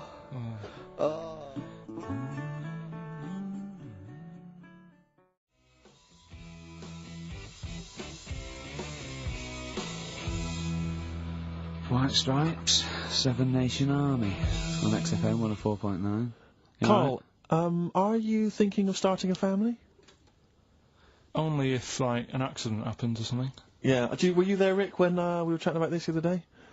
Oh, yeah, no. What did you say, Well, Carl? we were talking about his career and that, because he's on MTV, and I was going, oh, you got to do this now. He's going, look, if it happens, it happens. I've said to Suzanne, if it happens, it happens. She goes, well, what are your plans? I was saying with Barry, she said, are we going to have kids or not? I go, look, if it happens, it happens. I go, well, how would it happen? He goes, if a condom splits. Amazing. I love the idea that that's the way you plan for a child. Imagine telling them that. Where was I conceived? Can't remember. The condom split. Yeah. You're an accident. I love that. The romantic nature of that is I was just told I extraordinary. was an accident, but, you know, it doesn't matter, does it? Yeah, it doesn't matter. That makes a lot of sense. Yeah, but it doesn't But matter. do many people sit down and say, right, do you think we should? Yes. Well, they lay down. Yeah. I'm busy.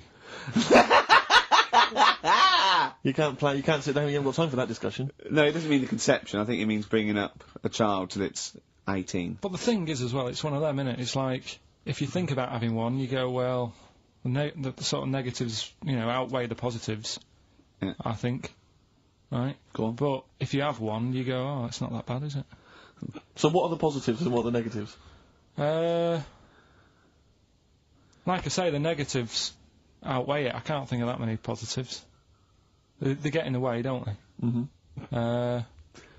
Cost you a lot. Costs a lot of money. Same with marriage. Like Suzanne's saying, we'll get married, so what for? Well, marriage doesn't cost anything. Well, it does. Well, no, if you go to the registry office and then Yeah, buy but a then, house. But then what's the point? Well, tax breaks, you know, presents. I don't think you get them anymore. Don't you? I looked into that. You old romantic. What would you rather have, a ring or a 3% saving? yeah. Oh, I love it. I love it. Well, I don't see the point anyway. I got down on one knee and presented her with some inland revenue forms. yeah. Just to show the benefits. That is great. I mean, if you are planning it, I think you got to involve me and Steve in the radio station, because it'll be. I mean, you take quite a lot on, don't you? So if you've got a kid at home and you're not sleepy, you haven't slept since you were 12, you've got this, you've got MTV, you've got a kid. You know, it might be one step too far, because I wouldn't want to push you over the edge. Well, Nancy, go on. Sorry. No, I just was going to say, I was talking to Suzanne last night about it and saying, you know, about earning money and that, and she said, well, you're already sort of earn a little bit more than me, so you know, if you get loads of money, she said, I'd be happy staying at home and doing nothing, maybe looking after a kid. I said, oh, so that's not happening. Right. I said, I could have a load of money now tucked away, I could have won some money and I wouldn't tell you. I still want sort of that cheque offer every month. Because I get a cheque offer to sort of pay the bills. Yeah. And I think you need to keep that in a relationship. Sure. Do you know what I mean? Work as a team. Yeah. Yeah, that's not working as a team. Of course it is. Well, no, you share everything. Sharing everything is working as a team, Yeah. whether Not you earn you most or whether stashing some 35 grand back. It's not like you think that, oh no, I won the pools, but I give her half, she'll get lazy, she'll just sit around the house doing nout. So she's still got to go to work in a job she hates. Yeah. I'll tell you though, she thinks that it'd be the worst thing that could happen if we got a load of money. Because she'd want to go to Egypt, I'd say I'm not going. Why would she want to go to Egypt? I don't, that's what I said. No, why would she? Why does she want to go to Egypt if she wins a lot of money? She said it's meant to be pretty good. So the incredible wonders of the pyramids and the Sphinx and so on, that's not of any interest to you? I've seen it though on the telly and that. I don't want to go all that way just to see it. Exactly. Right. Yeah, exactly. That's To experience other cultures, other lifestyles, travel broadens the mind. Well, you don't. No, not really. You've seen enough different ones here, haven't you? Yeah. There's parts of Wiven. Oh, you haven't seen yet. Yeah. Okay. Well, you don't want to make enough money. You don't want to make a lot of money because you're worried that Suzanne might want to go to Egypt. And then No. And that's I going to don't tear you want to apart. tell her that I'm making a lot of money. I can still tuck it away. Right. And what will you do with it? When are you going to spend it? When you turn up in a big converted limo, it goes da da da da da da da da da da da da da. Come on, we're going to bingo. Where'd you get the car from? Never thee mind. Right? What? Won't she be suspicious? When you've got a pet chimp. You know what I mean? What are you? I mean, yeah. What would you spend it on? Is there nothing that you want for? No, I've never. No, there's now at the moment. Honestly, it's I'm quite happy. Do you know what I mean? I don't ask for much. But you're not happy. You're always whinging and moaning. Always whinging. Clearly, there's something wrong. What if someone gave you? Okay, right. Let's be serious. We're not talking about billions, right? But if someone gave you a cash injection, just a one-off cash payment of £250,000, okay, what would you do with it? I mean, that's too easy, because that should obviously be a house. That should be the best house you can find in London. I'd probably want to go and see a tornado. Right. That's on your list. Okay. In many ways, he's so sweet, but I want to shake him. Can I just point out to you, Carl, I don't know if you know this, but if you get caught in a tornado, you do not whisk off into the magical land of Oz. And land somewhere nice. Yeah, and crush a witch. Still in your rocking chair. Yeah, it doesn't happen. It's quite dangerous. But you'd go and see a tornado, number one, fair enough. Number two? What brochure is that in? That one? It's Texas, isn't it? Okay. Oh. Number two? Texas. So he's got tornado number one. What brochure is that in? Number it's two. Texas, isn't it? It's Kansas, I think, mainly. Well, I noticed someone's emailed here a link for, can you believe you luck, Carl? Monkeys for sale. Now, I don't endorse this in any way, but here you are. Here's a monkey for sale here. Oh, that's terrible. $2,500. It says male, very smart little guy, loves to play and gives kisses, wears diapers and clothes, has been around lots of people and loves them, healthy and loves to eat. Sounds like Ricky. How much is that? Well, it wasn't Carl, because it says loves to be around people. Yeah. There's a gibbon there. A gibbon for... Too pricey, though. It's like that Donald McIntyre programme he did, that Cheapest Chimps programme. He didn't do Cheapest Chimps. He didn't do a programme called Cheapest Chimps. You're saying that, but... Well, he didn't. There's at no point did Donald McIntyre do a programme called... Play a record a minute. Play a record. Oh. Cracking tune. Now, if you were down in Texas, chasing your tornado, this would be on your stereo, surely. Surely, if you're in Alabama, it'd be in... Well, he doesn't go to Alabama, it's Texas, that's where the tornadoes are. Do you not listen to what he says? It's Kansas. It's Kansas.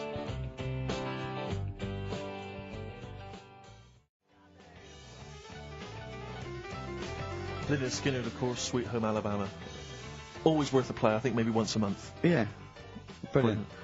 Karl, we're talking about having kids and stuff. I've always been quite thankful that Ricky's never wanted to have kids, because I just think he would set the worst example for a child that he possibly could do. Just in conversation the other day, just happened to mention that he's taken to eating in the bath. Yeah, well, let me explain something.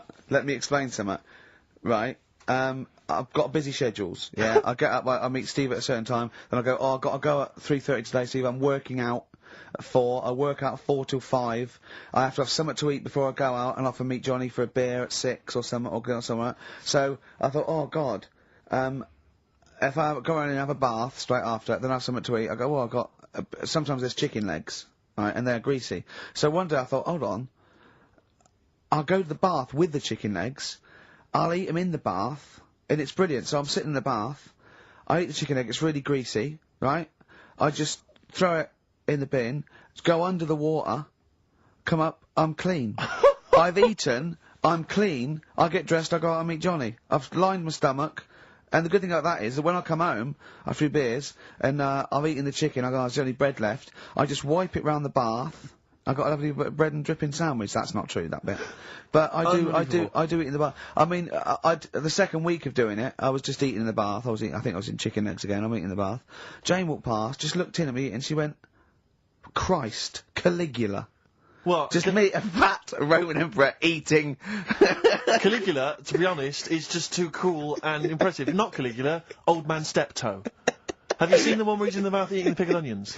No. He sat in the bath, he literally sat in the bath, eating some pickled onions, some of them slip under the water, he fishes them out, put them back in the jar. I'd never do that. No, you'd eat them. You would never, well, you wouldn't let food go by like that. But it's But it's the fat, it's chicken, it's big greasy slabs of chicken, Yeah. You're throwing the bones on the floor. No, I'm putting them for in... the wolves to scavenge. I'm putting them in the... Stop biting your nails, Karl. Not only can you hear it, it's really rude. I don't know, what... Yeah, you're criticising him? Yeah. Criticising him for biting his nails? Yeah, you don't know where they've been. You eat chicken in the bath and then go under the water and come up clean while sat in some water swimming with grease and fat and chicken bones and breadcrumbs. Well, I like to bath. I like to bath like 2 or 3 times a day. But do you not see why that's not cool and impressive? It's not like we're all going to go, why haven't we all thought of that? To be honest, though, Steve, that is the only time I eat oranges. I know what you mean. Yeah, that's, I've always thought that, an orange, I go, oh god, this is too annoying, and I don't bother eating oranges, unless they're tangerines, you can peel them in one and put them in one. I don't have big jaffas, there's just not, it's not worth it. What is wrong with you? Firstly, have you ever thought about cutting an orange into 4 quarters with a knife? Waste. What do you mean a waste? More washing up. Yeah, right, so this is what you got, this is why you can't sleep at night. Because you're thinking, I've got to run a bath and have an orange. I haven't got time. I'd love an orange now, I need the vitamin C, but I've got to run a bath for it, at least have a shower. I'm not going to be in there with another man. Oh, it's dear. like, the two of you are just, you are like children. You're infants. Your mentality is ludicrous. And you're embarrassing us in front of our special guests. Oh, yeah. I can't believe it. Now, of course, last week we've had a number of letters, Rick. I'm just reading them now. Saying, last week, loved your interview with Chris Martin from Coldplay. Yeah. Genius. Another one here. Great insight into the man who wrote Yellow and Clocks. Yeah. Fascinating. Steve Merchant's interview with Chris Martin was amazing. He showed his own TV show. Yeah. Just some of the letters we've received, Rick. Yeah. So this week, we're very lucky to have with us Russian pop act Tattoo. Round of applause for them. Hello. Lovely to have them here. Tattoo. Now then, of course, there's been much controversy that your kind of lesbian shtick is just something to try and whip up some press attention. We are proper lesbians. We love Fanny more than cock. Okay, brilliant. And Tattoo, lovely to have you here. Thanks for coming. Yeah. Now then, you've got some live gigs, I understand, planned. Yeah. Duh. Okay. I can't help but notice that you sound, dare I say it, Tattoo, you don't sound so much Russian as German. No, we cannot do the accent properly. Okay. And, Tattoo, it's a joy to have you here. Thanks for coming down. Yeah. And finally, thank you're lesbians. Would, for instance, either myself or Carl be able to convert you from your lesbian ways? We like the muff so much that the knob is no good for us. Alright, well, thanks very much, Tattoo. Yeah, thanks, Tattoo. Thanks very much. Cheers. Yeah. Extraordinary. Next week, share. Brilliant. So if you've got any guests, special guests you love us to interview, then let us know. Ricky.Gervais@xfm.co.uk. Look at Carl's face. And we'll try and get there. Oh, dear. Play a record, Carl. Rockbusters answers next. I was going to say, well, do you want to do that? No, let's do it next. After the Just record. was going to say something. What were you going to say? About gays and that. What? In a bit. What were you going to say? Oh, we'll look forward to that.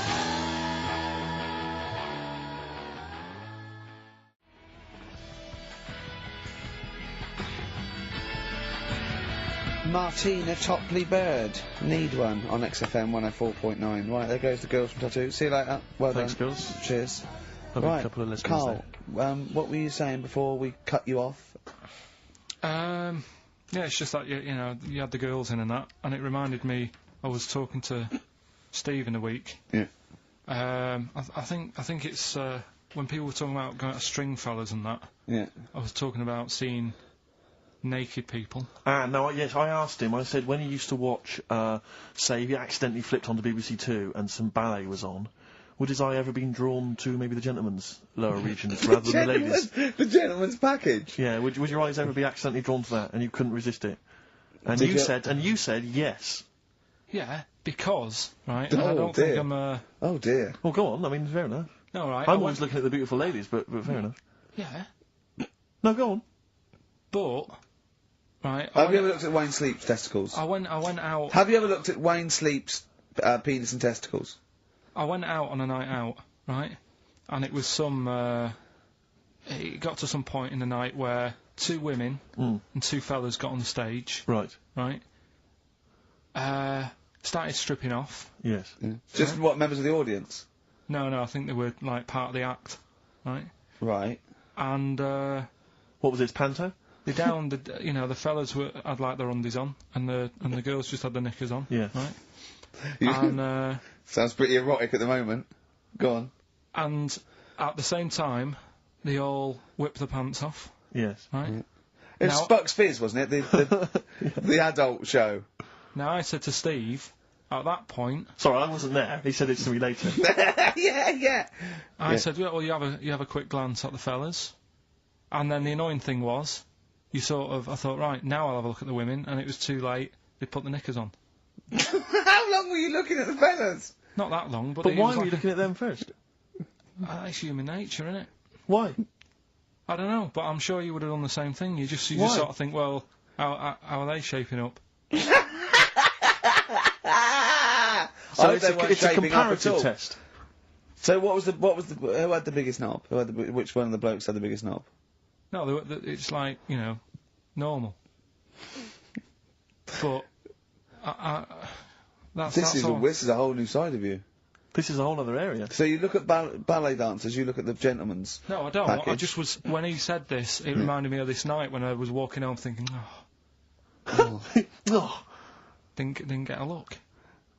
Because I was messing Where out. was this? What event was this where people are stripping off? Carl, I'll tell you what, you are the most interesting man I have ever met.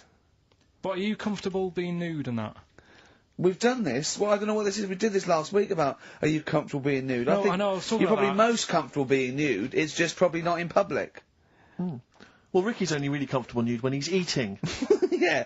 There's nothing to get, Yeah, you can just wipe spilt on yourself it. down. Yeah, you just sit in the bath. Yeah. No, but I've talked about that, and then when I went home, I was talking to Suzanne about it, and she said, "What's all that about? You don't like being nude, right?" And I said, "It's not." It's like I'm part of an Alan Bennett play. It's just, I love the way you talk. Remember once, right? I don't know if I should talk about this really, but well, that means you should. So go on. Go on. Oh yeah, right. We went to Tenerife, right, one year.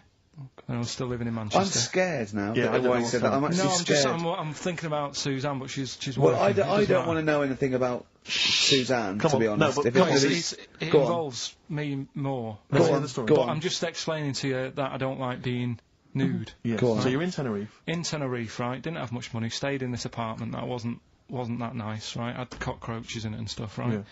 Yeah. Didn't have much money to go out at night. So we're in this sort of death trap of an apartment, right? Anyway, so when I was younger, right, had a bit more energy. So he's 30. 80, I know. So you know, start having it away a bit. It's a joy. Beautiful. It's so good. Yeah. I've been here to a while. I love it. Go on. Right. So, you know, doing what I do. Right. Yeah. Someone starts banging on the door. So Suzanne Everyone's says, at it. Right, so you mean knocking on the door? Right, okay. Yeah. Knocking on the door, right. So Suzanne said, you better get it. So I said, oh, I can't get it now, can I? I'll have to wait a bit. Right. I can't go to the door. Go on. So the banging's getting louder. Yeah. Someone at the door. Yeah. And she's like, oh, hurry up, it must be important. I'm like, in a minute. Just... So anyway. I don't want to know anymore. Keep going. No, come on, finish the story.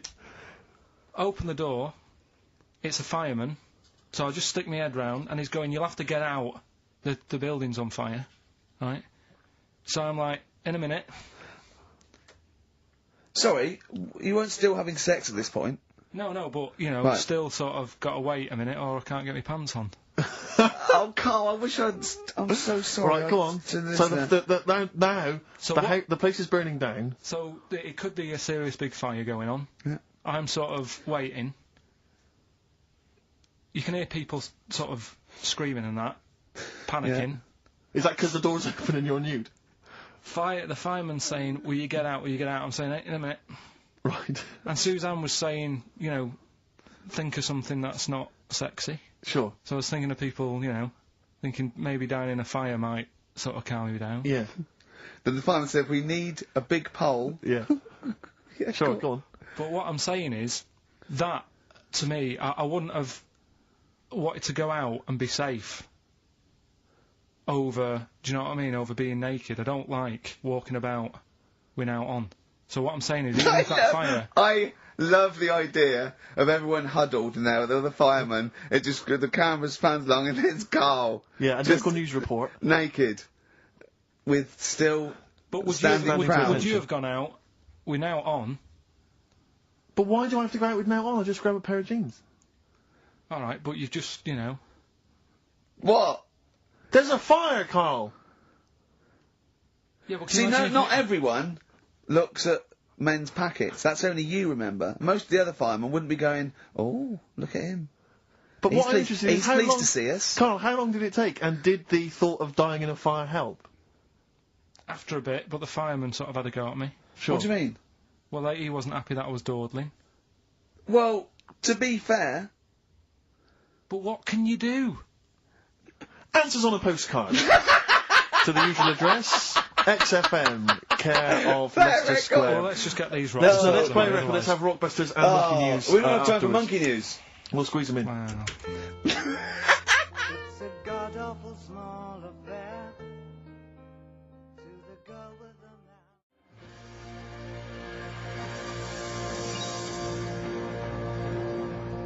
the Life on Mars by David Bowie on XFM. Right, come on, we're running out of time. Blockbusters. The results in... Sorry. Oh, what a giveaway. Oh, no, embarrassing.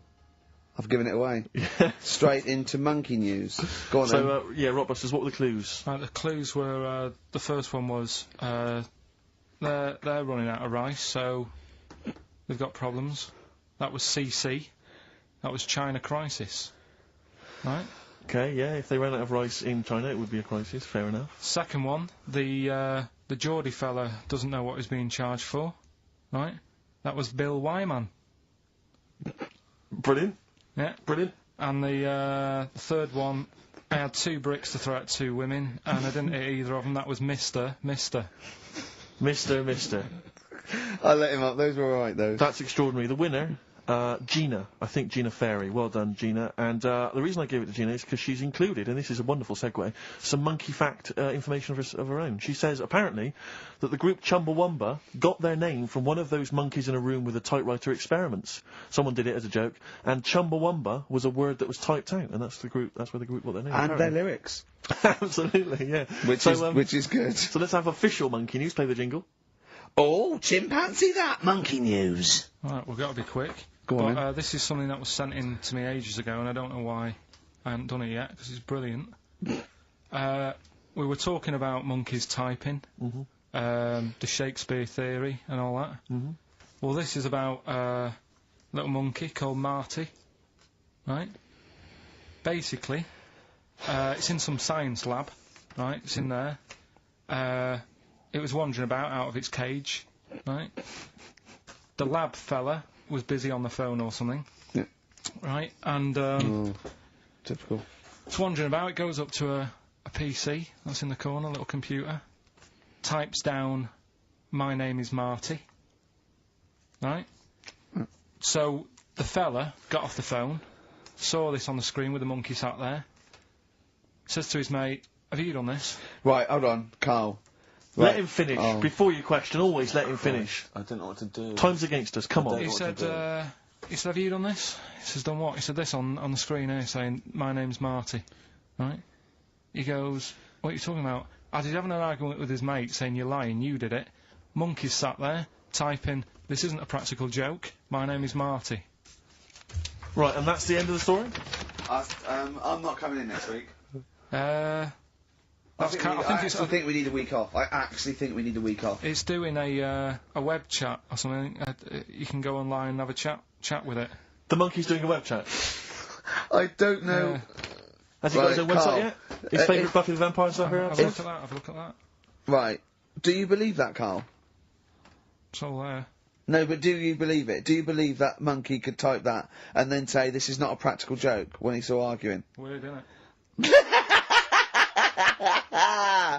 Oh. What do you reckon, Steve? Yeah, well, it's obviously a wind-up. It's a joke. It's not even... You haven't even got some of the facts wrong. It's just a wind-up. Have you noticed the date? Is it April the 1st? It is April the 1st. You are joking. That it was sent. You're an idiot, Carl. It was sent on April the 1st, Carl. So you're saying the monkey knows it's April the 1st, but you And don't it's doing believe... a wind-up, yes. Yeah, I think the monkey has thought, I'll do it on April the 1st so that people think that it's a wind-up, but in actual fact I am a monkey that can type and read. It's a shame you never went into investigative journalism. You could have brought down, you know, the Watergate scandal. Poor Carl. Well, I was thinking of a song that sums us three up. Yeah? What are we? What do you think? How would you sum us up? Tricky. Well, young, gifted and black. True enough. Apart from a couple of them. Yeah, well, we're not gifted. No. And we're not very young. No, I'm certainly not. Should we take a week off? Yeah. Should we maybe just knock it on the head altogether? We'll take a week off and see what happens. Okay. See you next... No, not... Let's not see you next week. See you in a couple of weeks. Yeah. Cheers then, Carl.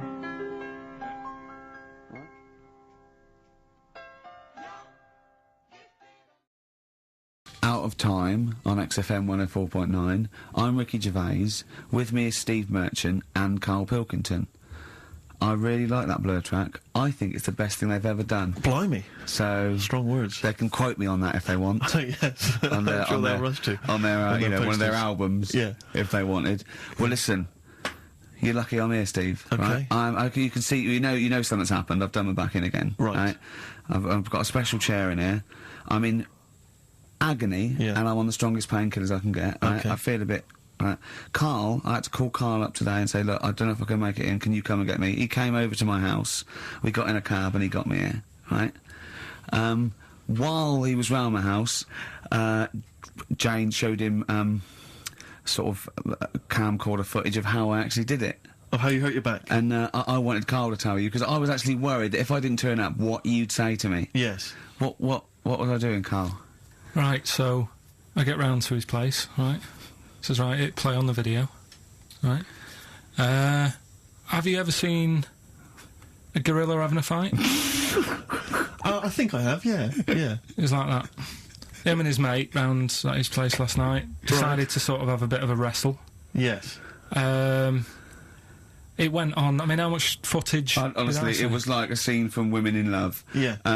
We'd had about 5 fights. We had to stop at one point because his arm was bleeding. You'd had about 5 fights? Yeah, well, we were wrestling. We were doing wrestling, right, in the... just behind in the lounge? Yeah. Well, we were on our knees and then sort of like, and I kept winning with an arm lock. Right? Yeah. And then the last time he sort of threw me and I went on my back and my back was done. And I was, it was Ian Morris. Yes. It was, Yeah, isn't he the commissioning editor of comedy at Channel 4?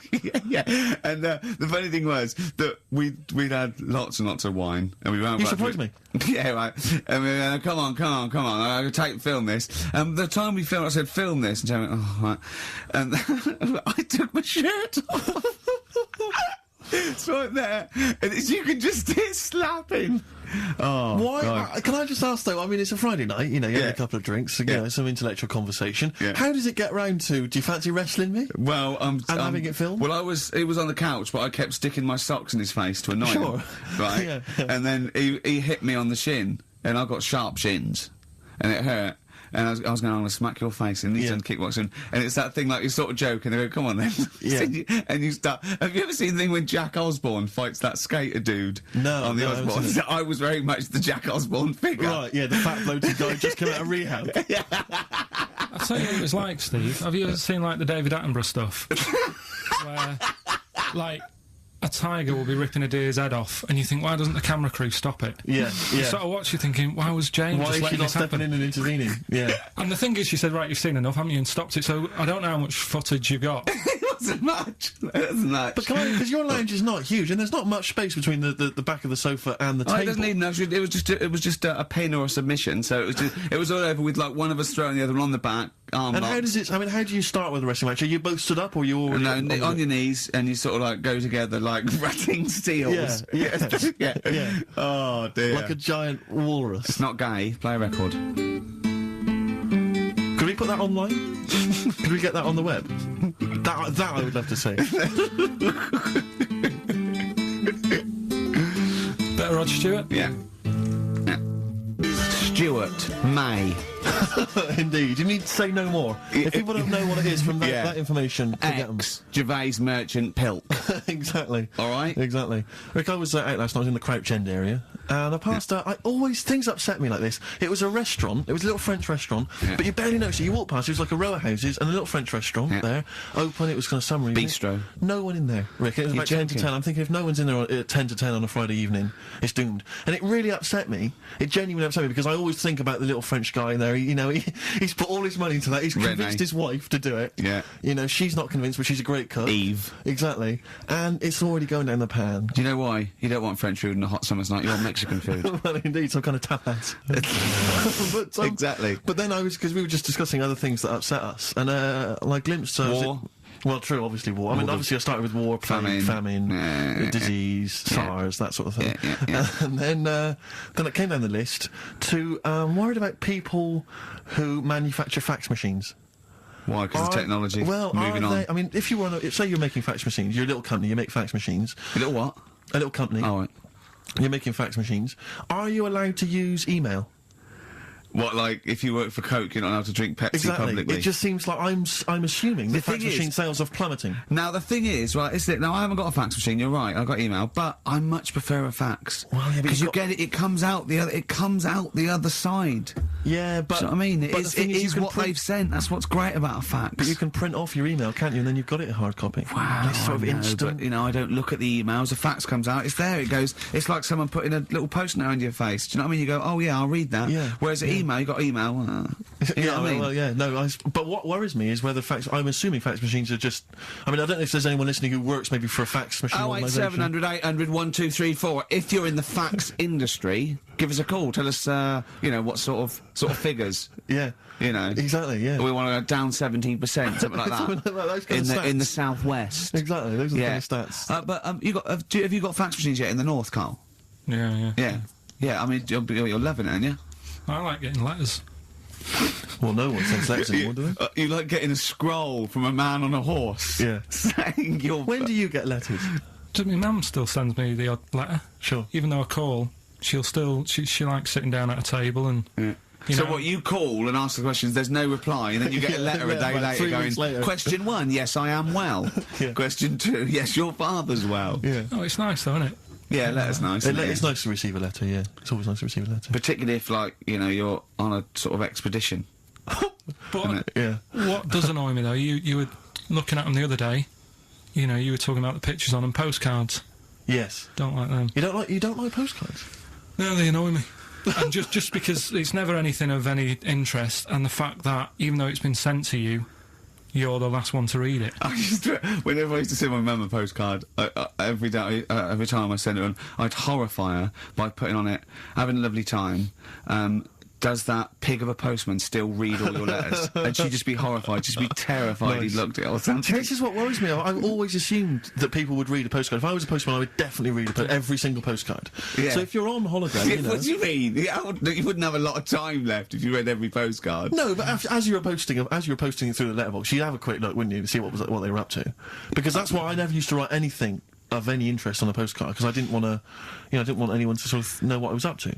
Let's say I was on a bawdy lad's holiday, you know. I would just write you know, nice sunny, you know, got myself a lovely pair of shorts, stuff like that. You know, I'd keep the truth, Rick, for when I got home. Well, he's looking forward to going on holiday now, Carl, because he's got some prescription lens sunglasses. We'll be talking about that after the break. Bit of darkness. Look forward to that. Yeah. An amusing story about a man wearing glasses. Oh, the darkness growing on me. It certainly is on XFM 104.9. Love those boys. Keep the guitar riffs up, lads. I'm Ricky Gervais with me, Steve Merchant. Oh, it's good to see that your back pain has not impaired your DJing abilities. Yeah, I know. Well, I'm a professional. I'm a professional. You've soldiered on. Yeah. Put the glasses on for Carl. Well, see, now, because I wear glasses normally, I've always had problems with glasses. The thing about glasses is it stops you from doing so many things, and you may not realise if you're a non-glasses wearer, certain things that you can never do. If you're, like, for instance, I have never been able to go into the mosh pit at a gig and get carried above everyone. You know, when they carry you above everyone on their hands.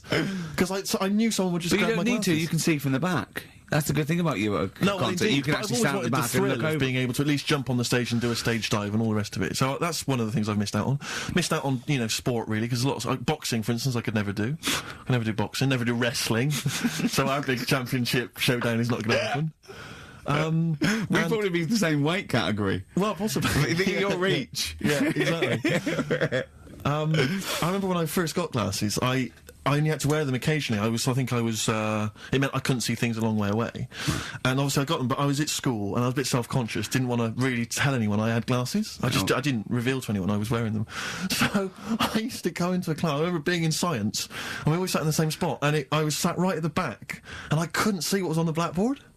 But I didn't want to put my glasses on because I didn't want people to know I had glasses. So I couldn't see what was being written on the board. And you have to copy stuff down from the board, science equations, things like that. I had no idea. So I'd have to try and copy off someone next to me, but that wasn't always possible because I had to do it surreptitiously.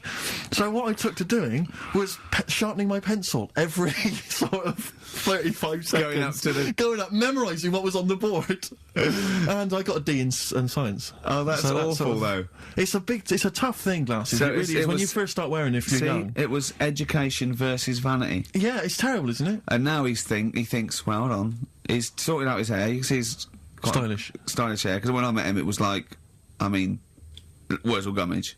Yeah. He won't mind me saying that. Yeah. His glasses were, I mean, idiotic when I met him, and he's got some stylish glasses now, so he sorted that out. Yeah. His clothes, he's quite a fashionable bloke, and when I first met him, it looked like a nerd. Yeah. So, it's step by step, and with these on, I think you'll agree. Pop them on, Steve. Well, you know, I don't... Imagine him on the beach. Close your eyes, Carl. Are they closed? I can't see, I've taken my glasses off. Oh. Yeah. So that's a weird thing as well, isn't it? Yeah. There you go. What are you laughing at? Look, what are you laughing at, Carl? There's nothing funny about those. Stop smirking. I can see through them. You can see they're not real sunglasses, they're prescription lenses, so he can see you now. You see, I never knew you had to do that with sunglasses. I didn't think you had to have the... Right, yeah, when it's bright outside, people who wear glasses don't need to wear them. So they're looking cool, but they're bumping into stuff. No, but if your eyes aren't that good, then the sun shouldn't be bothering them. Do you know what I mean? No, I always wondered about Roy Orbison. Why was he doing that? What? Roy Orbison always had shades on, didn't he? And he was blind and stuff. It's like, what's the point of that? Well, because I'm guessing. Well, I don't even want to. I don't know. What are you talking about? Roy Orbison was blind, wasn't he? Yeah. Was he? I thought he just had very, very bad vision. No, I think he was a blind fellow. I don't think he was blind. Was he not? No, I think he had very poor vision. Wear him, you know. I don't know what this conversation is anymore. No, well, once again, we've introduced Karl into the equation and he's just gone off on a completely bizarre tangent. When he went, oh, I'm going to pick up my prescription lenses, and we had to wait.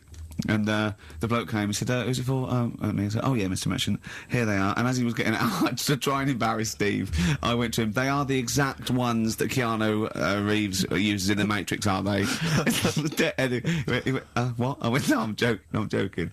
But, yeah. I'll tell you what frustrates me. Can I just say, as a glasses wearer, this is just a note to everyone out there who isn't a glasses wearer, when people ask constantly to try on your glasses, can I try on your glasses? And they try them on, and they always say the same thing, oh, I can't see a thing. What were you expecting? X-ray vision? No. Yeah, I know. Don't ask. If you're a glasses wearer, you don't want people asking to try on your glasses. But I think they don't realise that what are you expecting? By going, oh God, your eyesight's bad, yeah. It's not like going, you know what I mean? It's not like saying, let's have a go with your calipers. Well, and popping them on and going, God, bloody hell, you can't walk very well. But it's a form of disability, isn't it? Well, yeah, but it's one that doesn't impair that much. It's an inconvenience that you maybe have to put glasses on all the time. Did I mention the mosh pit thing? I know, but it's not. Yeah, but you're not. What's your vision? It's just blurred, is it? No, I can't see anything. It's really bad. Is it really bad? Yeah. If I take my glasses off, you are just a blur. I see now. I can see nothing. It's just a couple of bald heads. And I know only one of you's bald, so... You're looking at Karl twice. Yeah, exactly. Yeah. All right. Karl, it's your Vision 2020. Well, there you go. That's Steve's eyes on XFM. Next week, Ricky's knees. Bit of vinyl? Yeah, now listen, I want to mention this. This is from this new Morrissey compilation. It's a new series. I'm assuming a number of different rock stars are going to do it. It's called Under the Influence, and various rock stars get to choose, obviously, songs which they grew up listening to and that have influenced them. And this is from Morrissey. He's the first person to do it. And there's some stuff on there which is a bit odd and a bit oddball, and there's some stuff which is good. And there's the Ramones on there, and Nico and Patti Smith. But this is one of them. He obviously, famously, Morrissey was a member. I think he was the president of the New York Dolls fan club in England. And this is from there. And this is Trash. The New York Dolls Trash from this new compilation, Under the Influence, compiled by Morrissey. Are they the original punk band at 08700 800 1234? Well, everyone knows they are. We don't. We don't want your calls. Everyone knows they are. Don't call in. Don't call in. Please. We're not interested. No point. Rick, it's 1:30. Yeah. Adverts? Yeah. Coldplay and the Scientists on XFM 104.9. Ricky Gervais, Steve Merchant and Karl Pilkington. We saw an interesting sight on the way here, didn't we, Steve? Yeah. We came in yesterday to plan the show. To plan the show, sure. Yeah. We actually annoyed Karl for half an hour and left. Yeah.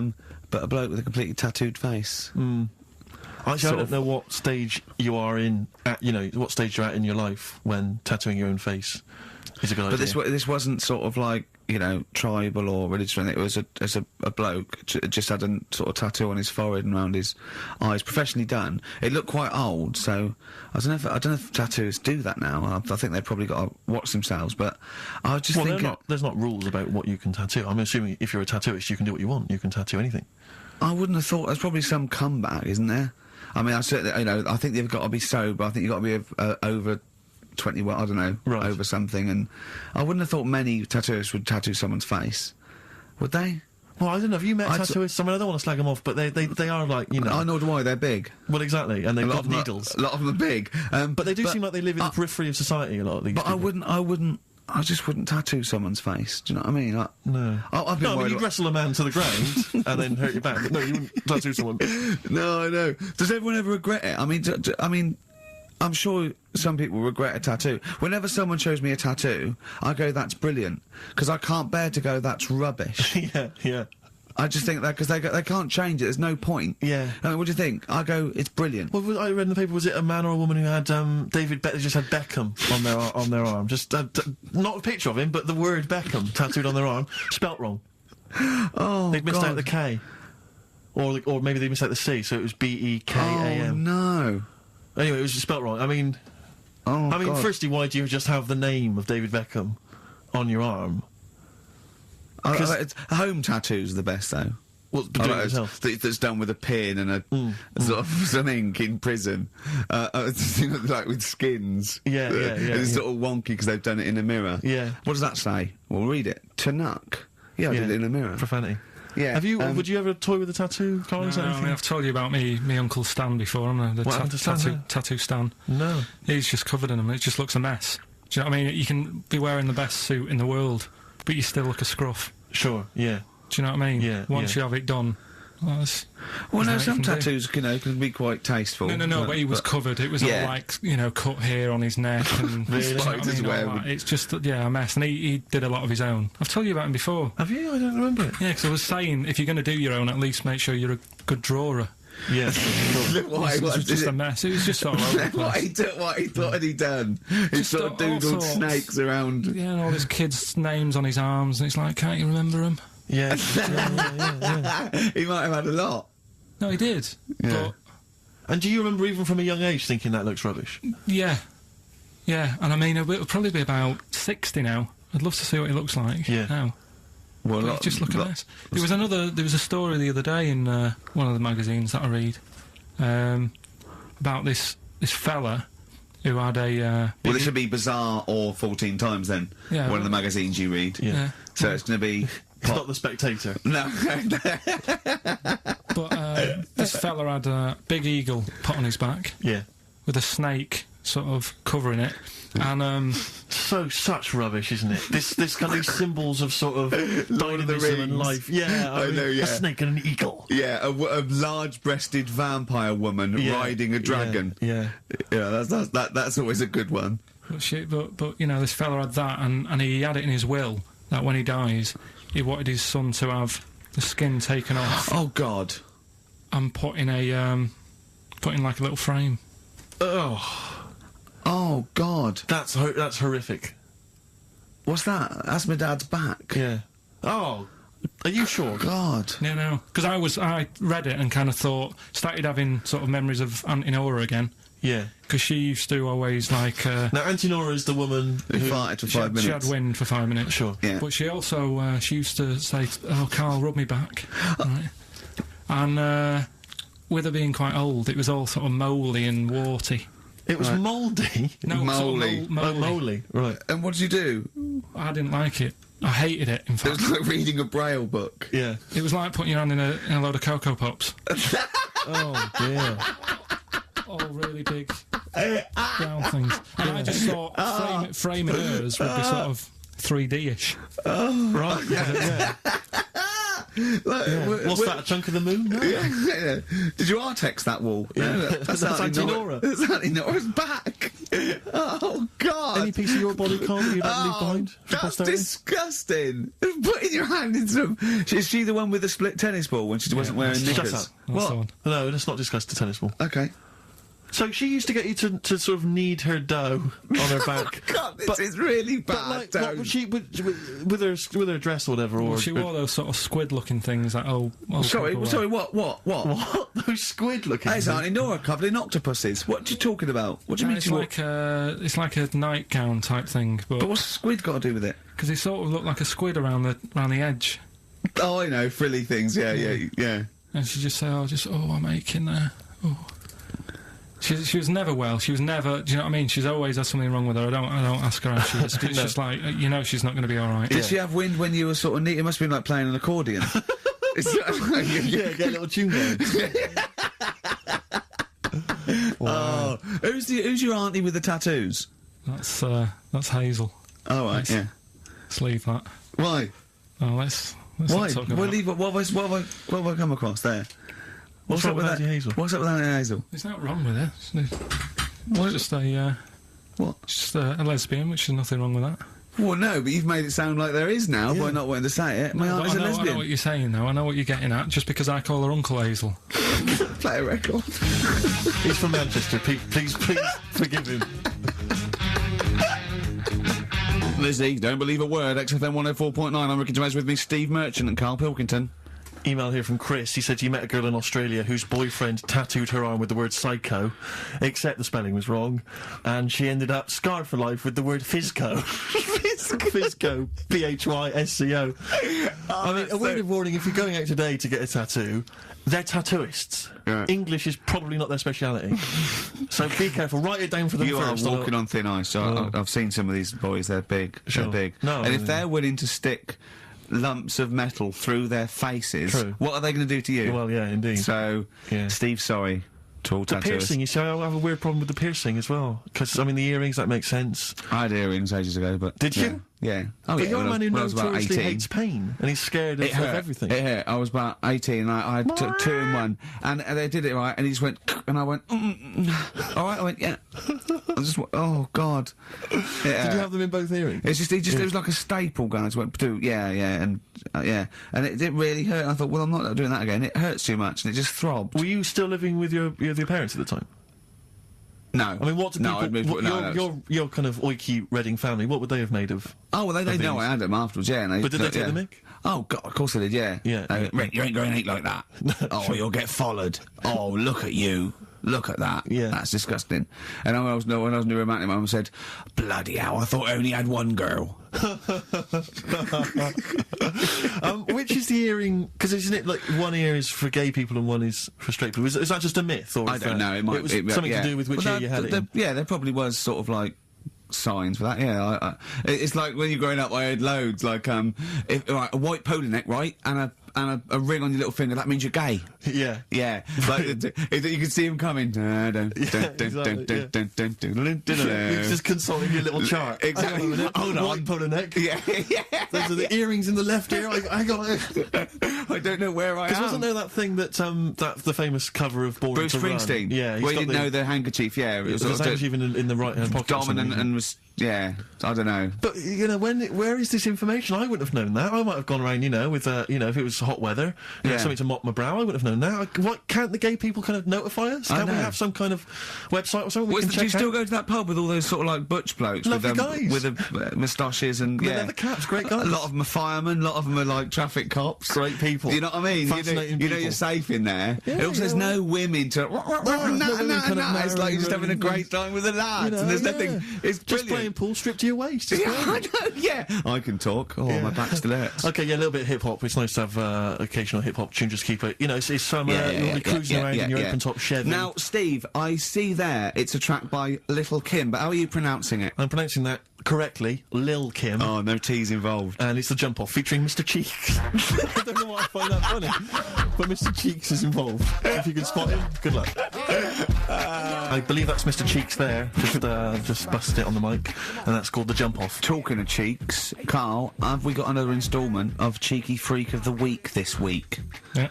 Have we? Excellent. Look forward to that. Is there some monkey news? Goes without saying. Of course. Does it really? That monkey news is safe, isn't it? It's not like You're always going home with monkey news. You know it's there. Yeah. It's like songs of praise on a Sunday.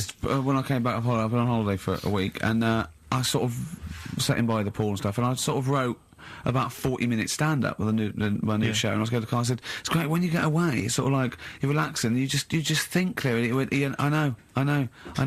He said, I was away when I came up with Rockbusters. Yeah, indeed. Absolutely. I was buzzing about writing 40 minutes of brand new stand-up. Yeah. He equated that to coming up with Rockbusters. Should I be insulted, Steve, or is Rockbusters as good as everyone's saying it is? Is it the one good idea? Is it like E equals MC squared? Was to Einstein is to, Rockbusters is to Carl. What if I do this, Rick? What if I played you some adverts right now, yeah, and then we came back with some Rockbusters? Yeah. You could make the judgment yourself. Maybe I'll do Rockbusters and show people how easy it is to do it wrong. Adverts, then Rockbusters. And a cup of lovely coffee. Cup of coffee in the coffee cup. I want a cup of coffee. Placebo, this picture, XFM. What's Carl doing? What's he rooting around I don't know, at? but listen, while he's doing that, can I just say happy birthday from all of us to Shan. Her friend Terry said play some Placebo for Shan, so happy birthday to her. That's done. That's done. Cross that off the list. Yeah, that's another thing we've got through Ding today. Rockbusters, please. Do you want to look at the prizes? I'll have a look at the prizes, see what people can win. It's an email-only competition, please remember that.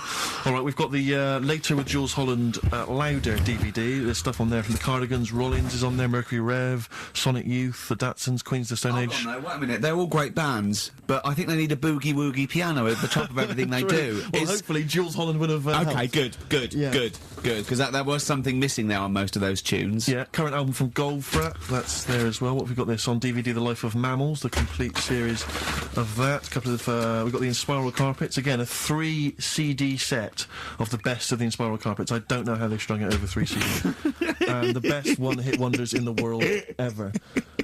And, let me see. Oh dear. A 3 CD set. A 3 CD the set. best of Inspiral. I'm struggling. I'm assuming CD3 is just the Corals album. Anyway, there's some good treats there. You've sourced some good stuff this week. Alright, well, Alright, yeah. Here's your clues Here's your Rockbusters, yeah, right. cryptic clue, a couple of initials, and you sort that out. Right, first What one. was Dr. Fox on about that we don't sound like proper presenters? It's mad. Go on, Carl. Right, the first one. A customer wanted some paint to darken up a room. Shop assistant knew what to do. Right? Customer wanted some paint to darken up a room. The shop assistant knew what to do. The initials there, CB. Right? CB. CB for the first one there. Right? Second one. It'd be alright if their heads weren't that big. Right? And again? It would be alright if their heads weren't that big. And that's SF. Right. SF? Yeah.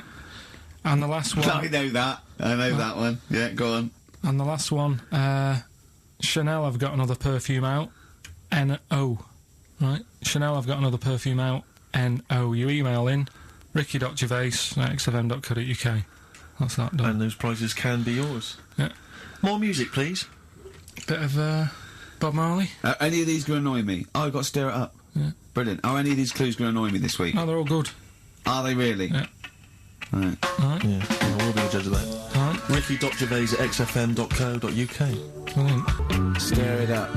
Bob Marley on XFM 104.9. Ricky Gervais, Steve Merchant, Carl Pilkington. Wait, did you get up today and just see the great weather and think, do you know what, I'd love to hear some Stir It Up from Bob Marley? Yeah, I did actually. Well, I was going to play it the week before last, before I went away, and we didn't have time. So, Well, we were crammed full of features like this one. Have we got a cheeky freak of the week? Do you want one? Yeah. Yeah. I think we should have a jingle for this.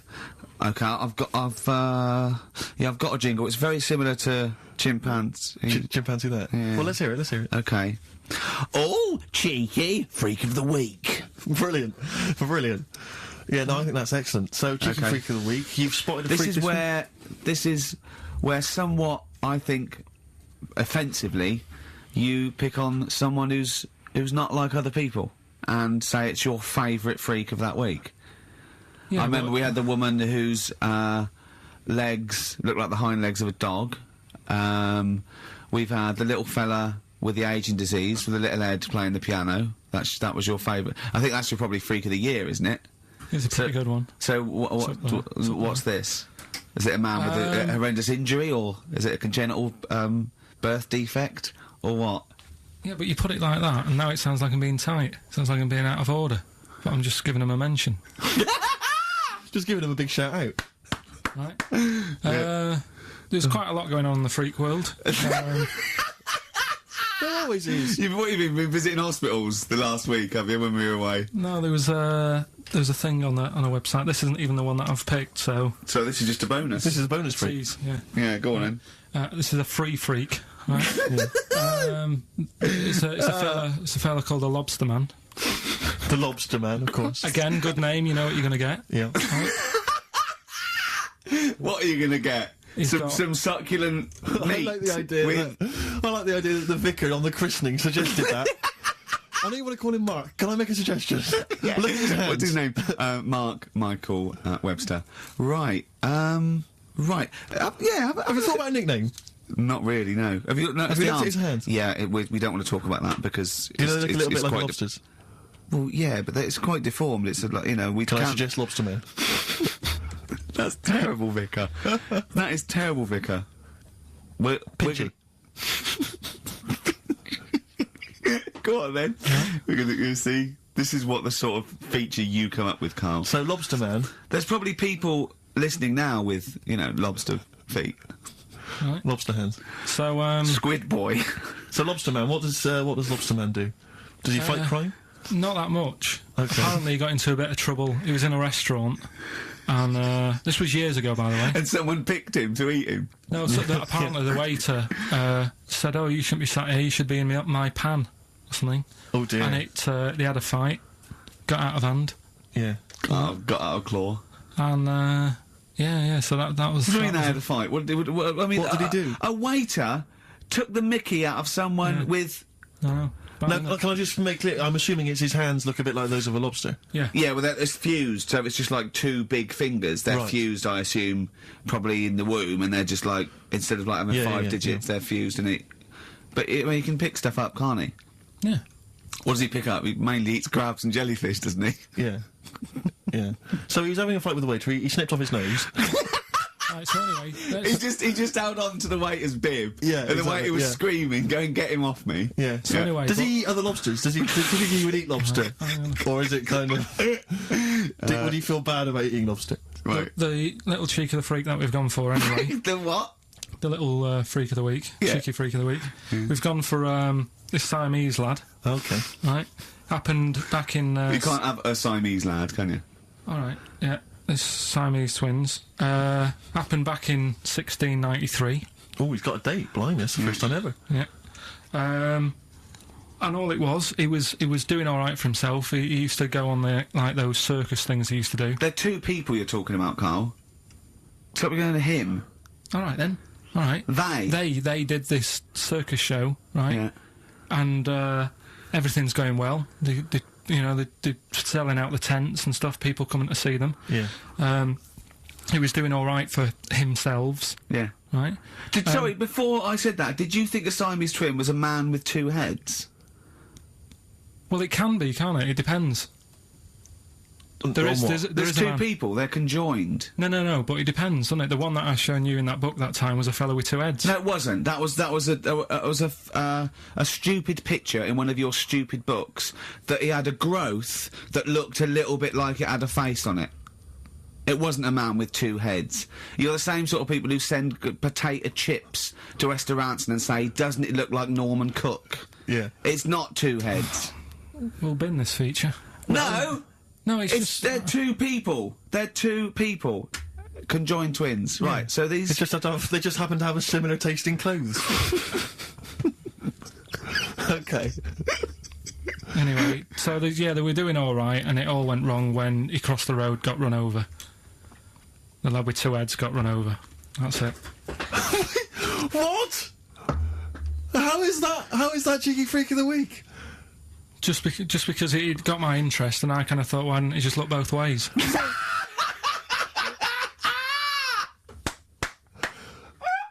I'm intrigued to know how Why wasn't he looking both ways? I'm intrigued to know how you get run over. What was it, 1629? Yeah. Well, it's horses and that, wasn't it? Yeah. Oh, why wasn't he looking both ways? Carl Pilkington, you are a genius. Play a record, you fool.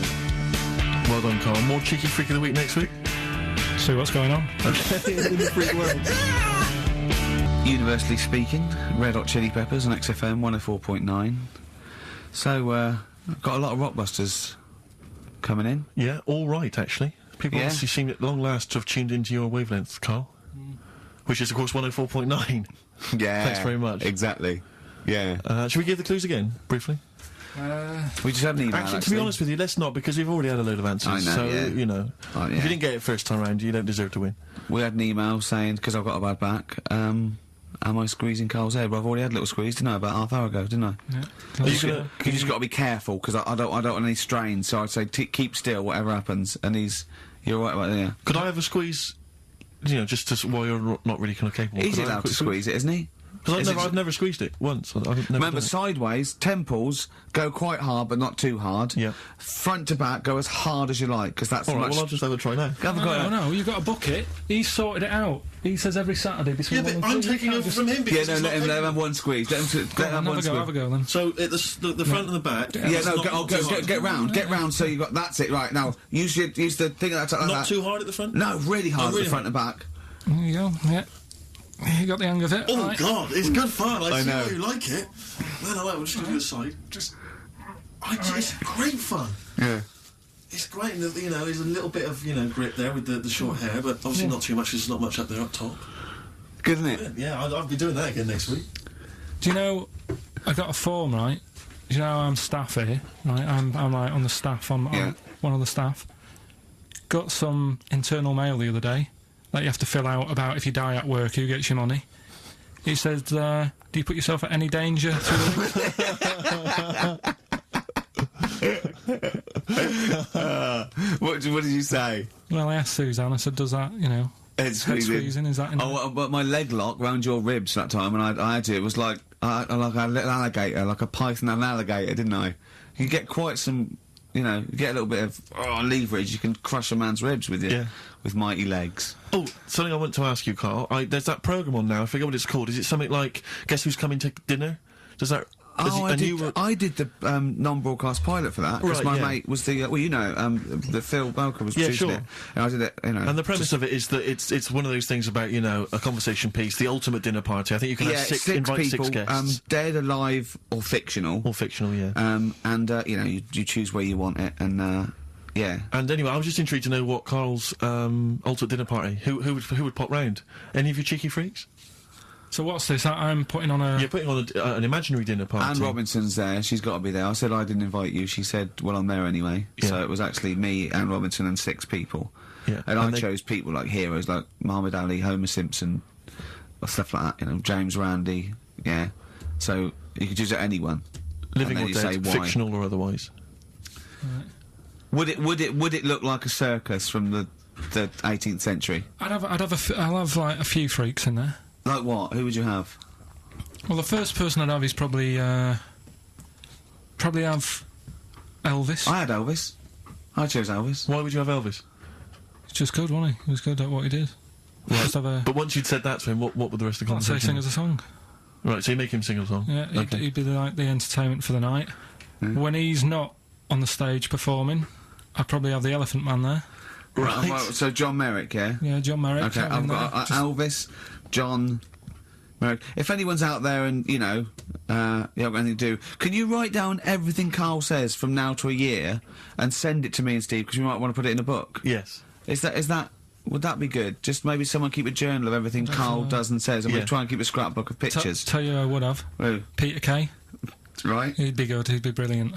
I'd want to be sat next to him because he's. Well, you're friends with Ricky Gervais. Why would you want to? No, but do you know what I mean? Yeah, Peter Kay. All right, Peter Kay. Yeah.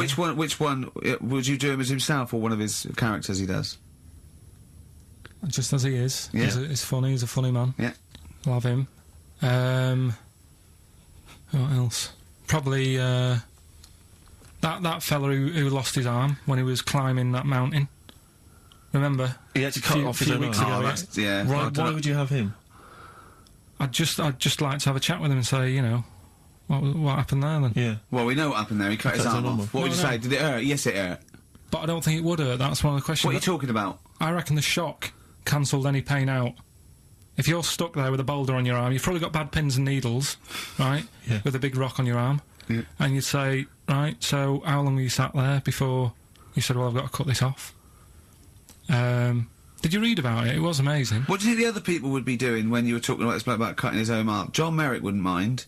Can I just ask? Elvis would probably be off his head on something. Elephant Man will be having a couple of buns. I hope Peter Kay didn't make a funny comment. I hope he doesn't make a funny comment. Yeah. Right? Can I just a quick warning? I'll just put bloke with one arm, bloke with... Be careful, Carl, what you serve for dinner. Yeah. Because he's only got the one arm. Yeah. So, you know, certain things. I mean, maybe suggest something you can eat with chopsticks. Or a hamburger. A hamburger. But don't go with something like lobster. Tricky, you need both hands for that. And there's him and John Merrick teamed up. I think they've got one good arm each. Yeah. Soup, maybe. What did you give John Merrick? Buns? Couple of buns. Have that woman in the boat who went round the world. Why? Just so you know how she managed Pretty that. boring guests, really. Hey? But boring? What do you mean boring? What was she going to say? What she said, she was going, well, I didn't see a lot. I was in a cabin. Really? There's a lot of water. I was a bit scared. The main thing I'd want to ask her, right, because I remember when she did it, and there was an interview with her, and her parents were there or something, and her mum was saying how she's dead proud because she decided to, you know, go around the world in a boat as a kid, instead of just hanging around on street corners and stuff. She said she didn't want her daughter to, like, be messing about on the streets at night on her own and stuff. She was a responsible mother. Yeah, she sent her off on a boat. In the middle of the Atlantic. On her own. Yeah. So I'd like to ask her about that. I think even Manchester's safer than that, innit? Yeah. And I'd have probably another woman to chat to her, probably go for Kim Marsh. Kim Marsh? Sorry, you'd have the woman who sailed around the world, right? But you'd have to have another woman for her to have someone to talk to. Well, why invite either of them then? If you don't want to talk to either of them yourself. What? Sorry, I love this. Round World Yachtswoman, and Kim Marsh. But why, of all the women you could invite, Kim Marsh is at the top of the list? No, that's the best list I've ever heard. Elvis, John Merrick, Peter Kay, a bloke with one arm, the Round the World Yachtswoman chatting to Kim Marsh. That is genius. Why haven't they invited you on this show? I'm going to call Anne Robinson. Right, okay, if anyone's listening to that, have KARL Pilkington on. I know no one knows who he is yet, but what a great bit of conversation. Play a record, KARL, you're an idiot. Some Smith? Oh, always a treat. Yeah, we played something from Morris's selection. Something that would be on my ultimate compilation is something from the Smiths. and it'll probably be this one. I started something I couldn't finish. I think that's one of their underrated albums, Rick. Strange Ways Here We Come. It might be my favourite. It's my favourite, certainly. Yeah. And that's from that album. I started Queen is Dead is a lot of people's favourite, but I don't like the wacky ones on Queen is Dead. It's He's got some great ones. I think he's got some of his best tunes on there, but I don't know the frankly Mr. Shankly. Yeah, he's always got this tendency to sort of write music hall style songs. Vicar and the Tutu, yeah, but that's a great one, that. So there you go. Elvis, John Merrick, Peter Kay, bloke with one arm, woman who sailed around the world, Kim Marsh. What I like about those two, numbers 4 and 5, he doesn't even know their names. Yeah. I'm hoping he'll just write on the invitation, dear bloke with one arm. Yeah. Having a dinner party. Yeah. It's better than most people. I imagine most people, when they do it, if they go, Nelson Mandela. I know, of course, yeah. I think I read an interview with Mick Hucknall where it was something like, who do you admire? Nelson Mandela. Brilliant. I don't read papers when I'm in this country. When I was on holiday, I read one, and there was an article in there about Beckham meeting him, and the article was about how many people have met him, and I was thinking, we are the only 3 people that haven't met him. Nelson Mandela, yeah. It's just like, does he rent himself out? Do you know what I mean? It's like the back of the, in the back of the stage when you can get a Caprice lookalike to wander around. They go, is that a lookalike? No, that's really him. It's 40 quid, he'll come to your party. I think what it is that he was locked up for so long. Yeah, he's now just he's never home. He's just so short. He's like Salman Rushdie, he's running around. I've seen him twice. Yeah. His house must be a tip. He's never in. God. Well, I think it is if you stay indoors for a long time. Yeah. You've got to get out there. You've got to get out a bit stir crazy, I suppose. But he's met some of the great names in world events. Obviously, he's met the Spice Girls, Alan Titchmarsh. He's met him. Yeah, they did his garden, didn't they? Yeah, David Beckham. Yeah. Oh, that must have been great. But I mean, maybe we could hold out and never meet him. Yeah, this is like even if we get invited to one of them, where I go, no. Yeah. Not really. We're the only 3 people who've never met Nelson Mandela. I'm not meeting him till I make sure he's definitely going straight. Exactly. You know what I mean? I don't really. Careful, I don't like to hang out with people who don't. No, well, I wouldn't invite him to my ultimate dinner party in case the silverware went missing. Oh! Well, you don't know. He was inside for a long time. You know they pick up things in these places. You can pick stuff up. It's usually KARL that comes out with those sort of things. KARL, what do you think of that? What, Nelson not having him around because he's nicking? Well, let's back out now. Let's back out now while we're ahead. Be good in Celebrity Big Brother. Yeah. Being used to being locked up and that. we could, wouldn't he? Yeah. I started something. I couldn't finish. Yeah. Should we play another record, or should we talk about some... on a lighter note, Muffy the hamster had a narrow escape with a... Play a song. Let's have the Rossbusters answer. Oh, God. Martina Topley Bird. Need One. Alright, XFM 104.9. Well, it's that time. It's getting exciting. We've got Rockbusters results, but before that, little bit of monkey news with, oh, chimpanzee that, monkey news. KARL Pilkington. Brilliant. Nice to have. I haven't read that for a couple of weeks. Go on then. Alright, so, is that this little monkey? Oh, yeah. Who lives in Morocco. Right, I'll just warn you now, you're on thin ice from last time, okay? So, make sure, is this real? It's been Don't say anything emailed in. stupid, think about it. As you're saying it, think to yourself, oh, is that true? Do monkeys do that? Do they think like that? So, go on then. So anyway, yeah, so there's this magician in Morocco, right? He's got a little monkey working with him, right? The way it used to work, magician used to do his thing on stage, do a little bit of magic, people loved it. Then the monkey came out, had a little cap, walked around the crowd and stuff, got the money, had a good little team thing going on, right? Yeah. So anyway, the monkey's name was 86. Right. Because back then there was so many monkeys, it was like, oh, what names, do you know what I mean, what names do you use, what do you do? So they just named them, right? So this little monkey... What, he had 86 other monkeys? What? No, it's just that because a lot of monkeys were sort of working back then, helping magicians out, you know, doing bits and pieces, busking, what have you. Just Well, Rick, you know how there's so many... Why would there be a confusion with that? If he only had one monkey, where's the confusion? People would go, oh, I'm not going to go and see that, I want to see 86, he's the better monkey. Do you know what I mean? What does it matter? I don't know what you mean. Well, why do they need... where was the confusion? With people going to the circus and going, what monkey are you going to go see tonight? I don't know. It wasn't a billing, was it, with a monkey? But, Rick, it's just the same with humans. You know, there's so many humans now that we can't give them names anymore. Yeah, they all exactly. have to have numbers. Exactly, yeah, there's so many humans, you know, with 5 billion people, we can't give them names, it's impossible. But, you know, with a few monkeys anyway, number working... 122, go on. So, anyway, there he is. 86. 86. With his hat. With his hat, walking around, getting the money. Yeah. Anyway, the magician sort of, you know, thinking about moving on. Because in Morocco, he'd sort of done all the tourist traps. Sure. So he had a word with the monkey, said, how about we... See? No, let him continue. Think. Let him continue. He didn't have a word with the monkey. Let him continue. So what do you think about going over to Spain? Yes. Sure. So, the monkey was in agreement? So he said, oh, go on then. Right, so they get in the car, and, like, the magician knew he'd have a bit of a problem on his hands, because you're not meant to take monkeys out of the country. Yeah. Right? So he thought, right, what I'll do, I'll get a car, right? Right. Stick the monkey in a boot, right? Get on the boat, and hopefully sort of, you know, stick it in some luggage and what have you. Yeah. We'll be over there, we'll be earning big money, everything's going to be great. So the monkey was like, brilliant.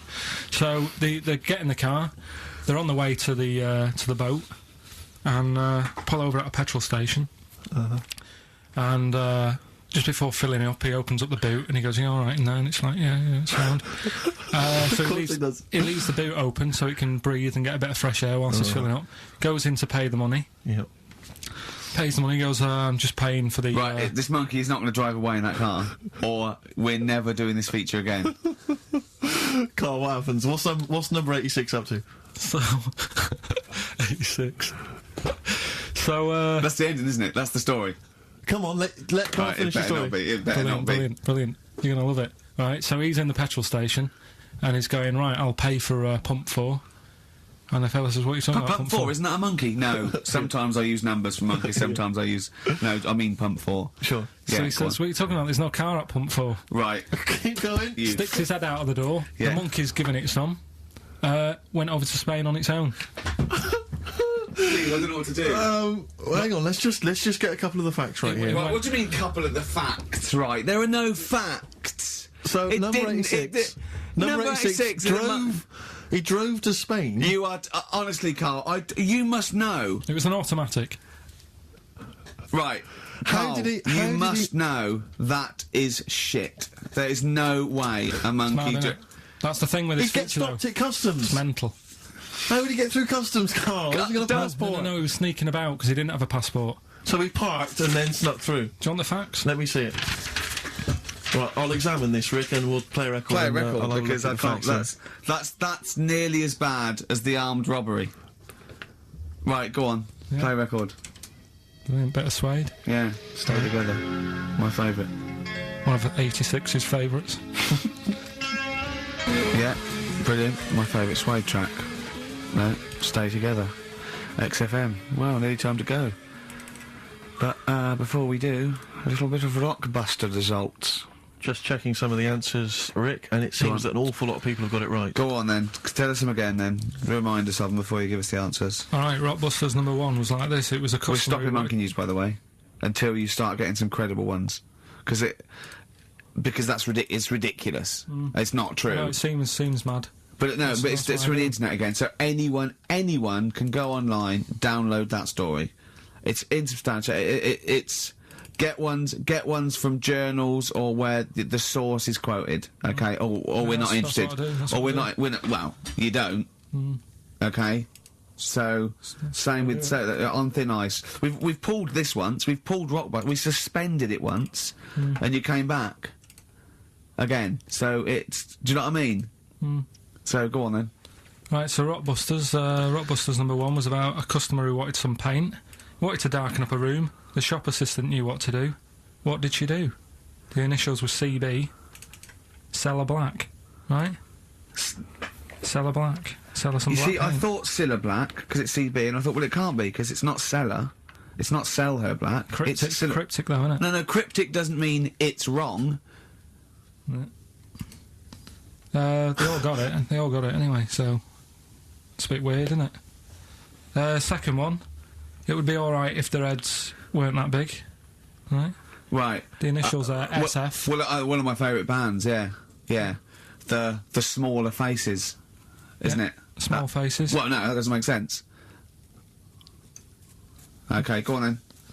And the final one, Chanel have got another perfume out. Right. I'll just say, we've had an email from one of our listeners who said, if this turns out to be New Order, he's never listening to XFM again. What's the clue again? Chanel I've got another perfume out. New odour. Right, well that's another listener gone.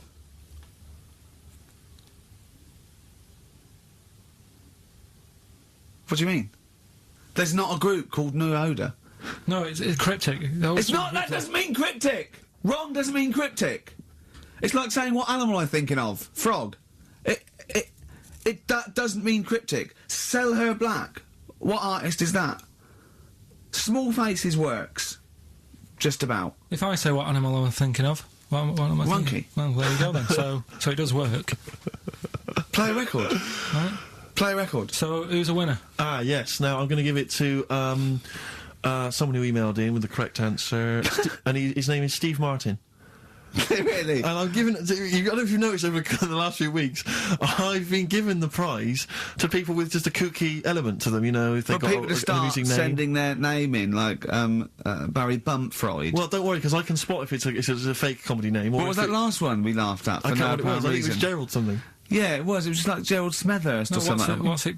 Preston? Gerald Preston. Why is that a funny name? Jerry Preston, a great guy, but for Gerald some reason Preston, we laughed at that. he caught my attention. So this week, Steve Martin's caught my attention. Right. Yeah. When was the last time Steve Martin made you laugh? This Steve Martin?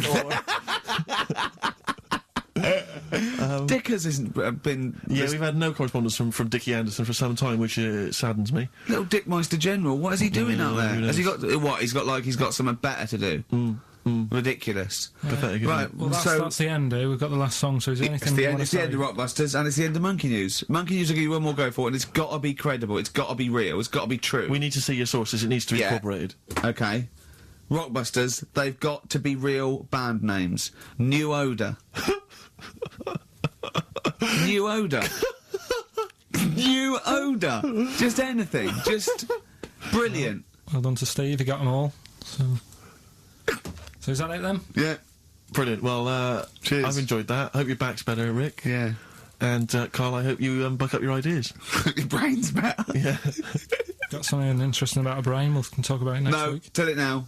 No, I'll quickly, what is it? No, we'll leave it. Oh, like that's a hook. Like people will be going for a week. Oh, I wonder what things were Carl's brain. Was it a brain that drove a motorbike across to Switzerland? You've heard it.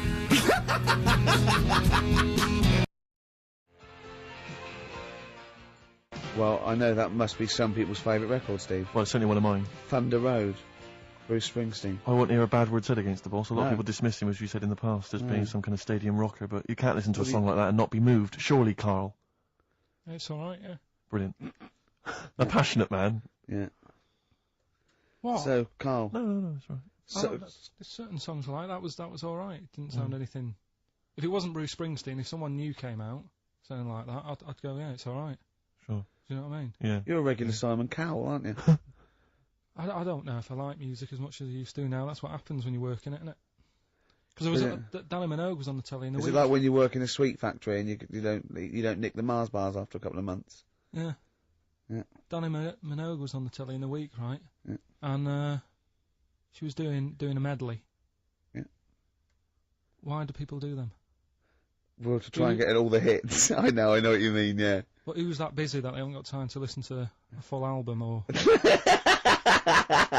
But it was it's like a meal in pill form. Yeah. Well, I like most of Danny Minogue's hits, but I don't like the whole song. Yeah, exactly. So if you want to just like pop the best bits down, 30 seconds, put them all together, yeah. Well, I've got a Stars on 45 record from the 70s. Do you remember those? Yeah. Stars on 45. But it's that, like you say, I mean, this one had it would be a snatch of Stevie Wonder, followed by the MASH theme, followed by Layla, just the intro. It was sort of, it's not music, it's just... Well, we do a bit of that, don't we? That's what DJing is, isn't it? It's a bit of everything. But we play the whole song, don't we, often? Mm. Yeah, we're better, aren't we, Carl? Oh. So what do you want to talk about today? Do you want to look at the list? Yeah, well, it's got describe looks. That's our list. So this is a very amusing sort of link about describing your look. I don't know. What's this? I don't remember this. No, I just was thinking, like, everyone's got an idea in their head, right? Of Well. what they look like. Careful, Carl. Don't open yourself up to criticism. Go on, yeah. Everyone's got an idea. Do you know what I mean? Everyone's got an idea of what they look like and stuff. If someone wanted to know what I look like, or what Ricky looked like, or what you look like, Steve, if that. Yeah. What would you use to describe yourself? Do you know what I mean? Words. Not really. I don't understand. What do you mean? Well, like, someone who doesn't know us, we've got to describe, and what's the game to hopefully get some sort of interpersonal language going, so you know they've got the same image as you, to a certain extent. I'm just thinking, if I was to meet Steve in a restaurant, yeah, right, nothing untoward going on. We're just hanging out. No, just having a chat, just having a normal night out. Yeah. Who's paying? Because I mean, is it expensive? Go Dutch. I mean, right. So, I say to you, I'll see you at 8, right, in this restaurant. I turn up at the door. It's a bit of a posh place, right? So he's Steve Merchant in. Yeah. And the waiter sort of goes, I don't know. What does he look like, right? And where's he from? Just a little French fella. Oh yeah. And what does he look like? So the thing I'd pick up on first, tall lad. Tall, yeah. And then he goes, we got lots of tall people in, right? And I go, oh, big eyes. Big eyes. Yeah. And then he'd go, yeah, he's over there. I'll be honest with you. I mean, you can have dinner and you can buy me dinner. I'm not sure you're going to get anywhere with me. If you're slagging me off. No, I'm not slagging you off though. That's what I'm saying. Yeah. I'm just using what comes to mind when. Can I just tall and big eyes? Can I assume that they know? Like, could I say like easiest for me would I'd say looks like Reg Varney from On the Buses. Would they understand that? Can I use sort of like references? He's 30 odd this waiter, so he'll. Yeah, so I go, oh yes, it's Reg Varney. He's sitting over there. Yeah. So he went German towards the end. See, I describe you more, Rick, I think, as... I would imagine, I'd say, have you ever seen that Johnny Vegas on the telly? Yeah. Imagine he was inflatable, and you just let out a little bit of air. Alright, well at least that's nice. What Ricky would look like. As opposed to like, pumping harder. Yeah. Okay, well describe... Carl I'd describe as... You know those little red monkeys that you see on wildlife programs? They're in the trees and they scream when they see a leopard or something. I think so. Shave that. Just shave one of those little red monkeys and put some sort of, old sort of Manchester gear on it, maybe. Yeah, you know what I mean? Yeah. An anorak and some baggy jeans. I'd like to see how the waiter would react to that. He's got a picture of a monkey, then he's got a picture of shaved. So he's got no hair, and then dressed like some kind of Manx scally. He's over there. Yeah, he's over there, Carl's over there. That's what I do. Brilliant.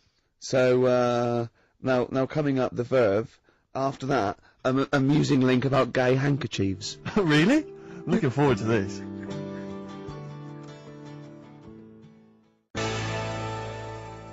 Lucky man, by The Verve on XFM 104.9. I'm Ricky Gervais, with me Steve Merchant and Karl Pilkington.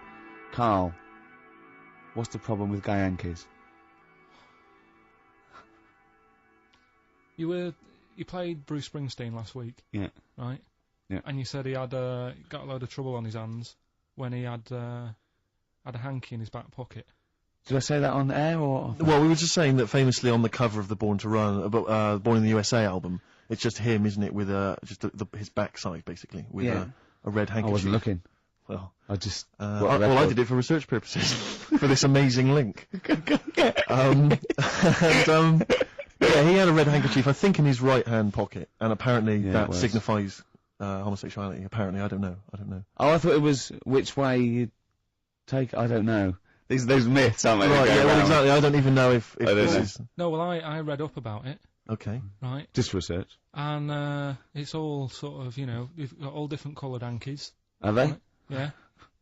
Right. And it depends what pocket you put it in as well. So you've got like the different colours, different pockets. Yeah. And sorry, how many variations are there? Different pockets is what? Well, you've got like your back pocket, your right back pocket. But what do they mean? Pocket. What do you mean? Well, what do they signify? You can't just tell us they signify something. What do they signify? Well, some stuff that we don't really want to talk about, to be honest. What? Sort of stuff that gays are into. Right. What do you mean? Barbara Streisand records? Yeah, yeah. Eurovision. No, like a couple of things that were there that I know we can mention. He said something about... I love what he thinks he can't mention. Yeah, I love it. Decency. What is this? 1956? No, but I mean, it isn't just, having it away. Having it away? I love him! No, having it away! They get up to some weird stuff. I love the fact he didn't want to offend, but he's offended a lot more people by saying they get up to some weird stuff. Right. In your opinion? Yeah. What do you mean? No, but don't if there is something that I don't know about that it's like you can't say on the radio. Yeah, I'd rather not. But what do you mean weird stuff? Well, one of them, right? If you've got a red hanky, right? Yeah. In your right pocket. Like Bruce. Yeah. That's exactly what Bruce had, yeah. Right. Well, apparently then, Bruce is an armpit freak. An armpit freak? Yeah. No. Really? No. But that's very specific. Karl. Seriously. Well, what? Right, okay. What else is there then? Sorry, is there some kind of homosexual body that sat down and came up with this at some point? Well, you said this is getting crazy. You've got, like, a blue handkerchief in your top breast pocket. I don't know what that means. You need to sit down. There's some kind of summit. Figure out what it means. Yeah. It's just that you're not free from it either. So if you were to go in like a gay bar... Yeah. Which, you might do if you're straight anyway, because they're, good places, I think. Mm-hmm. Right? You can't actually go in there if you've got a cold, because every coloured hanky represents something. Right. So if I was to go in, had a bit of a sniffle, I could get into all sorts of trouble. Well, pull out a Marks and Spencer's white linen hanky, that means you like to be tied up and whipped. Yeah. There was another one, armpit freak we've covered. Armpit freak is done. We've covered. An armpit freak? I don't really know what that means. So, right, okay, yeah. But there was just one other thing, like a blue and white one, is if you're into sailors. To sailors? Yeah, if you have a little blue and white hanky, that's in your left pocket. Yeah. Right. Blue and white equals sailor. So I wanted to ask you something. But again, we've got to be careful here. You know when you wouldn't leave the building that was on fire because you were standing proud. Hang on, we need this. Some people now don't know what you're talking about. Karl, you were on holiday. Yeah. On holiday in Tenerife, right? Yeah. You'd had a moment of intimacy with your girlfriend. Yeah. A knock on the door. You had to stop and get up. And you peeked around the door. It was a fireman saying, "Get out," but you didn't want to leave because you had a. Yeah. It was a little. Yeah. But what I don't understand is you maintained that while looking at a Spanish man dressed as a fireman. Yeah. Is that true? Is that the fact? You maintained. I'd say you maintained arousal whilst looking at a gentleman dressed as a fireman. No. Is that these are the facts? And they are undisputed. What did you maintain? I'm not a machine though. Do you know what I mean? I can't turn it on, turn it off. Right? But you were talking. I just thought talking to a fireman, you'd have probably lost it. I don't know, but you didn't. No, but the other thing was, I mean, I was talking to Suzanne about it again, right? Yeah. She said, what are you talking about that for? Right? I said, oh, it just cropped up, right? Yeah. And the dilemma was, you see, I wanted to try and make sure that it was a proper fire because that was the last condom we had, right? So it would have ruined the night. So I didn't want to like. It was like, you know, well, what's going on? Is it? Do we need to get out? Yeah. Is it a proper fire? Yeah. And you and talking to this man in uniform, was he? What did he look like? Was he good looking? Did he look like Ricky Martin? Say. Was he good looking? Was he good looking in his uniform? I can't remember. Can't remember. Did he have a moustache? Better play a record, haven't we? Is this bringing it back? What? You look uncomfortable. What? Did you just switch this on with your hand?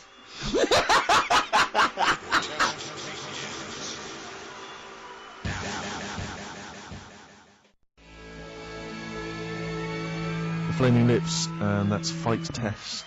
Lips and test. Lips Test. On M.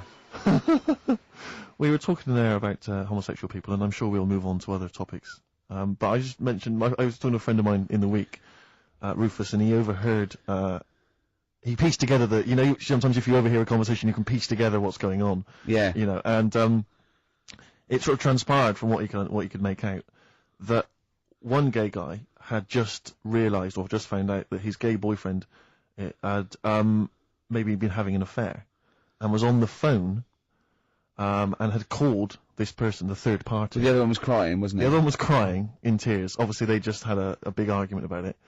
And all he heard on the phone was the guy saying, in a very kind of earnest tones, I'm gonna do everything in my power to destroy you. But I just like to think what that was. What was he, you know? No more guest list to GAY. GAY. I am going to, slash your diesel jeans with a pair of scissors. Oh. What if they're listening now?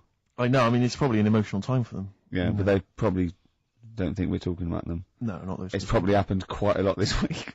Well, possibly. I do know quite a lot of gay people, right? But they do jump about when it comes to partners. Right. Carl. No, Lee. Freedom of speech. Yeah. Let the man speak. No, I'm not saying that's a bad thing. I mean, it's quite, you know, they don't, you know, if they get bored, they move on that. Which is fair enough, but they do, How have you pieced this together? And they go out late, don't they? Well, we've covered that, haven't we? We've done that. Yeah. How have you, so you Do you know how we covered that? His favourite record is Killing a Georgie. And he went, at the end of the record, he went, see, but how late was it? Yeah. If he'd have been sort of going out at a decent time, that wouldn't have happened. Do you know what I mean, Steve, though? They're always getting ready to go out about 1:30 in the morning. You're asking for trouble. Yes. Incidentally, I should just point out that, oh dear. That, we've had an email, I've lost it here now, but anyway, it was one of our listeners saying that we've slightly embarrassed ourselves because, of course, Bruce Springsteen on the cover of Born in the USA doesn't actually have a handkerchief in his back pocket, it's actually a red baseball cap. So, so I don't know if that also counts, I don't know if it's any coloured object. What does that mean, though? Yeah, into heads. Into little round heads. Oh. If Bruce Springsteen, and he's obviously not gay, but if he said, alright Carl, just, you know, little cuddle, would you turn down Bruce Springsteen? Yeah. Well, no, but why? Just like, alright mate, you know, you hug your mates, don't you? If Bruce said, alright, Carl, I like your show, love your head, little cuddle, a mate's cuddle.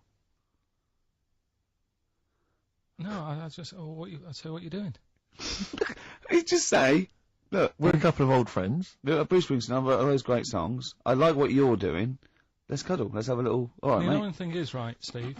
Right? Do you know how he likes to squeeze me head? How Ricky likes to squeeze me head. Yeah. We had an old mate over this week. He's got a similar shaped head apparently as mine. Yeah. Right.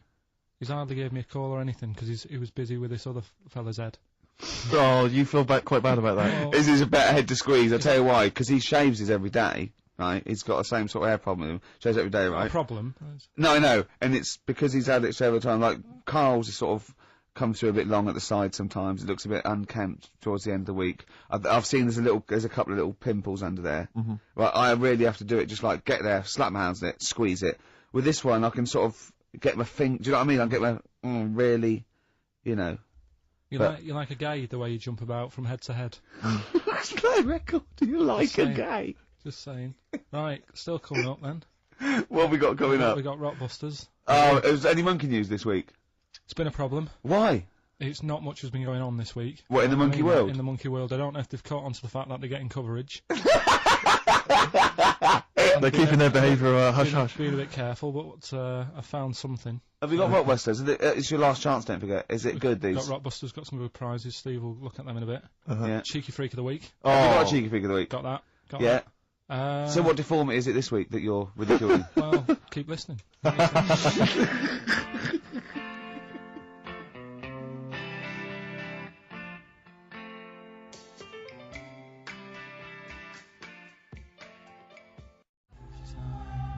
Out of Time by Blur on XFM 104.9. Alright, Carl, what are you thinking? Thinking that stuff. You're an enigma, aren't you? I would just say hello to, we've got an American listener apparently, Karen. Anyway, what else have you got? I thought that might fill up 4 seconds. We're not struggling, are we? No, I no, mean, no. Well, just consult the list of Dr. Fox-esque amusing topics. Wet Ones, Screwball, Shop Train, Cheeky Freak, Ronan. What was Ronan? Ronan. I just was telling you the other day about, you know, that song that he does. Loving every day as if it's your last one. Right. Yeah. I'm just thinking he's saying that as if like, oh, I'll have a good day. But I reckon if you knew it was your last day, I don't think you'd be in the mood to do anything. Yeah, but that's true. But well, yeah. I think the point is that it's living a day like it's your last. So God, imagine if it was every day like the last. Right, let's go mental. And the good thing is, we've got tomorrow. So he's got the best of both worlds. That's what Ronan's saying. He's saying cram it in because it might be the last. I think it's more like it's the not knowing, isn't it? Live every day. See, I'd actually be happy if I never knew when I was going to die, and I was definitely going to die in my sleep. What a brilliant life you'd have. Do you know what I mean? What, so you don't get an illness, but one night you go to bed and... I know that if you knew you were going to die in your sleep and never knew when you were going to die, it wouldn't matter if it was tomorrow or 30 years' time. It wouldn't matter, would it? Yeah. I've lost you, haven't I? I've lost you somewhere. I thought that was pretty easy, all that. I said die in your sleep and not know when you died. There was no high concept there.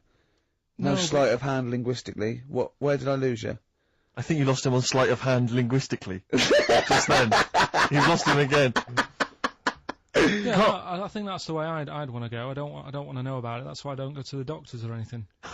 That's a good approach. And he do you know, remember him saying he's going to die of cancer because he doesn't check his balls. He doesn't like the feel. Of course, of course. What do they feel like, your balls? Like a wet chamois leather. With 2 marbles, 2 kumquats in a wet chamois leather. No, but I just... Why are they wet? Sweaty.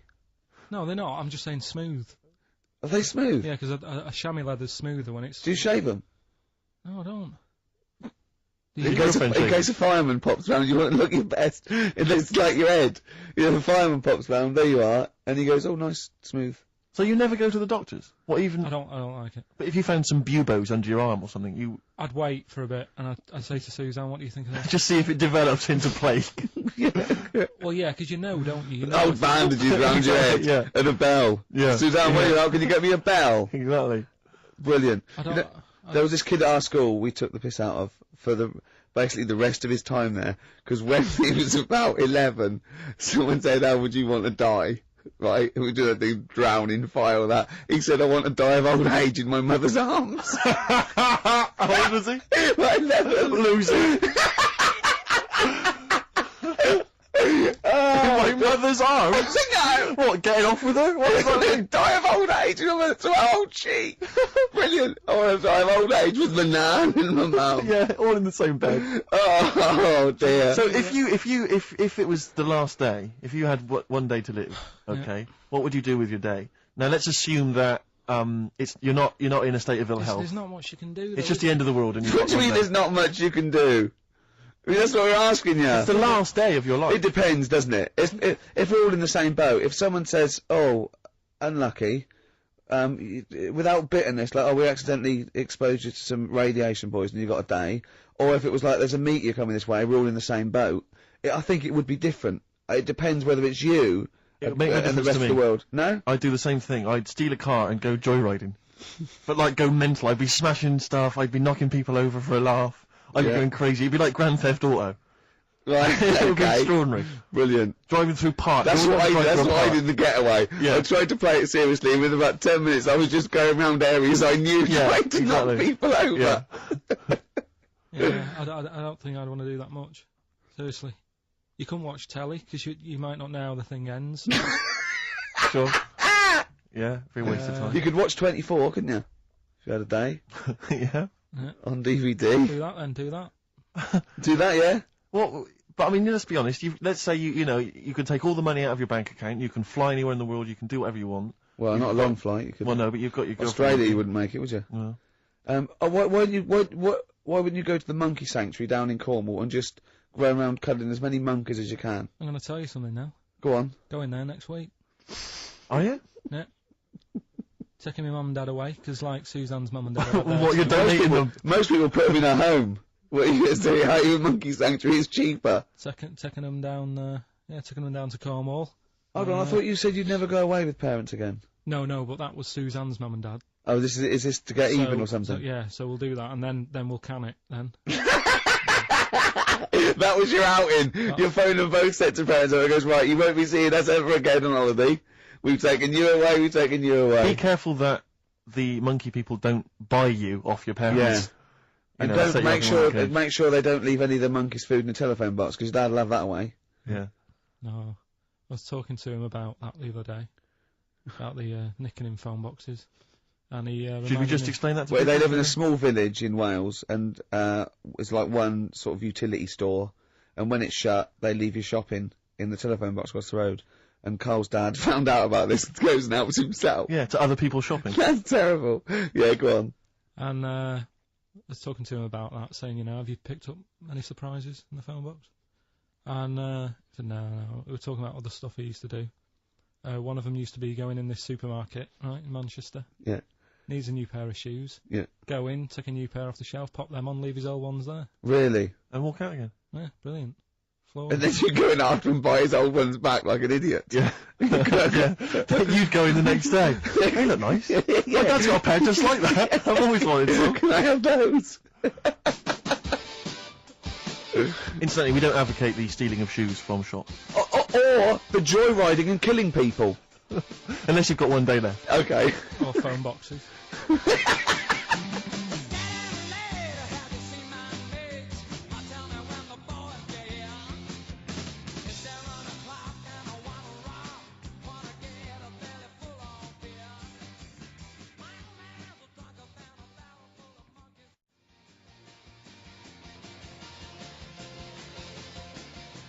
John, fighting. M. Gervais, merchant, Pilkington. Rockbusters. Oh, brilliant. Is there a jingle for Rockbusters? I don't think there's ever been one, is there? No. Could you come up with one quickly? Oh! Rockbusters! Brilliant. Alright. Well, the prizes this week, there's not many. I have to say, Carl's not sourced many, but what he's got are actually good quality. Well, I'm trying to instill in him that it's, quality, not quantity. Absolutely. As opposed to, 15 copies of, Fools and Horses Christmas Special with a giveaway 3-wheeler yeah. car and Primal Scream's greatest hits on 11 CDs. Yeah. Not Primal Scream, in Spiral Carpets. Oh, that was it, yeah. Spiral Carpets. Anyway, yeah, we've got this new Kiss FM hip-hop classics compilation, which has got some really good stuff on there. New stuff from the likes of, Outkast and the Wu-Tang, but some old classics from Public Enemy, and of course LL Cool J's Mama Said Knock You Out. It's worth having alone for that track. Yeah. I think this is 4 CDs? No, 2 CDs. The Best Air Guitar Album in the World, Volumes 1 and 2 in a special box set. Yeah. You've got all sorts on there. There's May. Brian Adams is on there, Robert Adams, Palmer. May, but also Palmer. excellent stuff, Beastie Boys, Clash, we got the Kinks, so that's good. Abigail's Party, the DVD thing with Alison Steadman. I know you're quite a fan of that, aren't you, Rick? Yeah, it's good. Which is, from many years ago, if you've not seen it, it's good. This Later with Jules Holland DVD, it's got live performances from PJ Harvey, the Cardigans, Rollins. But he is playing Boogie Woogie over their tracks. I would hope so. Okay, good. And also, is this the new albums from The Thrills? Yeah, it Is is. it the album? Yeah. Yeah, so that's a little, Wow. Is that exclusive? It's not even out yet, is it? Not even out. Not even out. Well, that's the sort of things that KARL can come up with if pushed. It's all about the game, though. It's all about the game. The prizes are just for fun. It's all about the playing the game. Let's see what KARL's come up with this week. This is his last chance. If I ever hear anything like new odour again, that's the end. Okay. They did get it, though, didn't they? So they're working out. They will do it. Just let's have the jingle again. Alright. Oh, Rockbusters! Right, if you haven't heard it before, cryptic clues that make up a band, and some initials to help you on your way as well. Right? So, well, you'd never get it without, but go on. First one, that fella likes sucking on iron. Right? That fella likes sucking on iron. Yeah, the initial M. Right? Okay. That fella likes sucking on iron. Right, that's the first one. Second one, the Jamaican fella spots a boat. Oh, God. Say that again. The Jamaican fella spots a boat. Spots a boat. Yeah. Right. The Jamaican fella spots a boat. Yeah, that's right, yeah. Alright. Initial D. D. D. D. Okay. D. D. Alright. And the last one, do you want a game of tug of war? Well, it's up to you. You own it. Right? Interesting. I've just got number 2. Right. Do you want... Oh, God. Right, the go third on. one, do you want a game of tug of war? Well, it's up to you. You own it. And what's the initial? E. All of them again, quickly. Right, so the first one, that fella likes sucking on iron. That's M. Second one, Jamaican fella spots a boat. Right, that's D. And the last one, do you want a game of tug of war? Well, it's up to you. It's, you own it. Right. That's it embellishes it like it's a whole story by the end. That's E. Ricky.gervais@xfm.co.uk. Please don't email only. Email him. We cannot be bothered to answer the phone. Ricky.gervais@xfm.co.uk. Brilliant. White Striped. Excellent.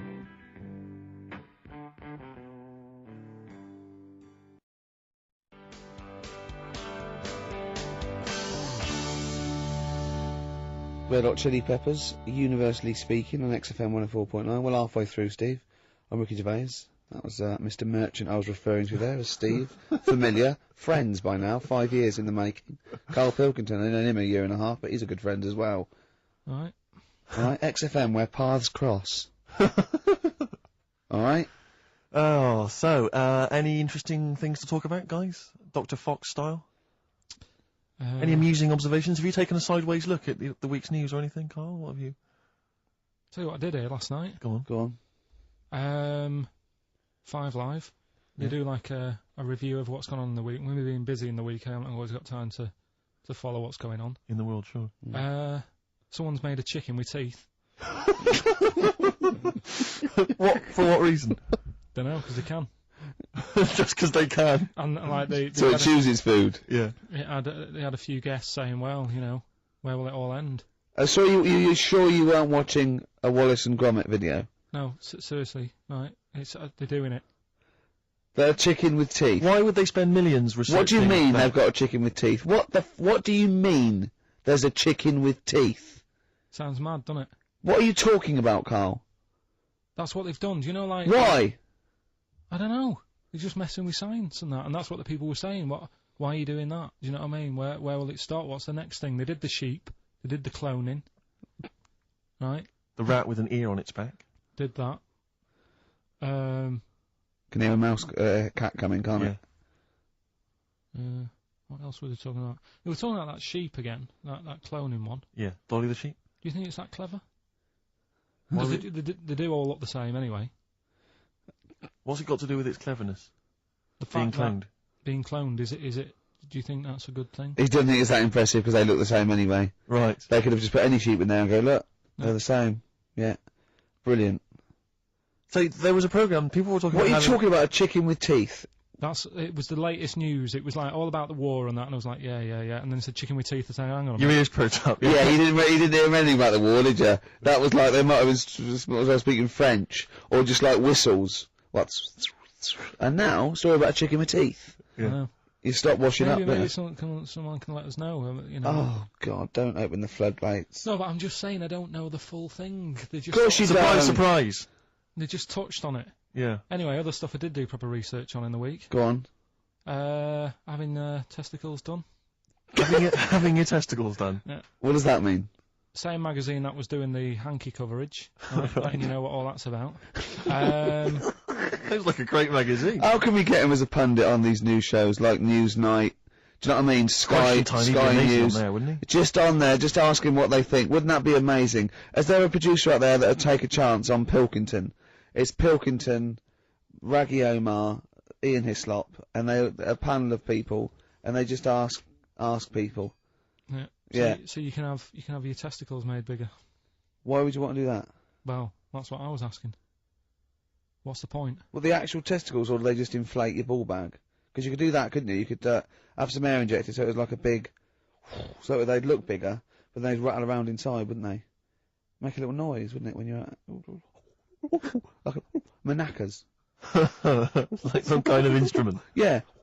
That was sort of like one of those African instruments, just like a big sheep's bladder with all... There's Pedro on the manacas. Yeah, he just, yeah. Yeah, just stripped to the waist. Yeah. Just, yeah, with us hanging out. Why, and then when you're sort of like, the neighbours would think, what's he doing? He's been playing those manacas all night. And really, you would, you know. Why the mouse with the ear on its back, go and keep it down. Yeah, this is really loud to me. Hey, why would someone have that done then? You brought it up. Yeah, well, presumably so that they could draw a little funny face on them. Yeah. Obviously. And you could let them down after the holiday, like you do a Lilo. Exactly. Just let 'em yeah. On holiday you're floating round, you know, like you're just in the sea with your big instrumental manacas, right? Just floating. You're having a whale of a time, right? People playing it as they go past. Exactly. All right, Carl. All right, become a bit of a sort of local celebrity. Yeah, there's Carl with his floating manacas, like a big jellyfish, right? Yeah. And then the end of the holiday, or Saturday... if you've got a little pair of tight speedos, it'll be like Jordan walking around. And then you just like... Just let him down when he comes back. Let the knackers down for the plane. Mm. Yeah. Because apparently they do get bigger, don't they, as you get older? When you're an old fella. No, I think they get lower. I think that's it, that testicles and breasts get lower. Is that purely gravity? I think so, yeah, probably stretching a bit, innit? So is it wear and tear? Is the old fellas who are walking about saying, "Oh, sick of these"? Yeah, they don't tread on them. Well, that's why old people have always got to have a little sit down. You know, 100 metres. Yeah. Stick them in the socks. Yeah. Or they can have them. I suppose you can have like a little ball lift. You can have a facelift, can't you? Have a little nip and tuck, put on, or probably a facelift would help, wouldn't it? Because that, if you pull your face up, that's going to bring the skin up. Bring up a little bit, yeah. Don't go too far. You'll have a little knob as a tie. But you can, you know, you can tighten stuff up. Speak for yourself. Steve with his kipper tie. That's a lovely tie you've got there, Steve. And you look so young. Yeah. What's that little sack underneath it? That little brooch. Well, wait. Playing with your little manacas all night, Carl. So, a chicken with teeth, and you can have your balls done. That's... Imagine Kirsty Ward, whatever her name is, on Newsnight, saying that. And now, 2 features of the week. The war in Iraq, let's forget that. Who wants their knackers done? And look at this chicken. Careful, it bites. I think we should send this link to Dr. Fox and see if he thinks it's an improvement on what he heard during the service. Play a record. Yeah, get this link, send it to Dr. Fox. He'd love it. Alright. Plus, he'd be able to offer us some kind of medical explanation. Yeah, exactly. Teenage Fan Club. Oh, brilliant.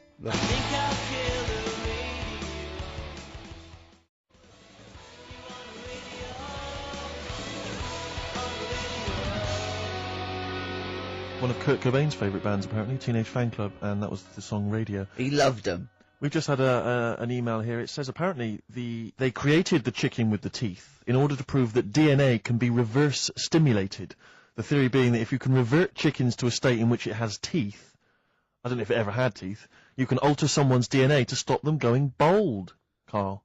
Did they mean that because birds came from reptiles that had teeth, outcrops, and then changed into a beak or whatever, that they revert... I don't understand, they revert DNA. I mean, there's not quite enough science here for me to be able to answer it in detail. Well, not for us maybe, but I think Carl's probably grasped it. What do you think that means, Carl? Yeah. What does it say?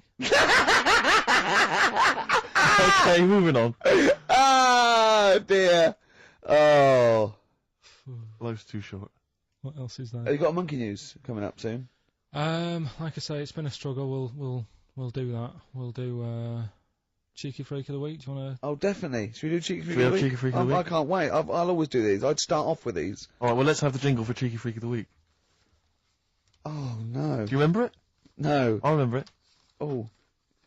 Cheeky Freak of the Week. Brilliant. Something like that? I want someone because that was slightly half-hearted. Cheeky Freak of the Week. Excellent. Right.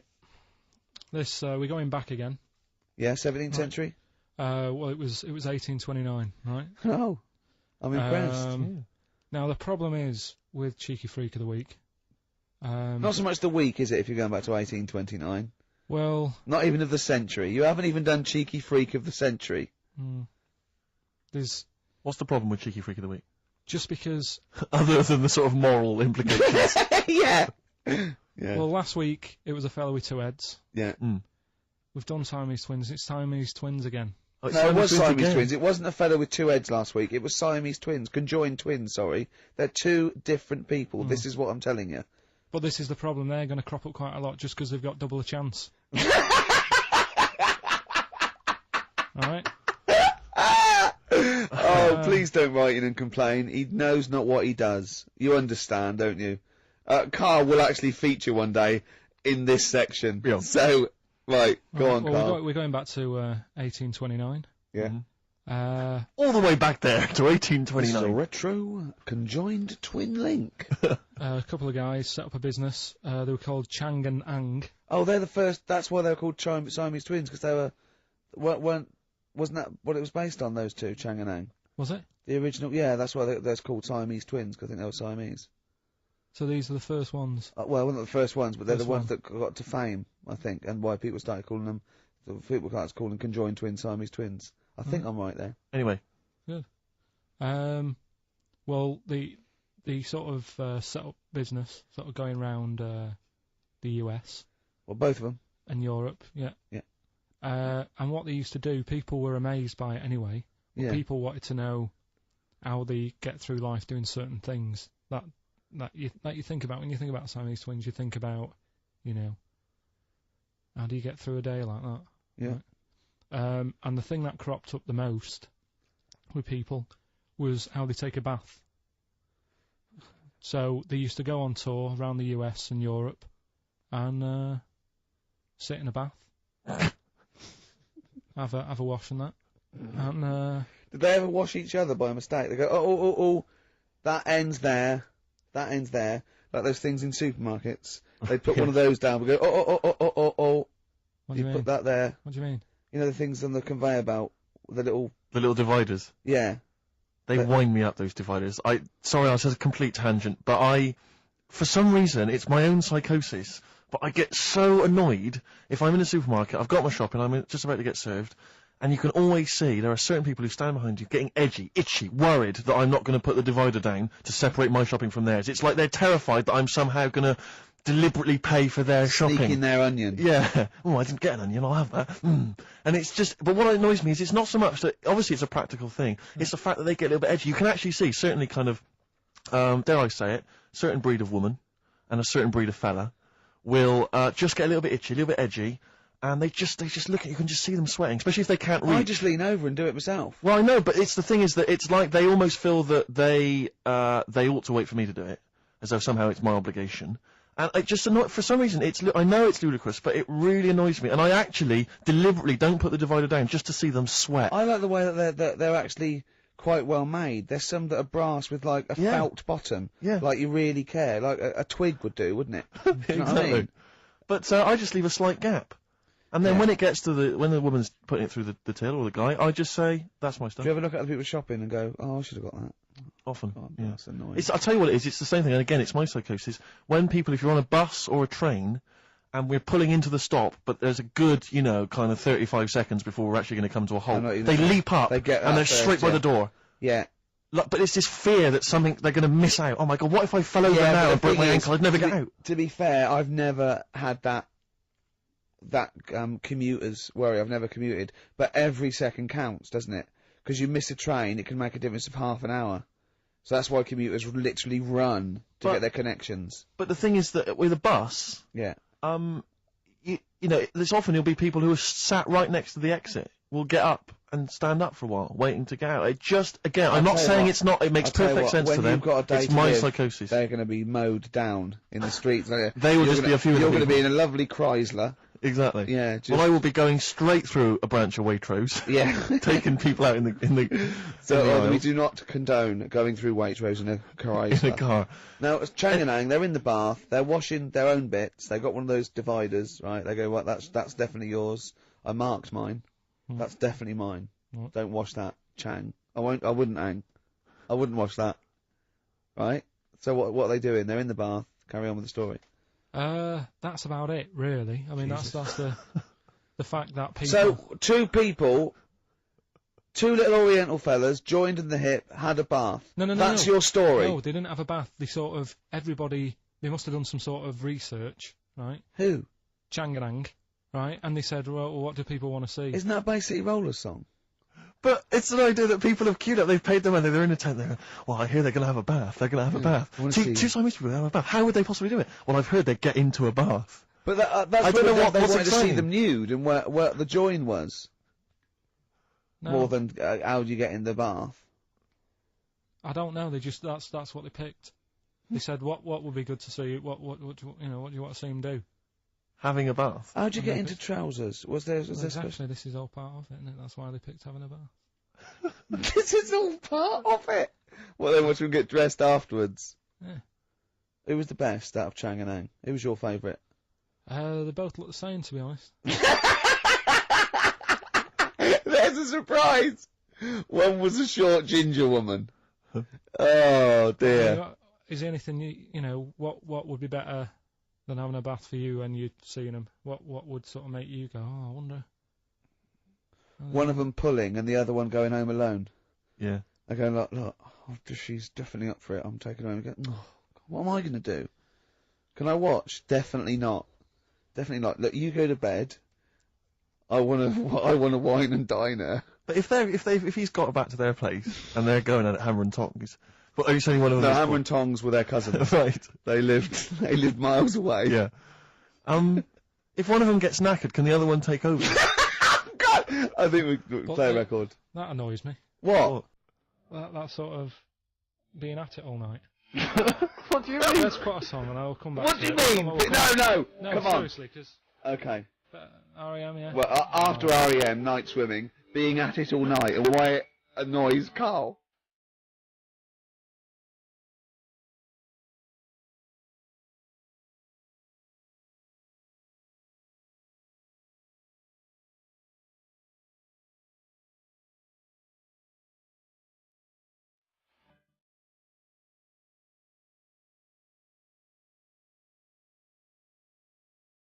Eat the pots again.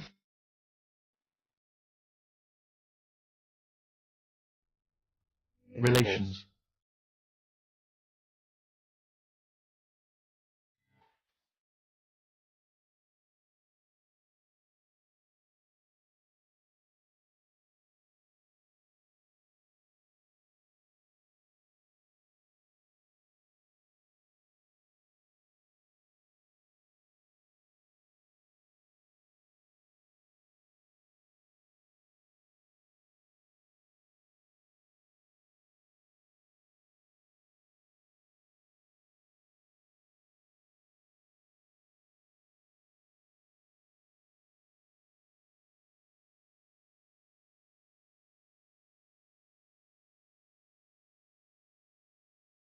Night Swimming by R.E.M.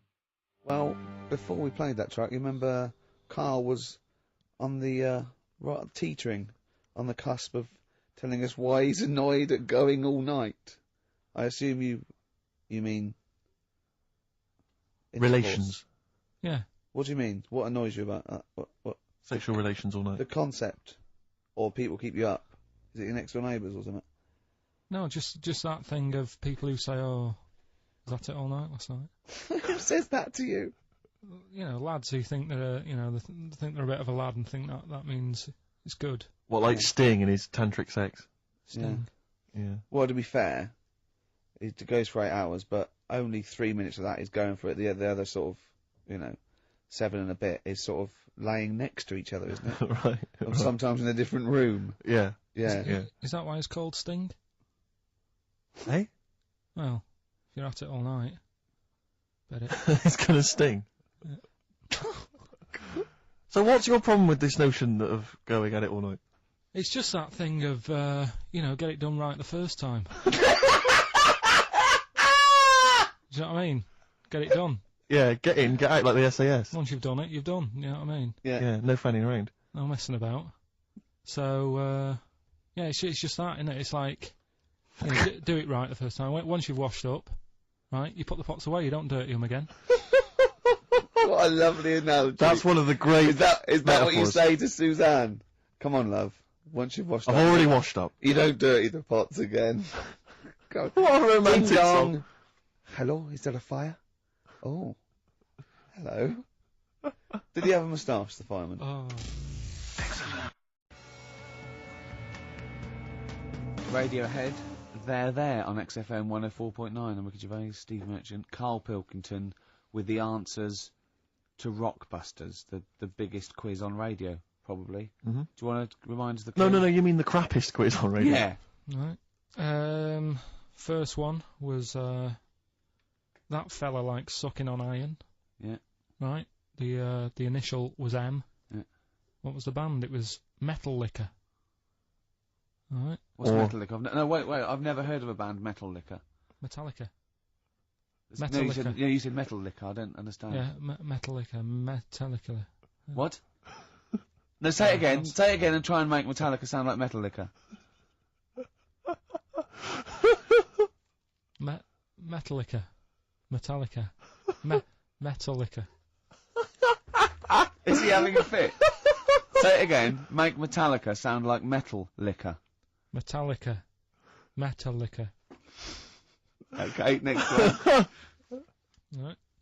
Yeah. Second one, the Jamaican fella spots a boat. That was easy. That was D. That was Divage. You got that? Make it sound like the band. Divage. Make it sound like a Jamaican fella saying spotting a boat. Divage. Right. So you got that one. Okay. And the last one. Do you want a game of tug of war? Well, it's up to you. You own it. Yeah. Right. That was E. That was your rope. Right. Europe. Europe? Right. Who did the final countdown? Yeah. So that's the... No, what? We've let that go. That's the three answers for this week. Who's the winner, Steve? Well, again, I mean, there are lots and lots of people who got it right, Rick. So I don't know if it's just us that think this is rubbish. Right. But, who's the winner? Well, you know, I'm always a fan of people with just something, a name, I don't know, that maybe tickles me. Yeah. And sadly, I did want to give it to, I wanted to give it to Daniel Jowett. Because I just, for some reason, Danny Jowett. Going to stop. But sadly, I just realised he got it wrong, so I'm going to give it to a different Dan. So not only did you ridicule his name, he's not even getting the prizes. But better luck next time, Danny Jowett. Instead, I'm giving it to Dan Mason of Ilford, so he got them right and he wins those prizes. All right. Well.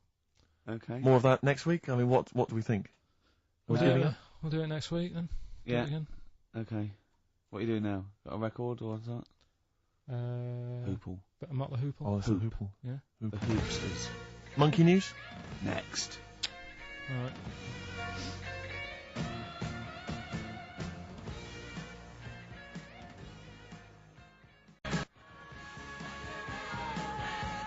Mott the Hoople, Roll Away the Stone. Classic little ditty on XFM 104.9. Alright? Play the jingle. Oh, is it? Is it? Brilliant. Oh, chimpanzee that monkey news extra.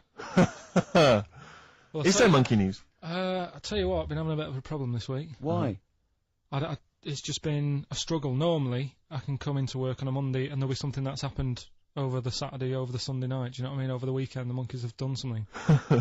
Been very quiet. I thought I'll be alright. Let's see how the week goes on. I don't know if they've caught on to the fact that we're giving this coverage now, or I don't understand. Normally people are emailing me stuff all the time about monkeys. Been very quiet week. Been checking. I was looking in books last night and stuff. Is there any monkey news? I've got some, but just because it's not that good, something else I found out that I thought I'd share with you. Go on. I was looking in the Guinness Book of Records, right, because I thought they'll have something in there about monkeys or something, right? Mm-hmm. And there's a little monkey, I think it lives in Asia, right? There's loads of them live in Asia. Might just be travelling, but yeah. And something I found out, I don't know if they've got it right, and that's why I want to bring it up. Apparently, it's the mammal, right, that's got sort of the pointiest eyes that pop out of their head. Steve.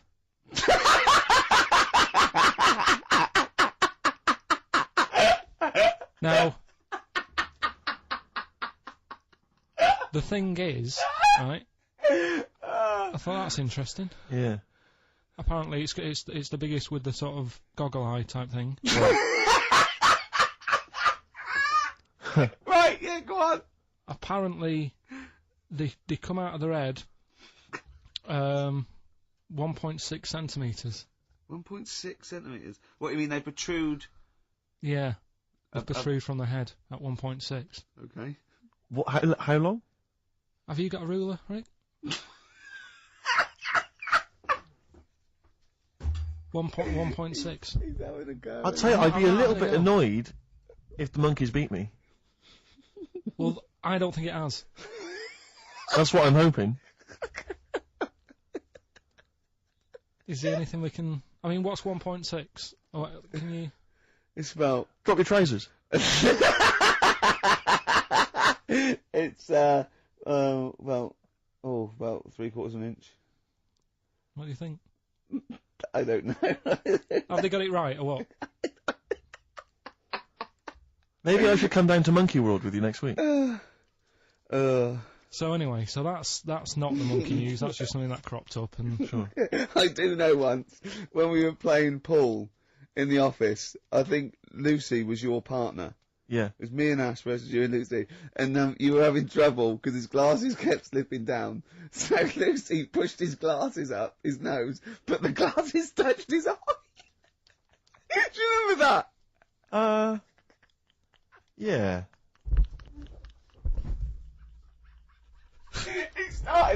He started it. Well, you're the one who joined in. No, I know, and I feel bad now. Yeah. He makes me nervous when he goes, yeah. It's not play a record. No, I'm just trying to think about which part of your fat, middle-aged physique I can pick on. The tits would be a good Yeah, start. yeah. Oh, the belly. Sure. Oh, what do you think of that? Oh, that's... What is that? Play a record. Was that monkey news for this week? Have we not got any other monkey news? Well, it's just, it hasn't been that good. I mean, the one that I found out here, because we've covered so much in the monkey world, right? The fact that we've done a monkey that was a sort of half man, we've done a monkey that got a decent job in a train station. Can you think of any of the other? Well, that's just some of the great monkey news from the past. That's what I mean. So that's what you got to compete with. So even though this is quite amazing, just tell us. Another monkey's got married. Oh, not another monkey getting married. What do you mean? It's got another one. You know, it was knocking about with some woman monkey for a bit. A woman monkey. They decided to, you know, get married. Yeah. They did. What do you mean they decided to get married? Was it pressure from her parents? They had a good do, and good do. I love the spread. I love that peanut vol-au-vents. Yeah. Celebrated in a pub, and then they both went off to the cage at night. That's what I mean. Even though that is quite impressive, because it's not true, or it's a joke. It's nothing. It's not. On an over website, official sort of news website. 2 monkeys have married in Romania. After a whirlwind romance. Well, that's... After a whirlwind romance? God, yeah. Yeah, a quick one hanging onto the rope. Yeah. She was in the tyre. Yeah. He saw it. Yeah. He went, I'll have a go at that. They go, we got to marry her now. Yeah. Her parents came and said, did you just shove my He was in dog a zoo tyre? knocking one off. She went, I can do that for you. Yeah. Yeah. Guess say the monkey bridegroom was scared by the number of people attending the wedding and refused to get out of his cage. Oh. But his bride... was, Not bloody Hello magazine again. No, it wasn't. No, I think it was like last-minute nerves. Right, like, right, you know, legit, I'm yeah, single second now. thoughts. It's like, you know, it's the big step. Yeah. But his bride enjoyed every minute of it. She was loving it. Yeah, she sure, looked lovely, by sure. the way. She looked lovely. Yeah. The Did she look newspaper good? reports she only appeared to have problems with her veil and dress. Do you see, you know, this is the guesting. I hope they didn't ruin it like Anthea Turner and maybe get sort of sponsorship PG tips or something. Totally, with strong plum brandy, so they got them drunk as well. So they carried on the celebrations at the pub, and the bride was taken to her new husband's cage at night. I apologise. Play a record. I'll tell you what winds me up. What? Monkeys getting married. I know. Well, I'm not getting any action, and I got bigger eyes.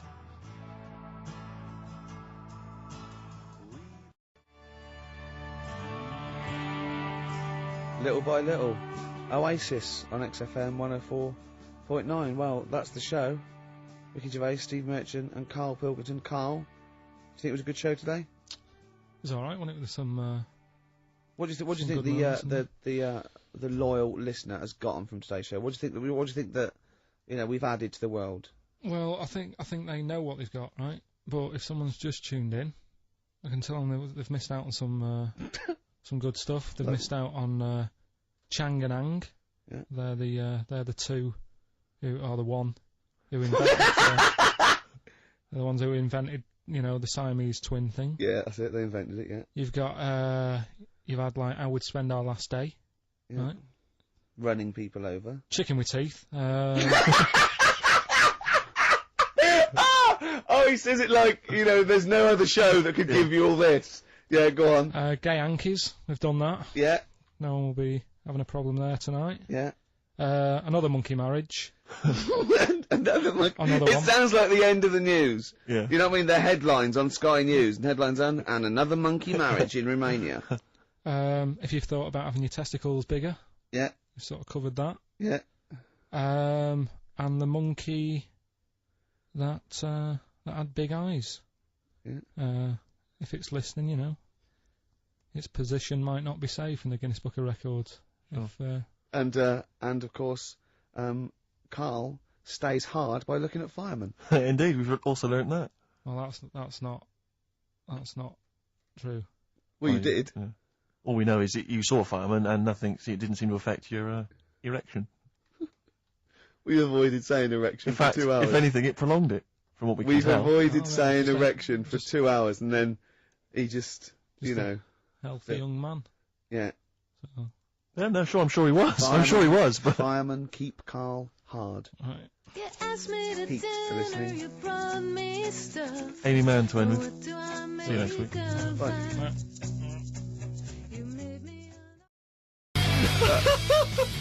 The darkness growing on me on XFM 104.9. Oh, it's all going well already, isn't it? The microphones fell apart. Carl's shouting because he got headphones on. His music's turned up too loud. Canfield level. God, it got pre-out. Look at him giggling. Look at him. Look at him laughing. That's so funny because I got a letter here from who was it from? Mike Heel, who sent me a little picture of a little Japanese fella from a film who said looks like me, and he does a little bit. But he says, please can you make Karl laugh? I've never heard him utter as much as a snigger, and I'm worried he may have a genetic disorder. Well, I mean, he has got a genetic disorder, obviously, but he was giggling then. I hope people heard you then. Look at his little face. It was a joy. Oh, I love the things that make him happy. But I love the fact just before the microphone came up and just before the record finished, he had his headphones on, the music was too loud and he was just shouting, Bauhaus, it's not working! Bauhaus, it's not working! I have to play something else! I went and found Ziggy Stardust by Bauhaus and he said, why isn't it working? Look at him giggling, look, he's lost it! Is he going away? Are you on drugs, Karl? What have you done? He's tickled, look at his little... He looks like one of those shaved monkeys. Look at his little... Oh my god, I've never seen a forehead glow. I know, it's extraordinary. Oh. And he's got that red shirt on as well, so the whole of him is just a big glowing... Karl, what are you trying? What are you putting in? I'm gonna see if I can get this to work. Go on then. Hang on. Brilliant radio. I hope Dr. Fox is listening, because I think he's eating his words right now, Steve. Right, I think I've done it. Right. Well done. That's excellent. Right, what Let's play Bauhaus now, and let's try and compose ourselves. This is Ziggy Stardust by Bauhaus. Well, it worked. That worked, didn't it? So you panic over. Calm now. You're on holiday soon, aren't you? Yeah. You got to go off early. Well, about. How many holidays have you had? Because I only ever have time off when I'm working, like doing another job, like, you know, filming or something. But you seem to have a lot of holidays, just like, and you were sick as well. You were just like, because you had wet trousers, which is a little bit. Do you not care about the job? I mean, I've got to ask because, you know what I mean. If I was in charge, I'd worry about your motivation or because yesterday we were trying to work out what you enjoyed doing, and we got to Manchester United and moaning, and that is the two we came up with. I don't know where you get the moaning thing from. You're always whinging. About what? Everything. When did I last have a moan? Just before we came on air. Right, and why was that? I don't know, I can't remember. Because we were in good mood. We were in a good mood, me and Rick. I'll tell you why. Go on. Because you brought a song in at 10 to 1. Yeah. With a load of effing and jeffing in it. Yeah. And saying, can you edit this? Yeah. Yeah. But that's your job. You could have brought it in yesterday. No, I couldn't. Why not? I hadn't thought of it. But why are you whinging? That's your job. And I didn't come in 10 minutes before. It was a good 20 minutes before. It just took you ages because you were whinging and moaning to even get started. I'm not being dragged into this. You are always... I'm on my holiday now. Well, not yet. No, you're not on yet. You're still working. Well, that's what's funny. This isn't even work, right? And yet it should be. Compared to what I do in the week, this is a doddle. Well, that's because you're not putting any effort in, clearly. Where are you going anyway? Where are you heading? Cornwall. Yeah? What's happening down there? Well, there's a monkey world. You're excited about that? We're going to go and see that. Probably go twice to that. Yeah. Whilst I'm down there. How long are you waiting for? The whole week? Yeah. Yeah. So, this is with your parents, isn't it? Yeah. Taking them out. Your father, what do you think your father will be up to? What's he going to be nicking on this holiday? Well, There's a lot of tin in Cornwall. Since they've shut the mines. He's just called Suzanne, said they've got there, said it's a nice little place. Mm-hmm. There'll be no towels when you get there. So what are you do? What are you do? Just gonna chill out and sort of like go to the pub and stuff? Yeah, like I say, I mean, all I've got planned is probably probably Tuesday and Thursday at Monkey World. What about Wednesday? What are you thinking of Wednesday? Just wandering around? Just sort of think about, you know... King Arthur and that. Where he was down there, wasn't he? I don't know, but I'll tell you something. Going? What town? I don't know. I don't know where it is. Susan sorted it out. Yeah, she sorted it out. I joined the phone to her saying, well, pack 2 pairs. Poor woman. She's packing your bags for you. Yeah. Right. But, you'd spend more time at home if Steve didn't come in at 10-2 with a rap record with, like, obscenities all over it. Yeah, well, we'll play that next week. Well, you didn't even get the job done, that's the thing. We can't even play it because you didn't get finishing time. I tell you what, that Method Man, if he doesn't stop effing and jeffing, it's the end of his career. In my opinion. All this F that and yo Jeff, I'm a Jeff myself. Yeah. Or I'm hanging out with my Jeffs. Yeah. It's terrible. Jeff, and we know you can't put out the J word on XFM. Oh, Mother Jeffer. Well, so we haven't got that, but what we have got... Go on. Monkey News. We've still got a Monkey News, have we? That's sorted out, that's coming up. Yeah. Rockbusters. Yeah. Well, last chance. Definitely your last chance this time. You actually improved a little bit last week. You did a couple of good ones. Yeah. Same again this week. And, Cheeky Freak? The controversial Cheeky Freak of the Week. Where KARL, finds, a human being with, some sort of, congenital or, you know, imposed deformity. Or, you know. So, and we talk about that. In a wry way. Do you think that's big and clever? No, but that's just it. It's never about taking the mickey out of someone, right? It's to make you think. I'll tell you what isn't big and clever. How lucky you are. A dwarf with learning difficulties. Nice. Yeah. Well. We'll explain it to you. That's the forthcoming single from British Sea Power. That's called Carrion. That's nice and retro. That's like end of the 70s Bowie. That's great. On XFM 104.9. That's just some of the records that we've played so far. Do you know what I mean? You've had The Darkness, you've had Bauhaus. It's like, can it get any better, KARL, do you think? Like I say, we've got Monkey News coming up. So. Guess what? I lost 400 quid cash this week. Gambling? No, that's tragic.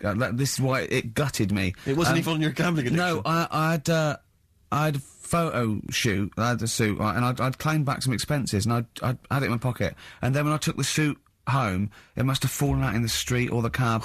And I remembered it, and I went every pocket twice. And it was just the fact, I don't think about, oh God, that's terrible, that's a terrible blow. I think, oh God, if I had it back now, it would be free money. Yeah. If I suddenly found it now, I'd have £400 that was just free money. And I had a little nap to get over it, and I was... and you were fine. I was okay. But that was... Someone just found... What a gift that is. Oh. Just, I mean, untraceable. Was it in a money clip? Was it rolled up in a money clip? No, it was just literally £400 in an envelope. And that's a treat. I know. See, I'd always hand it in. I genuinely would. Unless I found it in the middle of a forest or something. If it was in the street... Do you know what I mean, though? Because a bear dropped it. Yeah, yeah. But, I mean, if I found it in a pub or a cab, I'd just hand it to anyone who was rummaging through. Yeah, exactly, yeah. But I'd hand it in. Well, but there's no way... If they found it in the street, there's no way they could do it. You know, it goes to the police station and it sits there for 6 months, but... Yeah, exactly. Well, it's not... It's a waste of time. Pocket it. But, because when I was younger, I remember being outside a post office once when I was about 10 or 12 and finding a purse and thinking, oh, that's nice. And opening it up, there was some money in there and a pension book, and so it was obviously an old lady. I found an address, I sent it to her, and my mum said, you know, you've been so good there, you'll probably get a little reward. She'll probably send you a little reward. Nothing. I got maybe a thank you note, but no cash, no moolah, nothing. Really? And I was livid, because I'd been told that I was going to get a reward. I thought I've been a good Samaritan, nothing. So, many moons later, when I was at university, I learnt from that, and this is the most bizarre thing. This explains a lot, doesn't it, Carl? This is like the Mary Celeste. I went to a cash point to put I thought, I can't get my card in here. And I realised there was already somebody's card in the machine. They'd put the code in, but then they just disappeared. They'd been kidnapped or something. So it was just there, waiting, sitting. Said, what do you want to do? And it gave you a number of options. I thought, interesting. Steal or go to heaven? Yeah, exactly. He went, oh dear. Yeah. Well, I pressed balance, just to check what their bank balance was. Unbelievable. It was a considerable sum of money. I'm not going to lie to you. It was not typical student debt. It was like, I think they were a foreign student. There was a lot of cash in there. A lot of money. Did you feel a slight bulge in your trousers when you saw the amount of money? I couldn't believe my luck.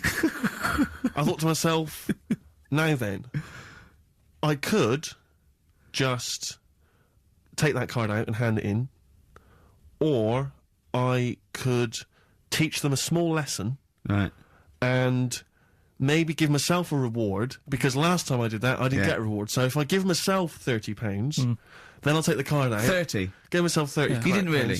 Well, I thought that's a good reward, and I went in, I handed the card in, I took that... Steve, and that's a little reward for me. And I'll tell you this, don't think it's evil, because I went in and I bought everyone a drink. Well, brilliant. Yeah, I didn't tell them I got the money free. Well done. Excellent.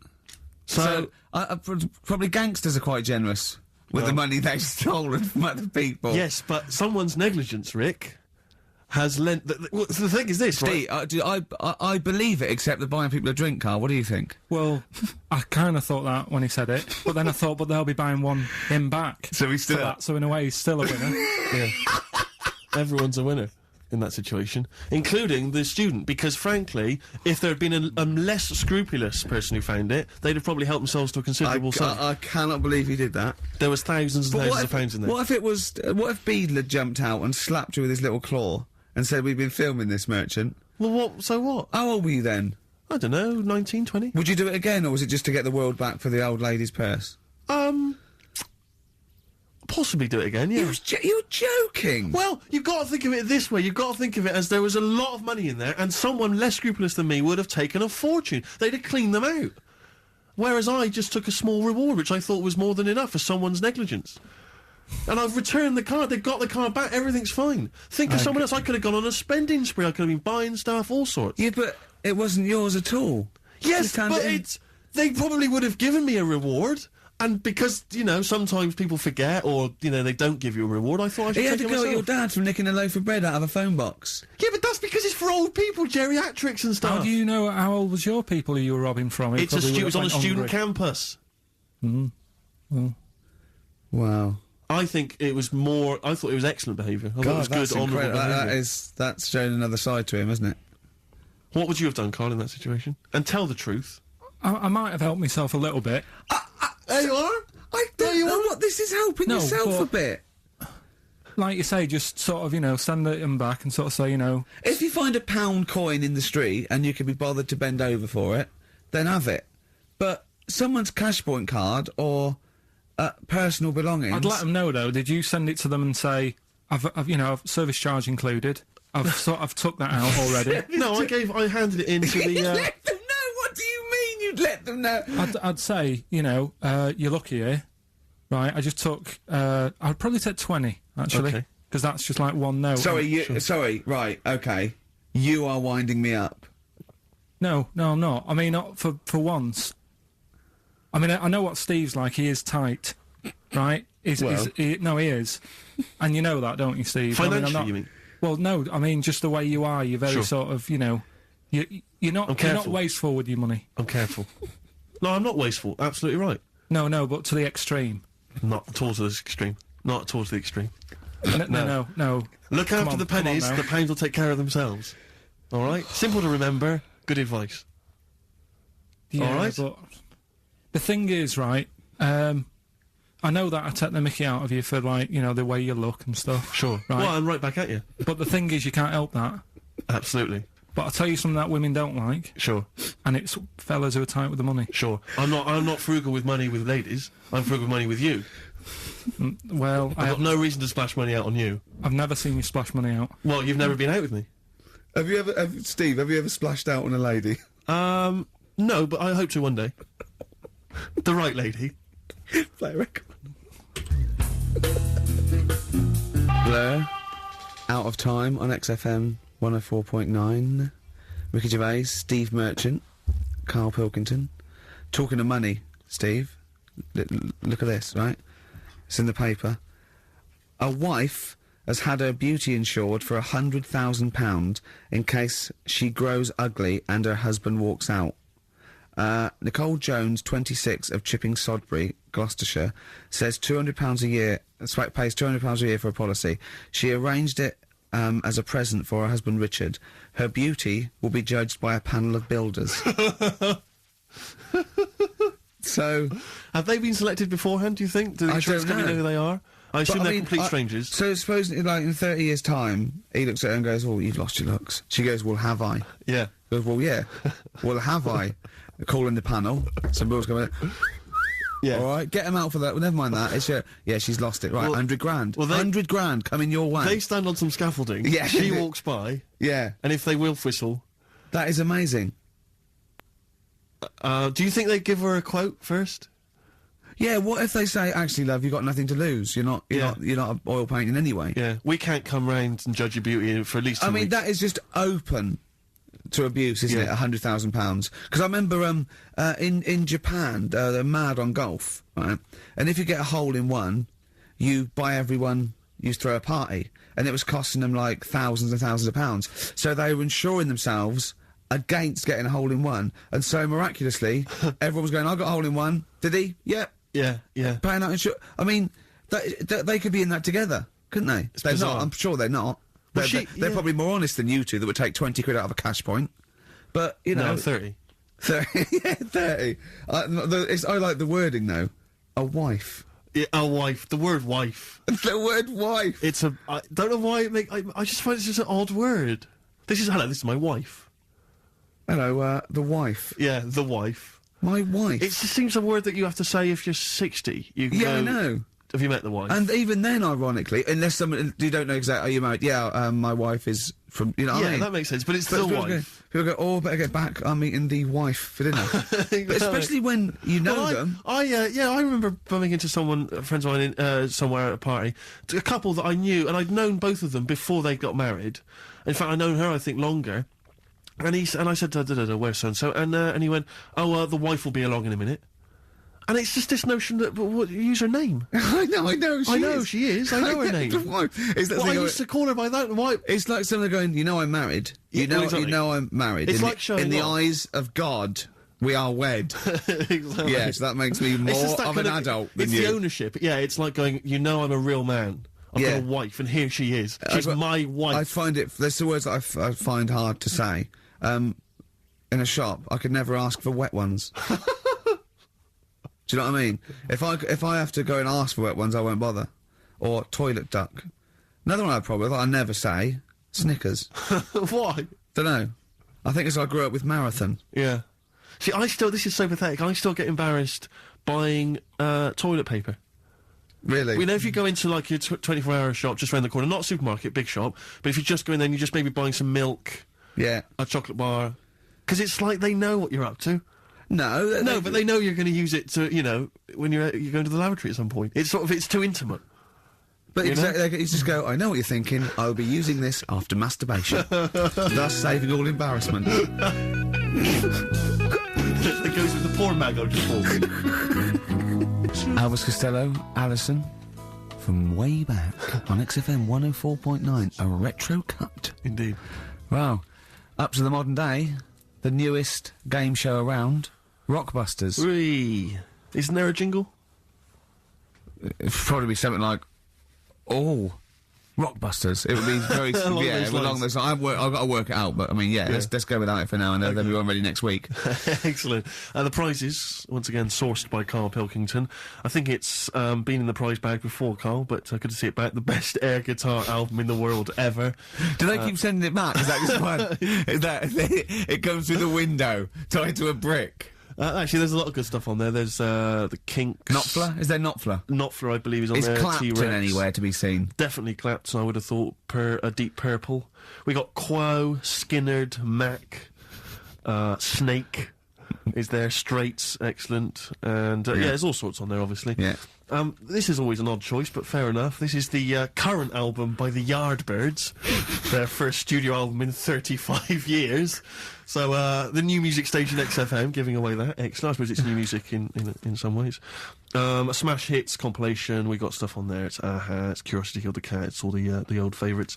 Plus 2 DVDs. Columbo. What Columbo? It's got a couple of classic Columbo episodes there. Suitable for framing. One of the best, TV programmes of all time. Why do I get... You can always tell immediately who the villains are. Suitable for framing. I'm assuming that's some kind of art dealer.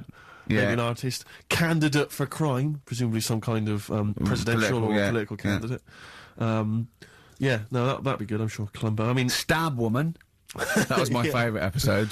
Stab Lady Wife. I mean, to be fair, I'm not sure why... Who would buy a Columbo DVD? Like, you can't find it on TV. It's on now. It's on now. I guarantee, because someone could maybe email in, is there an episode of Columbo on now anywhere that got cable or digital? I think it will be. Almost certainly. But it is great. And the other DVD here is Cruise of the Gods, which was the one-off TV kind of comedy film that was on at Christmas, featuring Rob Brydon and Steve Coogan. It's good. Williams. So, there's a few gifts there, not bad at all. Right, now we get to the real deal. Okay, this is what everyone tunes in for. This is Monkey News, I think, not the music. Go on. Well, there we go then. Yeah. 3 cryptic clues and that, and just work it out. Cryptic, but easy as that. Email in. It's email in. Right. Well, what's the email address? Ricky.Gervais@xfm.co.uk. Well, don't say that I know it or care.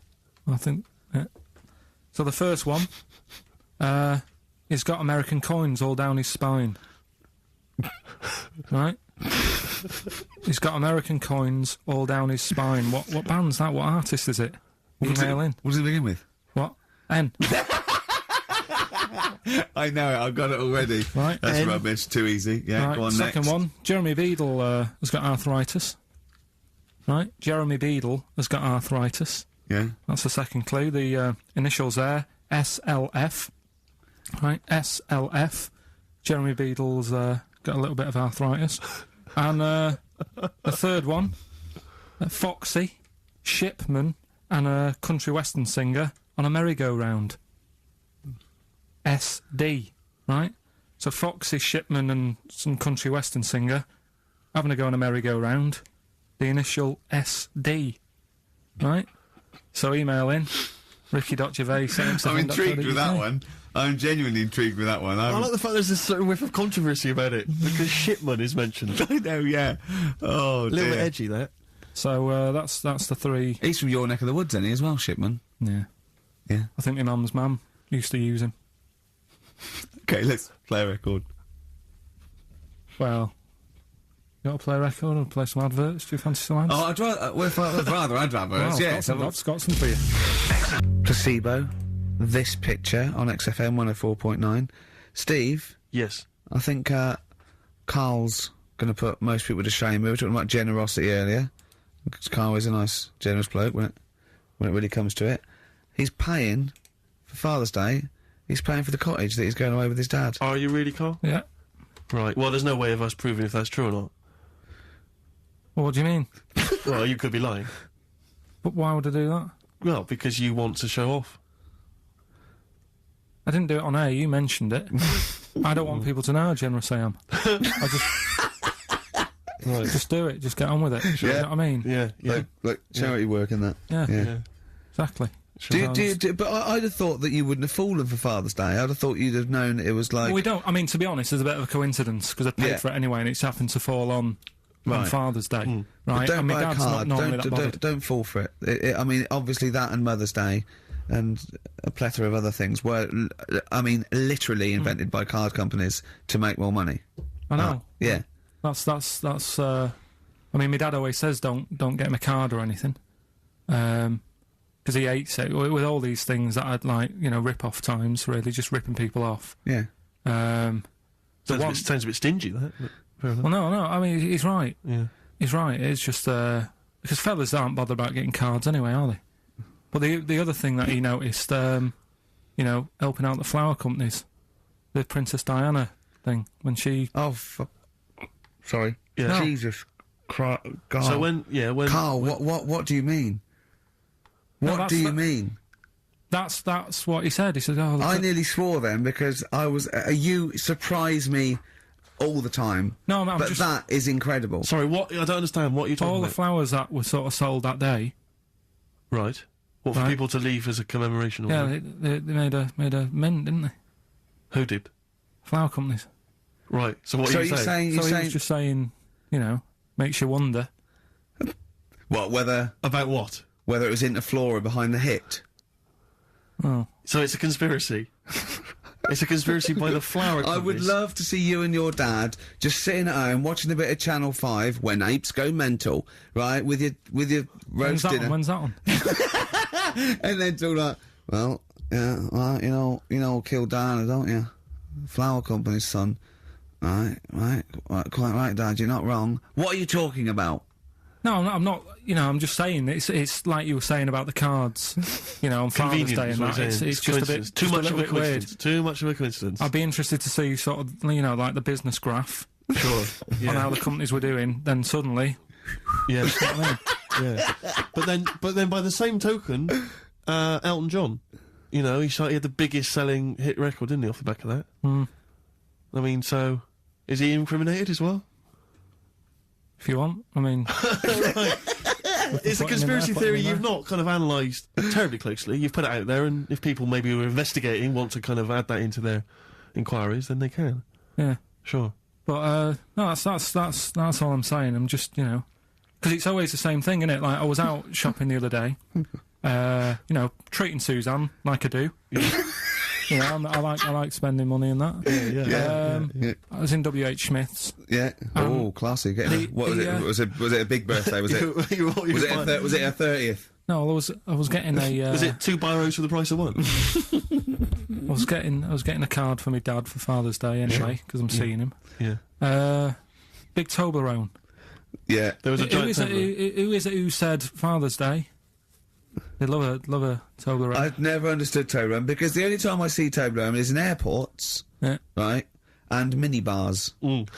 That is what the small Toblerone is for the minibar in a hotel, 3-star upwards, and the big Toblerone. Well, it's the big Toblerone is a gift, isn't it? It can only be a gift. You wouldn't buy a big Toblerone for yourself. Yeah, duty-free gift. The Toblerone. It's next to you know, Chanel No. 5 Toblerone and a bear.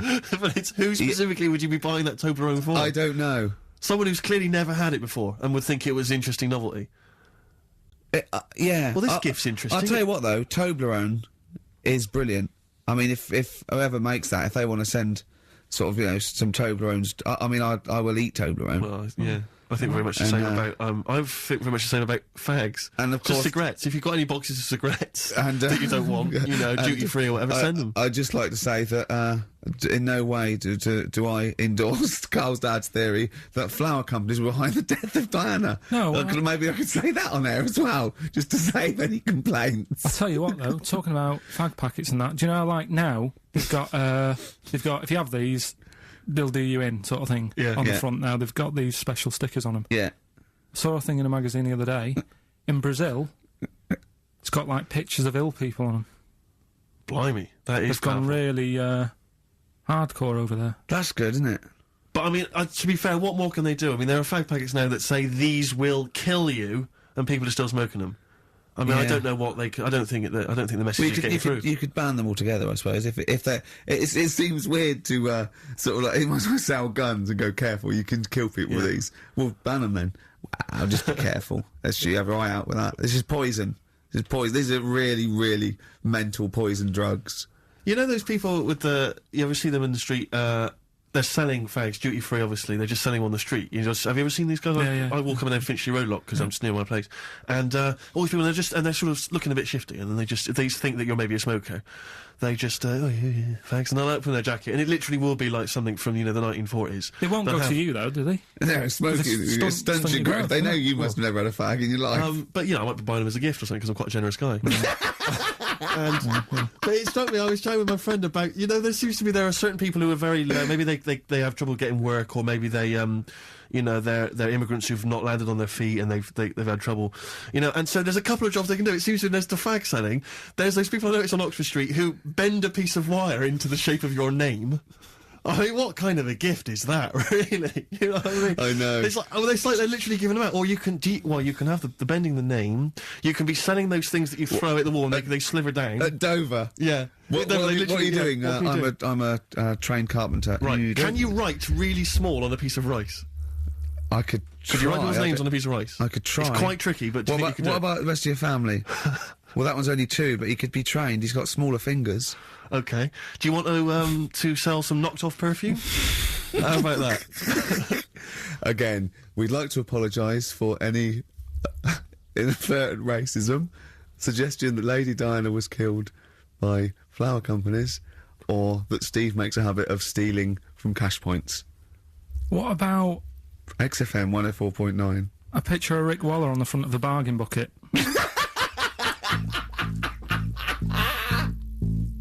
Red Hot Chili Peppers, universally speaking, on XFM 104.9. I'm Ricky Gervais. With me, Steve Merchant, and, of course, KARL Pilkington. Now, people come up to me, and they say, is KARL for real? And I go, what do you mean? He goes, well, they want to say, is he that stupid? And the answer is yes, right? Some people think that he's putting on. Some people think that he's a character that we've invented, like we've got an actor in, like he's a Gareth Keenan or a Tim or something, and I go... That we've scripted each Exactly, week. yeah. No, he's absolutely real, aren't you, KARL? I go, where did he come from? Well, just to tell the story, we came here, and I was much too important to run the desk myself this time round, so they just gave us a tea boy. Steve came in with you, I remember that. yeah. Why do you remember that? Well, Steve knows, I don't want to keep going over it, but it's just the way he looks, it's just great. Were you taken aback? A little bit. Yeah. Right. And he's just developed into my favourite thing. I also said that you get bored with, like, battling tops or, pets sometimes. I mean, I love my cat, but he's not as, Colin. my cat. Yeah. Colin. Actually, KARL's away next week. Is he available to run the desk? No, well, he's actually not as intelligent as KARL, and that's the truth. He's not, he's marginally. Yeah, but and then in the week, he's like one of those little Tamagotchi toys, KARL, because I have to phone him every day and keep his interest up. Yeah. Like I'd give him an interesting fact. And I got a book out and I found out I'd call KARL like that. And I thought this was a great fact, right? A 2-day-old gazelle can run faster than a racehorse. Right? I thought that was incredible. Sure. Okay. So I phoned him, I said, a 2-day-old gazelle can run faster than a racehorse. He went, what's it do after that? I went, what? He said, well, how fast can it run when it's adult? I went, well, even faster. He went, oh, I thought it could just do it then, but then it sort of lost it. I went, what are you talking about? I went, that's incredible. A 2-day-old gazelle can run... He went, well, no, that's what they do. I went, what? He went, that's what they do, isn't it? I went, what do you mean? It's 2 days old. Right? He went, yeah, but a 1-day-old fly can fly. I'm 30 and I can't fly. It's not what I do. Right? And I went, right. He went, a jellyfish can hold its breath underwater for hours. I went, it doesn't hold its breath, does it? It hasn't got lungs. So he went, what? I know I had him. He went, what do you mean? I said, well, they don't breathe, do they? He went, what do they do? I went, well, they get oxygen directly from the water via osmosis straight into their cells. And it just went quiet. And I went, a 2-day-old gazelle? And he went, yeah. Do you know what I mean? He's just thinking about the jellyfish. Yeah. Well, he was looking up osmosis, and then he was thinking about the jellyfish. But I just think, if Bambi's anything to go by, this little gazelle spends a whole day trying to stand, and the next day it enters the derby. And you don't think that's incredible? No. See, you know the sort of things I find incredible. Go on. Mirrors. Shiny objects. Kettles. Yeah. Oh, God. Well, listen, remember the time when I told you about the baby that had a baby? The baby that had a baby. The baby that had a baby. Yeah. It's happened again. No, it hasn't. Well, it didn't happen the first time. It was in the papers, I think, on Monday, in all the tabloids. So it's a twin where one has grown and the other one is still at a fetal level. No, it wasn't, though. It had grown. He was saying to his mum... Who was saying to his mum? The little kid who was 7 years old. And he kept saying... Yeah. Yeah, he was pregnant. And he was pregnant? Yeah. I know. What do you mean? And he was saying to his mum, oh, God, I don't feel well. And, like, his belly was all swollen, and they thought he'd just been eating cake or whatever. And he was saying, I can feel something moving about, and they were like, stop messing about, there's nothing wrong with you. Eventually, I think he was in gym at school. In gym? What, Jim was pregnant with him? Oh, no, it was like a Russian doll. He was at school, right, just about to do sit-ups or whatever they do at school, right? And flew out across the room. Teacher goes, you're a bit fat. You look a bit pregnant. And so best to the doctors, took him, said, you're 7 years pregnant, or something like that. What you do? What? Or something like that? You're 7 years pregnant. Or something like that. You say the doctor. Carl, why don't you think about what you say before you say it? See the reaction I get? Now, the gazelle, I didn't get excited like that. 7 years pregnant. Send it in. If someone's online at the moment, just having a look around, it happened on Monday or Tuesday. Because I told you at the pub quiz, didn't I, Steve? I said to you, I know the baby's had a baby. Yeah. And you were like, yeah, whatever. Well, I just thought you were talking nonsense as ever. Well, we'll find out. You're 7 years pregnant. Yeah. You're a fool. Play a record. Well, we've still got stuff coming up. Monkey News? Rockbusters answers. We'll have to get that out of the way soon, because we've got what else is there? Have we got a cheeky freak of the week? Yep. Brilliant. America by Simon and Garfunkel on XFM 104.9. I'm Ricky Gervais, and I understand I'm about to read my words, Steve. Well, once again, there's always someone, and it looks like it's Mike Lamb who has come to Carl's rescue. Lambo's let me down then. Doctors have removed a 4-pound baby boy from the stomach of his 7-year-old twin brother. Yeah. Alamjan Niamatilev was born with the freak fetus growing inside him. For 7 years, it lived like a parasite until a school doctor became alarmed about Alamjan's bulging tummy and took him to hospital. Surgeons who gave him a scan operated immediately, unaware that the baby was attached to the boy's blood vessels and still alive. They saved Alamjan from certain death, but knew the 8-inch fetus was doomed. So there we are. Boy pregnant with his own twin brother by Barbara Davis. That was in the Mirror, apparently. So, I've read on and all the facts are right. They took him to school, the parents didn't realise. And that isn't even this week's Freak of the Week. I mean, that's you got that for free. You've got that, you can have that. That's the free Freak of the Week. Free Freak of the Week. You know, that's giveaway, that's like 13.5% extra. Yeah. You know what I mean? That you might get with hairspray or something. So that, I mean, if that's just the throwaway Freak of the Week, there are 2 Freaks of the Weeks there. If those 2 figure, I can't wait to see what the actual Freak of the Week is that people are paying for. Is it incredible, Carl? I'll tell you what, something else you can have for free. Go on. Another sort of freaky thing, right? I was watching this programme in the week. Right? What? I don't know what it was. But it was about, I just saw this little fella on it, right? What do you mean, little fella? He was doing this history thing. Oh. Right? Yeah, I know what you mean. So, is this he's found out that a Viking was a bit like him? Yeah, that's it, yeah. He was boneless or something, or he's... well, that's the weird thing. What do you think of that, Steve? He's what? He's boneless? No, he was called Harry the Boneless or something. Yeah, but you know what you're going to get there, don't you? That's what I mean. Always have a name, Elephant Man, you know. Harry the Boneless. Where is he? You know what I mean?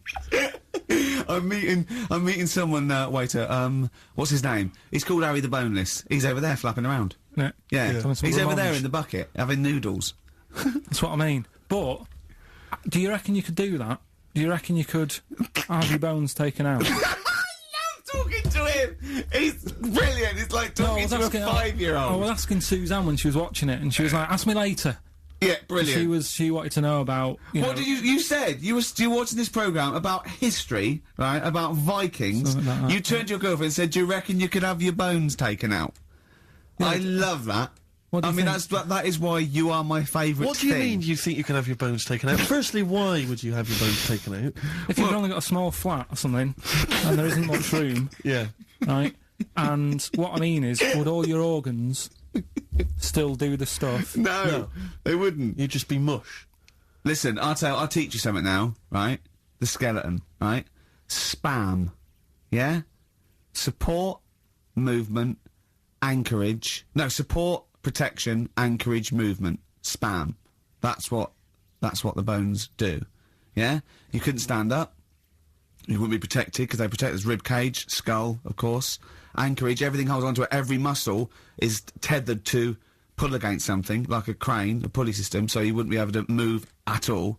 Do you know what I mean? So you'd be in a bucket. There'd be nothing. Well, you'd die immediately, obviously. No, you can't have your bones taken out, Carl. I mean, why do you need to ask that question? Sorry, but Boneless Bob, or whatever his name was. Harry the Boneless. he presumably didn't have any bones. I mean, that's why he had that name, obviously. No, he did. No, he's got the name. Yeah, exactly. No, he was just... he was...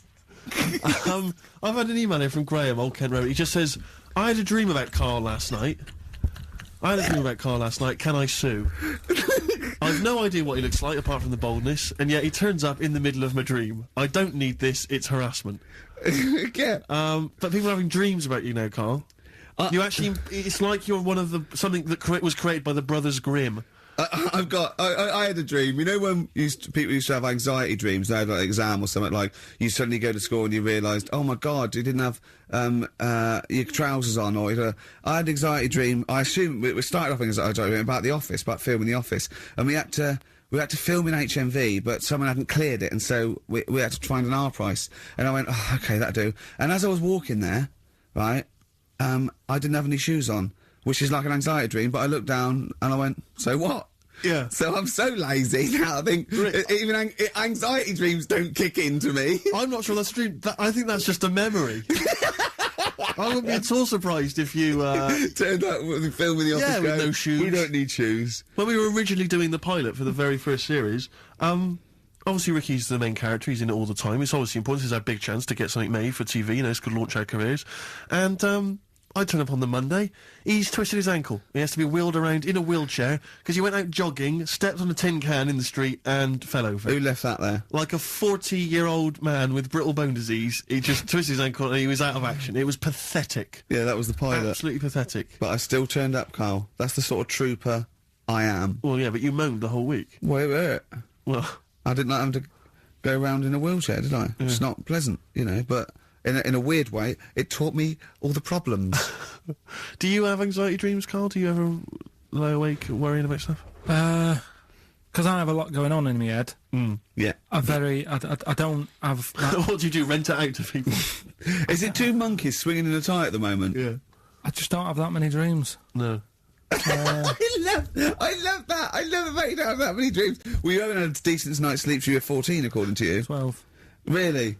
Yeah, so I know what you meant. I know what you mean though now. When sometimes you're so tired, because I'd forgotten that you're so tired, and you think, well, I'm so glad I don't have to go out tonight. I'm going to go and just lay on the couch and then go to bed. Yeah. Have you had one, Steve? Anxiety dreams, I do have them periodically. Yeah, it used to be a lot of things like running to get to school in time, but suddenly your feet are running in treacle and you can hear the school bell. And you I can't haven't get had them for years. I just haven't had an anxiety dream for years and years and years. Don't know. I don't care. No, well, no, you just genuinely don't care about anything. This is the problem. You've just got to a point now where nothing bothers you, really. It's like you're just too lazy and disinterested in anything. This show, your career, my career, Carl. No, I'll never give up on Carl. So, Carl, so this little Harry the Boneless, what was your point? Was that really your point? You wondered if you could live without bones? Yeah, I saw the little fella on this programme. And the presenter? Yeah, and he was a small fella and he was talking about Harry the Boneless. And I thought, that's interesting little bit of science stuff. Yeah. Yeah. Well, yeah, that's about it on him, really. All right, well, that's just another bonus cheeky freak of the week, isn't And it? that's not even the freak of the week either. No. That's still to come. So you've had a pregnant Siamese twin. It's been mad in You've the had a freak week. boneless fella and another fella talking about him. They're not even involved in freak of the week. No. This is getting mad. Play a record. Let's play a record. Let's have cheeky freak of the week afterwards, shall we? Yeah. Current single from Nick Cave. Can we do monkey news first? Oh, I'd rather have a cheeky freak of the week. Nick Cave and the Bad Seeds, He Wants You. Brilliant. On XFM. Yeah. So, Carl, off you go. Well, we're not going to do freak of the week here, Okay. right? Because we've done quite a bit of that in the last 20 minutes. We've Right, so we'll OD'd move on that. freaks, you think? Yeah. Sure. We'll just shift it a little bit. Okay. And I don't, like I keep saying, don't want people to be thinking we're sort of taking the mick out of anyone. No. Right? Because we're not about that. I feel that, like, I can do a little bit of it because I work with you, Steve. Yeah. Right? Sure. It gives me that right. It's like a care worker. Yeah, I understand. Well, it's like that thing of you can't be homophobic because I've got a couple of gay mates and stuff. Sure. I think it sort of gives me that edge. Yeah. Right? So you're not freakophobic because you work with Steve? No, that's right, yeah. So, yeah. Okay, Well, by that token, I should be able to sort of slag off, the mentally ill. What do you mean? At least mentally handicapped. Now, there's a term you don't hear very often. In 2003, there was the mentally handicapped. Isn't that what it was? I don't know where to start. But I'd like to apologise for the Lady Diana stuff, the term mentally handicapped, and any inadvertent racism that we may have stumbled over. What's the actual term then? Is it retarded? Right, come on now. Oh, chimpanzee that! Monkey news, earlier than usual. I'll have to save this link now. Monkey news. We've done a lot of stuff, right, on monkeys. And most of it has been... Is bollocks. No, has been like happy stories. Oh, is this it's not... Is this going to be like our tune? Our monkey tune. Simon Bates, and welcome to our monkey tune. No, but do you know what I mean? We've done stuff about a monkey that robbed a bank. Yeah. Why is that happy? He had a great life after that. Right. What, in Marbella? Yeah. Right, we did, the one who saved someone's handbag in a railway station. We've had a lovely marriage, couple of marriages. Couple of marriages. Couple of monkey marriages. Yeah, yeah. There was the one who got a job in a railway station. Yeah, the hairdresser. The one who set up a business in Spain. I don't even remember that one. But, I'm willing to believe that happened. Go on then, Carl. But anyway, yeah. So today's isn't that happy really? It's about some monkey. I think it was a chimp. Who's an ape? Go on. It tried to. I mean, the story sets off at a sort of a weird thing. Yeah. It's something about he went to Russia to do some business. What are you talking about, Carl? It jumped past that bit though. It didn't start there. What? Do you know what I mean? It didn't tell you what he was doing. It just said, "There's this monkey went to Russia to do some business, do some stuff. I don't know. Bit of monkey business." And anyway, didn't work out. So, they were furious. We wanted a surgeon. You send us a monkey. Anyway, ended up being homeless. Oh. No, joking. So it's taken a turn for the worst. What? Couldn't even get into like a tree hostel or anything like that. That's the problem. And God. ended up homeless. Got in with some tramps. I don't know where to start. Come on. Yeah, so he's knocking about with some tramps and stuff. Sharing drink and what have you around a little fire. They broke into some home, not sort of squatted. Right, so I'm not homeless anymore. Problem was, he had a roof over his little area he had. Yeah. And he goes, "Oh, this is good. This is we're having a good time. This is sorting me out." Yeah. He had his He mate. said that in Russian though. But what was he eating? I don't know. Don't know. It didn't say. But they're in this house. Well, he could only be eating sort of like fruit, nuts, vegetables. I mean, they classically sort of don't eat you know, pork pies and. But they've got drink McDonald's coffee. in Moscow now, so Sure. you probably turn down on that. Yeah, yeah. Anyway, there was a bust. What? I knew this was There was a bust in the flat that they were squatting in. All the other tramps sort of knew what was going on, legged it, left little chimps out there, got arrested. And they thought it was a real fella at first. They were like, get him, you know, he's obviously just a scruffy bloke who hasn't had a shave and stuff. Yeah. Yeah. Hasn't shaved his back for a while. Or his face. Yeah. His head. Got him down the station, and the boss was like, what's going on here? We've got a monkey here. He was like, what? So you arrested the monkey? Well, so the arresting officers hadn't noticed all the way to the station that he kept slipping out of the handcuffs and was going for the entire journey. They didn't notice till they got there. What, did they put a hood over his head maybe and just like, you know? I don't know. I'll give you the story if you want. There's the headline. What is it? What's the headline, Steve? I don't want to see it, but... The headline, this is once again from supposedly reputable news organisation Ananova, homeless monkey arrested in Russia. Did you read on, or did you see the headline and make up that whole story? It's, most of it is there.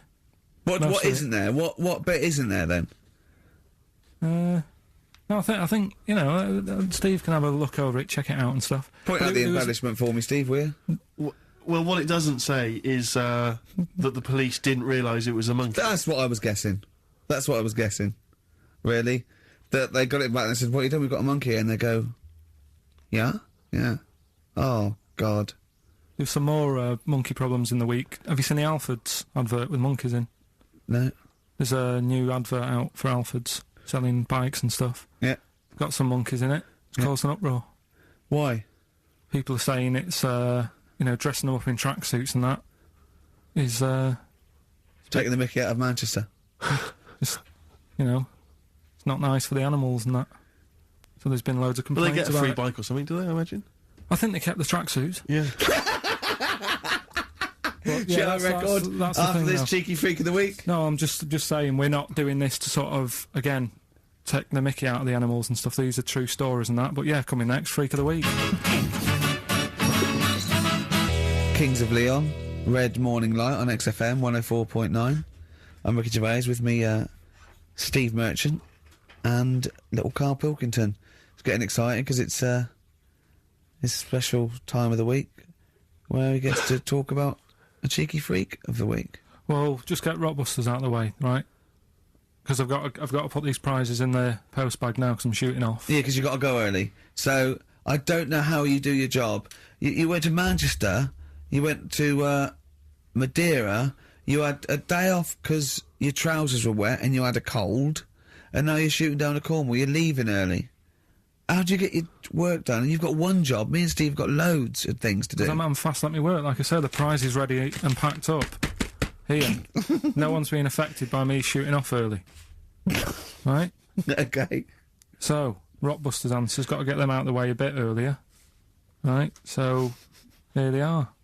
First one. He's got American coins all the way down his spine. Yeah. Why would that be? Right? Initial was N. Nickelback. I got all these. I got all these this week. Right.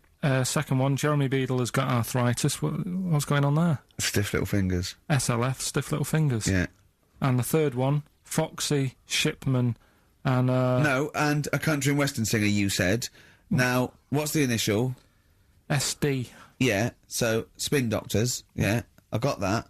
And then I said to you, why is it a country and western singer?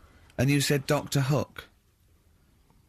Why is it Dr. Hook? Why does that give anyone the clue Dr. Hook? A country and western singer. It's just what was in my mind. Well, there we are. There you go. So, we'll change this to Rockbusters, or what am I thinking? You could have had Dre. What's in my mind? You could have had And the Medics. All right? Yeah. Just think it through.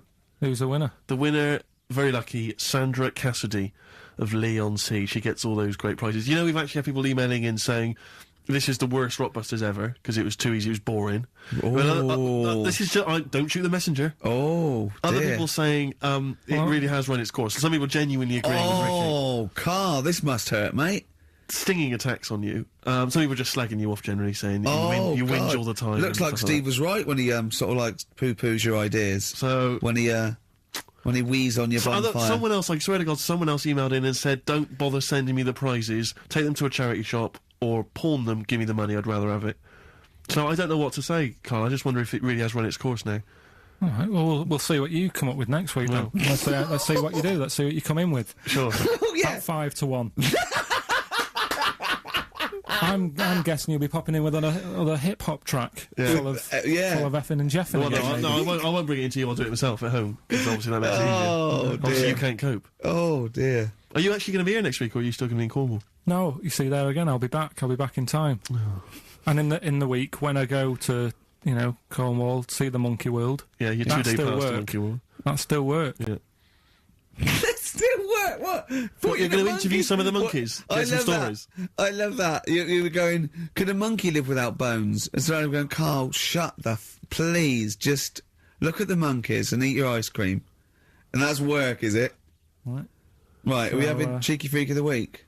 Do you want to do it? What time have you got to shoot off? Could do with shooting off sort of soonish. Okay.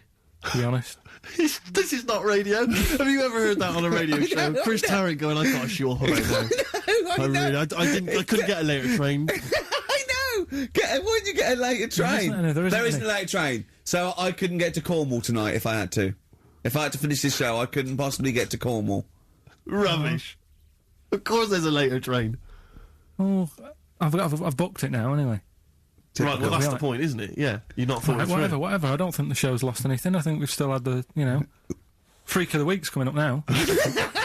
Oh, cheeky Freak of the Week. Right, well, we've had some interesting things we've been looking at. This week, it's about the strangest couple that ever got married.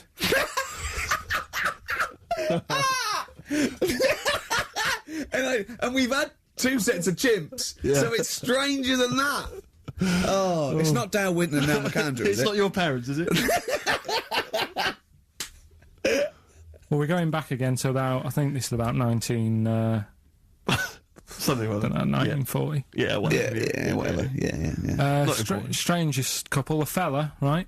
He had skin of a lizard. He had the skin of a lizard, okay. And the woman who he married... he used as a condom. The woman who he married. Yeah. Airiest woman ever. Right. And that was their act. They used to tour the world, and they'd say, it's like, couple who've met, they're having a great life. Let's get them out on stage, here they are. And they'd what do you mean he had a skin of a lizard, first of all? That's what it said. He had some sort of some illness. So he was called Lizard Man, and you liked that because it was good description. I thought that's good. I'm here. Hello. We've booked a table for 2. Who are you meeting? I'm meeting Lizard Man. Oh, he's over there. Yeah. You know he is, right? Yeah. I'm meeting the hairiest woman in the world. She's over there. Yeah. Yeah. So what did they do for their act? Now, bear in mind that we had some Siamese twins last week, and their act was having a bath.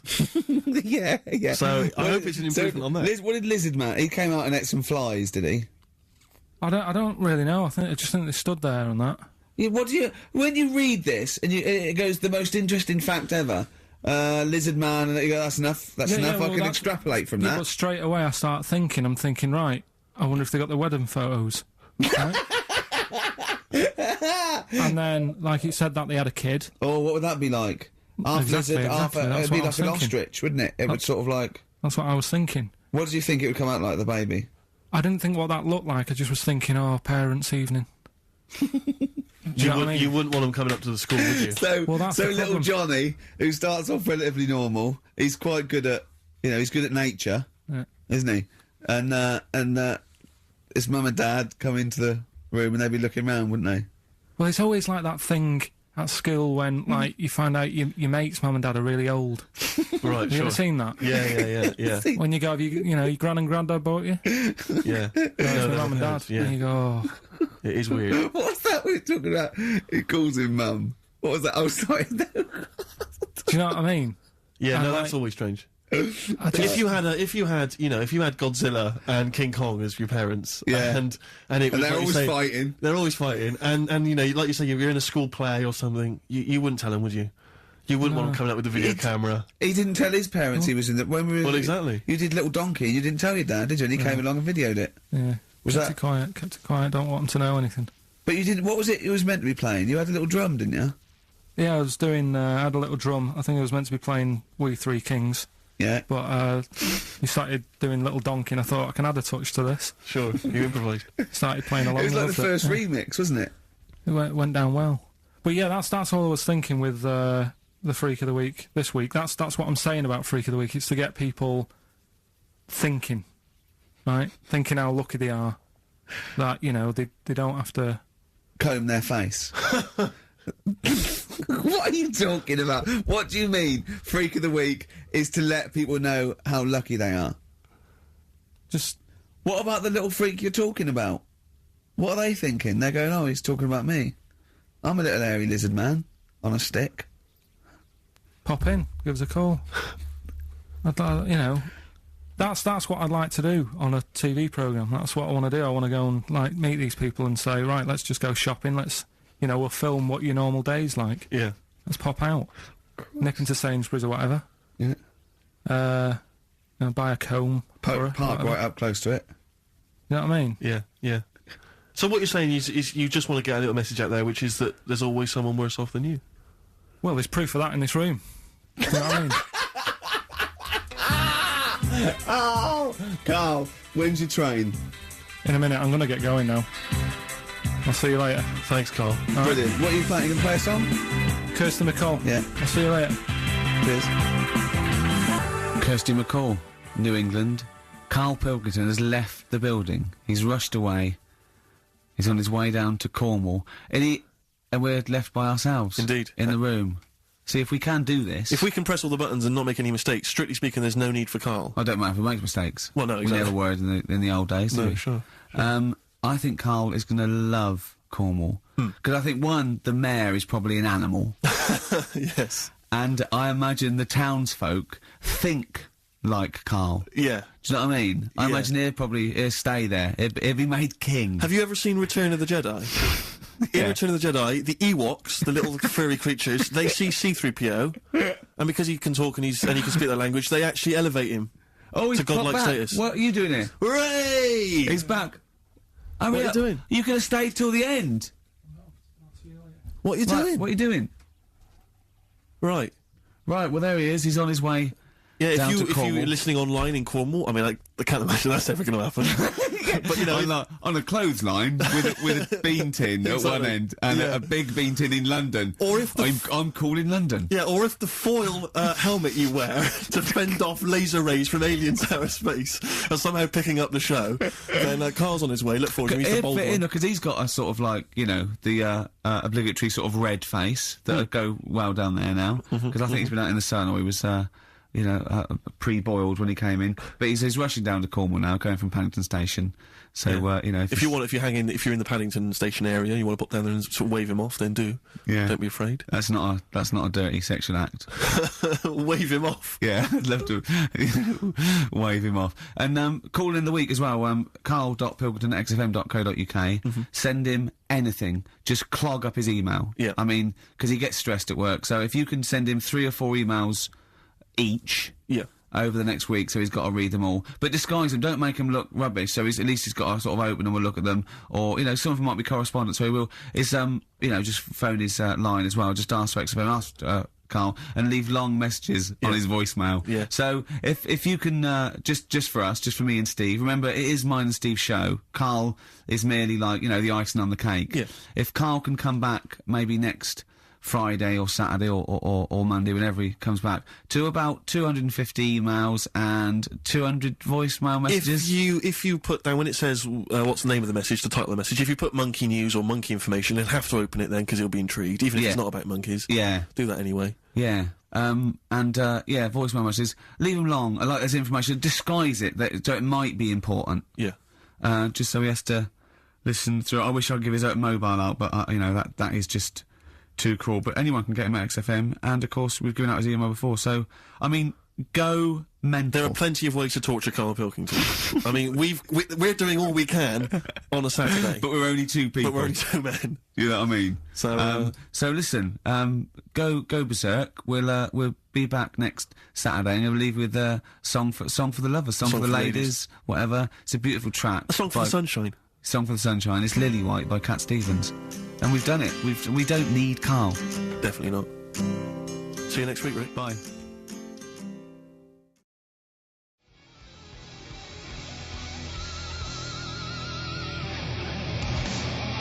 Well, there's the darkness. They believe in a thing called love. Karl, do you? This is XFM 104.9. That is my favourite band at the moment. You love them? I absolutely love them. I think they're funny. I think they're straight down the line with a little bit of tongue-in-cheek. Ah, brilliant. Did you see them on Jules Holland last night? I didn't, sadly, no. Brilliant. Were they good? Yeah, absolutely jumped. Oh, I mean, Jules didn't know what to do. was he playing some Boogie Woogie? They wouldn't let him play Boogie Woogie over their song. That's what I mean. That's why he stayed back. But I can't imagine it was very good. Then. He shook the. I'm surprised you say they were good. It was. Jules wasn't thinking. I mean, I thought. Hold on, this is missing something. Yeah. This is missing someone from Squeeze vamping over them. Exactly. But they did well without him. Extraordinary. Yeah. Well, there we are then. We're back. XFM 104.9. Karl had to leave early last week, but you stay to the end this week, mate. Or yeah. You don't need another holiday. Oh, he started already. I mean, Steve's made you look like a bit of a twat already, and it's only 1:05. But the only reason you don't go on holiday is because you have to spend money. Oh, and he's gone straight back. Well, he's gone straight back. I can't come back to that. Oh, it's just dynamite. It's just absolute. That was. Although the last holiday Steve had, he sort of found a third world country so he could live like a king for a week. It was Cuba, wasn't it? Going to Cuba, amazing. You can almost rule the place. If it weren't for Castro, I'd have been in charge. Kind of cash I was flashing around.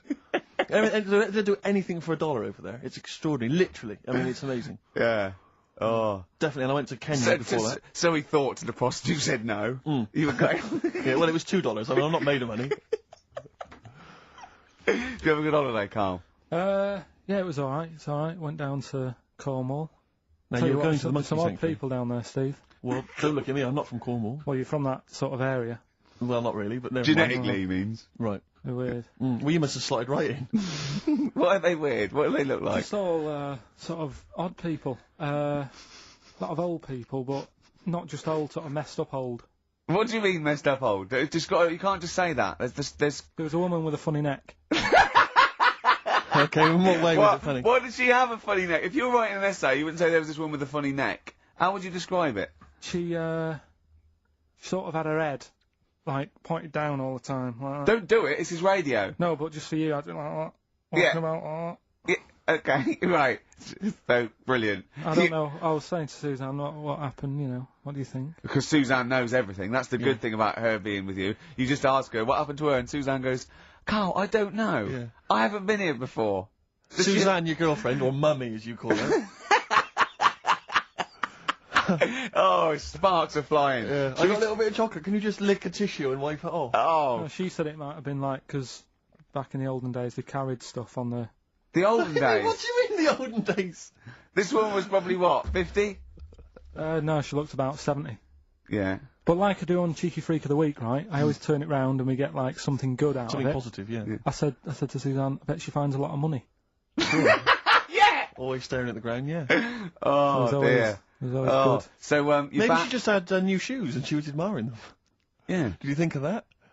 Before you point the finger and judge? Or a necklace was too heavy.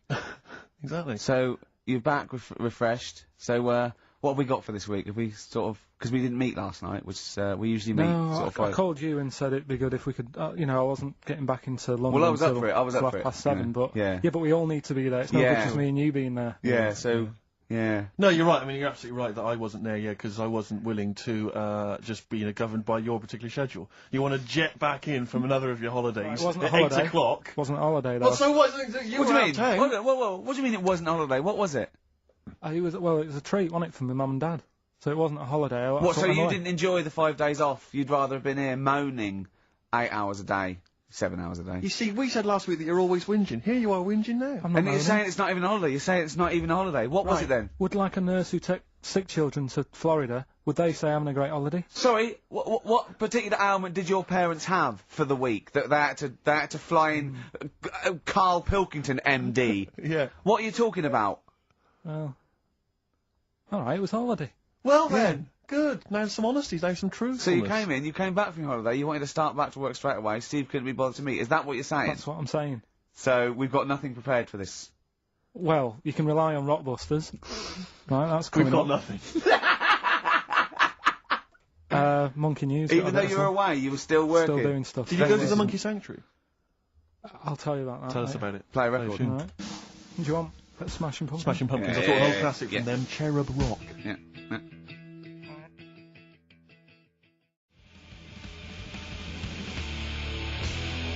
Smashing Pumpkins, Cherub Rock. That, of course, Rick, is available on their greatest hits. Brilliant. If you want. I mean, that's how I rock. So Yeah. I know they. I'm very much the shape of a cherub as well. Well, now. indeed. Naked with a couple of and a rosy big arse and a trumpet. Yeah. Do they have trumpets? I don't know. I've just had an email here. Monkey News. Yeah. From a listener. Yeah. Monkey spotted holidaying in Cornwall. A chimp was spotted holidaying in Cornwall last week after befriending a family of 3. One onlooker said, "It was incredible. He dressed and behaved exactly like a human being. He even settled the hotel bill at the end of their stay. The only telltale sign was his lack of table manners and the incoherent babble when he opened his mouth." There we are. So, Well, what do you think of that, Carl? That's the listeners, Carl. That's Joanne.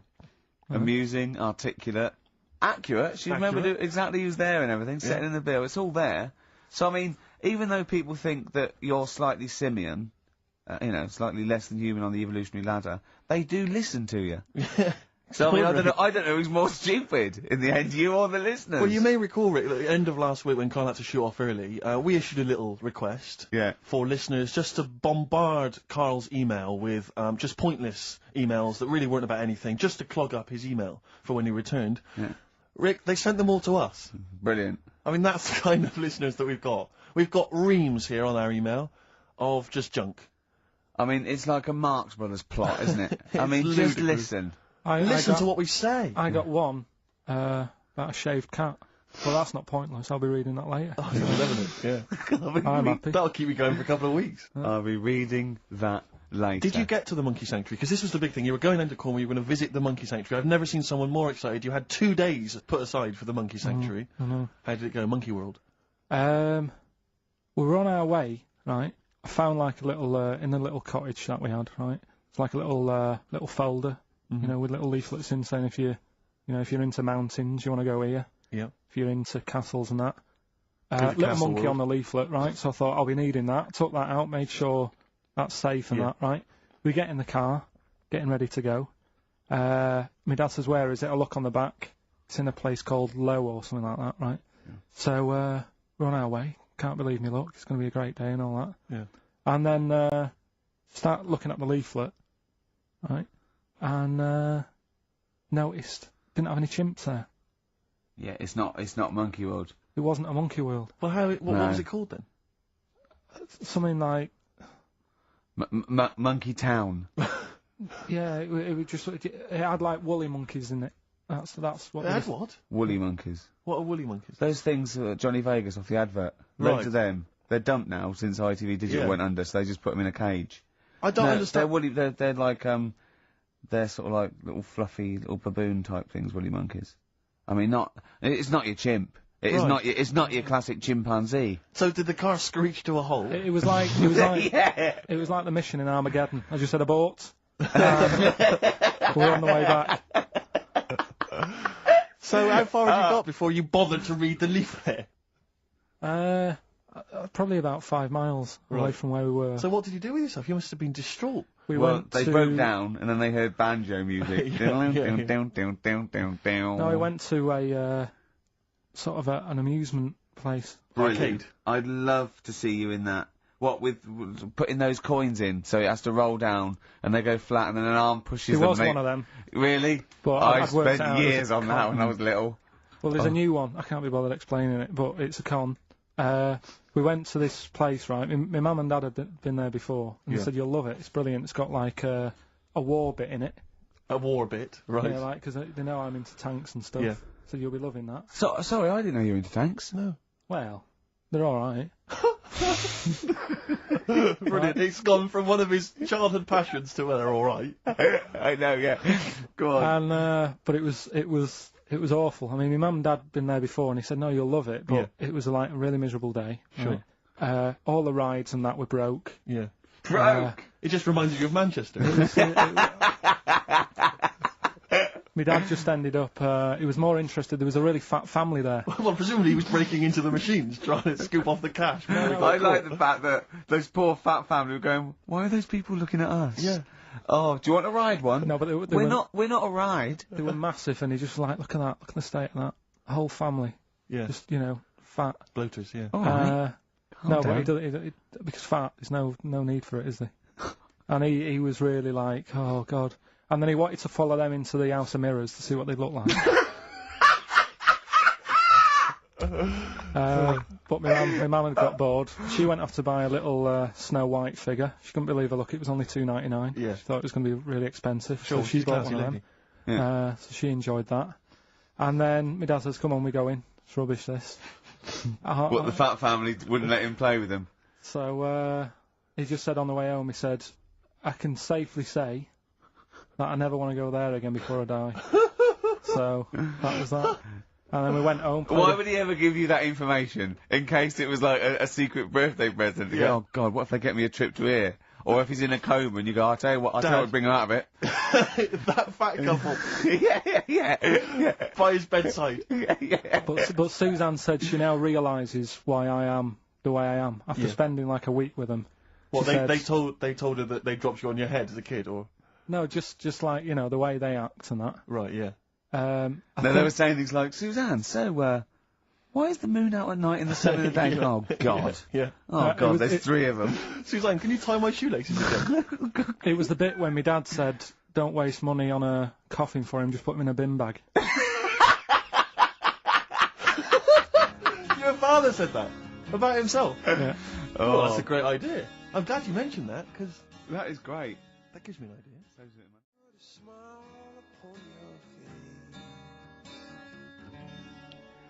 Coldplay, God Put a Smile Upon Your Face on XFM 104.9. Ricky Gervais, Steve Merchant, KARL Pilkington. Reading the paper yesterday, they were talking about the fact that Blair has been, I think, he's been in Greece discussing EU matters. Oh, yeah. And they used the old Trojan horse analogy to say, you know, here's a particular policy and it seems like they're trying to sneak in some kind of dubious idea. Disguised as something else. Exactly.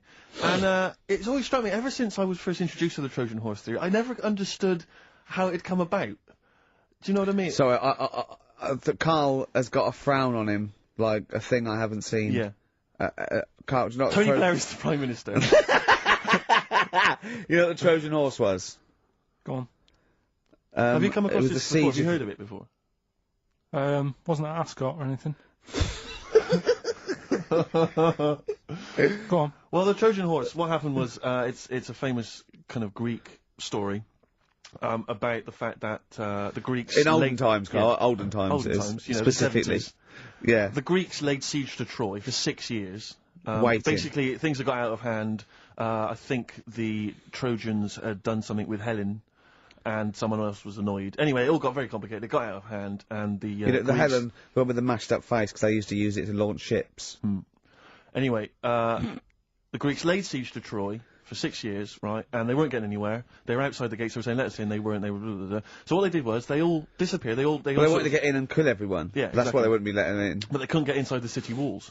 So what they did was they left as a gift for the Trojans. They left an enormous wooden horse, okay, as a gift, and then they all buggered off. Like 40 foot high, 50 foot long. I mean, a big, you know, big wooden horse. An arc of a horse. And the Trojans wheeled it into the city. So that's nice. Thought, what a lovely gift.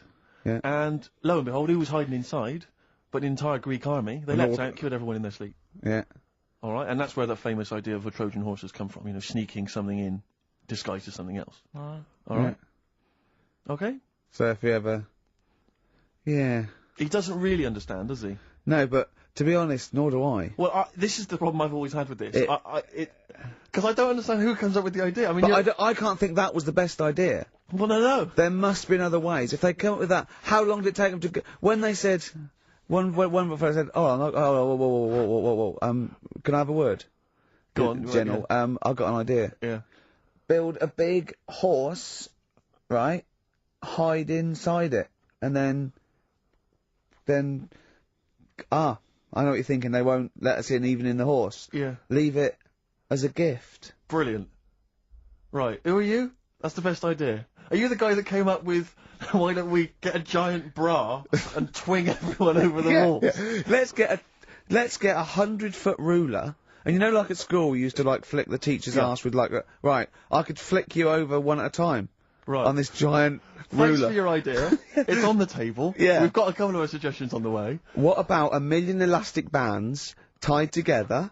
Yeah, and you all hold it down, and then I just let you go. Right. And you all ping over, and then you kill him in their sleep. You're the best tactician we've got, are you? What? The other thing is, right, these people for some reason open the door. Well, I don't understand. Firstly, there's suddenly, the army that's laid siege to them for 6 years has disappeared. In their place, an enormous gift of a giant wooden horse. Oh, they probably don't want to kill us now, but what they've done is they've built us they a built us horse. a great gift. Presumably there was a giant kind of card or something, you know. Something for you, sorry about the laying siege and everything, forgive you. Yeah. Here's an enormous gift, here's an enormous Trojan horse. We know it's what you've always wanted. We're not inside it. Exactly. Why did they write that? Yeah. That's suspicious. But well, wheel it in anyway. But in terms of it as an idea initially, I mean, we're going to give them a gift. Well, what should we do? We could bake an enormous quiche, be inside that. We could have an enormous soap on a rope as a It's the fact that it's an enormous horse, an enormous wooden horse as a gift anyway. I don't know if this was a popular gift at the time. But it's also the stupidity of the Trojans saying, brilliant, I've always wanted an enormous wooden horse. Well, what are we going to do with it? Where are we going to wheel put it in anyway. Leave Just it. wheel it in anyway. Wheel it in. Let's go to sleep. Let's worry about it tomorrow. Exactly. Yeah.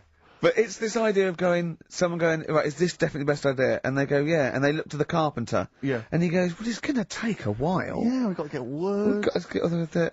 Well, you haven't put a door in. Yeah. How are we going to get up there? Doesn't it look like a horse? It is. This is the worst horse I've ever seen. Why, it looks like a cow. Wow, the udder's where we hide.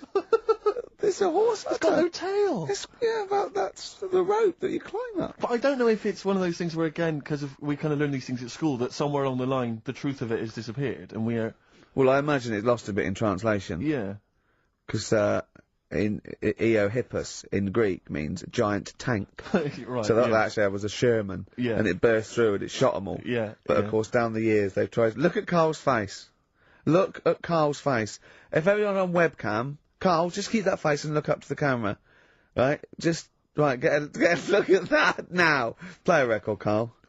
Educating Carl, we should bring that back. We should bring that back. Yeah? What do you want to learn about next week? We've told you about the Trojan horse. Know anything about any freaks? Oh, that'll big tonight.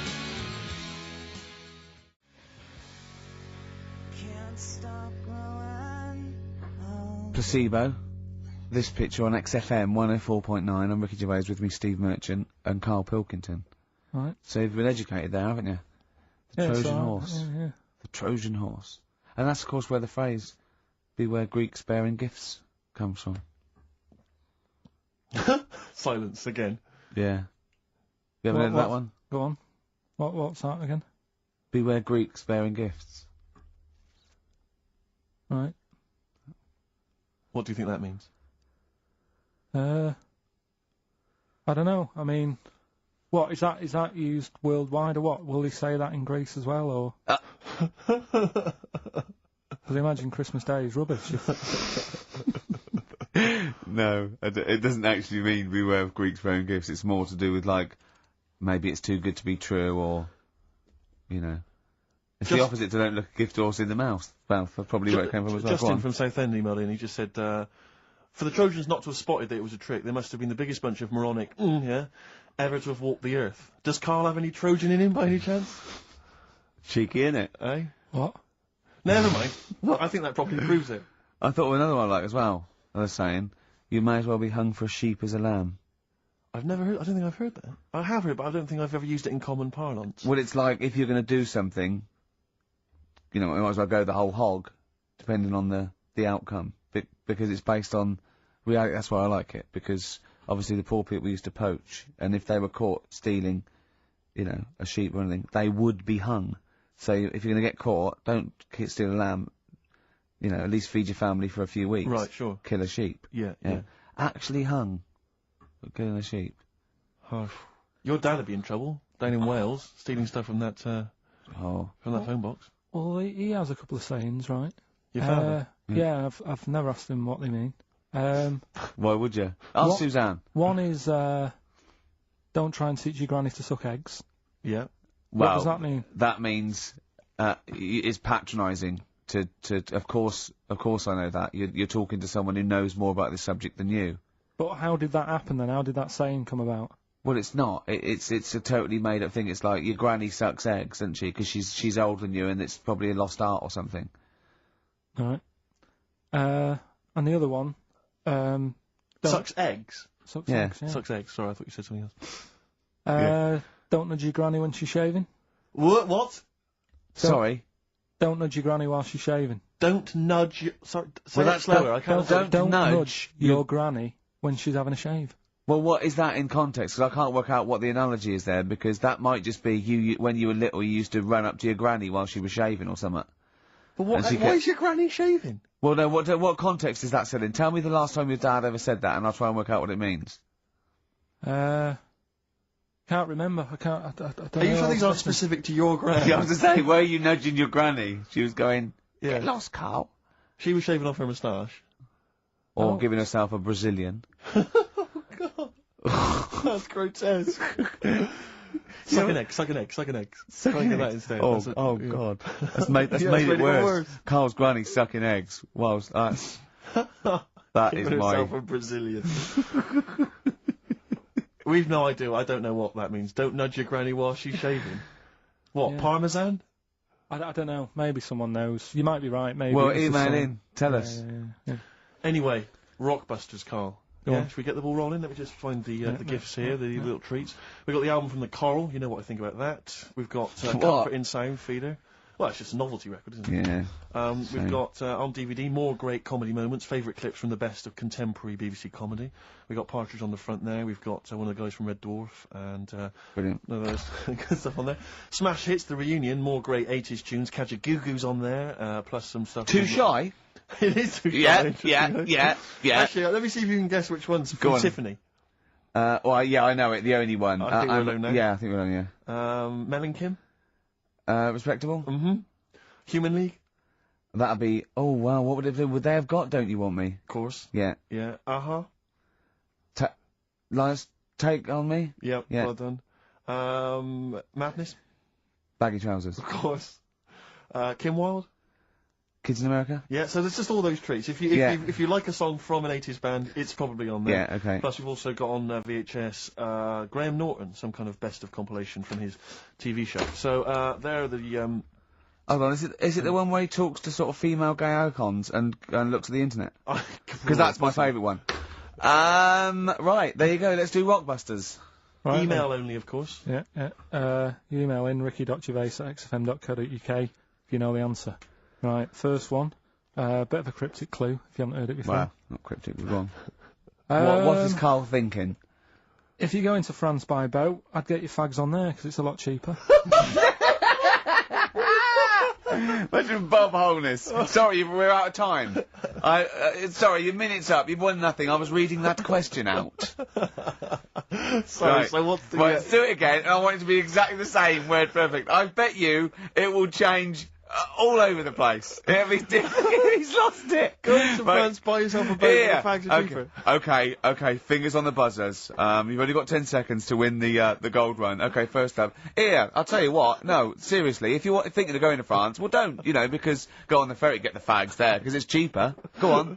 Right, so that one again. If you want to buy some fags, you're going over to France on the boat, get them on there, because you'll save a few quid. BF. BF. Right? BF. Okay. Right, the second one. This little foreign cafe's growing its own steak. This little foreign cafe is growing its own steak. Yeah. This little foreign cafe's growing its own steak. Go on. D. All right. Right. Okay. And the last one. Is that part of it? Hang on. He's the best, isn't he? He's the best. The Jamaican fella might have screamed this on the Titanic. What? The Jamaican fella might have screamed this on the Titanic. Yeah. What's it start with? It's CD, that one. Jamaican fellow might have screamed this on the Titanic. Ricky.Gervais at xfm.co.uk. Please don't phone in. If you can get those, we just don't want to talk to you. Better Nelly? Yeah, it's a summer tune. It's a summer favourite.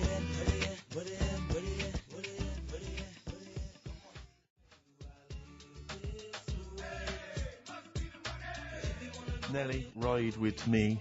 That's featuring City Spud. I don't know if you're aware of that, but there we are. Good, nice summer tune. Carl, tell Steve what you just told me when Steve was in the toilet then.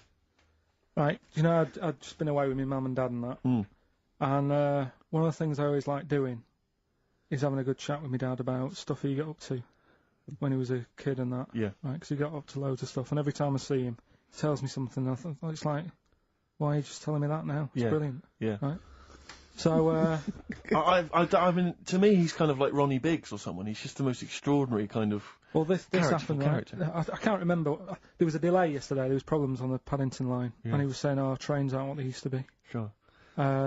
He said, I was looking. They used to be horses, didn't they?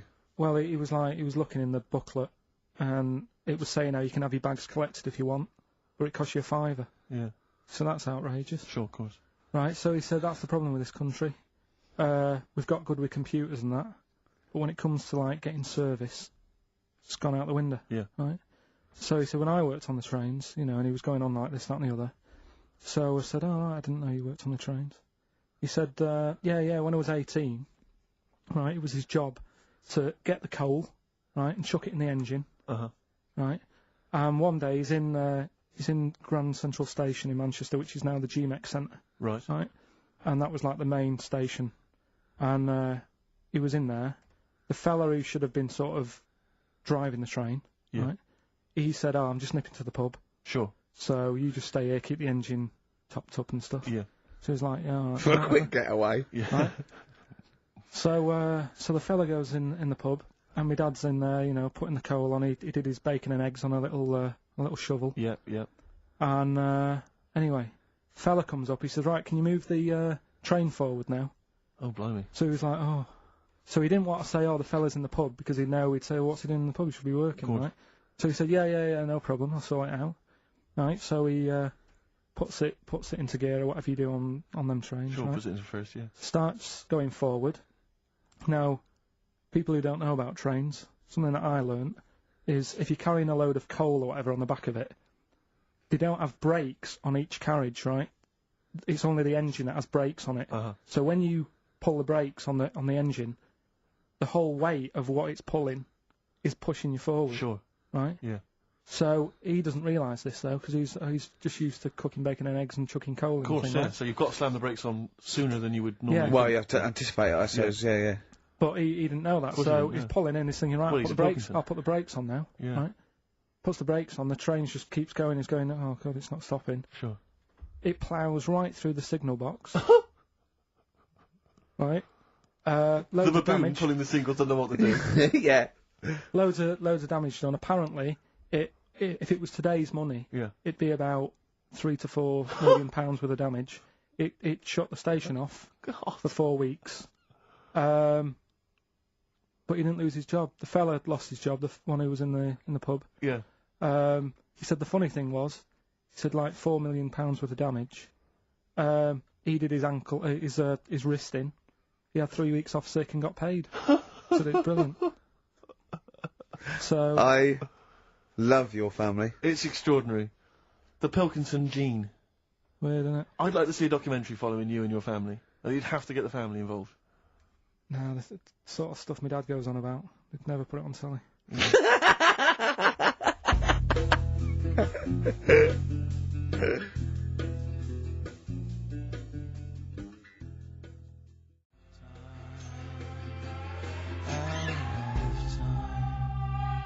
Blur.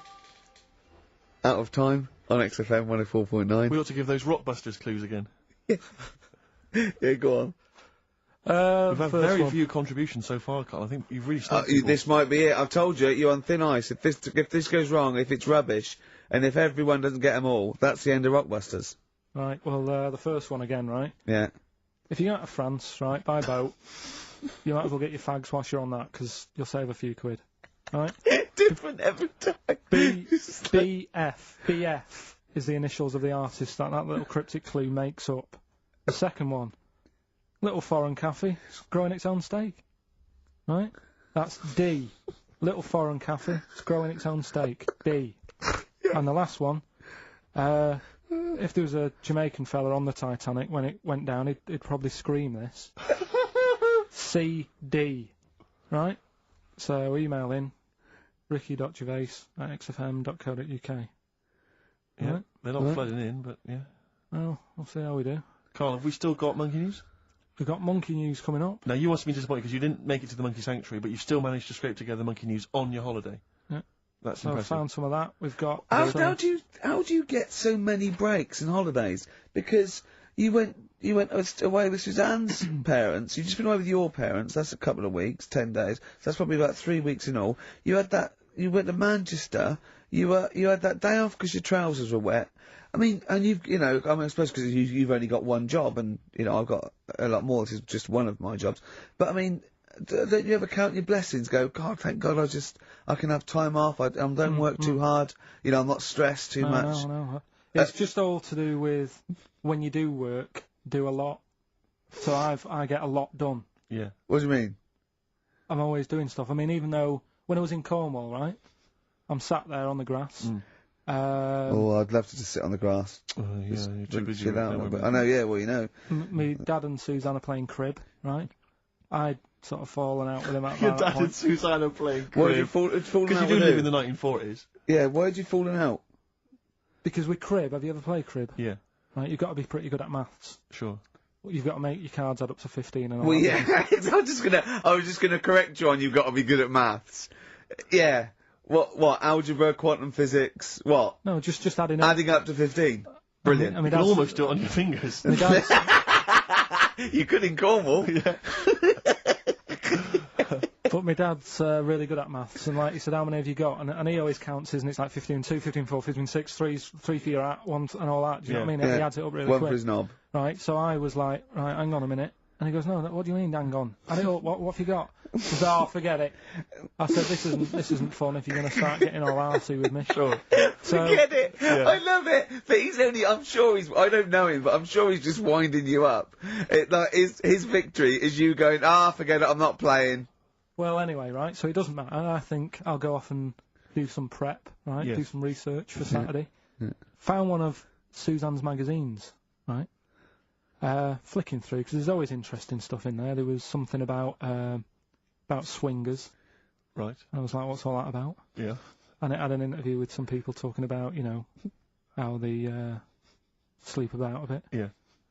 And I thought, if my wife looked like that, I probably would. Because there was a few pictures of them, and they were all pretty ugly. Yes. I thought, right. So I took that in, soaked that up, thought, there you go. Carried on reading. There was a bit in there about how women still have crushes, right? Yes. And the woman was going on about how she's 38, right? But she still fancies Chris Martin from Coldplay. Uh-huh. And, even though it'll never happen, she's still got that little bit in her head that thinks one day she'll leave Gwyneth, right? And end up with her, right? Right. Anyway, so I'm thinking this is a bit boring, but I'm flicking through it all. And, Is this a Rockbusters clue? No. Right. And I read further on, right? And, she said, I like to go out with my mates, and we come up with lists in pubs of people who they'd be nice to go out with. She also came up with a list of unlikely lust objects, I think she called them. Yeah. Guess who was in that list? Ricky Gervais. Think again. KARL Pilkington. Right. Next one. Johnny Vegas. Said, lanky co-writer. Rubbish. Lanky co-writer. What do you mean lanky co-writer? Well, do I need to say any more? He said... Hang hang on, wait a minute. Let's not talk about. I don't know why you're laughing at my expense. I'm an unlikely lust object. Yeah, but yeah, what was it called? The list? The unlikely lust object. Yeah. List. You were in there, right? Who else was? Well, you weren't in there. Richard Madeley. Fine. Yeah. He's a good-looking guy. Alistair Campbell. Brilliant. Another handsome dude. What you talking about? You think I'm ashamed or embarrassed about that? I'm proud of it. What magazine was it? I need to buy a couple of copies. Yeah, it was. Need to get a t-shirt made. Yeah, and did she leave her number? Yeah. What magazine was it? Just out of interest. I think it's called Red. Yeah, sure. Yeah. But now you've dissed those people that are putting themselves in there as swingers because you've said they're ugly. So now we know what magazine it is. People are going to look at that. People are going to look at that poor woman, and they're going to know you think she's a hog. No, but I think they even know. Was there a picture of the woman who'd drawn up the list of unlikely lust objects? Mm-hmm. What was she like? I wouldn't waste my time. Thanks, mate. I know you're on my side.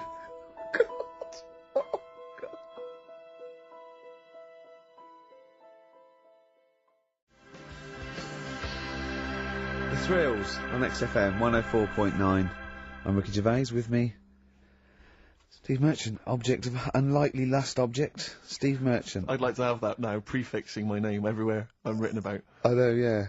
Did he make the freak list?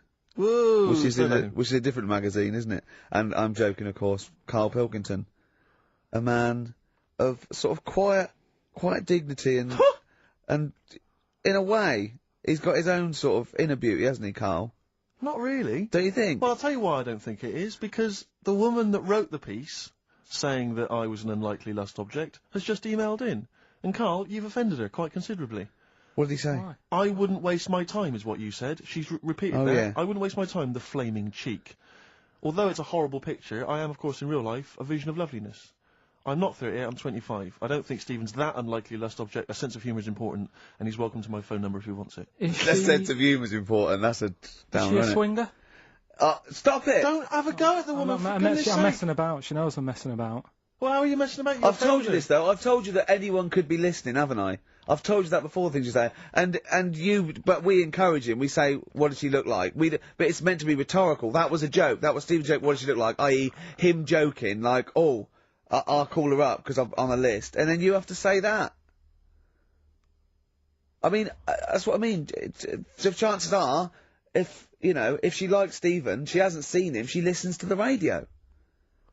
So, the likelihood is that, she was listening to this show. Yeah. So, think. Will I drop the thing I was going to do about Lisa Riley? Well, she's not listening. Some people deserve it. She's still at lunch. What, from Tuesday? There's an all-you-can-eat place going out of business as we speak. Oh, bloody hell, she's back, you killed me, I gotta do Bambino, please leave now! Please leave! So, no, but she knows I was only messing. This, everyone knows you're only messing, we're all only messing. I hope we don't offend anyone of, any kind out there. We're only joking, aren't we, KARL? Yeah. Say something nice about her. What can you remember of the picture that you could say was good? Maybe she was wearing some nice wasn't clothes. anything, to be honest. I'll have another look and have a look. I think she had a nice shirt on or something. Yeah.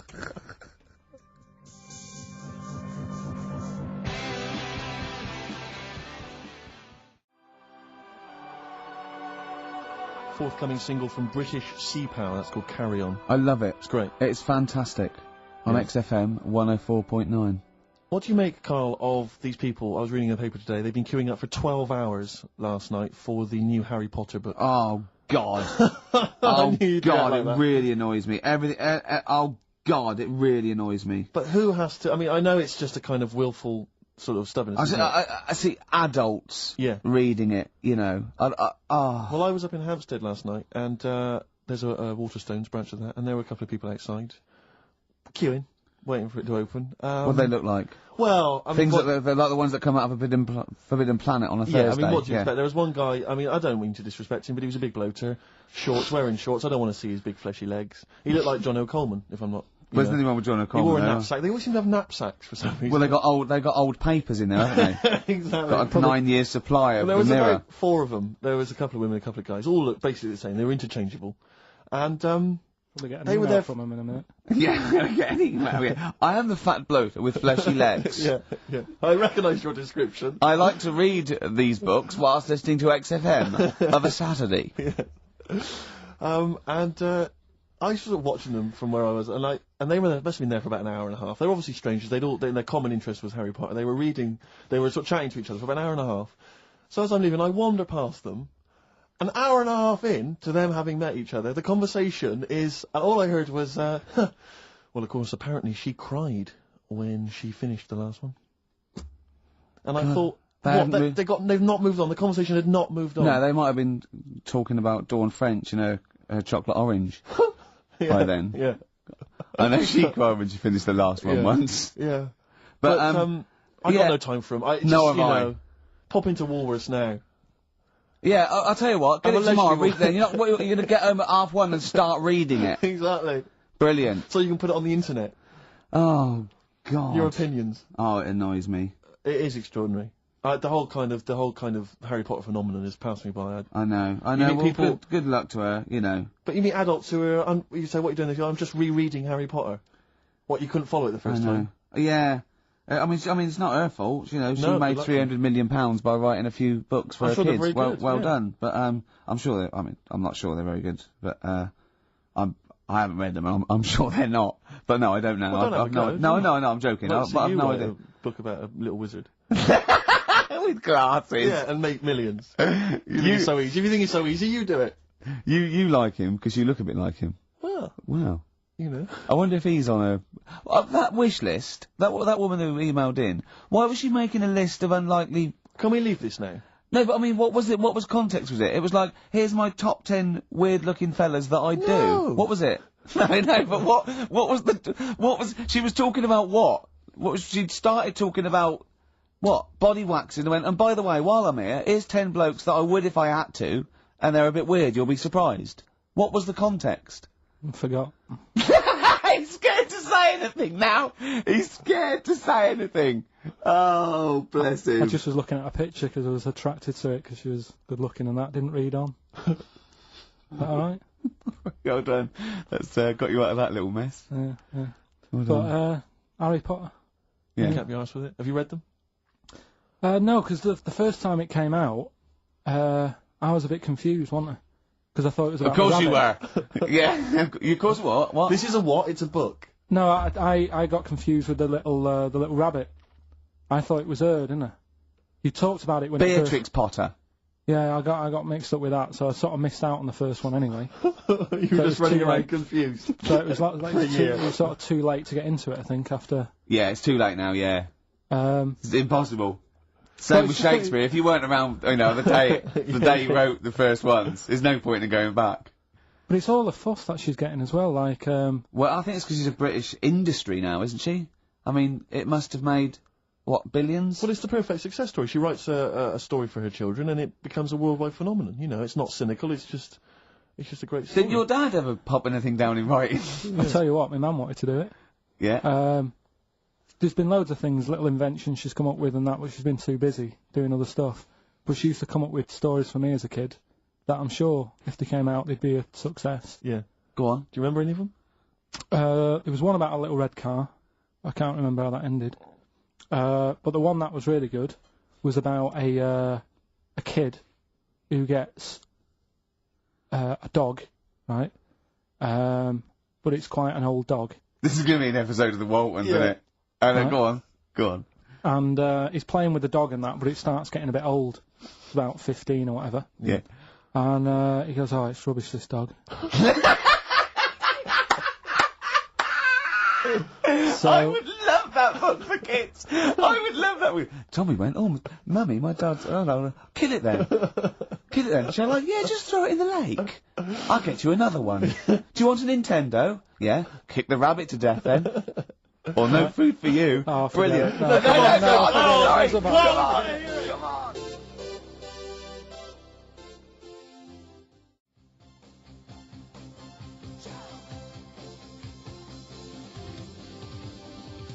Jump. Van Halen. On XFM 104.9. Right, come on, KARL, we've got a lot to fit in now. We've insulted a lot of people. Only about 25 minutes to go. We've got monkey news. We've got Rockbusters. Have we got a cheeky freak of the week this week? Could cram it in. See how we do. Do we want to hear the end of Carl's story? Yeah, what's I really this? wanna So hear the end the of your mum's kid, story. little Timmy, and his 15-year-old dog Lucky got a bit bored with it. Right, so he said, "Oh, Mum, you know, this dog's rubbish and that. I'm sick of it." Yeah. So she goes, How old were you when your mum was telling you this story? don't know, about 4. Okay. It wasn't last week on holiday. Right. So she goes, "Oh, all right then, we'll get you another one." Yeah. She goes, "Brilliant." What did you do with the old one? Just kept it, but didn't sort of play with it. Or Just ostracised it. Yeah. Of its own free will, or curled up and died. Yeah, go on. Yeah. So, What'd you get him? What sort of dog? I think it was a little baby, like Labrador. Puppy. Little puppy, yeah. Yeah, Labrador. Right. Good one. Good choice for a second dog. So, Yeah. so I'm anyway, loving this story. It's a great I am story. actually loving this story. So, Where does he live? I don't know. It didn't matter. Didn't matter. It was near a lake. Well, that's where they were getting rid of all the dogs. Sure. We're getting that will make sense in a minute, right? So, so he's got the little dog. He's playing around with it. He's playing with its belly and stuff. He's thinking this is brilliant, best dog I've ever had, right? And the other dog sat in the corner looking all fed up, right? So, I like this story. so he says to his mum, right, I'm taking little puppy down the park. Yeah. And she goes, well, take the old one with you. And he goes, oh, do we have to? It's the moral, isn't it? I bet the old one saves him. So he goes, oh, do we have to? She goes, yeah, it still needs a walk and that. Scrapping all over the house, right? Yeah. So takes it down the park, right? And he's playing around, and he's playing near the lake, right? Is the puppy near the lake, Carl? Because this is what's worrying me. Yeah. Puppy's near the lake, right? That jumps in. Yeah. The kid goes, oh God, he jumps in. Remembers he can't swim. Yeah, idiot. Right? This kid is based on you, isn't it? Almost certainly. Flapping about. Water's going everywhere. He's going, I can't. Oh God! And he wants the puppy to help him, but the puppy's just like drowning as well. Yeah. The old dog comes up, drags them both out. He goes, I can't believe it. You know, I said I was fed up with you. Yeah. You saved me life. Yeah. He gets home, and he says to his mum, Kill the "Get little rid of one. the puppy." Kill the puppy. Yeah. So it's good little. Good What little does he story. say when he gets home? He said, I don't need the puppy now. I'm happy Brilliant. with Brilliant. Genius. It's good, isn't it? Yeah, so the moral of that story is Well, they just show follow what- your whims. They just yeah. If you get bored, and get another puppy. Get another dog. If you get bored with the old one again, just do it again. I mean, Yeah. just eventually, get something Yeah, that you learn your like for a dogs, little. who cares? Yeah. That's brilliant. That is a brilliant story, though. Right, so that's that. Rockbusters. Yes. I don't want you to have monkey news right now, because we've just had a little story there. Sure. You don't want to, don't want to go too far. Yeah, go on. So we'll get Rockbusters out of the way. Have we got a winner? Yeah, come on then. See, it worries me that we've had very few entries. I think that even your mental fans aren't getting these, which is really worrying. They must be terrible clues this week. Alright, well... Has anyone got them right, Steve? I think there's just one guy, yeah, who I suspect has won in the past. but Well, there we are. so what? Right, the first one. If you go out to France by boat, you might as well buy your fags when you're on that, because you'll get them a lot cheaper. Brilliant. Right? Yeah. BF. Yeah. Buy it ferry. Right? That's like... What? Buy on ferry. What? Buy on What's on Brian Ferry? What's that? Is that a band? What? What is it? I don't know what it is. Brian Ferry. Brian Ferry? What's that got to do with buying on a ferry, though? Just because it's quite close to it. Buy on... buy on ferry. What? Buy on ferry. Sorry, what? That's the What's your first one. first language? The second one. That's rubbish. That doesn't count. No, Brian Ferry. Brian Ferry, buy on ferry. There's this little foreign cafe. It's growing its own steak. That's Delamitri. The third one. What? Sorry, what? What is that? What is that? Delamitri. Delhi is a little foreign cafe. Yeah. A meat tree and that. A meat tree? A meat tree? What were the initials for that? Just D for that. Just D for that? Yeah. So not DA? So you didn't even give him a chance to get the group? Oh, they got it. Well, no. No, they didn't. Right, it's the end. Go on, right. Go on. Delhi meat tree? Delhi meat tree. One word. D. Or any letter. They're growing their own meat. M's in it. Go on. Okay, so Bayern, I love Bayern Ferry. And Can I just point out, Rick- Oxymusic was brilliant. Can I just- I love Oxymusic. Go on. Can I just point out, Rick, that we've had David Bowie? Deli Meat Tree. Yeah. I don't see why necessarily Aidan, who emailed in, why he doesn't get to win, because he emailed in dire steaks. Seems to me just as valid, as far as I can tell, but Deli Meat Tree it is. And the last one, if there was a Jamaican fella on the Titanic... I'm looking forward to this. With a little bit of fear. Jamaican fella, if he was on the Titanic, he probably would have screamed this. Yeah. That's Christ de Burgh.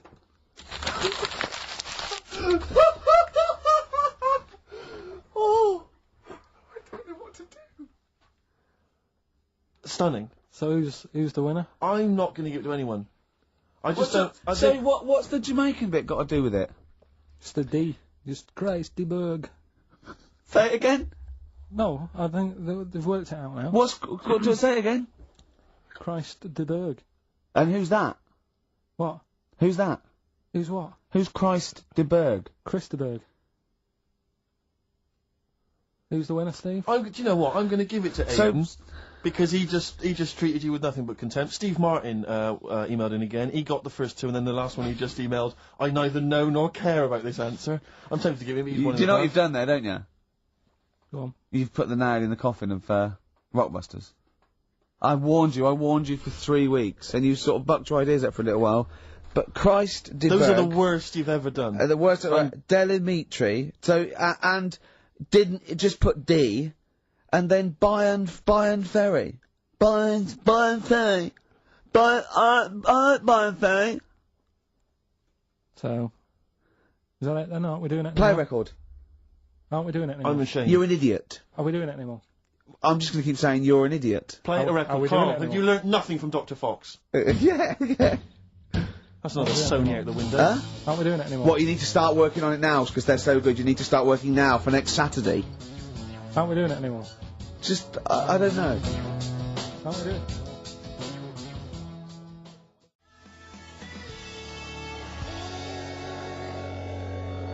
Cardigans. You're the Storm on XFM 104.9. Well, nearly the end of the show, but we wouldn't let them down, would we? You know what it is now, don't you? Oh, chimpanzee that monkey news. Right. Now, whilst I was in Cornwall, I wasn't online. I didn't have the internet, so it was like, oh, what am I going to do? And I didn't come back till yesterday. And I thought there's loads going on that I don't know about in the monkey world and stuff. I was hoping to get some from the zoo that I was meant to be going to. Of course, that didn't happen. So I said to my dad, do you know anything about monkeys, or have you got any stories with monkeys? Brilliant. This is what Trevor McDonald does. Turned out... Quarter to 10, he goes, oh, got nothing.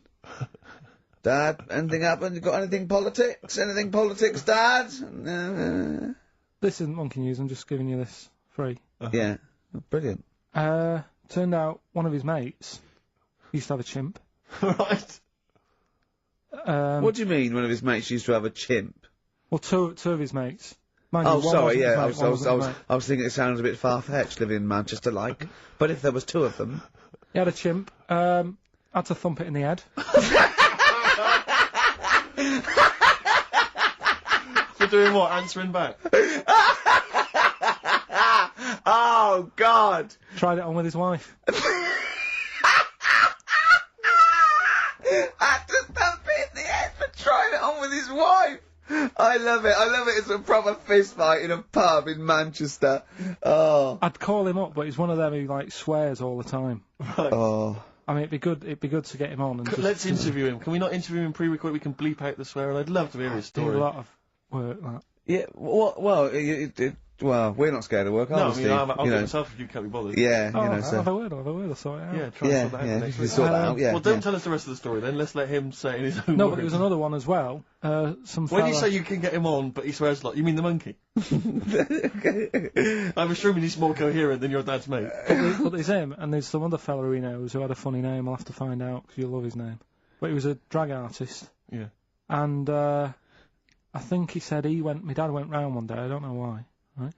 Went around there, knocked on the door, chimpanzeed. Carl, I don't know what you're doing, mate. I don't know where this place you live. Next door, there's an horse in the front room. There's chimps running round. Mad. Anyway, Chimpanzees! Is that it? Is that the end of the story? There's a chimpanzee in the door, and that's the end. You sure it wasn't the drag artist before he shaved? No. Sure it wasn't your gran? Because I like the really airy ones that decide they can be female impersonators. Yeah, your gran. Anyway. Go on then. This is the Monkey News. So you got that for free. What's this going to be like, Well, Steve? let's have more jingles. Okay. Oh, chimpanzee that! Monkey News Extra. Okay. Right, another phrase. We've been talking about phrases today. Yeah, we have, Don't touch yeah. your granny when she's shaving. Yeah. Don't touch your granny to suck eggs. Yeah. Don't look a horse in the mouth. Yeah. Don't let the chimpanzee the jaw if you're tucking your cock in. Familiar with the phrase monkey business? No, never heard that one before, Carl. That's brilliant. Right, well, it came about. This has been emailed in, and I haven't really had a chance to look at it, so I'm just weighing it up now. Yeah. It's the biggest shambles on air, isn't it? Really? Oh, I'm ashamed of it. I mean, what was Dr. Fox? Dr. Fox must have been really polite. He must have been thinking, I don't know how to put this. He must have wanted to scream and go, you shouldn't be in the radio authority. My parents listen online. I can't look them in the eye. Right, I think I've weighed it up. Long time ago, right? Yeah. In the olden days, yeah. In Go the Amazon jungle. Yeah. Right. Yeah.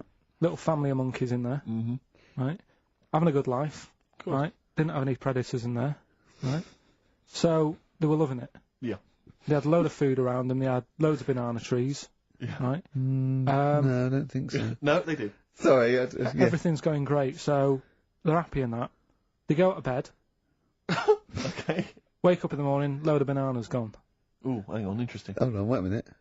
So either your dad's been around, or this isn't the great Amazon banana robbery, is it?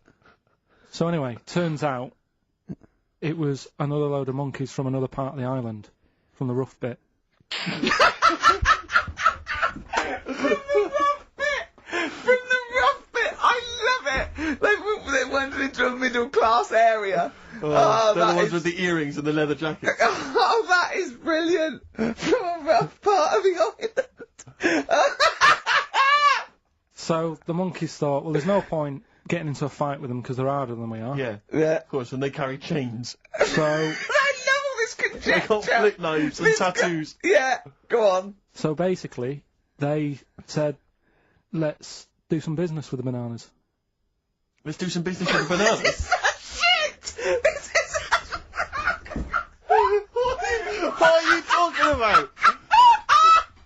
Oh, for Christ's sake! Right, calm down. We haven't got much time left. Oh God! What do you mean they said it? Forget it. No, don't forget it. Carl, do not press that. Switch the record off. Switch the record off. Christ. Switch the record off, Carl. What are you talking about? What did they do? Oh. Let's do business with the bananas. Yeah. So they said, well, rather than them coming robbing them, we'll flog them. So that put a stop to it then. The monkeys came. They didn't have money. They said, give us some, give us some bananas. And it says so what, they exchange bananas for bananas? For berries and nuts. So that's where the phrase monkey business No, it's comes not. from. Little business to set up. Right, there, oh God. That's the end of that as well. So that's the end. That is a shame. That's the end of Rockbusters and Monkey News. Well done. You've done it in one show.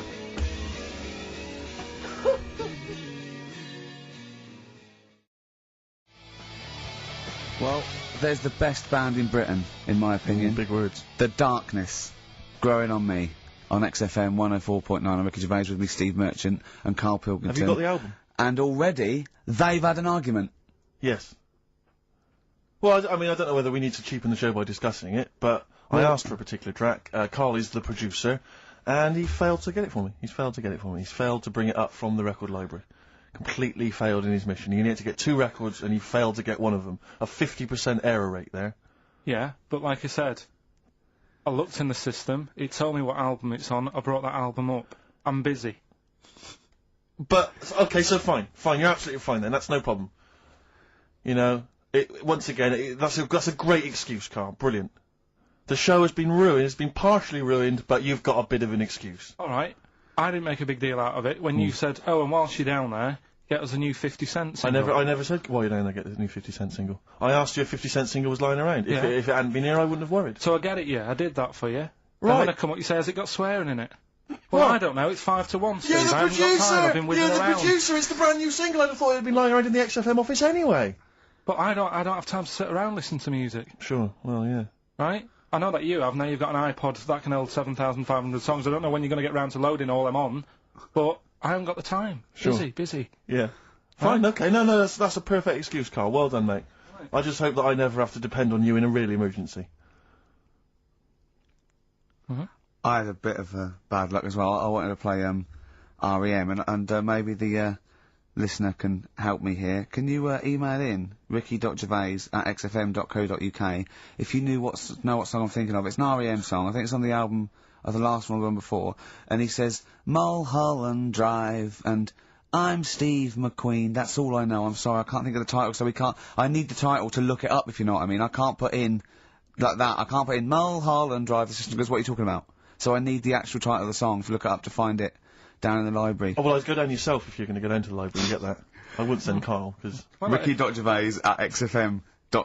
But if he wanted to, he did have time, because he came in at 12:20 rather than 5 to 1. Yes. No, I told you about that record that I wanted it yesterday, didn't I? So you've had 24 hours notice. So that's not really an excuse, is it? But I did find one of my favourite songs of all time, which is Bones off the Benz album, and it's Radiohead on XFM 104.9. And here it is, because you gave me lots of time Yeah! to find it. So Sure. Yeah. Could have brought it in himself. no swearing in it.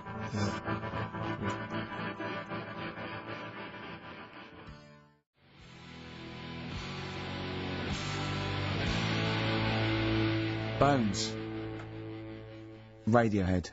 The Bends on XFM 104.9. And thanks to Paul, who's emailed There's in. a whole bunch of other people. Oh, There's lots Nick, of people. we've got Davey, Wow. Steve, Ashley. It's Electrolyte. You know, it all comes flooding back now. We've got that. I've got it out of the library. We're going to play that. That's done. It's interactive. I've used the listener. I've shown the listener, right? I've helped them to help themselves. Sure. I've said, if you want to hear it, tell me what it is. They told me what it is. They're going to hear it. Yeah. Do you know what I mean? Perfect. Saves going down the library and, well, we don't... Yeah, well, we know mistakes can happen if that, you know, if you have to go down the library. Yeah, and I mean, I checked it, though, to make sure it was the right one, you see. It's just a little bit of... Well, it's a good rule that, generally, if you pick something up, a CD, That's you know, right, we want yeah. to play on a radio Sort show, it a out live radio yourself. show, you normally check at the back. Oh, no, yeah, that's right, yeah, if you want a job done, do it yourself. You're absolutely right, Carl. Yeah, so... Good, anyway, look, let's all make friends, let's kiss and make up. Yeah, touch and make up. Yeah. Let's just... Well, I'm up on Carl at the moment because it was my birthday in the week, and not only has he bought me a little vibrating thing to put on the chair, because I got about that, so that vibrates, that. Actually, we can hear it. Yeah. Yeah, I'm gonna do it between records now.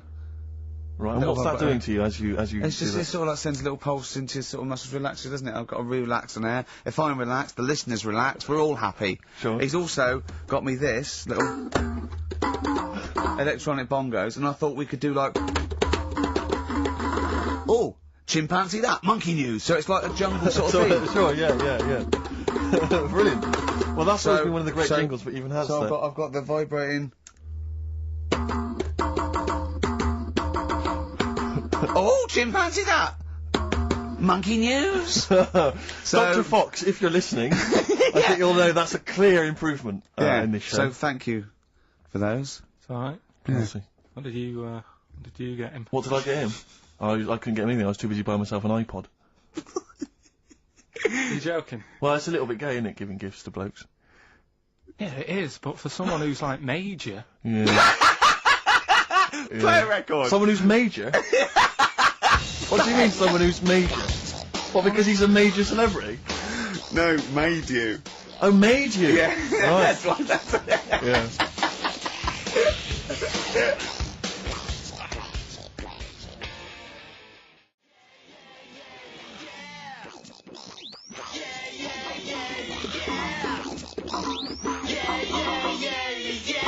Crazy Beat. Blur. Alright? On XFM 104.9. Brilliant. Yeah, so, I also got, Jane got me a few nice presents, including my favourite of all of them, a real bow and arrow. A real bow and arrow? Yeah. Right. And what you know you're going to rob from the rich, and give to the poor. Yeah. I just got to make the little outfit. You and your merry men. She's got me like 2 yards of green felt. Sure. Yeah. And yeah. I've just got to find and a tailor. tree house. Someone who can make me a lovely little natty outfit. Yeah. Why is she what you're wearing? You live in central London, so where are you going to be using We've got this? a garden. I did it yesterday. I've hurt my finger though because I meant to put protector, so it's just it goes so fast, isn't it? I didn't understand that sentence. I'm here in the studio. I saw you point to your finger, so I'm guessing from that maybe you injured your finger. Yeah. For the listener, again, what exactly were you talking about then? No, because when you pull it back, it. Okay. So. And do you have a target? What do you use as a target? I got a big cardboard box flat on it, down the tree. Right. I go, it's brilliant. Sure. I'm getting a bit excited thinking about it. Yeah, no, indeed. Because when I make that outfit, I'm going to be running round. Yeah. Yeah. Yeah. So, and do you have a picture, like a face maybe on the target, like Osama bin Laden, something like that? Yeah. Sure. No, it just says this way up, fragile. Right. Okay. I forget what came in it, but you know, it's good fun, isn't it, Carl? Bow and arrow, isn't it? Brilliant. Sure. Yeah. Would you like a little bow and arrow? Yeah, it's all right. Yeah. Well, I had a rifle as a kid. Did you? Yeah. A real one? Yeah, just shooting cans and stuff. Yeah. It's all right. So. Well, a wonderful anecdote. Well, I went out with a drink with Carl in the week, and we went to a restaurant, didn't we, Carl? Good night. And we sat there, and next to me, when Carl came, next to me was what's his name? Ross Kemp. And he was sitting there, and I saw Carl, and I tapped him on the shoulder, Ross Kemp on the shoulder, and I pointed to Carl and him, and I said, "It's nice to see you two back together again." Nice. And Carl was horrified. But Carl didn't know that I'd already spoken to him before Carl arrived. I thought it was okay. I thought I could break the ice because I'd met him before. Sure. So he just thought I was insulting him. And in the week we were talking about his little head, weren't we, Carl? And Carl suddenly stopped the conversation and said, "If I had hair, what would we be talking about now?" I think he had enough of everyone talking about it. And he looked good though. It's a special little do. He had it sort of, cropped a little bit more. I like it when he's just freshly had it done. Mm. Do you like? Yeah. Has that ever happened to you, Steve? If you're somewhere, say if you sat somewhere, does someone sort of, is he anyone else who you look like, or would you say you're a bit of a one-off? I love these two. But to be fair, to be fair, he seems to be having to go at me an awful lot more than I do at him now. I mean, he just starts it. He starts it out of nowhere. I think his is sort of a get back for the way you treat him as a producer, not. But he's not a producer. If he produced the show, I wouldn't have a reason to criticise. But I think this is it. But seriously, I mean, it really winds me up now because it started as a joke, but now it's abuse. Yeah. He got annoyed at Heat because it said Carl producer, well, not so much a producer as just a bald mank, and he went, "Can they say that? Yeah. Can they say that?" See, that's a magazine, an independent publication has identified what exactly it is you do. Yeah. There we go then. Go on, bring it on, because here we go. He's looking at me. I know he's thinking. I can hear the cogs. I'm not thinking anything. It's no, that is true. Never a true word. Play a record. Now then, I heard this on VH1 in the week, and I have not been able to get it out of my head, and I really kind of want to get it in everyone else's mind now, so they understand the pain I've been going through. Miss You by the Rolling Stones. Yeah.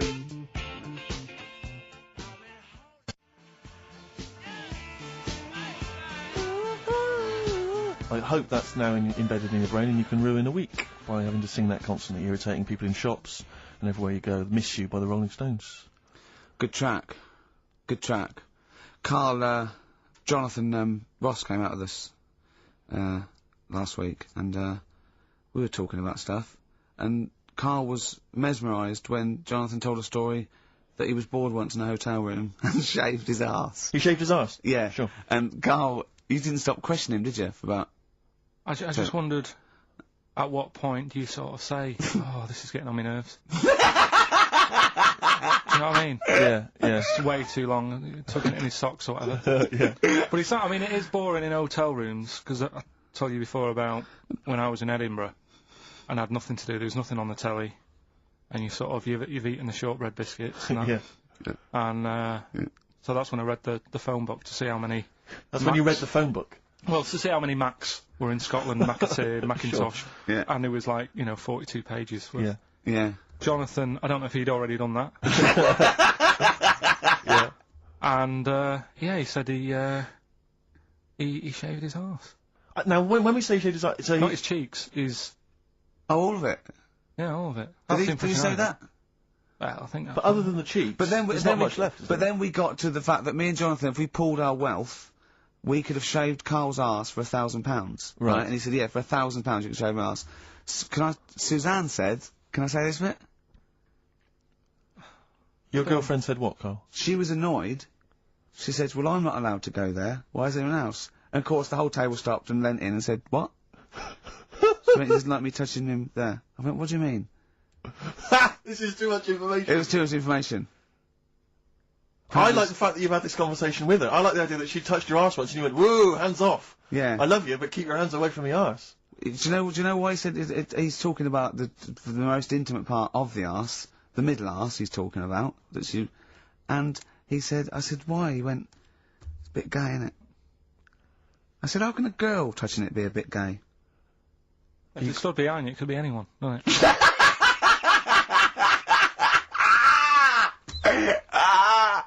Oh, God. And it seemed, I mean, you can imagine the conversations we were having, right? And it's that thing that the waitress heard something every time she came over. She heard the word, like, cock or... Jonathan Ross saying I shaved my arse. Yeah. And, oh, dear. But it was, yeah, it was a good night, wasn't it? So, it's £1,000 now, isn't it? But presumably you give Suzanne half anyway, so everyone will be happy. You've used the arse to best effect. She's got half out of it, so she's made as much out of your arse as you have, in a sense.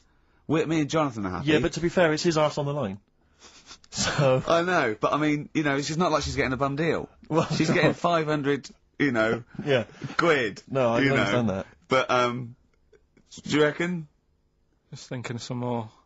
Play a record. Can I just ask, before you play a record, if we were to shave your arse, let's say we did it for charity or something, got sponsorship, how would we do it? Would we use one of those big kind of old-fashioned razors? No, I'd use a Bic Safety. I'd just straight away... And would you use a gel or a foam? No, first of all, yeah, I think I just, lather it up. Right, so you lather up his arse first? I do the outside bits, just go straight down, big broad strokes, clean, right? Then I'd have to go in the crevices, and I'd need an assistant. I'd pop it apart, and just very gently go in there. I might even use electronic equipment, just so there was no sort of, like, nicks. Okay. So an electric razor? Or, I might wax the internal middle arse.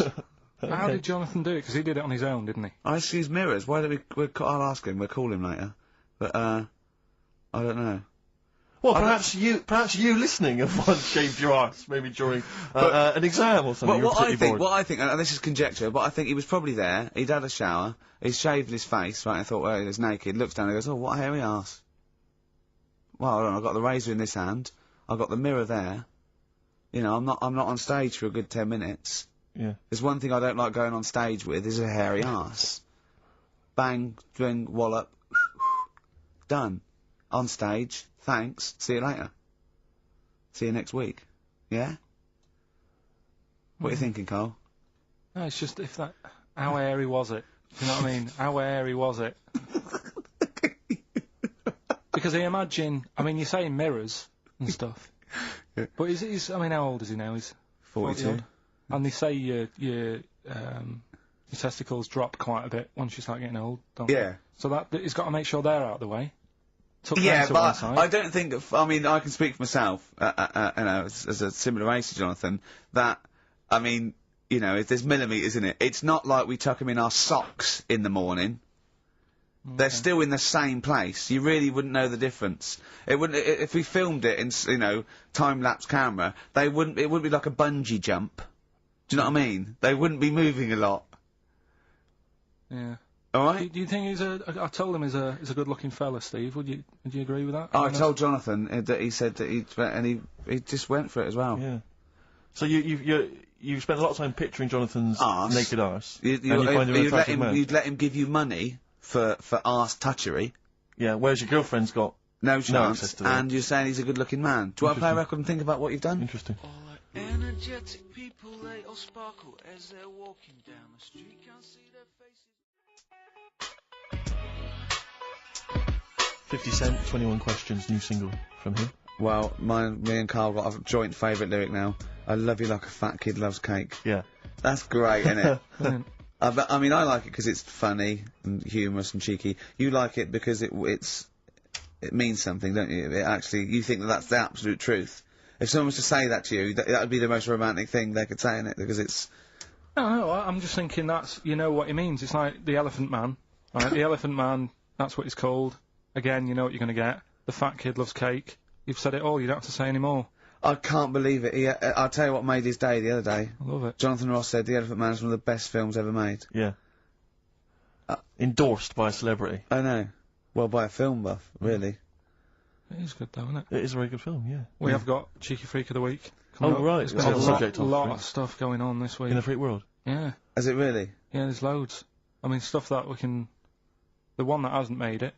God, this is one that hasn't made it, so we'll judge it on that. Go on. There's a woman, right? Do you know how, I mean, in a way, I thought Elephant Man, it was a bit tight because, you know, we sort of took him on a freak show, did a bit of a road show with him and stuff. Yeah. There's some woman, I think she's in India, like now, who, makes a lot of money. Because she's got 3 legs. And, like, 7 toes, stuff. And she was saying, people pay quite a lot of money. Not Squiddy Patel. It's not that much money, like, compared to here, but over there, it's, like, loads of money. Sure. And all you do is, you go around to her house, and you pay this lot of money, and people just go, oh, look at that. Extra leg. Extra leg. Right. It's quite a lot of money in that. So she hasn't even got to go out on the road anymore, like in the old days? No, People that's what annoyed me. It's like, well, you could get to them faster. You go and see them if they're paying the money. Sure. But yeah, there's... What she could do is go in and buy a pair of shoes, right, and then nick one on the way out, because they only put one out, don't they? Good idea. So she could get, you know, 2, 3 for the price of 2. Just one of the many perks of having Just 3 one legs. of the many perks of having 3 legs. The other one is, I mean, keepy-uppy. But she'd be good at that, She wouldn't she? that. She just stays at home and puts her feet up. But anyway, that's not even Cheeky Freak of the Week. That's coming up later. Coming up later. Oh, brilliant. Now, Rockbusters, dead in the water, isn't it? We've killed that off, have we, officially? We killed off Monkey News and Rockbusters. Didn't I tell you that there was some sort of petition for Monkey News? Was there? What was the story? A lot of, loads of emails and that. You mean you've done Monkey News? You mean you want to do Monkey News? No, but seriously, there's uproar. And people were like, you can't get rid of Monkey News. Yeah. Don't be doing that. Loads of people. Was it monkeys? Trying to write the complete works of Shakespeare? Did Tony Blair get a whiff of it, and he's coming down like a ton of bricks? And Rockbusters, Steve, if you've got a better competition, then we'll do yours. That's fine. Do you know what I mean? If that's what you want to do, we'll do. What did you want to do? No, I was just wondering whether we should perhaps not do a quiz at all, rather than do that piece of rubbish.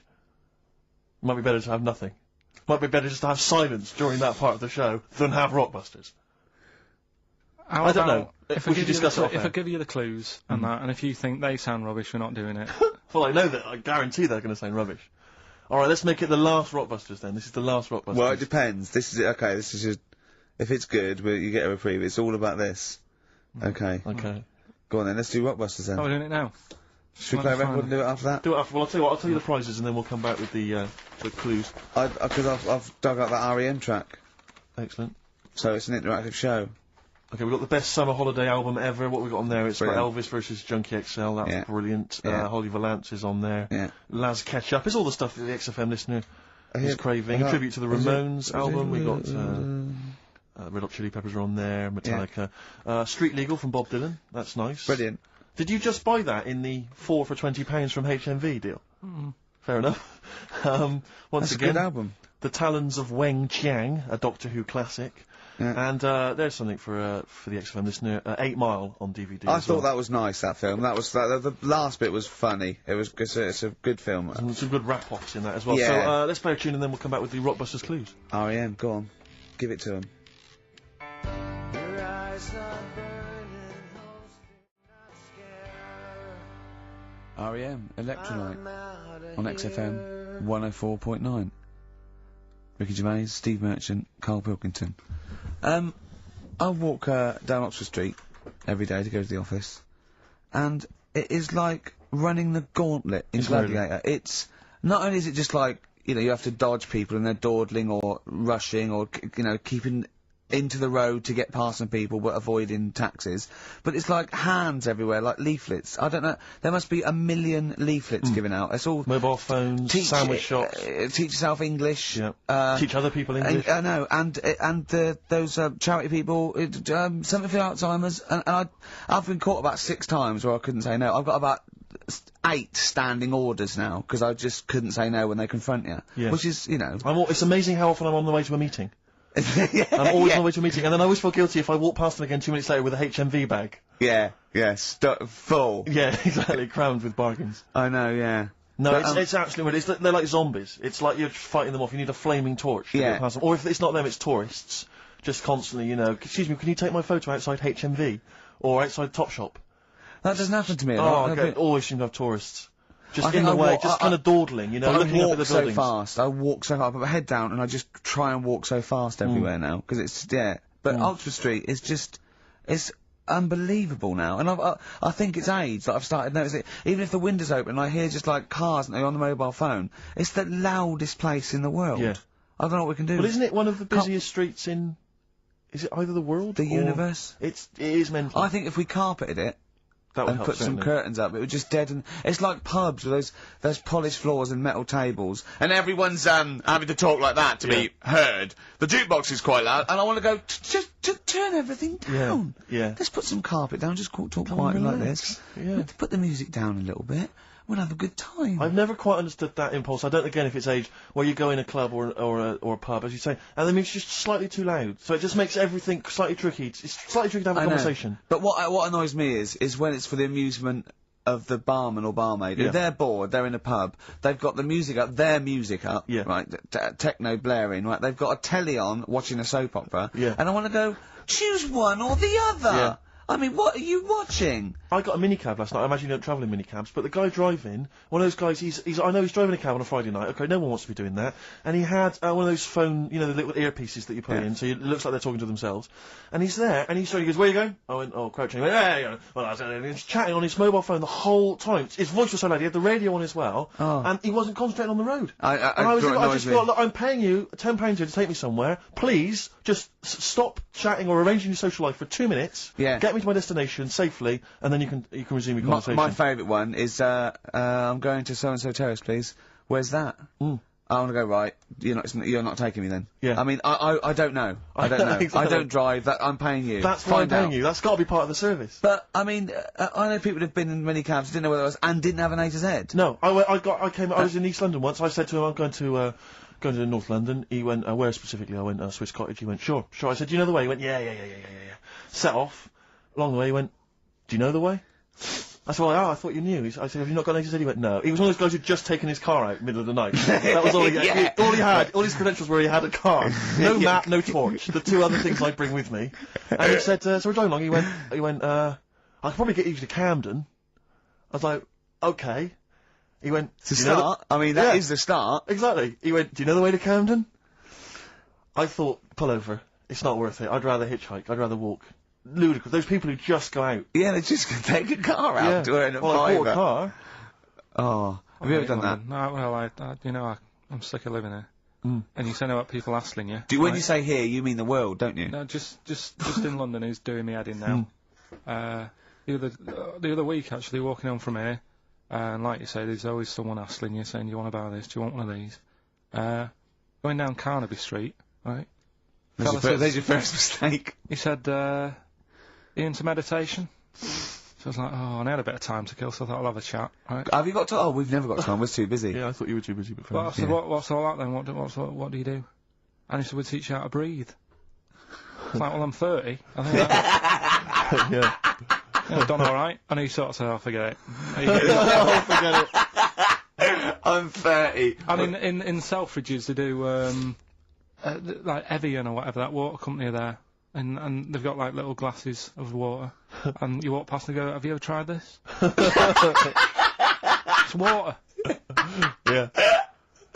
Oh, here you go, we'll try it. You go, Jesus Christ, is that what water is? What have I been drinking then? You've been drinking piss and mud. Have I? I'll have a bottle. Anyway, listen, Rockbusters. Oh, come on then. Let's get it done. Really? Yeah. Come on then. Right, so cryptic clues and initials, you work it out, it's a band and stuff. Yeah. Right, Brilliant. first one. Bob Holness. The first clue, the doctor said part of the foot and the leg was no good, so he took him off and he threw him away. Right, that's the clue, the initials Okay. TB. Okay. TB, right? The doctor said part of the foot and the leg was no good, so he took them off and threw them away. Second one. The Scottish monster has got a bit of a tan. Right? The Scottish monster has got a bit of a tan. Okay. That's TD, right? And, the last one, well, the 60s singer had a heart attack whilst he was having it away. We won't be seeing him again. Right? And that's FNM. FNM. Well, the 60s singer's had a heart attack. He was having it away. We won't be seeing him again. Email in ricky.gervais@xfm.co.uk. Remember, this is to save Rockbusters. If people don't get this, right, it's no more. So you better, if you want this feature to stay, you better get the clues. Right. Good work, Carl. We'll give those clues again after the next tune. What are we playing? Unless Ricky, yeah. Oh, you love it, don't you? You love it. Good, it's a good stomping pop #1 rock. XFM.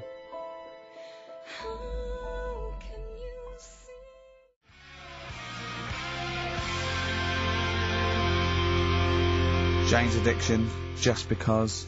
I think things are rocking up. They are indeed. Rocking up in the land this year, Steve. Yes, that's good news, I think. Evanescence, them, The Darkness, rock-tastic. XFM 104.9, Ricky Gervais, Steve Merchant, and Carl Pilkington of A Saturday. Can I just say that the shaving your arse feature from earlier, if you missed that, that was 1:30. That was a discussion on shaving your arse. Yeah. It was great stuff. That seems to have caught the public imagination. Yeah. We've had so many emails. We've had someone telling us exactly how to shave your arse. Yeah. So if you need that information, I can probably forward it to you. Well, I think this will be the year of rock and arse. Exactly. But it's extraordinary how, you know, just a simple discussion like that you would think perhaps was crass, crude. Mind you, our listeners do like Carl talking about monkeys. Sure. Do you know what I mean? Yeah. It's not like it's something to be proud of. It's not like we changed a nation or freed a people or found a cure for something.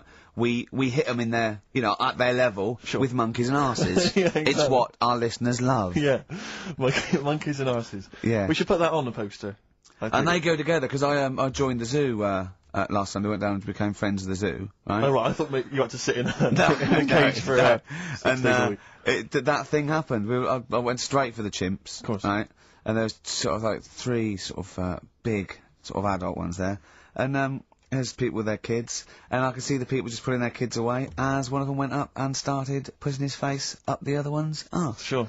And it was sort of like, I just can't be bothered to explain this to my children. Exactly. So I was people just moving away. Oh, come on then. There's the lions. Just going to have a look at the lions. Yeah. What are they doing? They're just sniffing each other's asses. Yeah. Yes. I remember when I used to go to the zoo, I always felt there were certain animals that weren't getting a look in, really, that no one was particularly interested in. The tapir. Exactly. We were going straight to the snakes we were interested in. Yeah. Birds. So I don't remember being particularly interested in birds. Big cats, although it's a bit depressing. Great apes. Reptile, you're right, reptiles, yeah. Birds, unless it's a big one that you think can rip a dog apart. Yeah, a vulture you go, or an eagle, brilliant. Yeah, exactly, yeah. Owls are brilliant. Yeah, owls great, but I've always wanted a little owl on my desk. I'd like be doing work, and there'd be a little owl there, and I go, can you give me that pencil? And it just sort of goes over and gets me a pencil, goes, cheers, and it just watches me, and it thinks I'm brilliant. Do you know what I mean? Not really, no. No? No, I've never had an urge to have any kind of animal sat on my desk.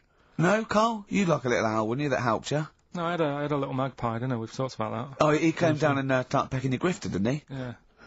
What was his name? Maggie. Sure. Brilliant. Inspired. And you took it to school and it didn't come back once, Didn't come back. Didn't see it again. Oh, dear. Did it ever peck your head? Because you used to have hair, didn't you? Mm. Yeah. No, it did. It started getting a bit violent. Really? Yeah. Was it becoming sort of age when adolescence, probably sexual frustration sort, you know, because I think magpies go for shiny objects, don't they? And you were probably sort of probably losing it a little bit then in the front, and so when the sun was out... There's a bit of a sheen on the front. They saw a glare and thought, I'll have that. Yeah. What is that? That's brilliant. Yeah. Or as it was sort of pecking away, it mistook it for a tree. Yeah, because of the noise. Because of the mate. noise. Yeah, the hollow sound. I squeezed his head yesterday. We should just point out, if you're a new listener to XFM, you might not realise that one of Ricky's many sexual peccadillos, I'm assuming it's a sexual thing, I can't justify it any other way, is to just squeeze Carl's head. Yeah. Frontwise, sidewise. I don't know what it is. I don't know if it's sexual or, you know, like when you've got a little kitten, you want to squeeze his little face. Do you know what I mean? Do you know what I mean by that, Carl? Yeah, I said that. I said it before, squeeze a little head. Yeah, exactly, and I feel that with you, because it's sort of like, it gives so much. Look at Carl's face, he gives so much. It is like he can understand what we're saying. Yeah. And that's what the connection is, I think, between me and Carl and other animals. It's like he can understand what we're saying. But I squeezed it yesterday, and Carl went, I definitely had something crack. Yeah. Because I'm trying to see how hard I can squeeze it. Yeah, I think that was you just thinking, Carl. To be fair. I think the cogs just started to... No, I mean, I think there is a danger, because I think there is a danger that you could squeeze it too much. Yeah, I know. He did a good deed today, the other day, didn't you? Was it? Yeah. What were you up to? You were just, you were talking about, like, you know, being hassled in the street and stuff. And, I get hassled a lot by the homeless. Don't we all? You should go home to sleep. I'm here, mate. But no, I do treat them a lot. You know? You treat them. I love that. You had a good day? Yeah. You been good? Yeah. There you go. That's 50p. Suzanne does the Save the Children thing. You were talking about, you know, charities hassling you all the time. She does that. And I sort of say, well, you do that. I'll look after You'll take care of the homeless. I'll take care of the odd tramp round where I live. And how do you treat them? Loads of different ways. 50p I might give them. Yeah. Or I might, you know, they'll sort of say, oh, have you got any money? I'll say, what for? And they'll go, I'm really thirsty. So I'll go, well, hang on a minute, and I nip and get them a little Diet Coke. Sure, a Diet Coke? Yeah, they want to watch their weight. Yeah, yeah. They're going full fat. Oh, what an insult. Yeah, exactly. To a man like me. Yeah. Yeah. I'd rather treat them than... Because a lot of people spend money on, you know, problems abroad and stuff. Right. Oh, I just think, you know... Yeah, no, I'm just saying. Oh, God. Like what? What do you mean? Like famine relief? Well, you do get sick of it, don't you? You know what I mean? It's that... You get sick of it. No, I'm just saying... Wait. Go on. I'm just... I know, just let whatever you do now, Steve, don't interrupt, because I'm scared, but I just think it's worth it. There's so many issues. There's freedom of speech, there's we're not responsible, there's he'll get away with it because he's a buffoon, and it is entertaining. Exactly. So, go on. So all I'm saying is you're saying, you know, who do I give me money to? Is it, you know, little, you know, sick kids or whatever, or is it old people or whatever? HMV. That's what he gives his money to. Usually they get a lot of it, yeah. And for me, I just get sick of, you know, problems abroad. It's like, what do you do? What do you do with famine and that? What are you meant to do? How can you solve it? It's gone on for years.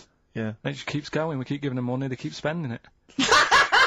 And you're not getting any return for your cash. Well, it's just how many times, you know, they've got to learn. What do you mean they've got to learn? What, you're going to teach them a lesson? What do you mean they've got to learn? What do you mean? Well, what are they doing with it? Yeah, they must have, like, better interest accounts or something where, you know, look after, put the money in the right things. Sorry, do you think that Bob Geldof sort of writes him a cheque? He goes over and he's in the helicopter and there's millions of them, and they go, it's Geldof from Boomtown Rats. Brilliant. I go, if there's one man that can help us. Yeah, I hope he doesn't sing. He's not going to sing, he's got some money for us. And he comes down and he goes, do you want a cheque or do you take Switch? They go, we don't take Switch. He goes, there's a cheque. They get things doing like... it again, though, isn't he, as well? I mean, alright, you know, he used to work here, Bob. He's a lovely fella and that. But yeah, he's a lovely man. But how many times can you save the world? You know, he's over there again helping out, and it's like, well, you know, what do you do? Are you saying don't bother because it keeps happening? Not well, I'm not saying that. You know what I mean? I'm not daft. But that's what you're thinking. And Carl, you are daft. Yeah, exactly. I don't know what the answer is. Do you know what I mean? So you're just saying wash your hands of the whole affair, leave them to it? Yeah. Sure. Are you really just saying it's sort of, it's nature, it's tough luck, just don't interfere? Like a wildlife programme. Is that what you're saying? Don't interfere. Are you basically just saying it's not my concern? This has got a bit heavy. Can we do Cheeky Freak of the Week? Let's play a record.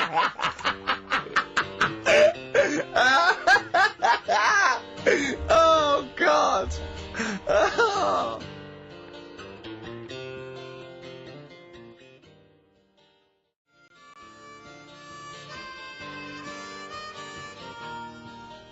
My Hey Hey Out of the Blue from the album Rust Never Sleeps by Neil Young. Such a brilliant song. Oh, he's a great musician. He's amazing. Yeah. He's incredible. I think we're playing Neil Young track a week. Okay. From now until Christmas. Brilliant, okay. Alright? Excellent. On XFM 104.9, I'm Ricky Gervais with Steve Merchant and KARL Pilkington. We were talking about the homeless. I saw a homeless guy in the week as I was walking down Finchley Road, and he was peering in the window of one of the Dixons or something like that, just checking out the details on one of those cable TV packages. And I thought, one step at a time. I mean, firstly, I don't know, start eating your dinner off a plate. Yeah. And then work your way up to, you know, a house, a home, a widescreen TV, a roof, digital television. But it's odd. Well, that might answer one of the questions, because I keep getting recognised by homeless people, and I never know what to say. I go, I think, well, either they're not really homeless, and they've, you know, I don't know, they've got sort of digs or something, and they watch television, or the scariest one is that they've become homeless in the last few months since the office, and I think, oh god, that's really scary. Or they are watching it in Dixon's. They're going, the office is on tonight. Yeah. What are you doing? Yeah. Going down to Dixon's. Or they think you're one of them. Or that, well, I am. Because I mean, the way you dress. Well, no, some that are probably not quite, got their faculties, so maybe a bit worse for wear, think they recognise me. And they whole scenarios where they're going, remember we were chatting, I was going, yeah, how are you? And it's just they recognise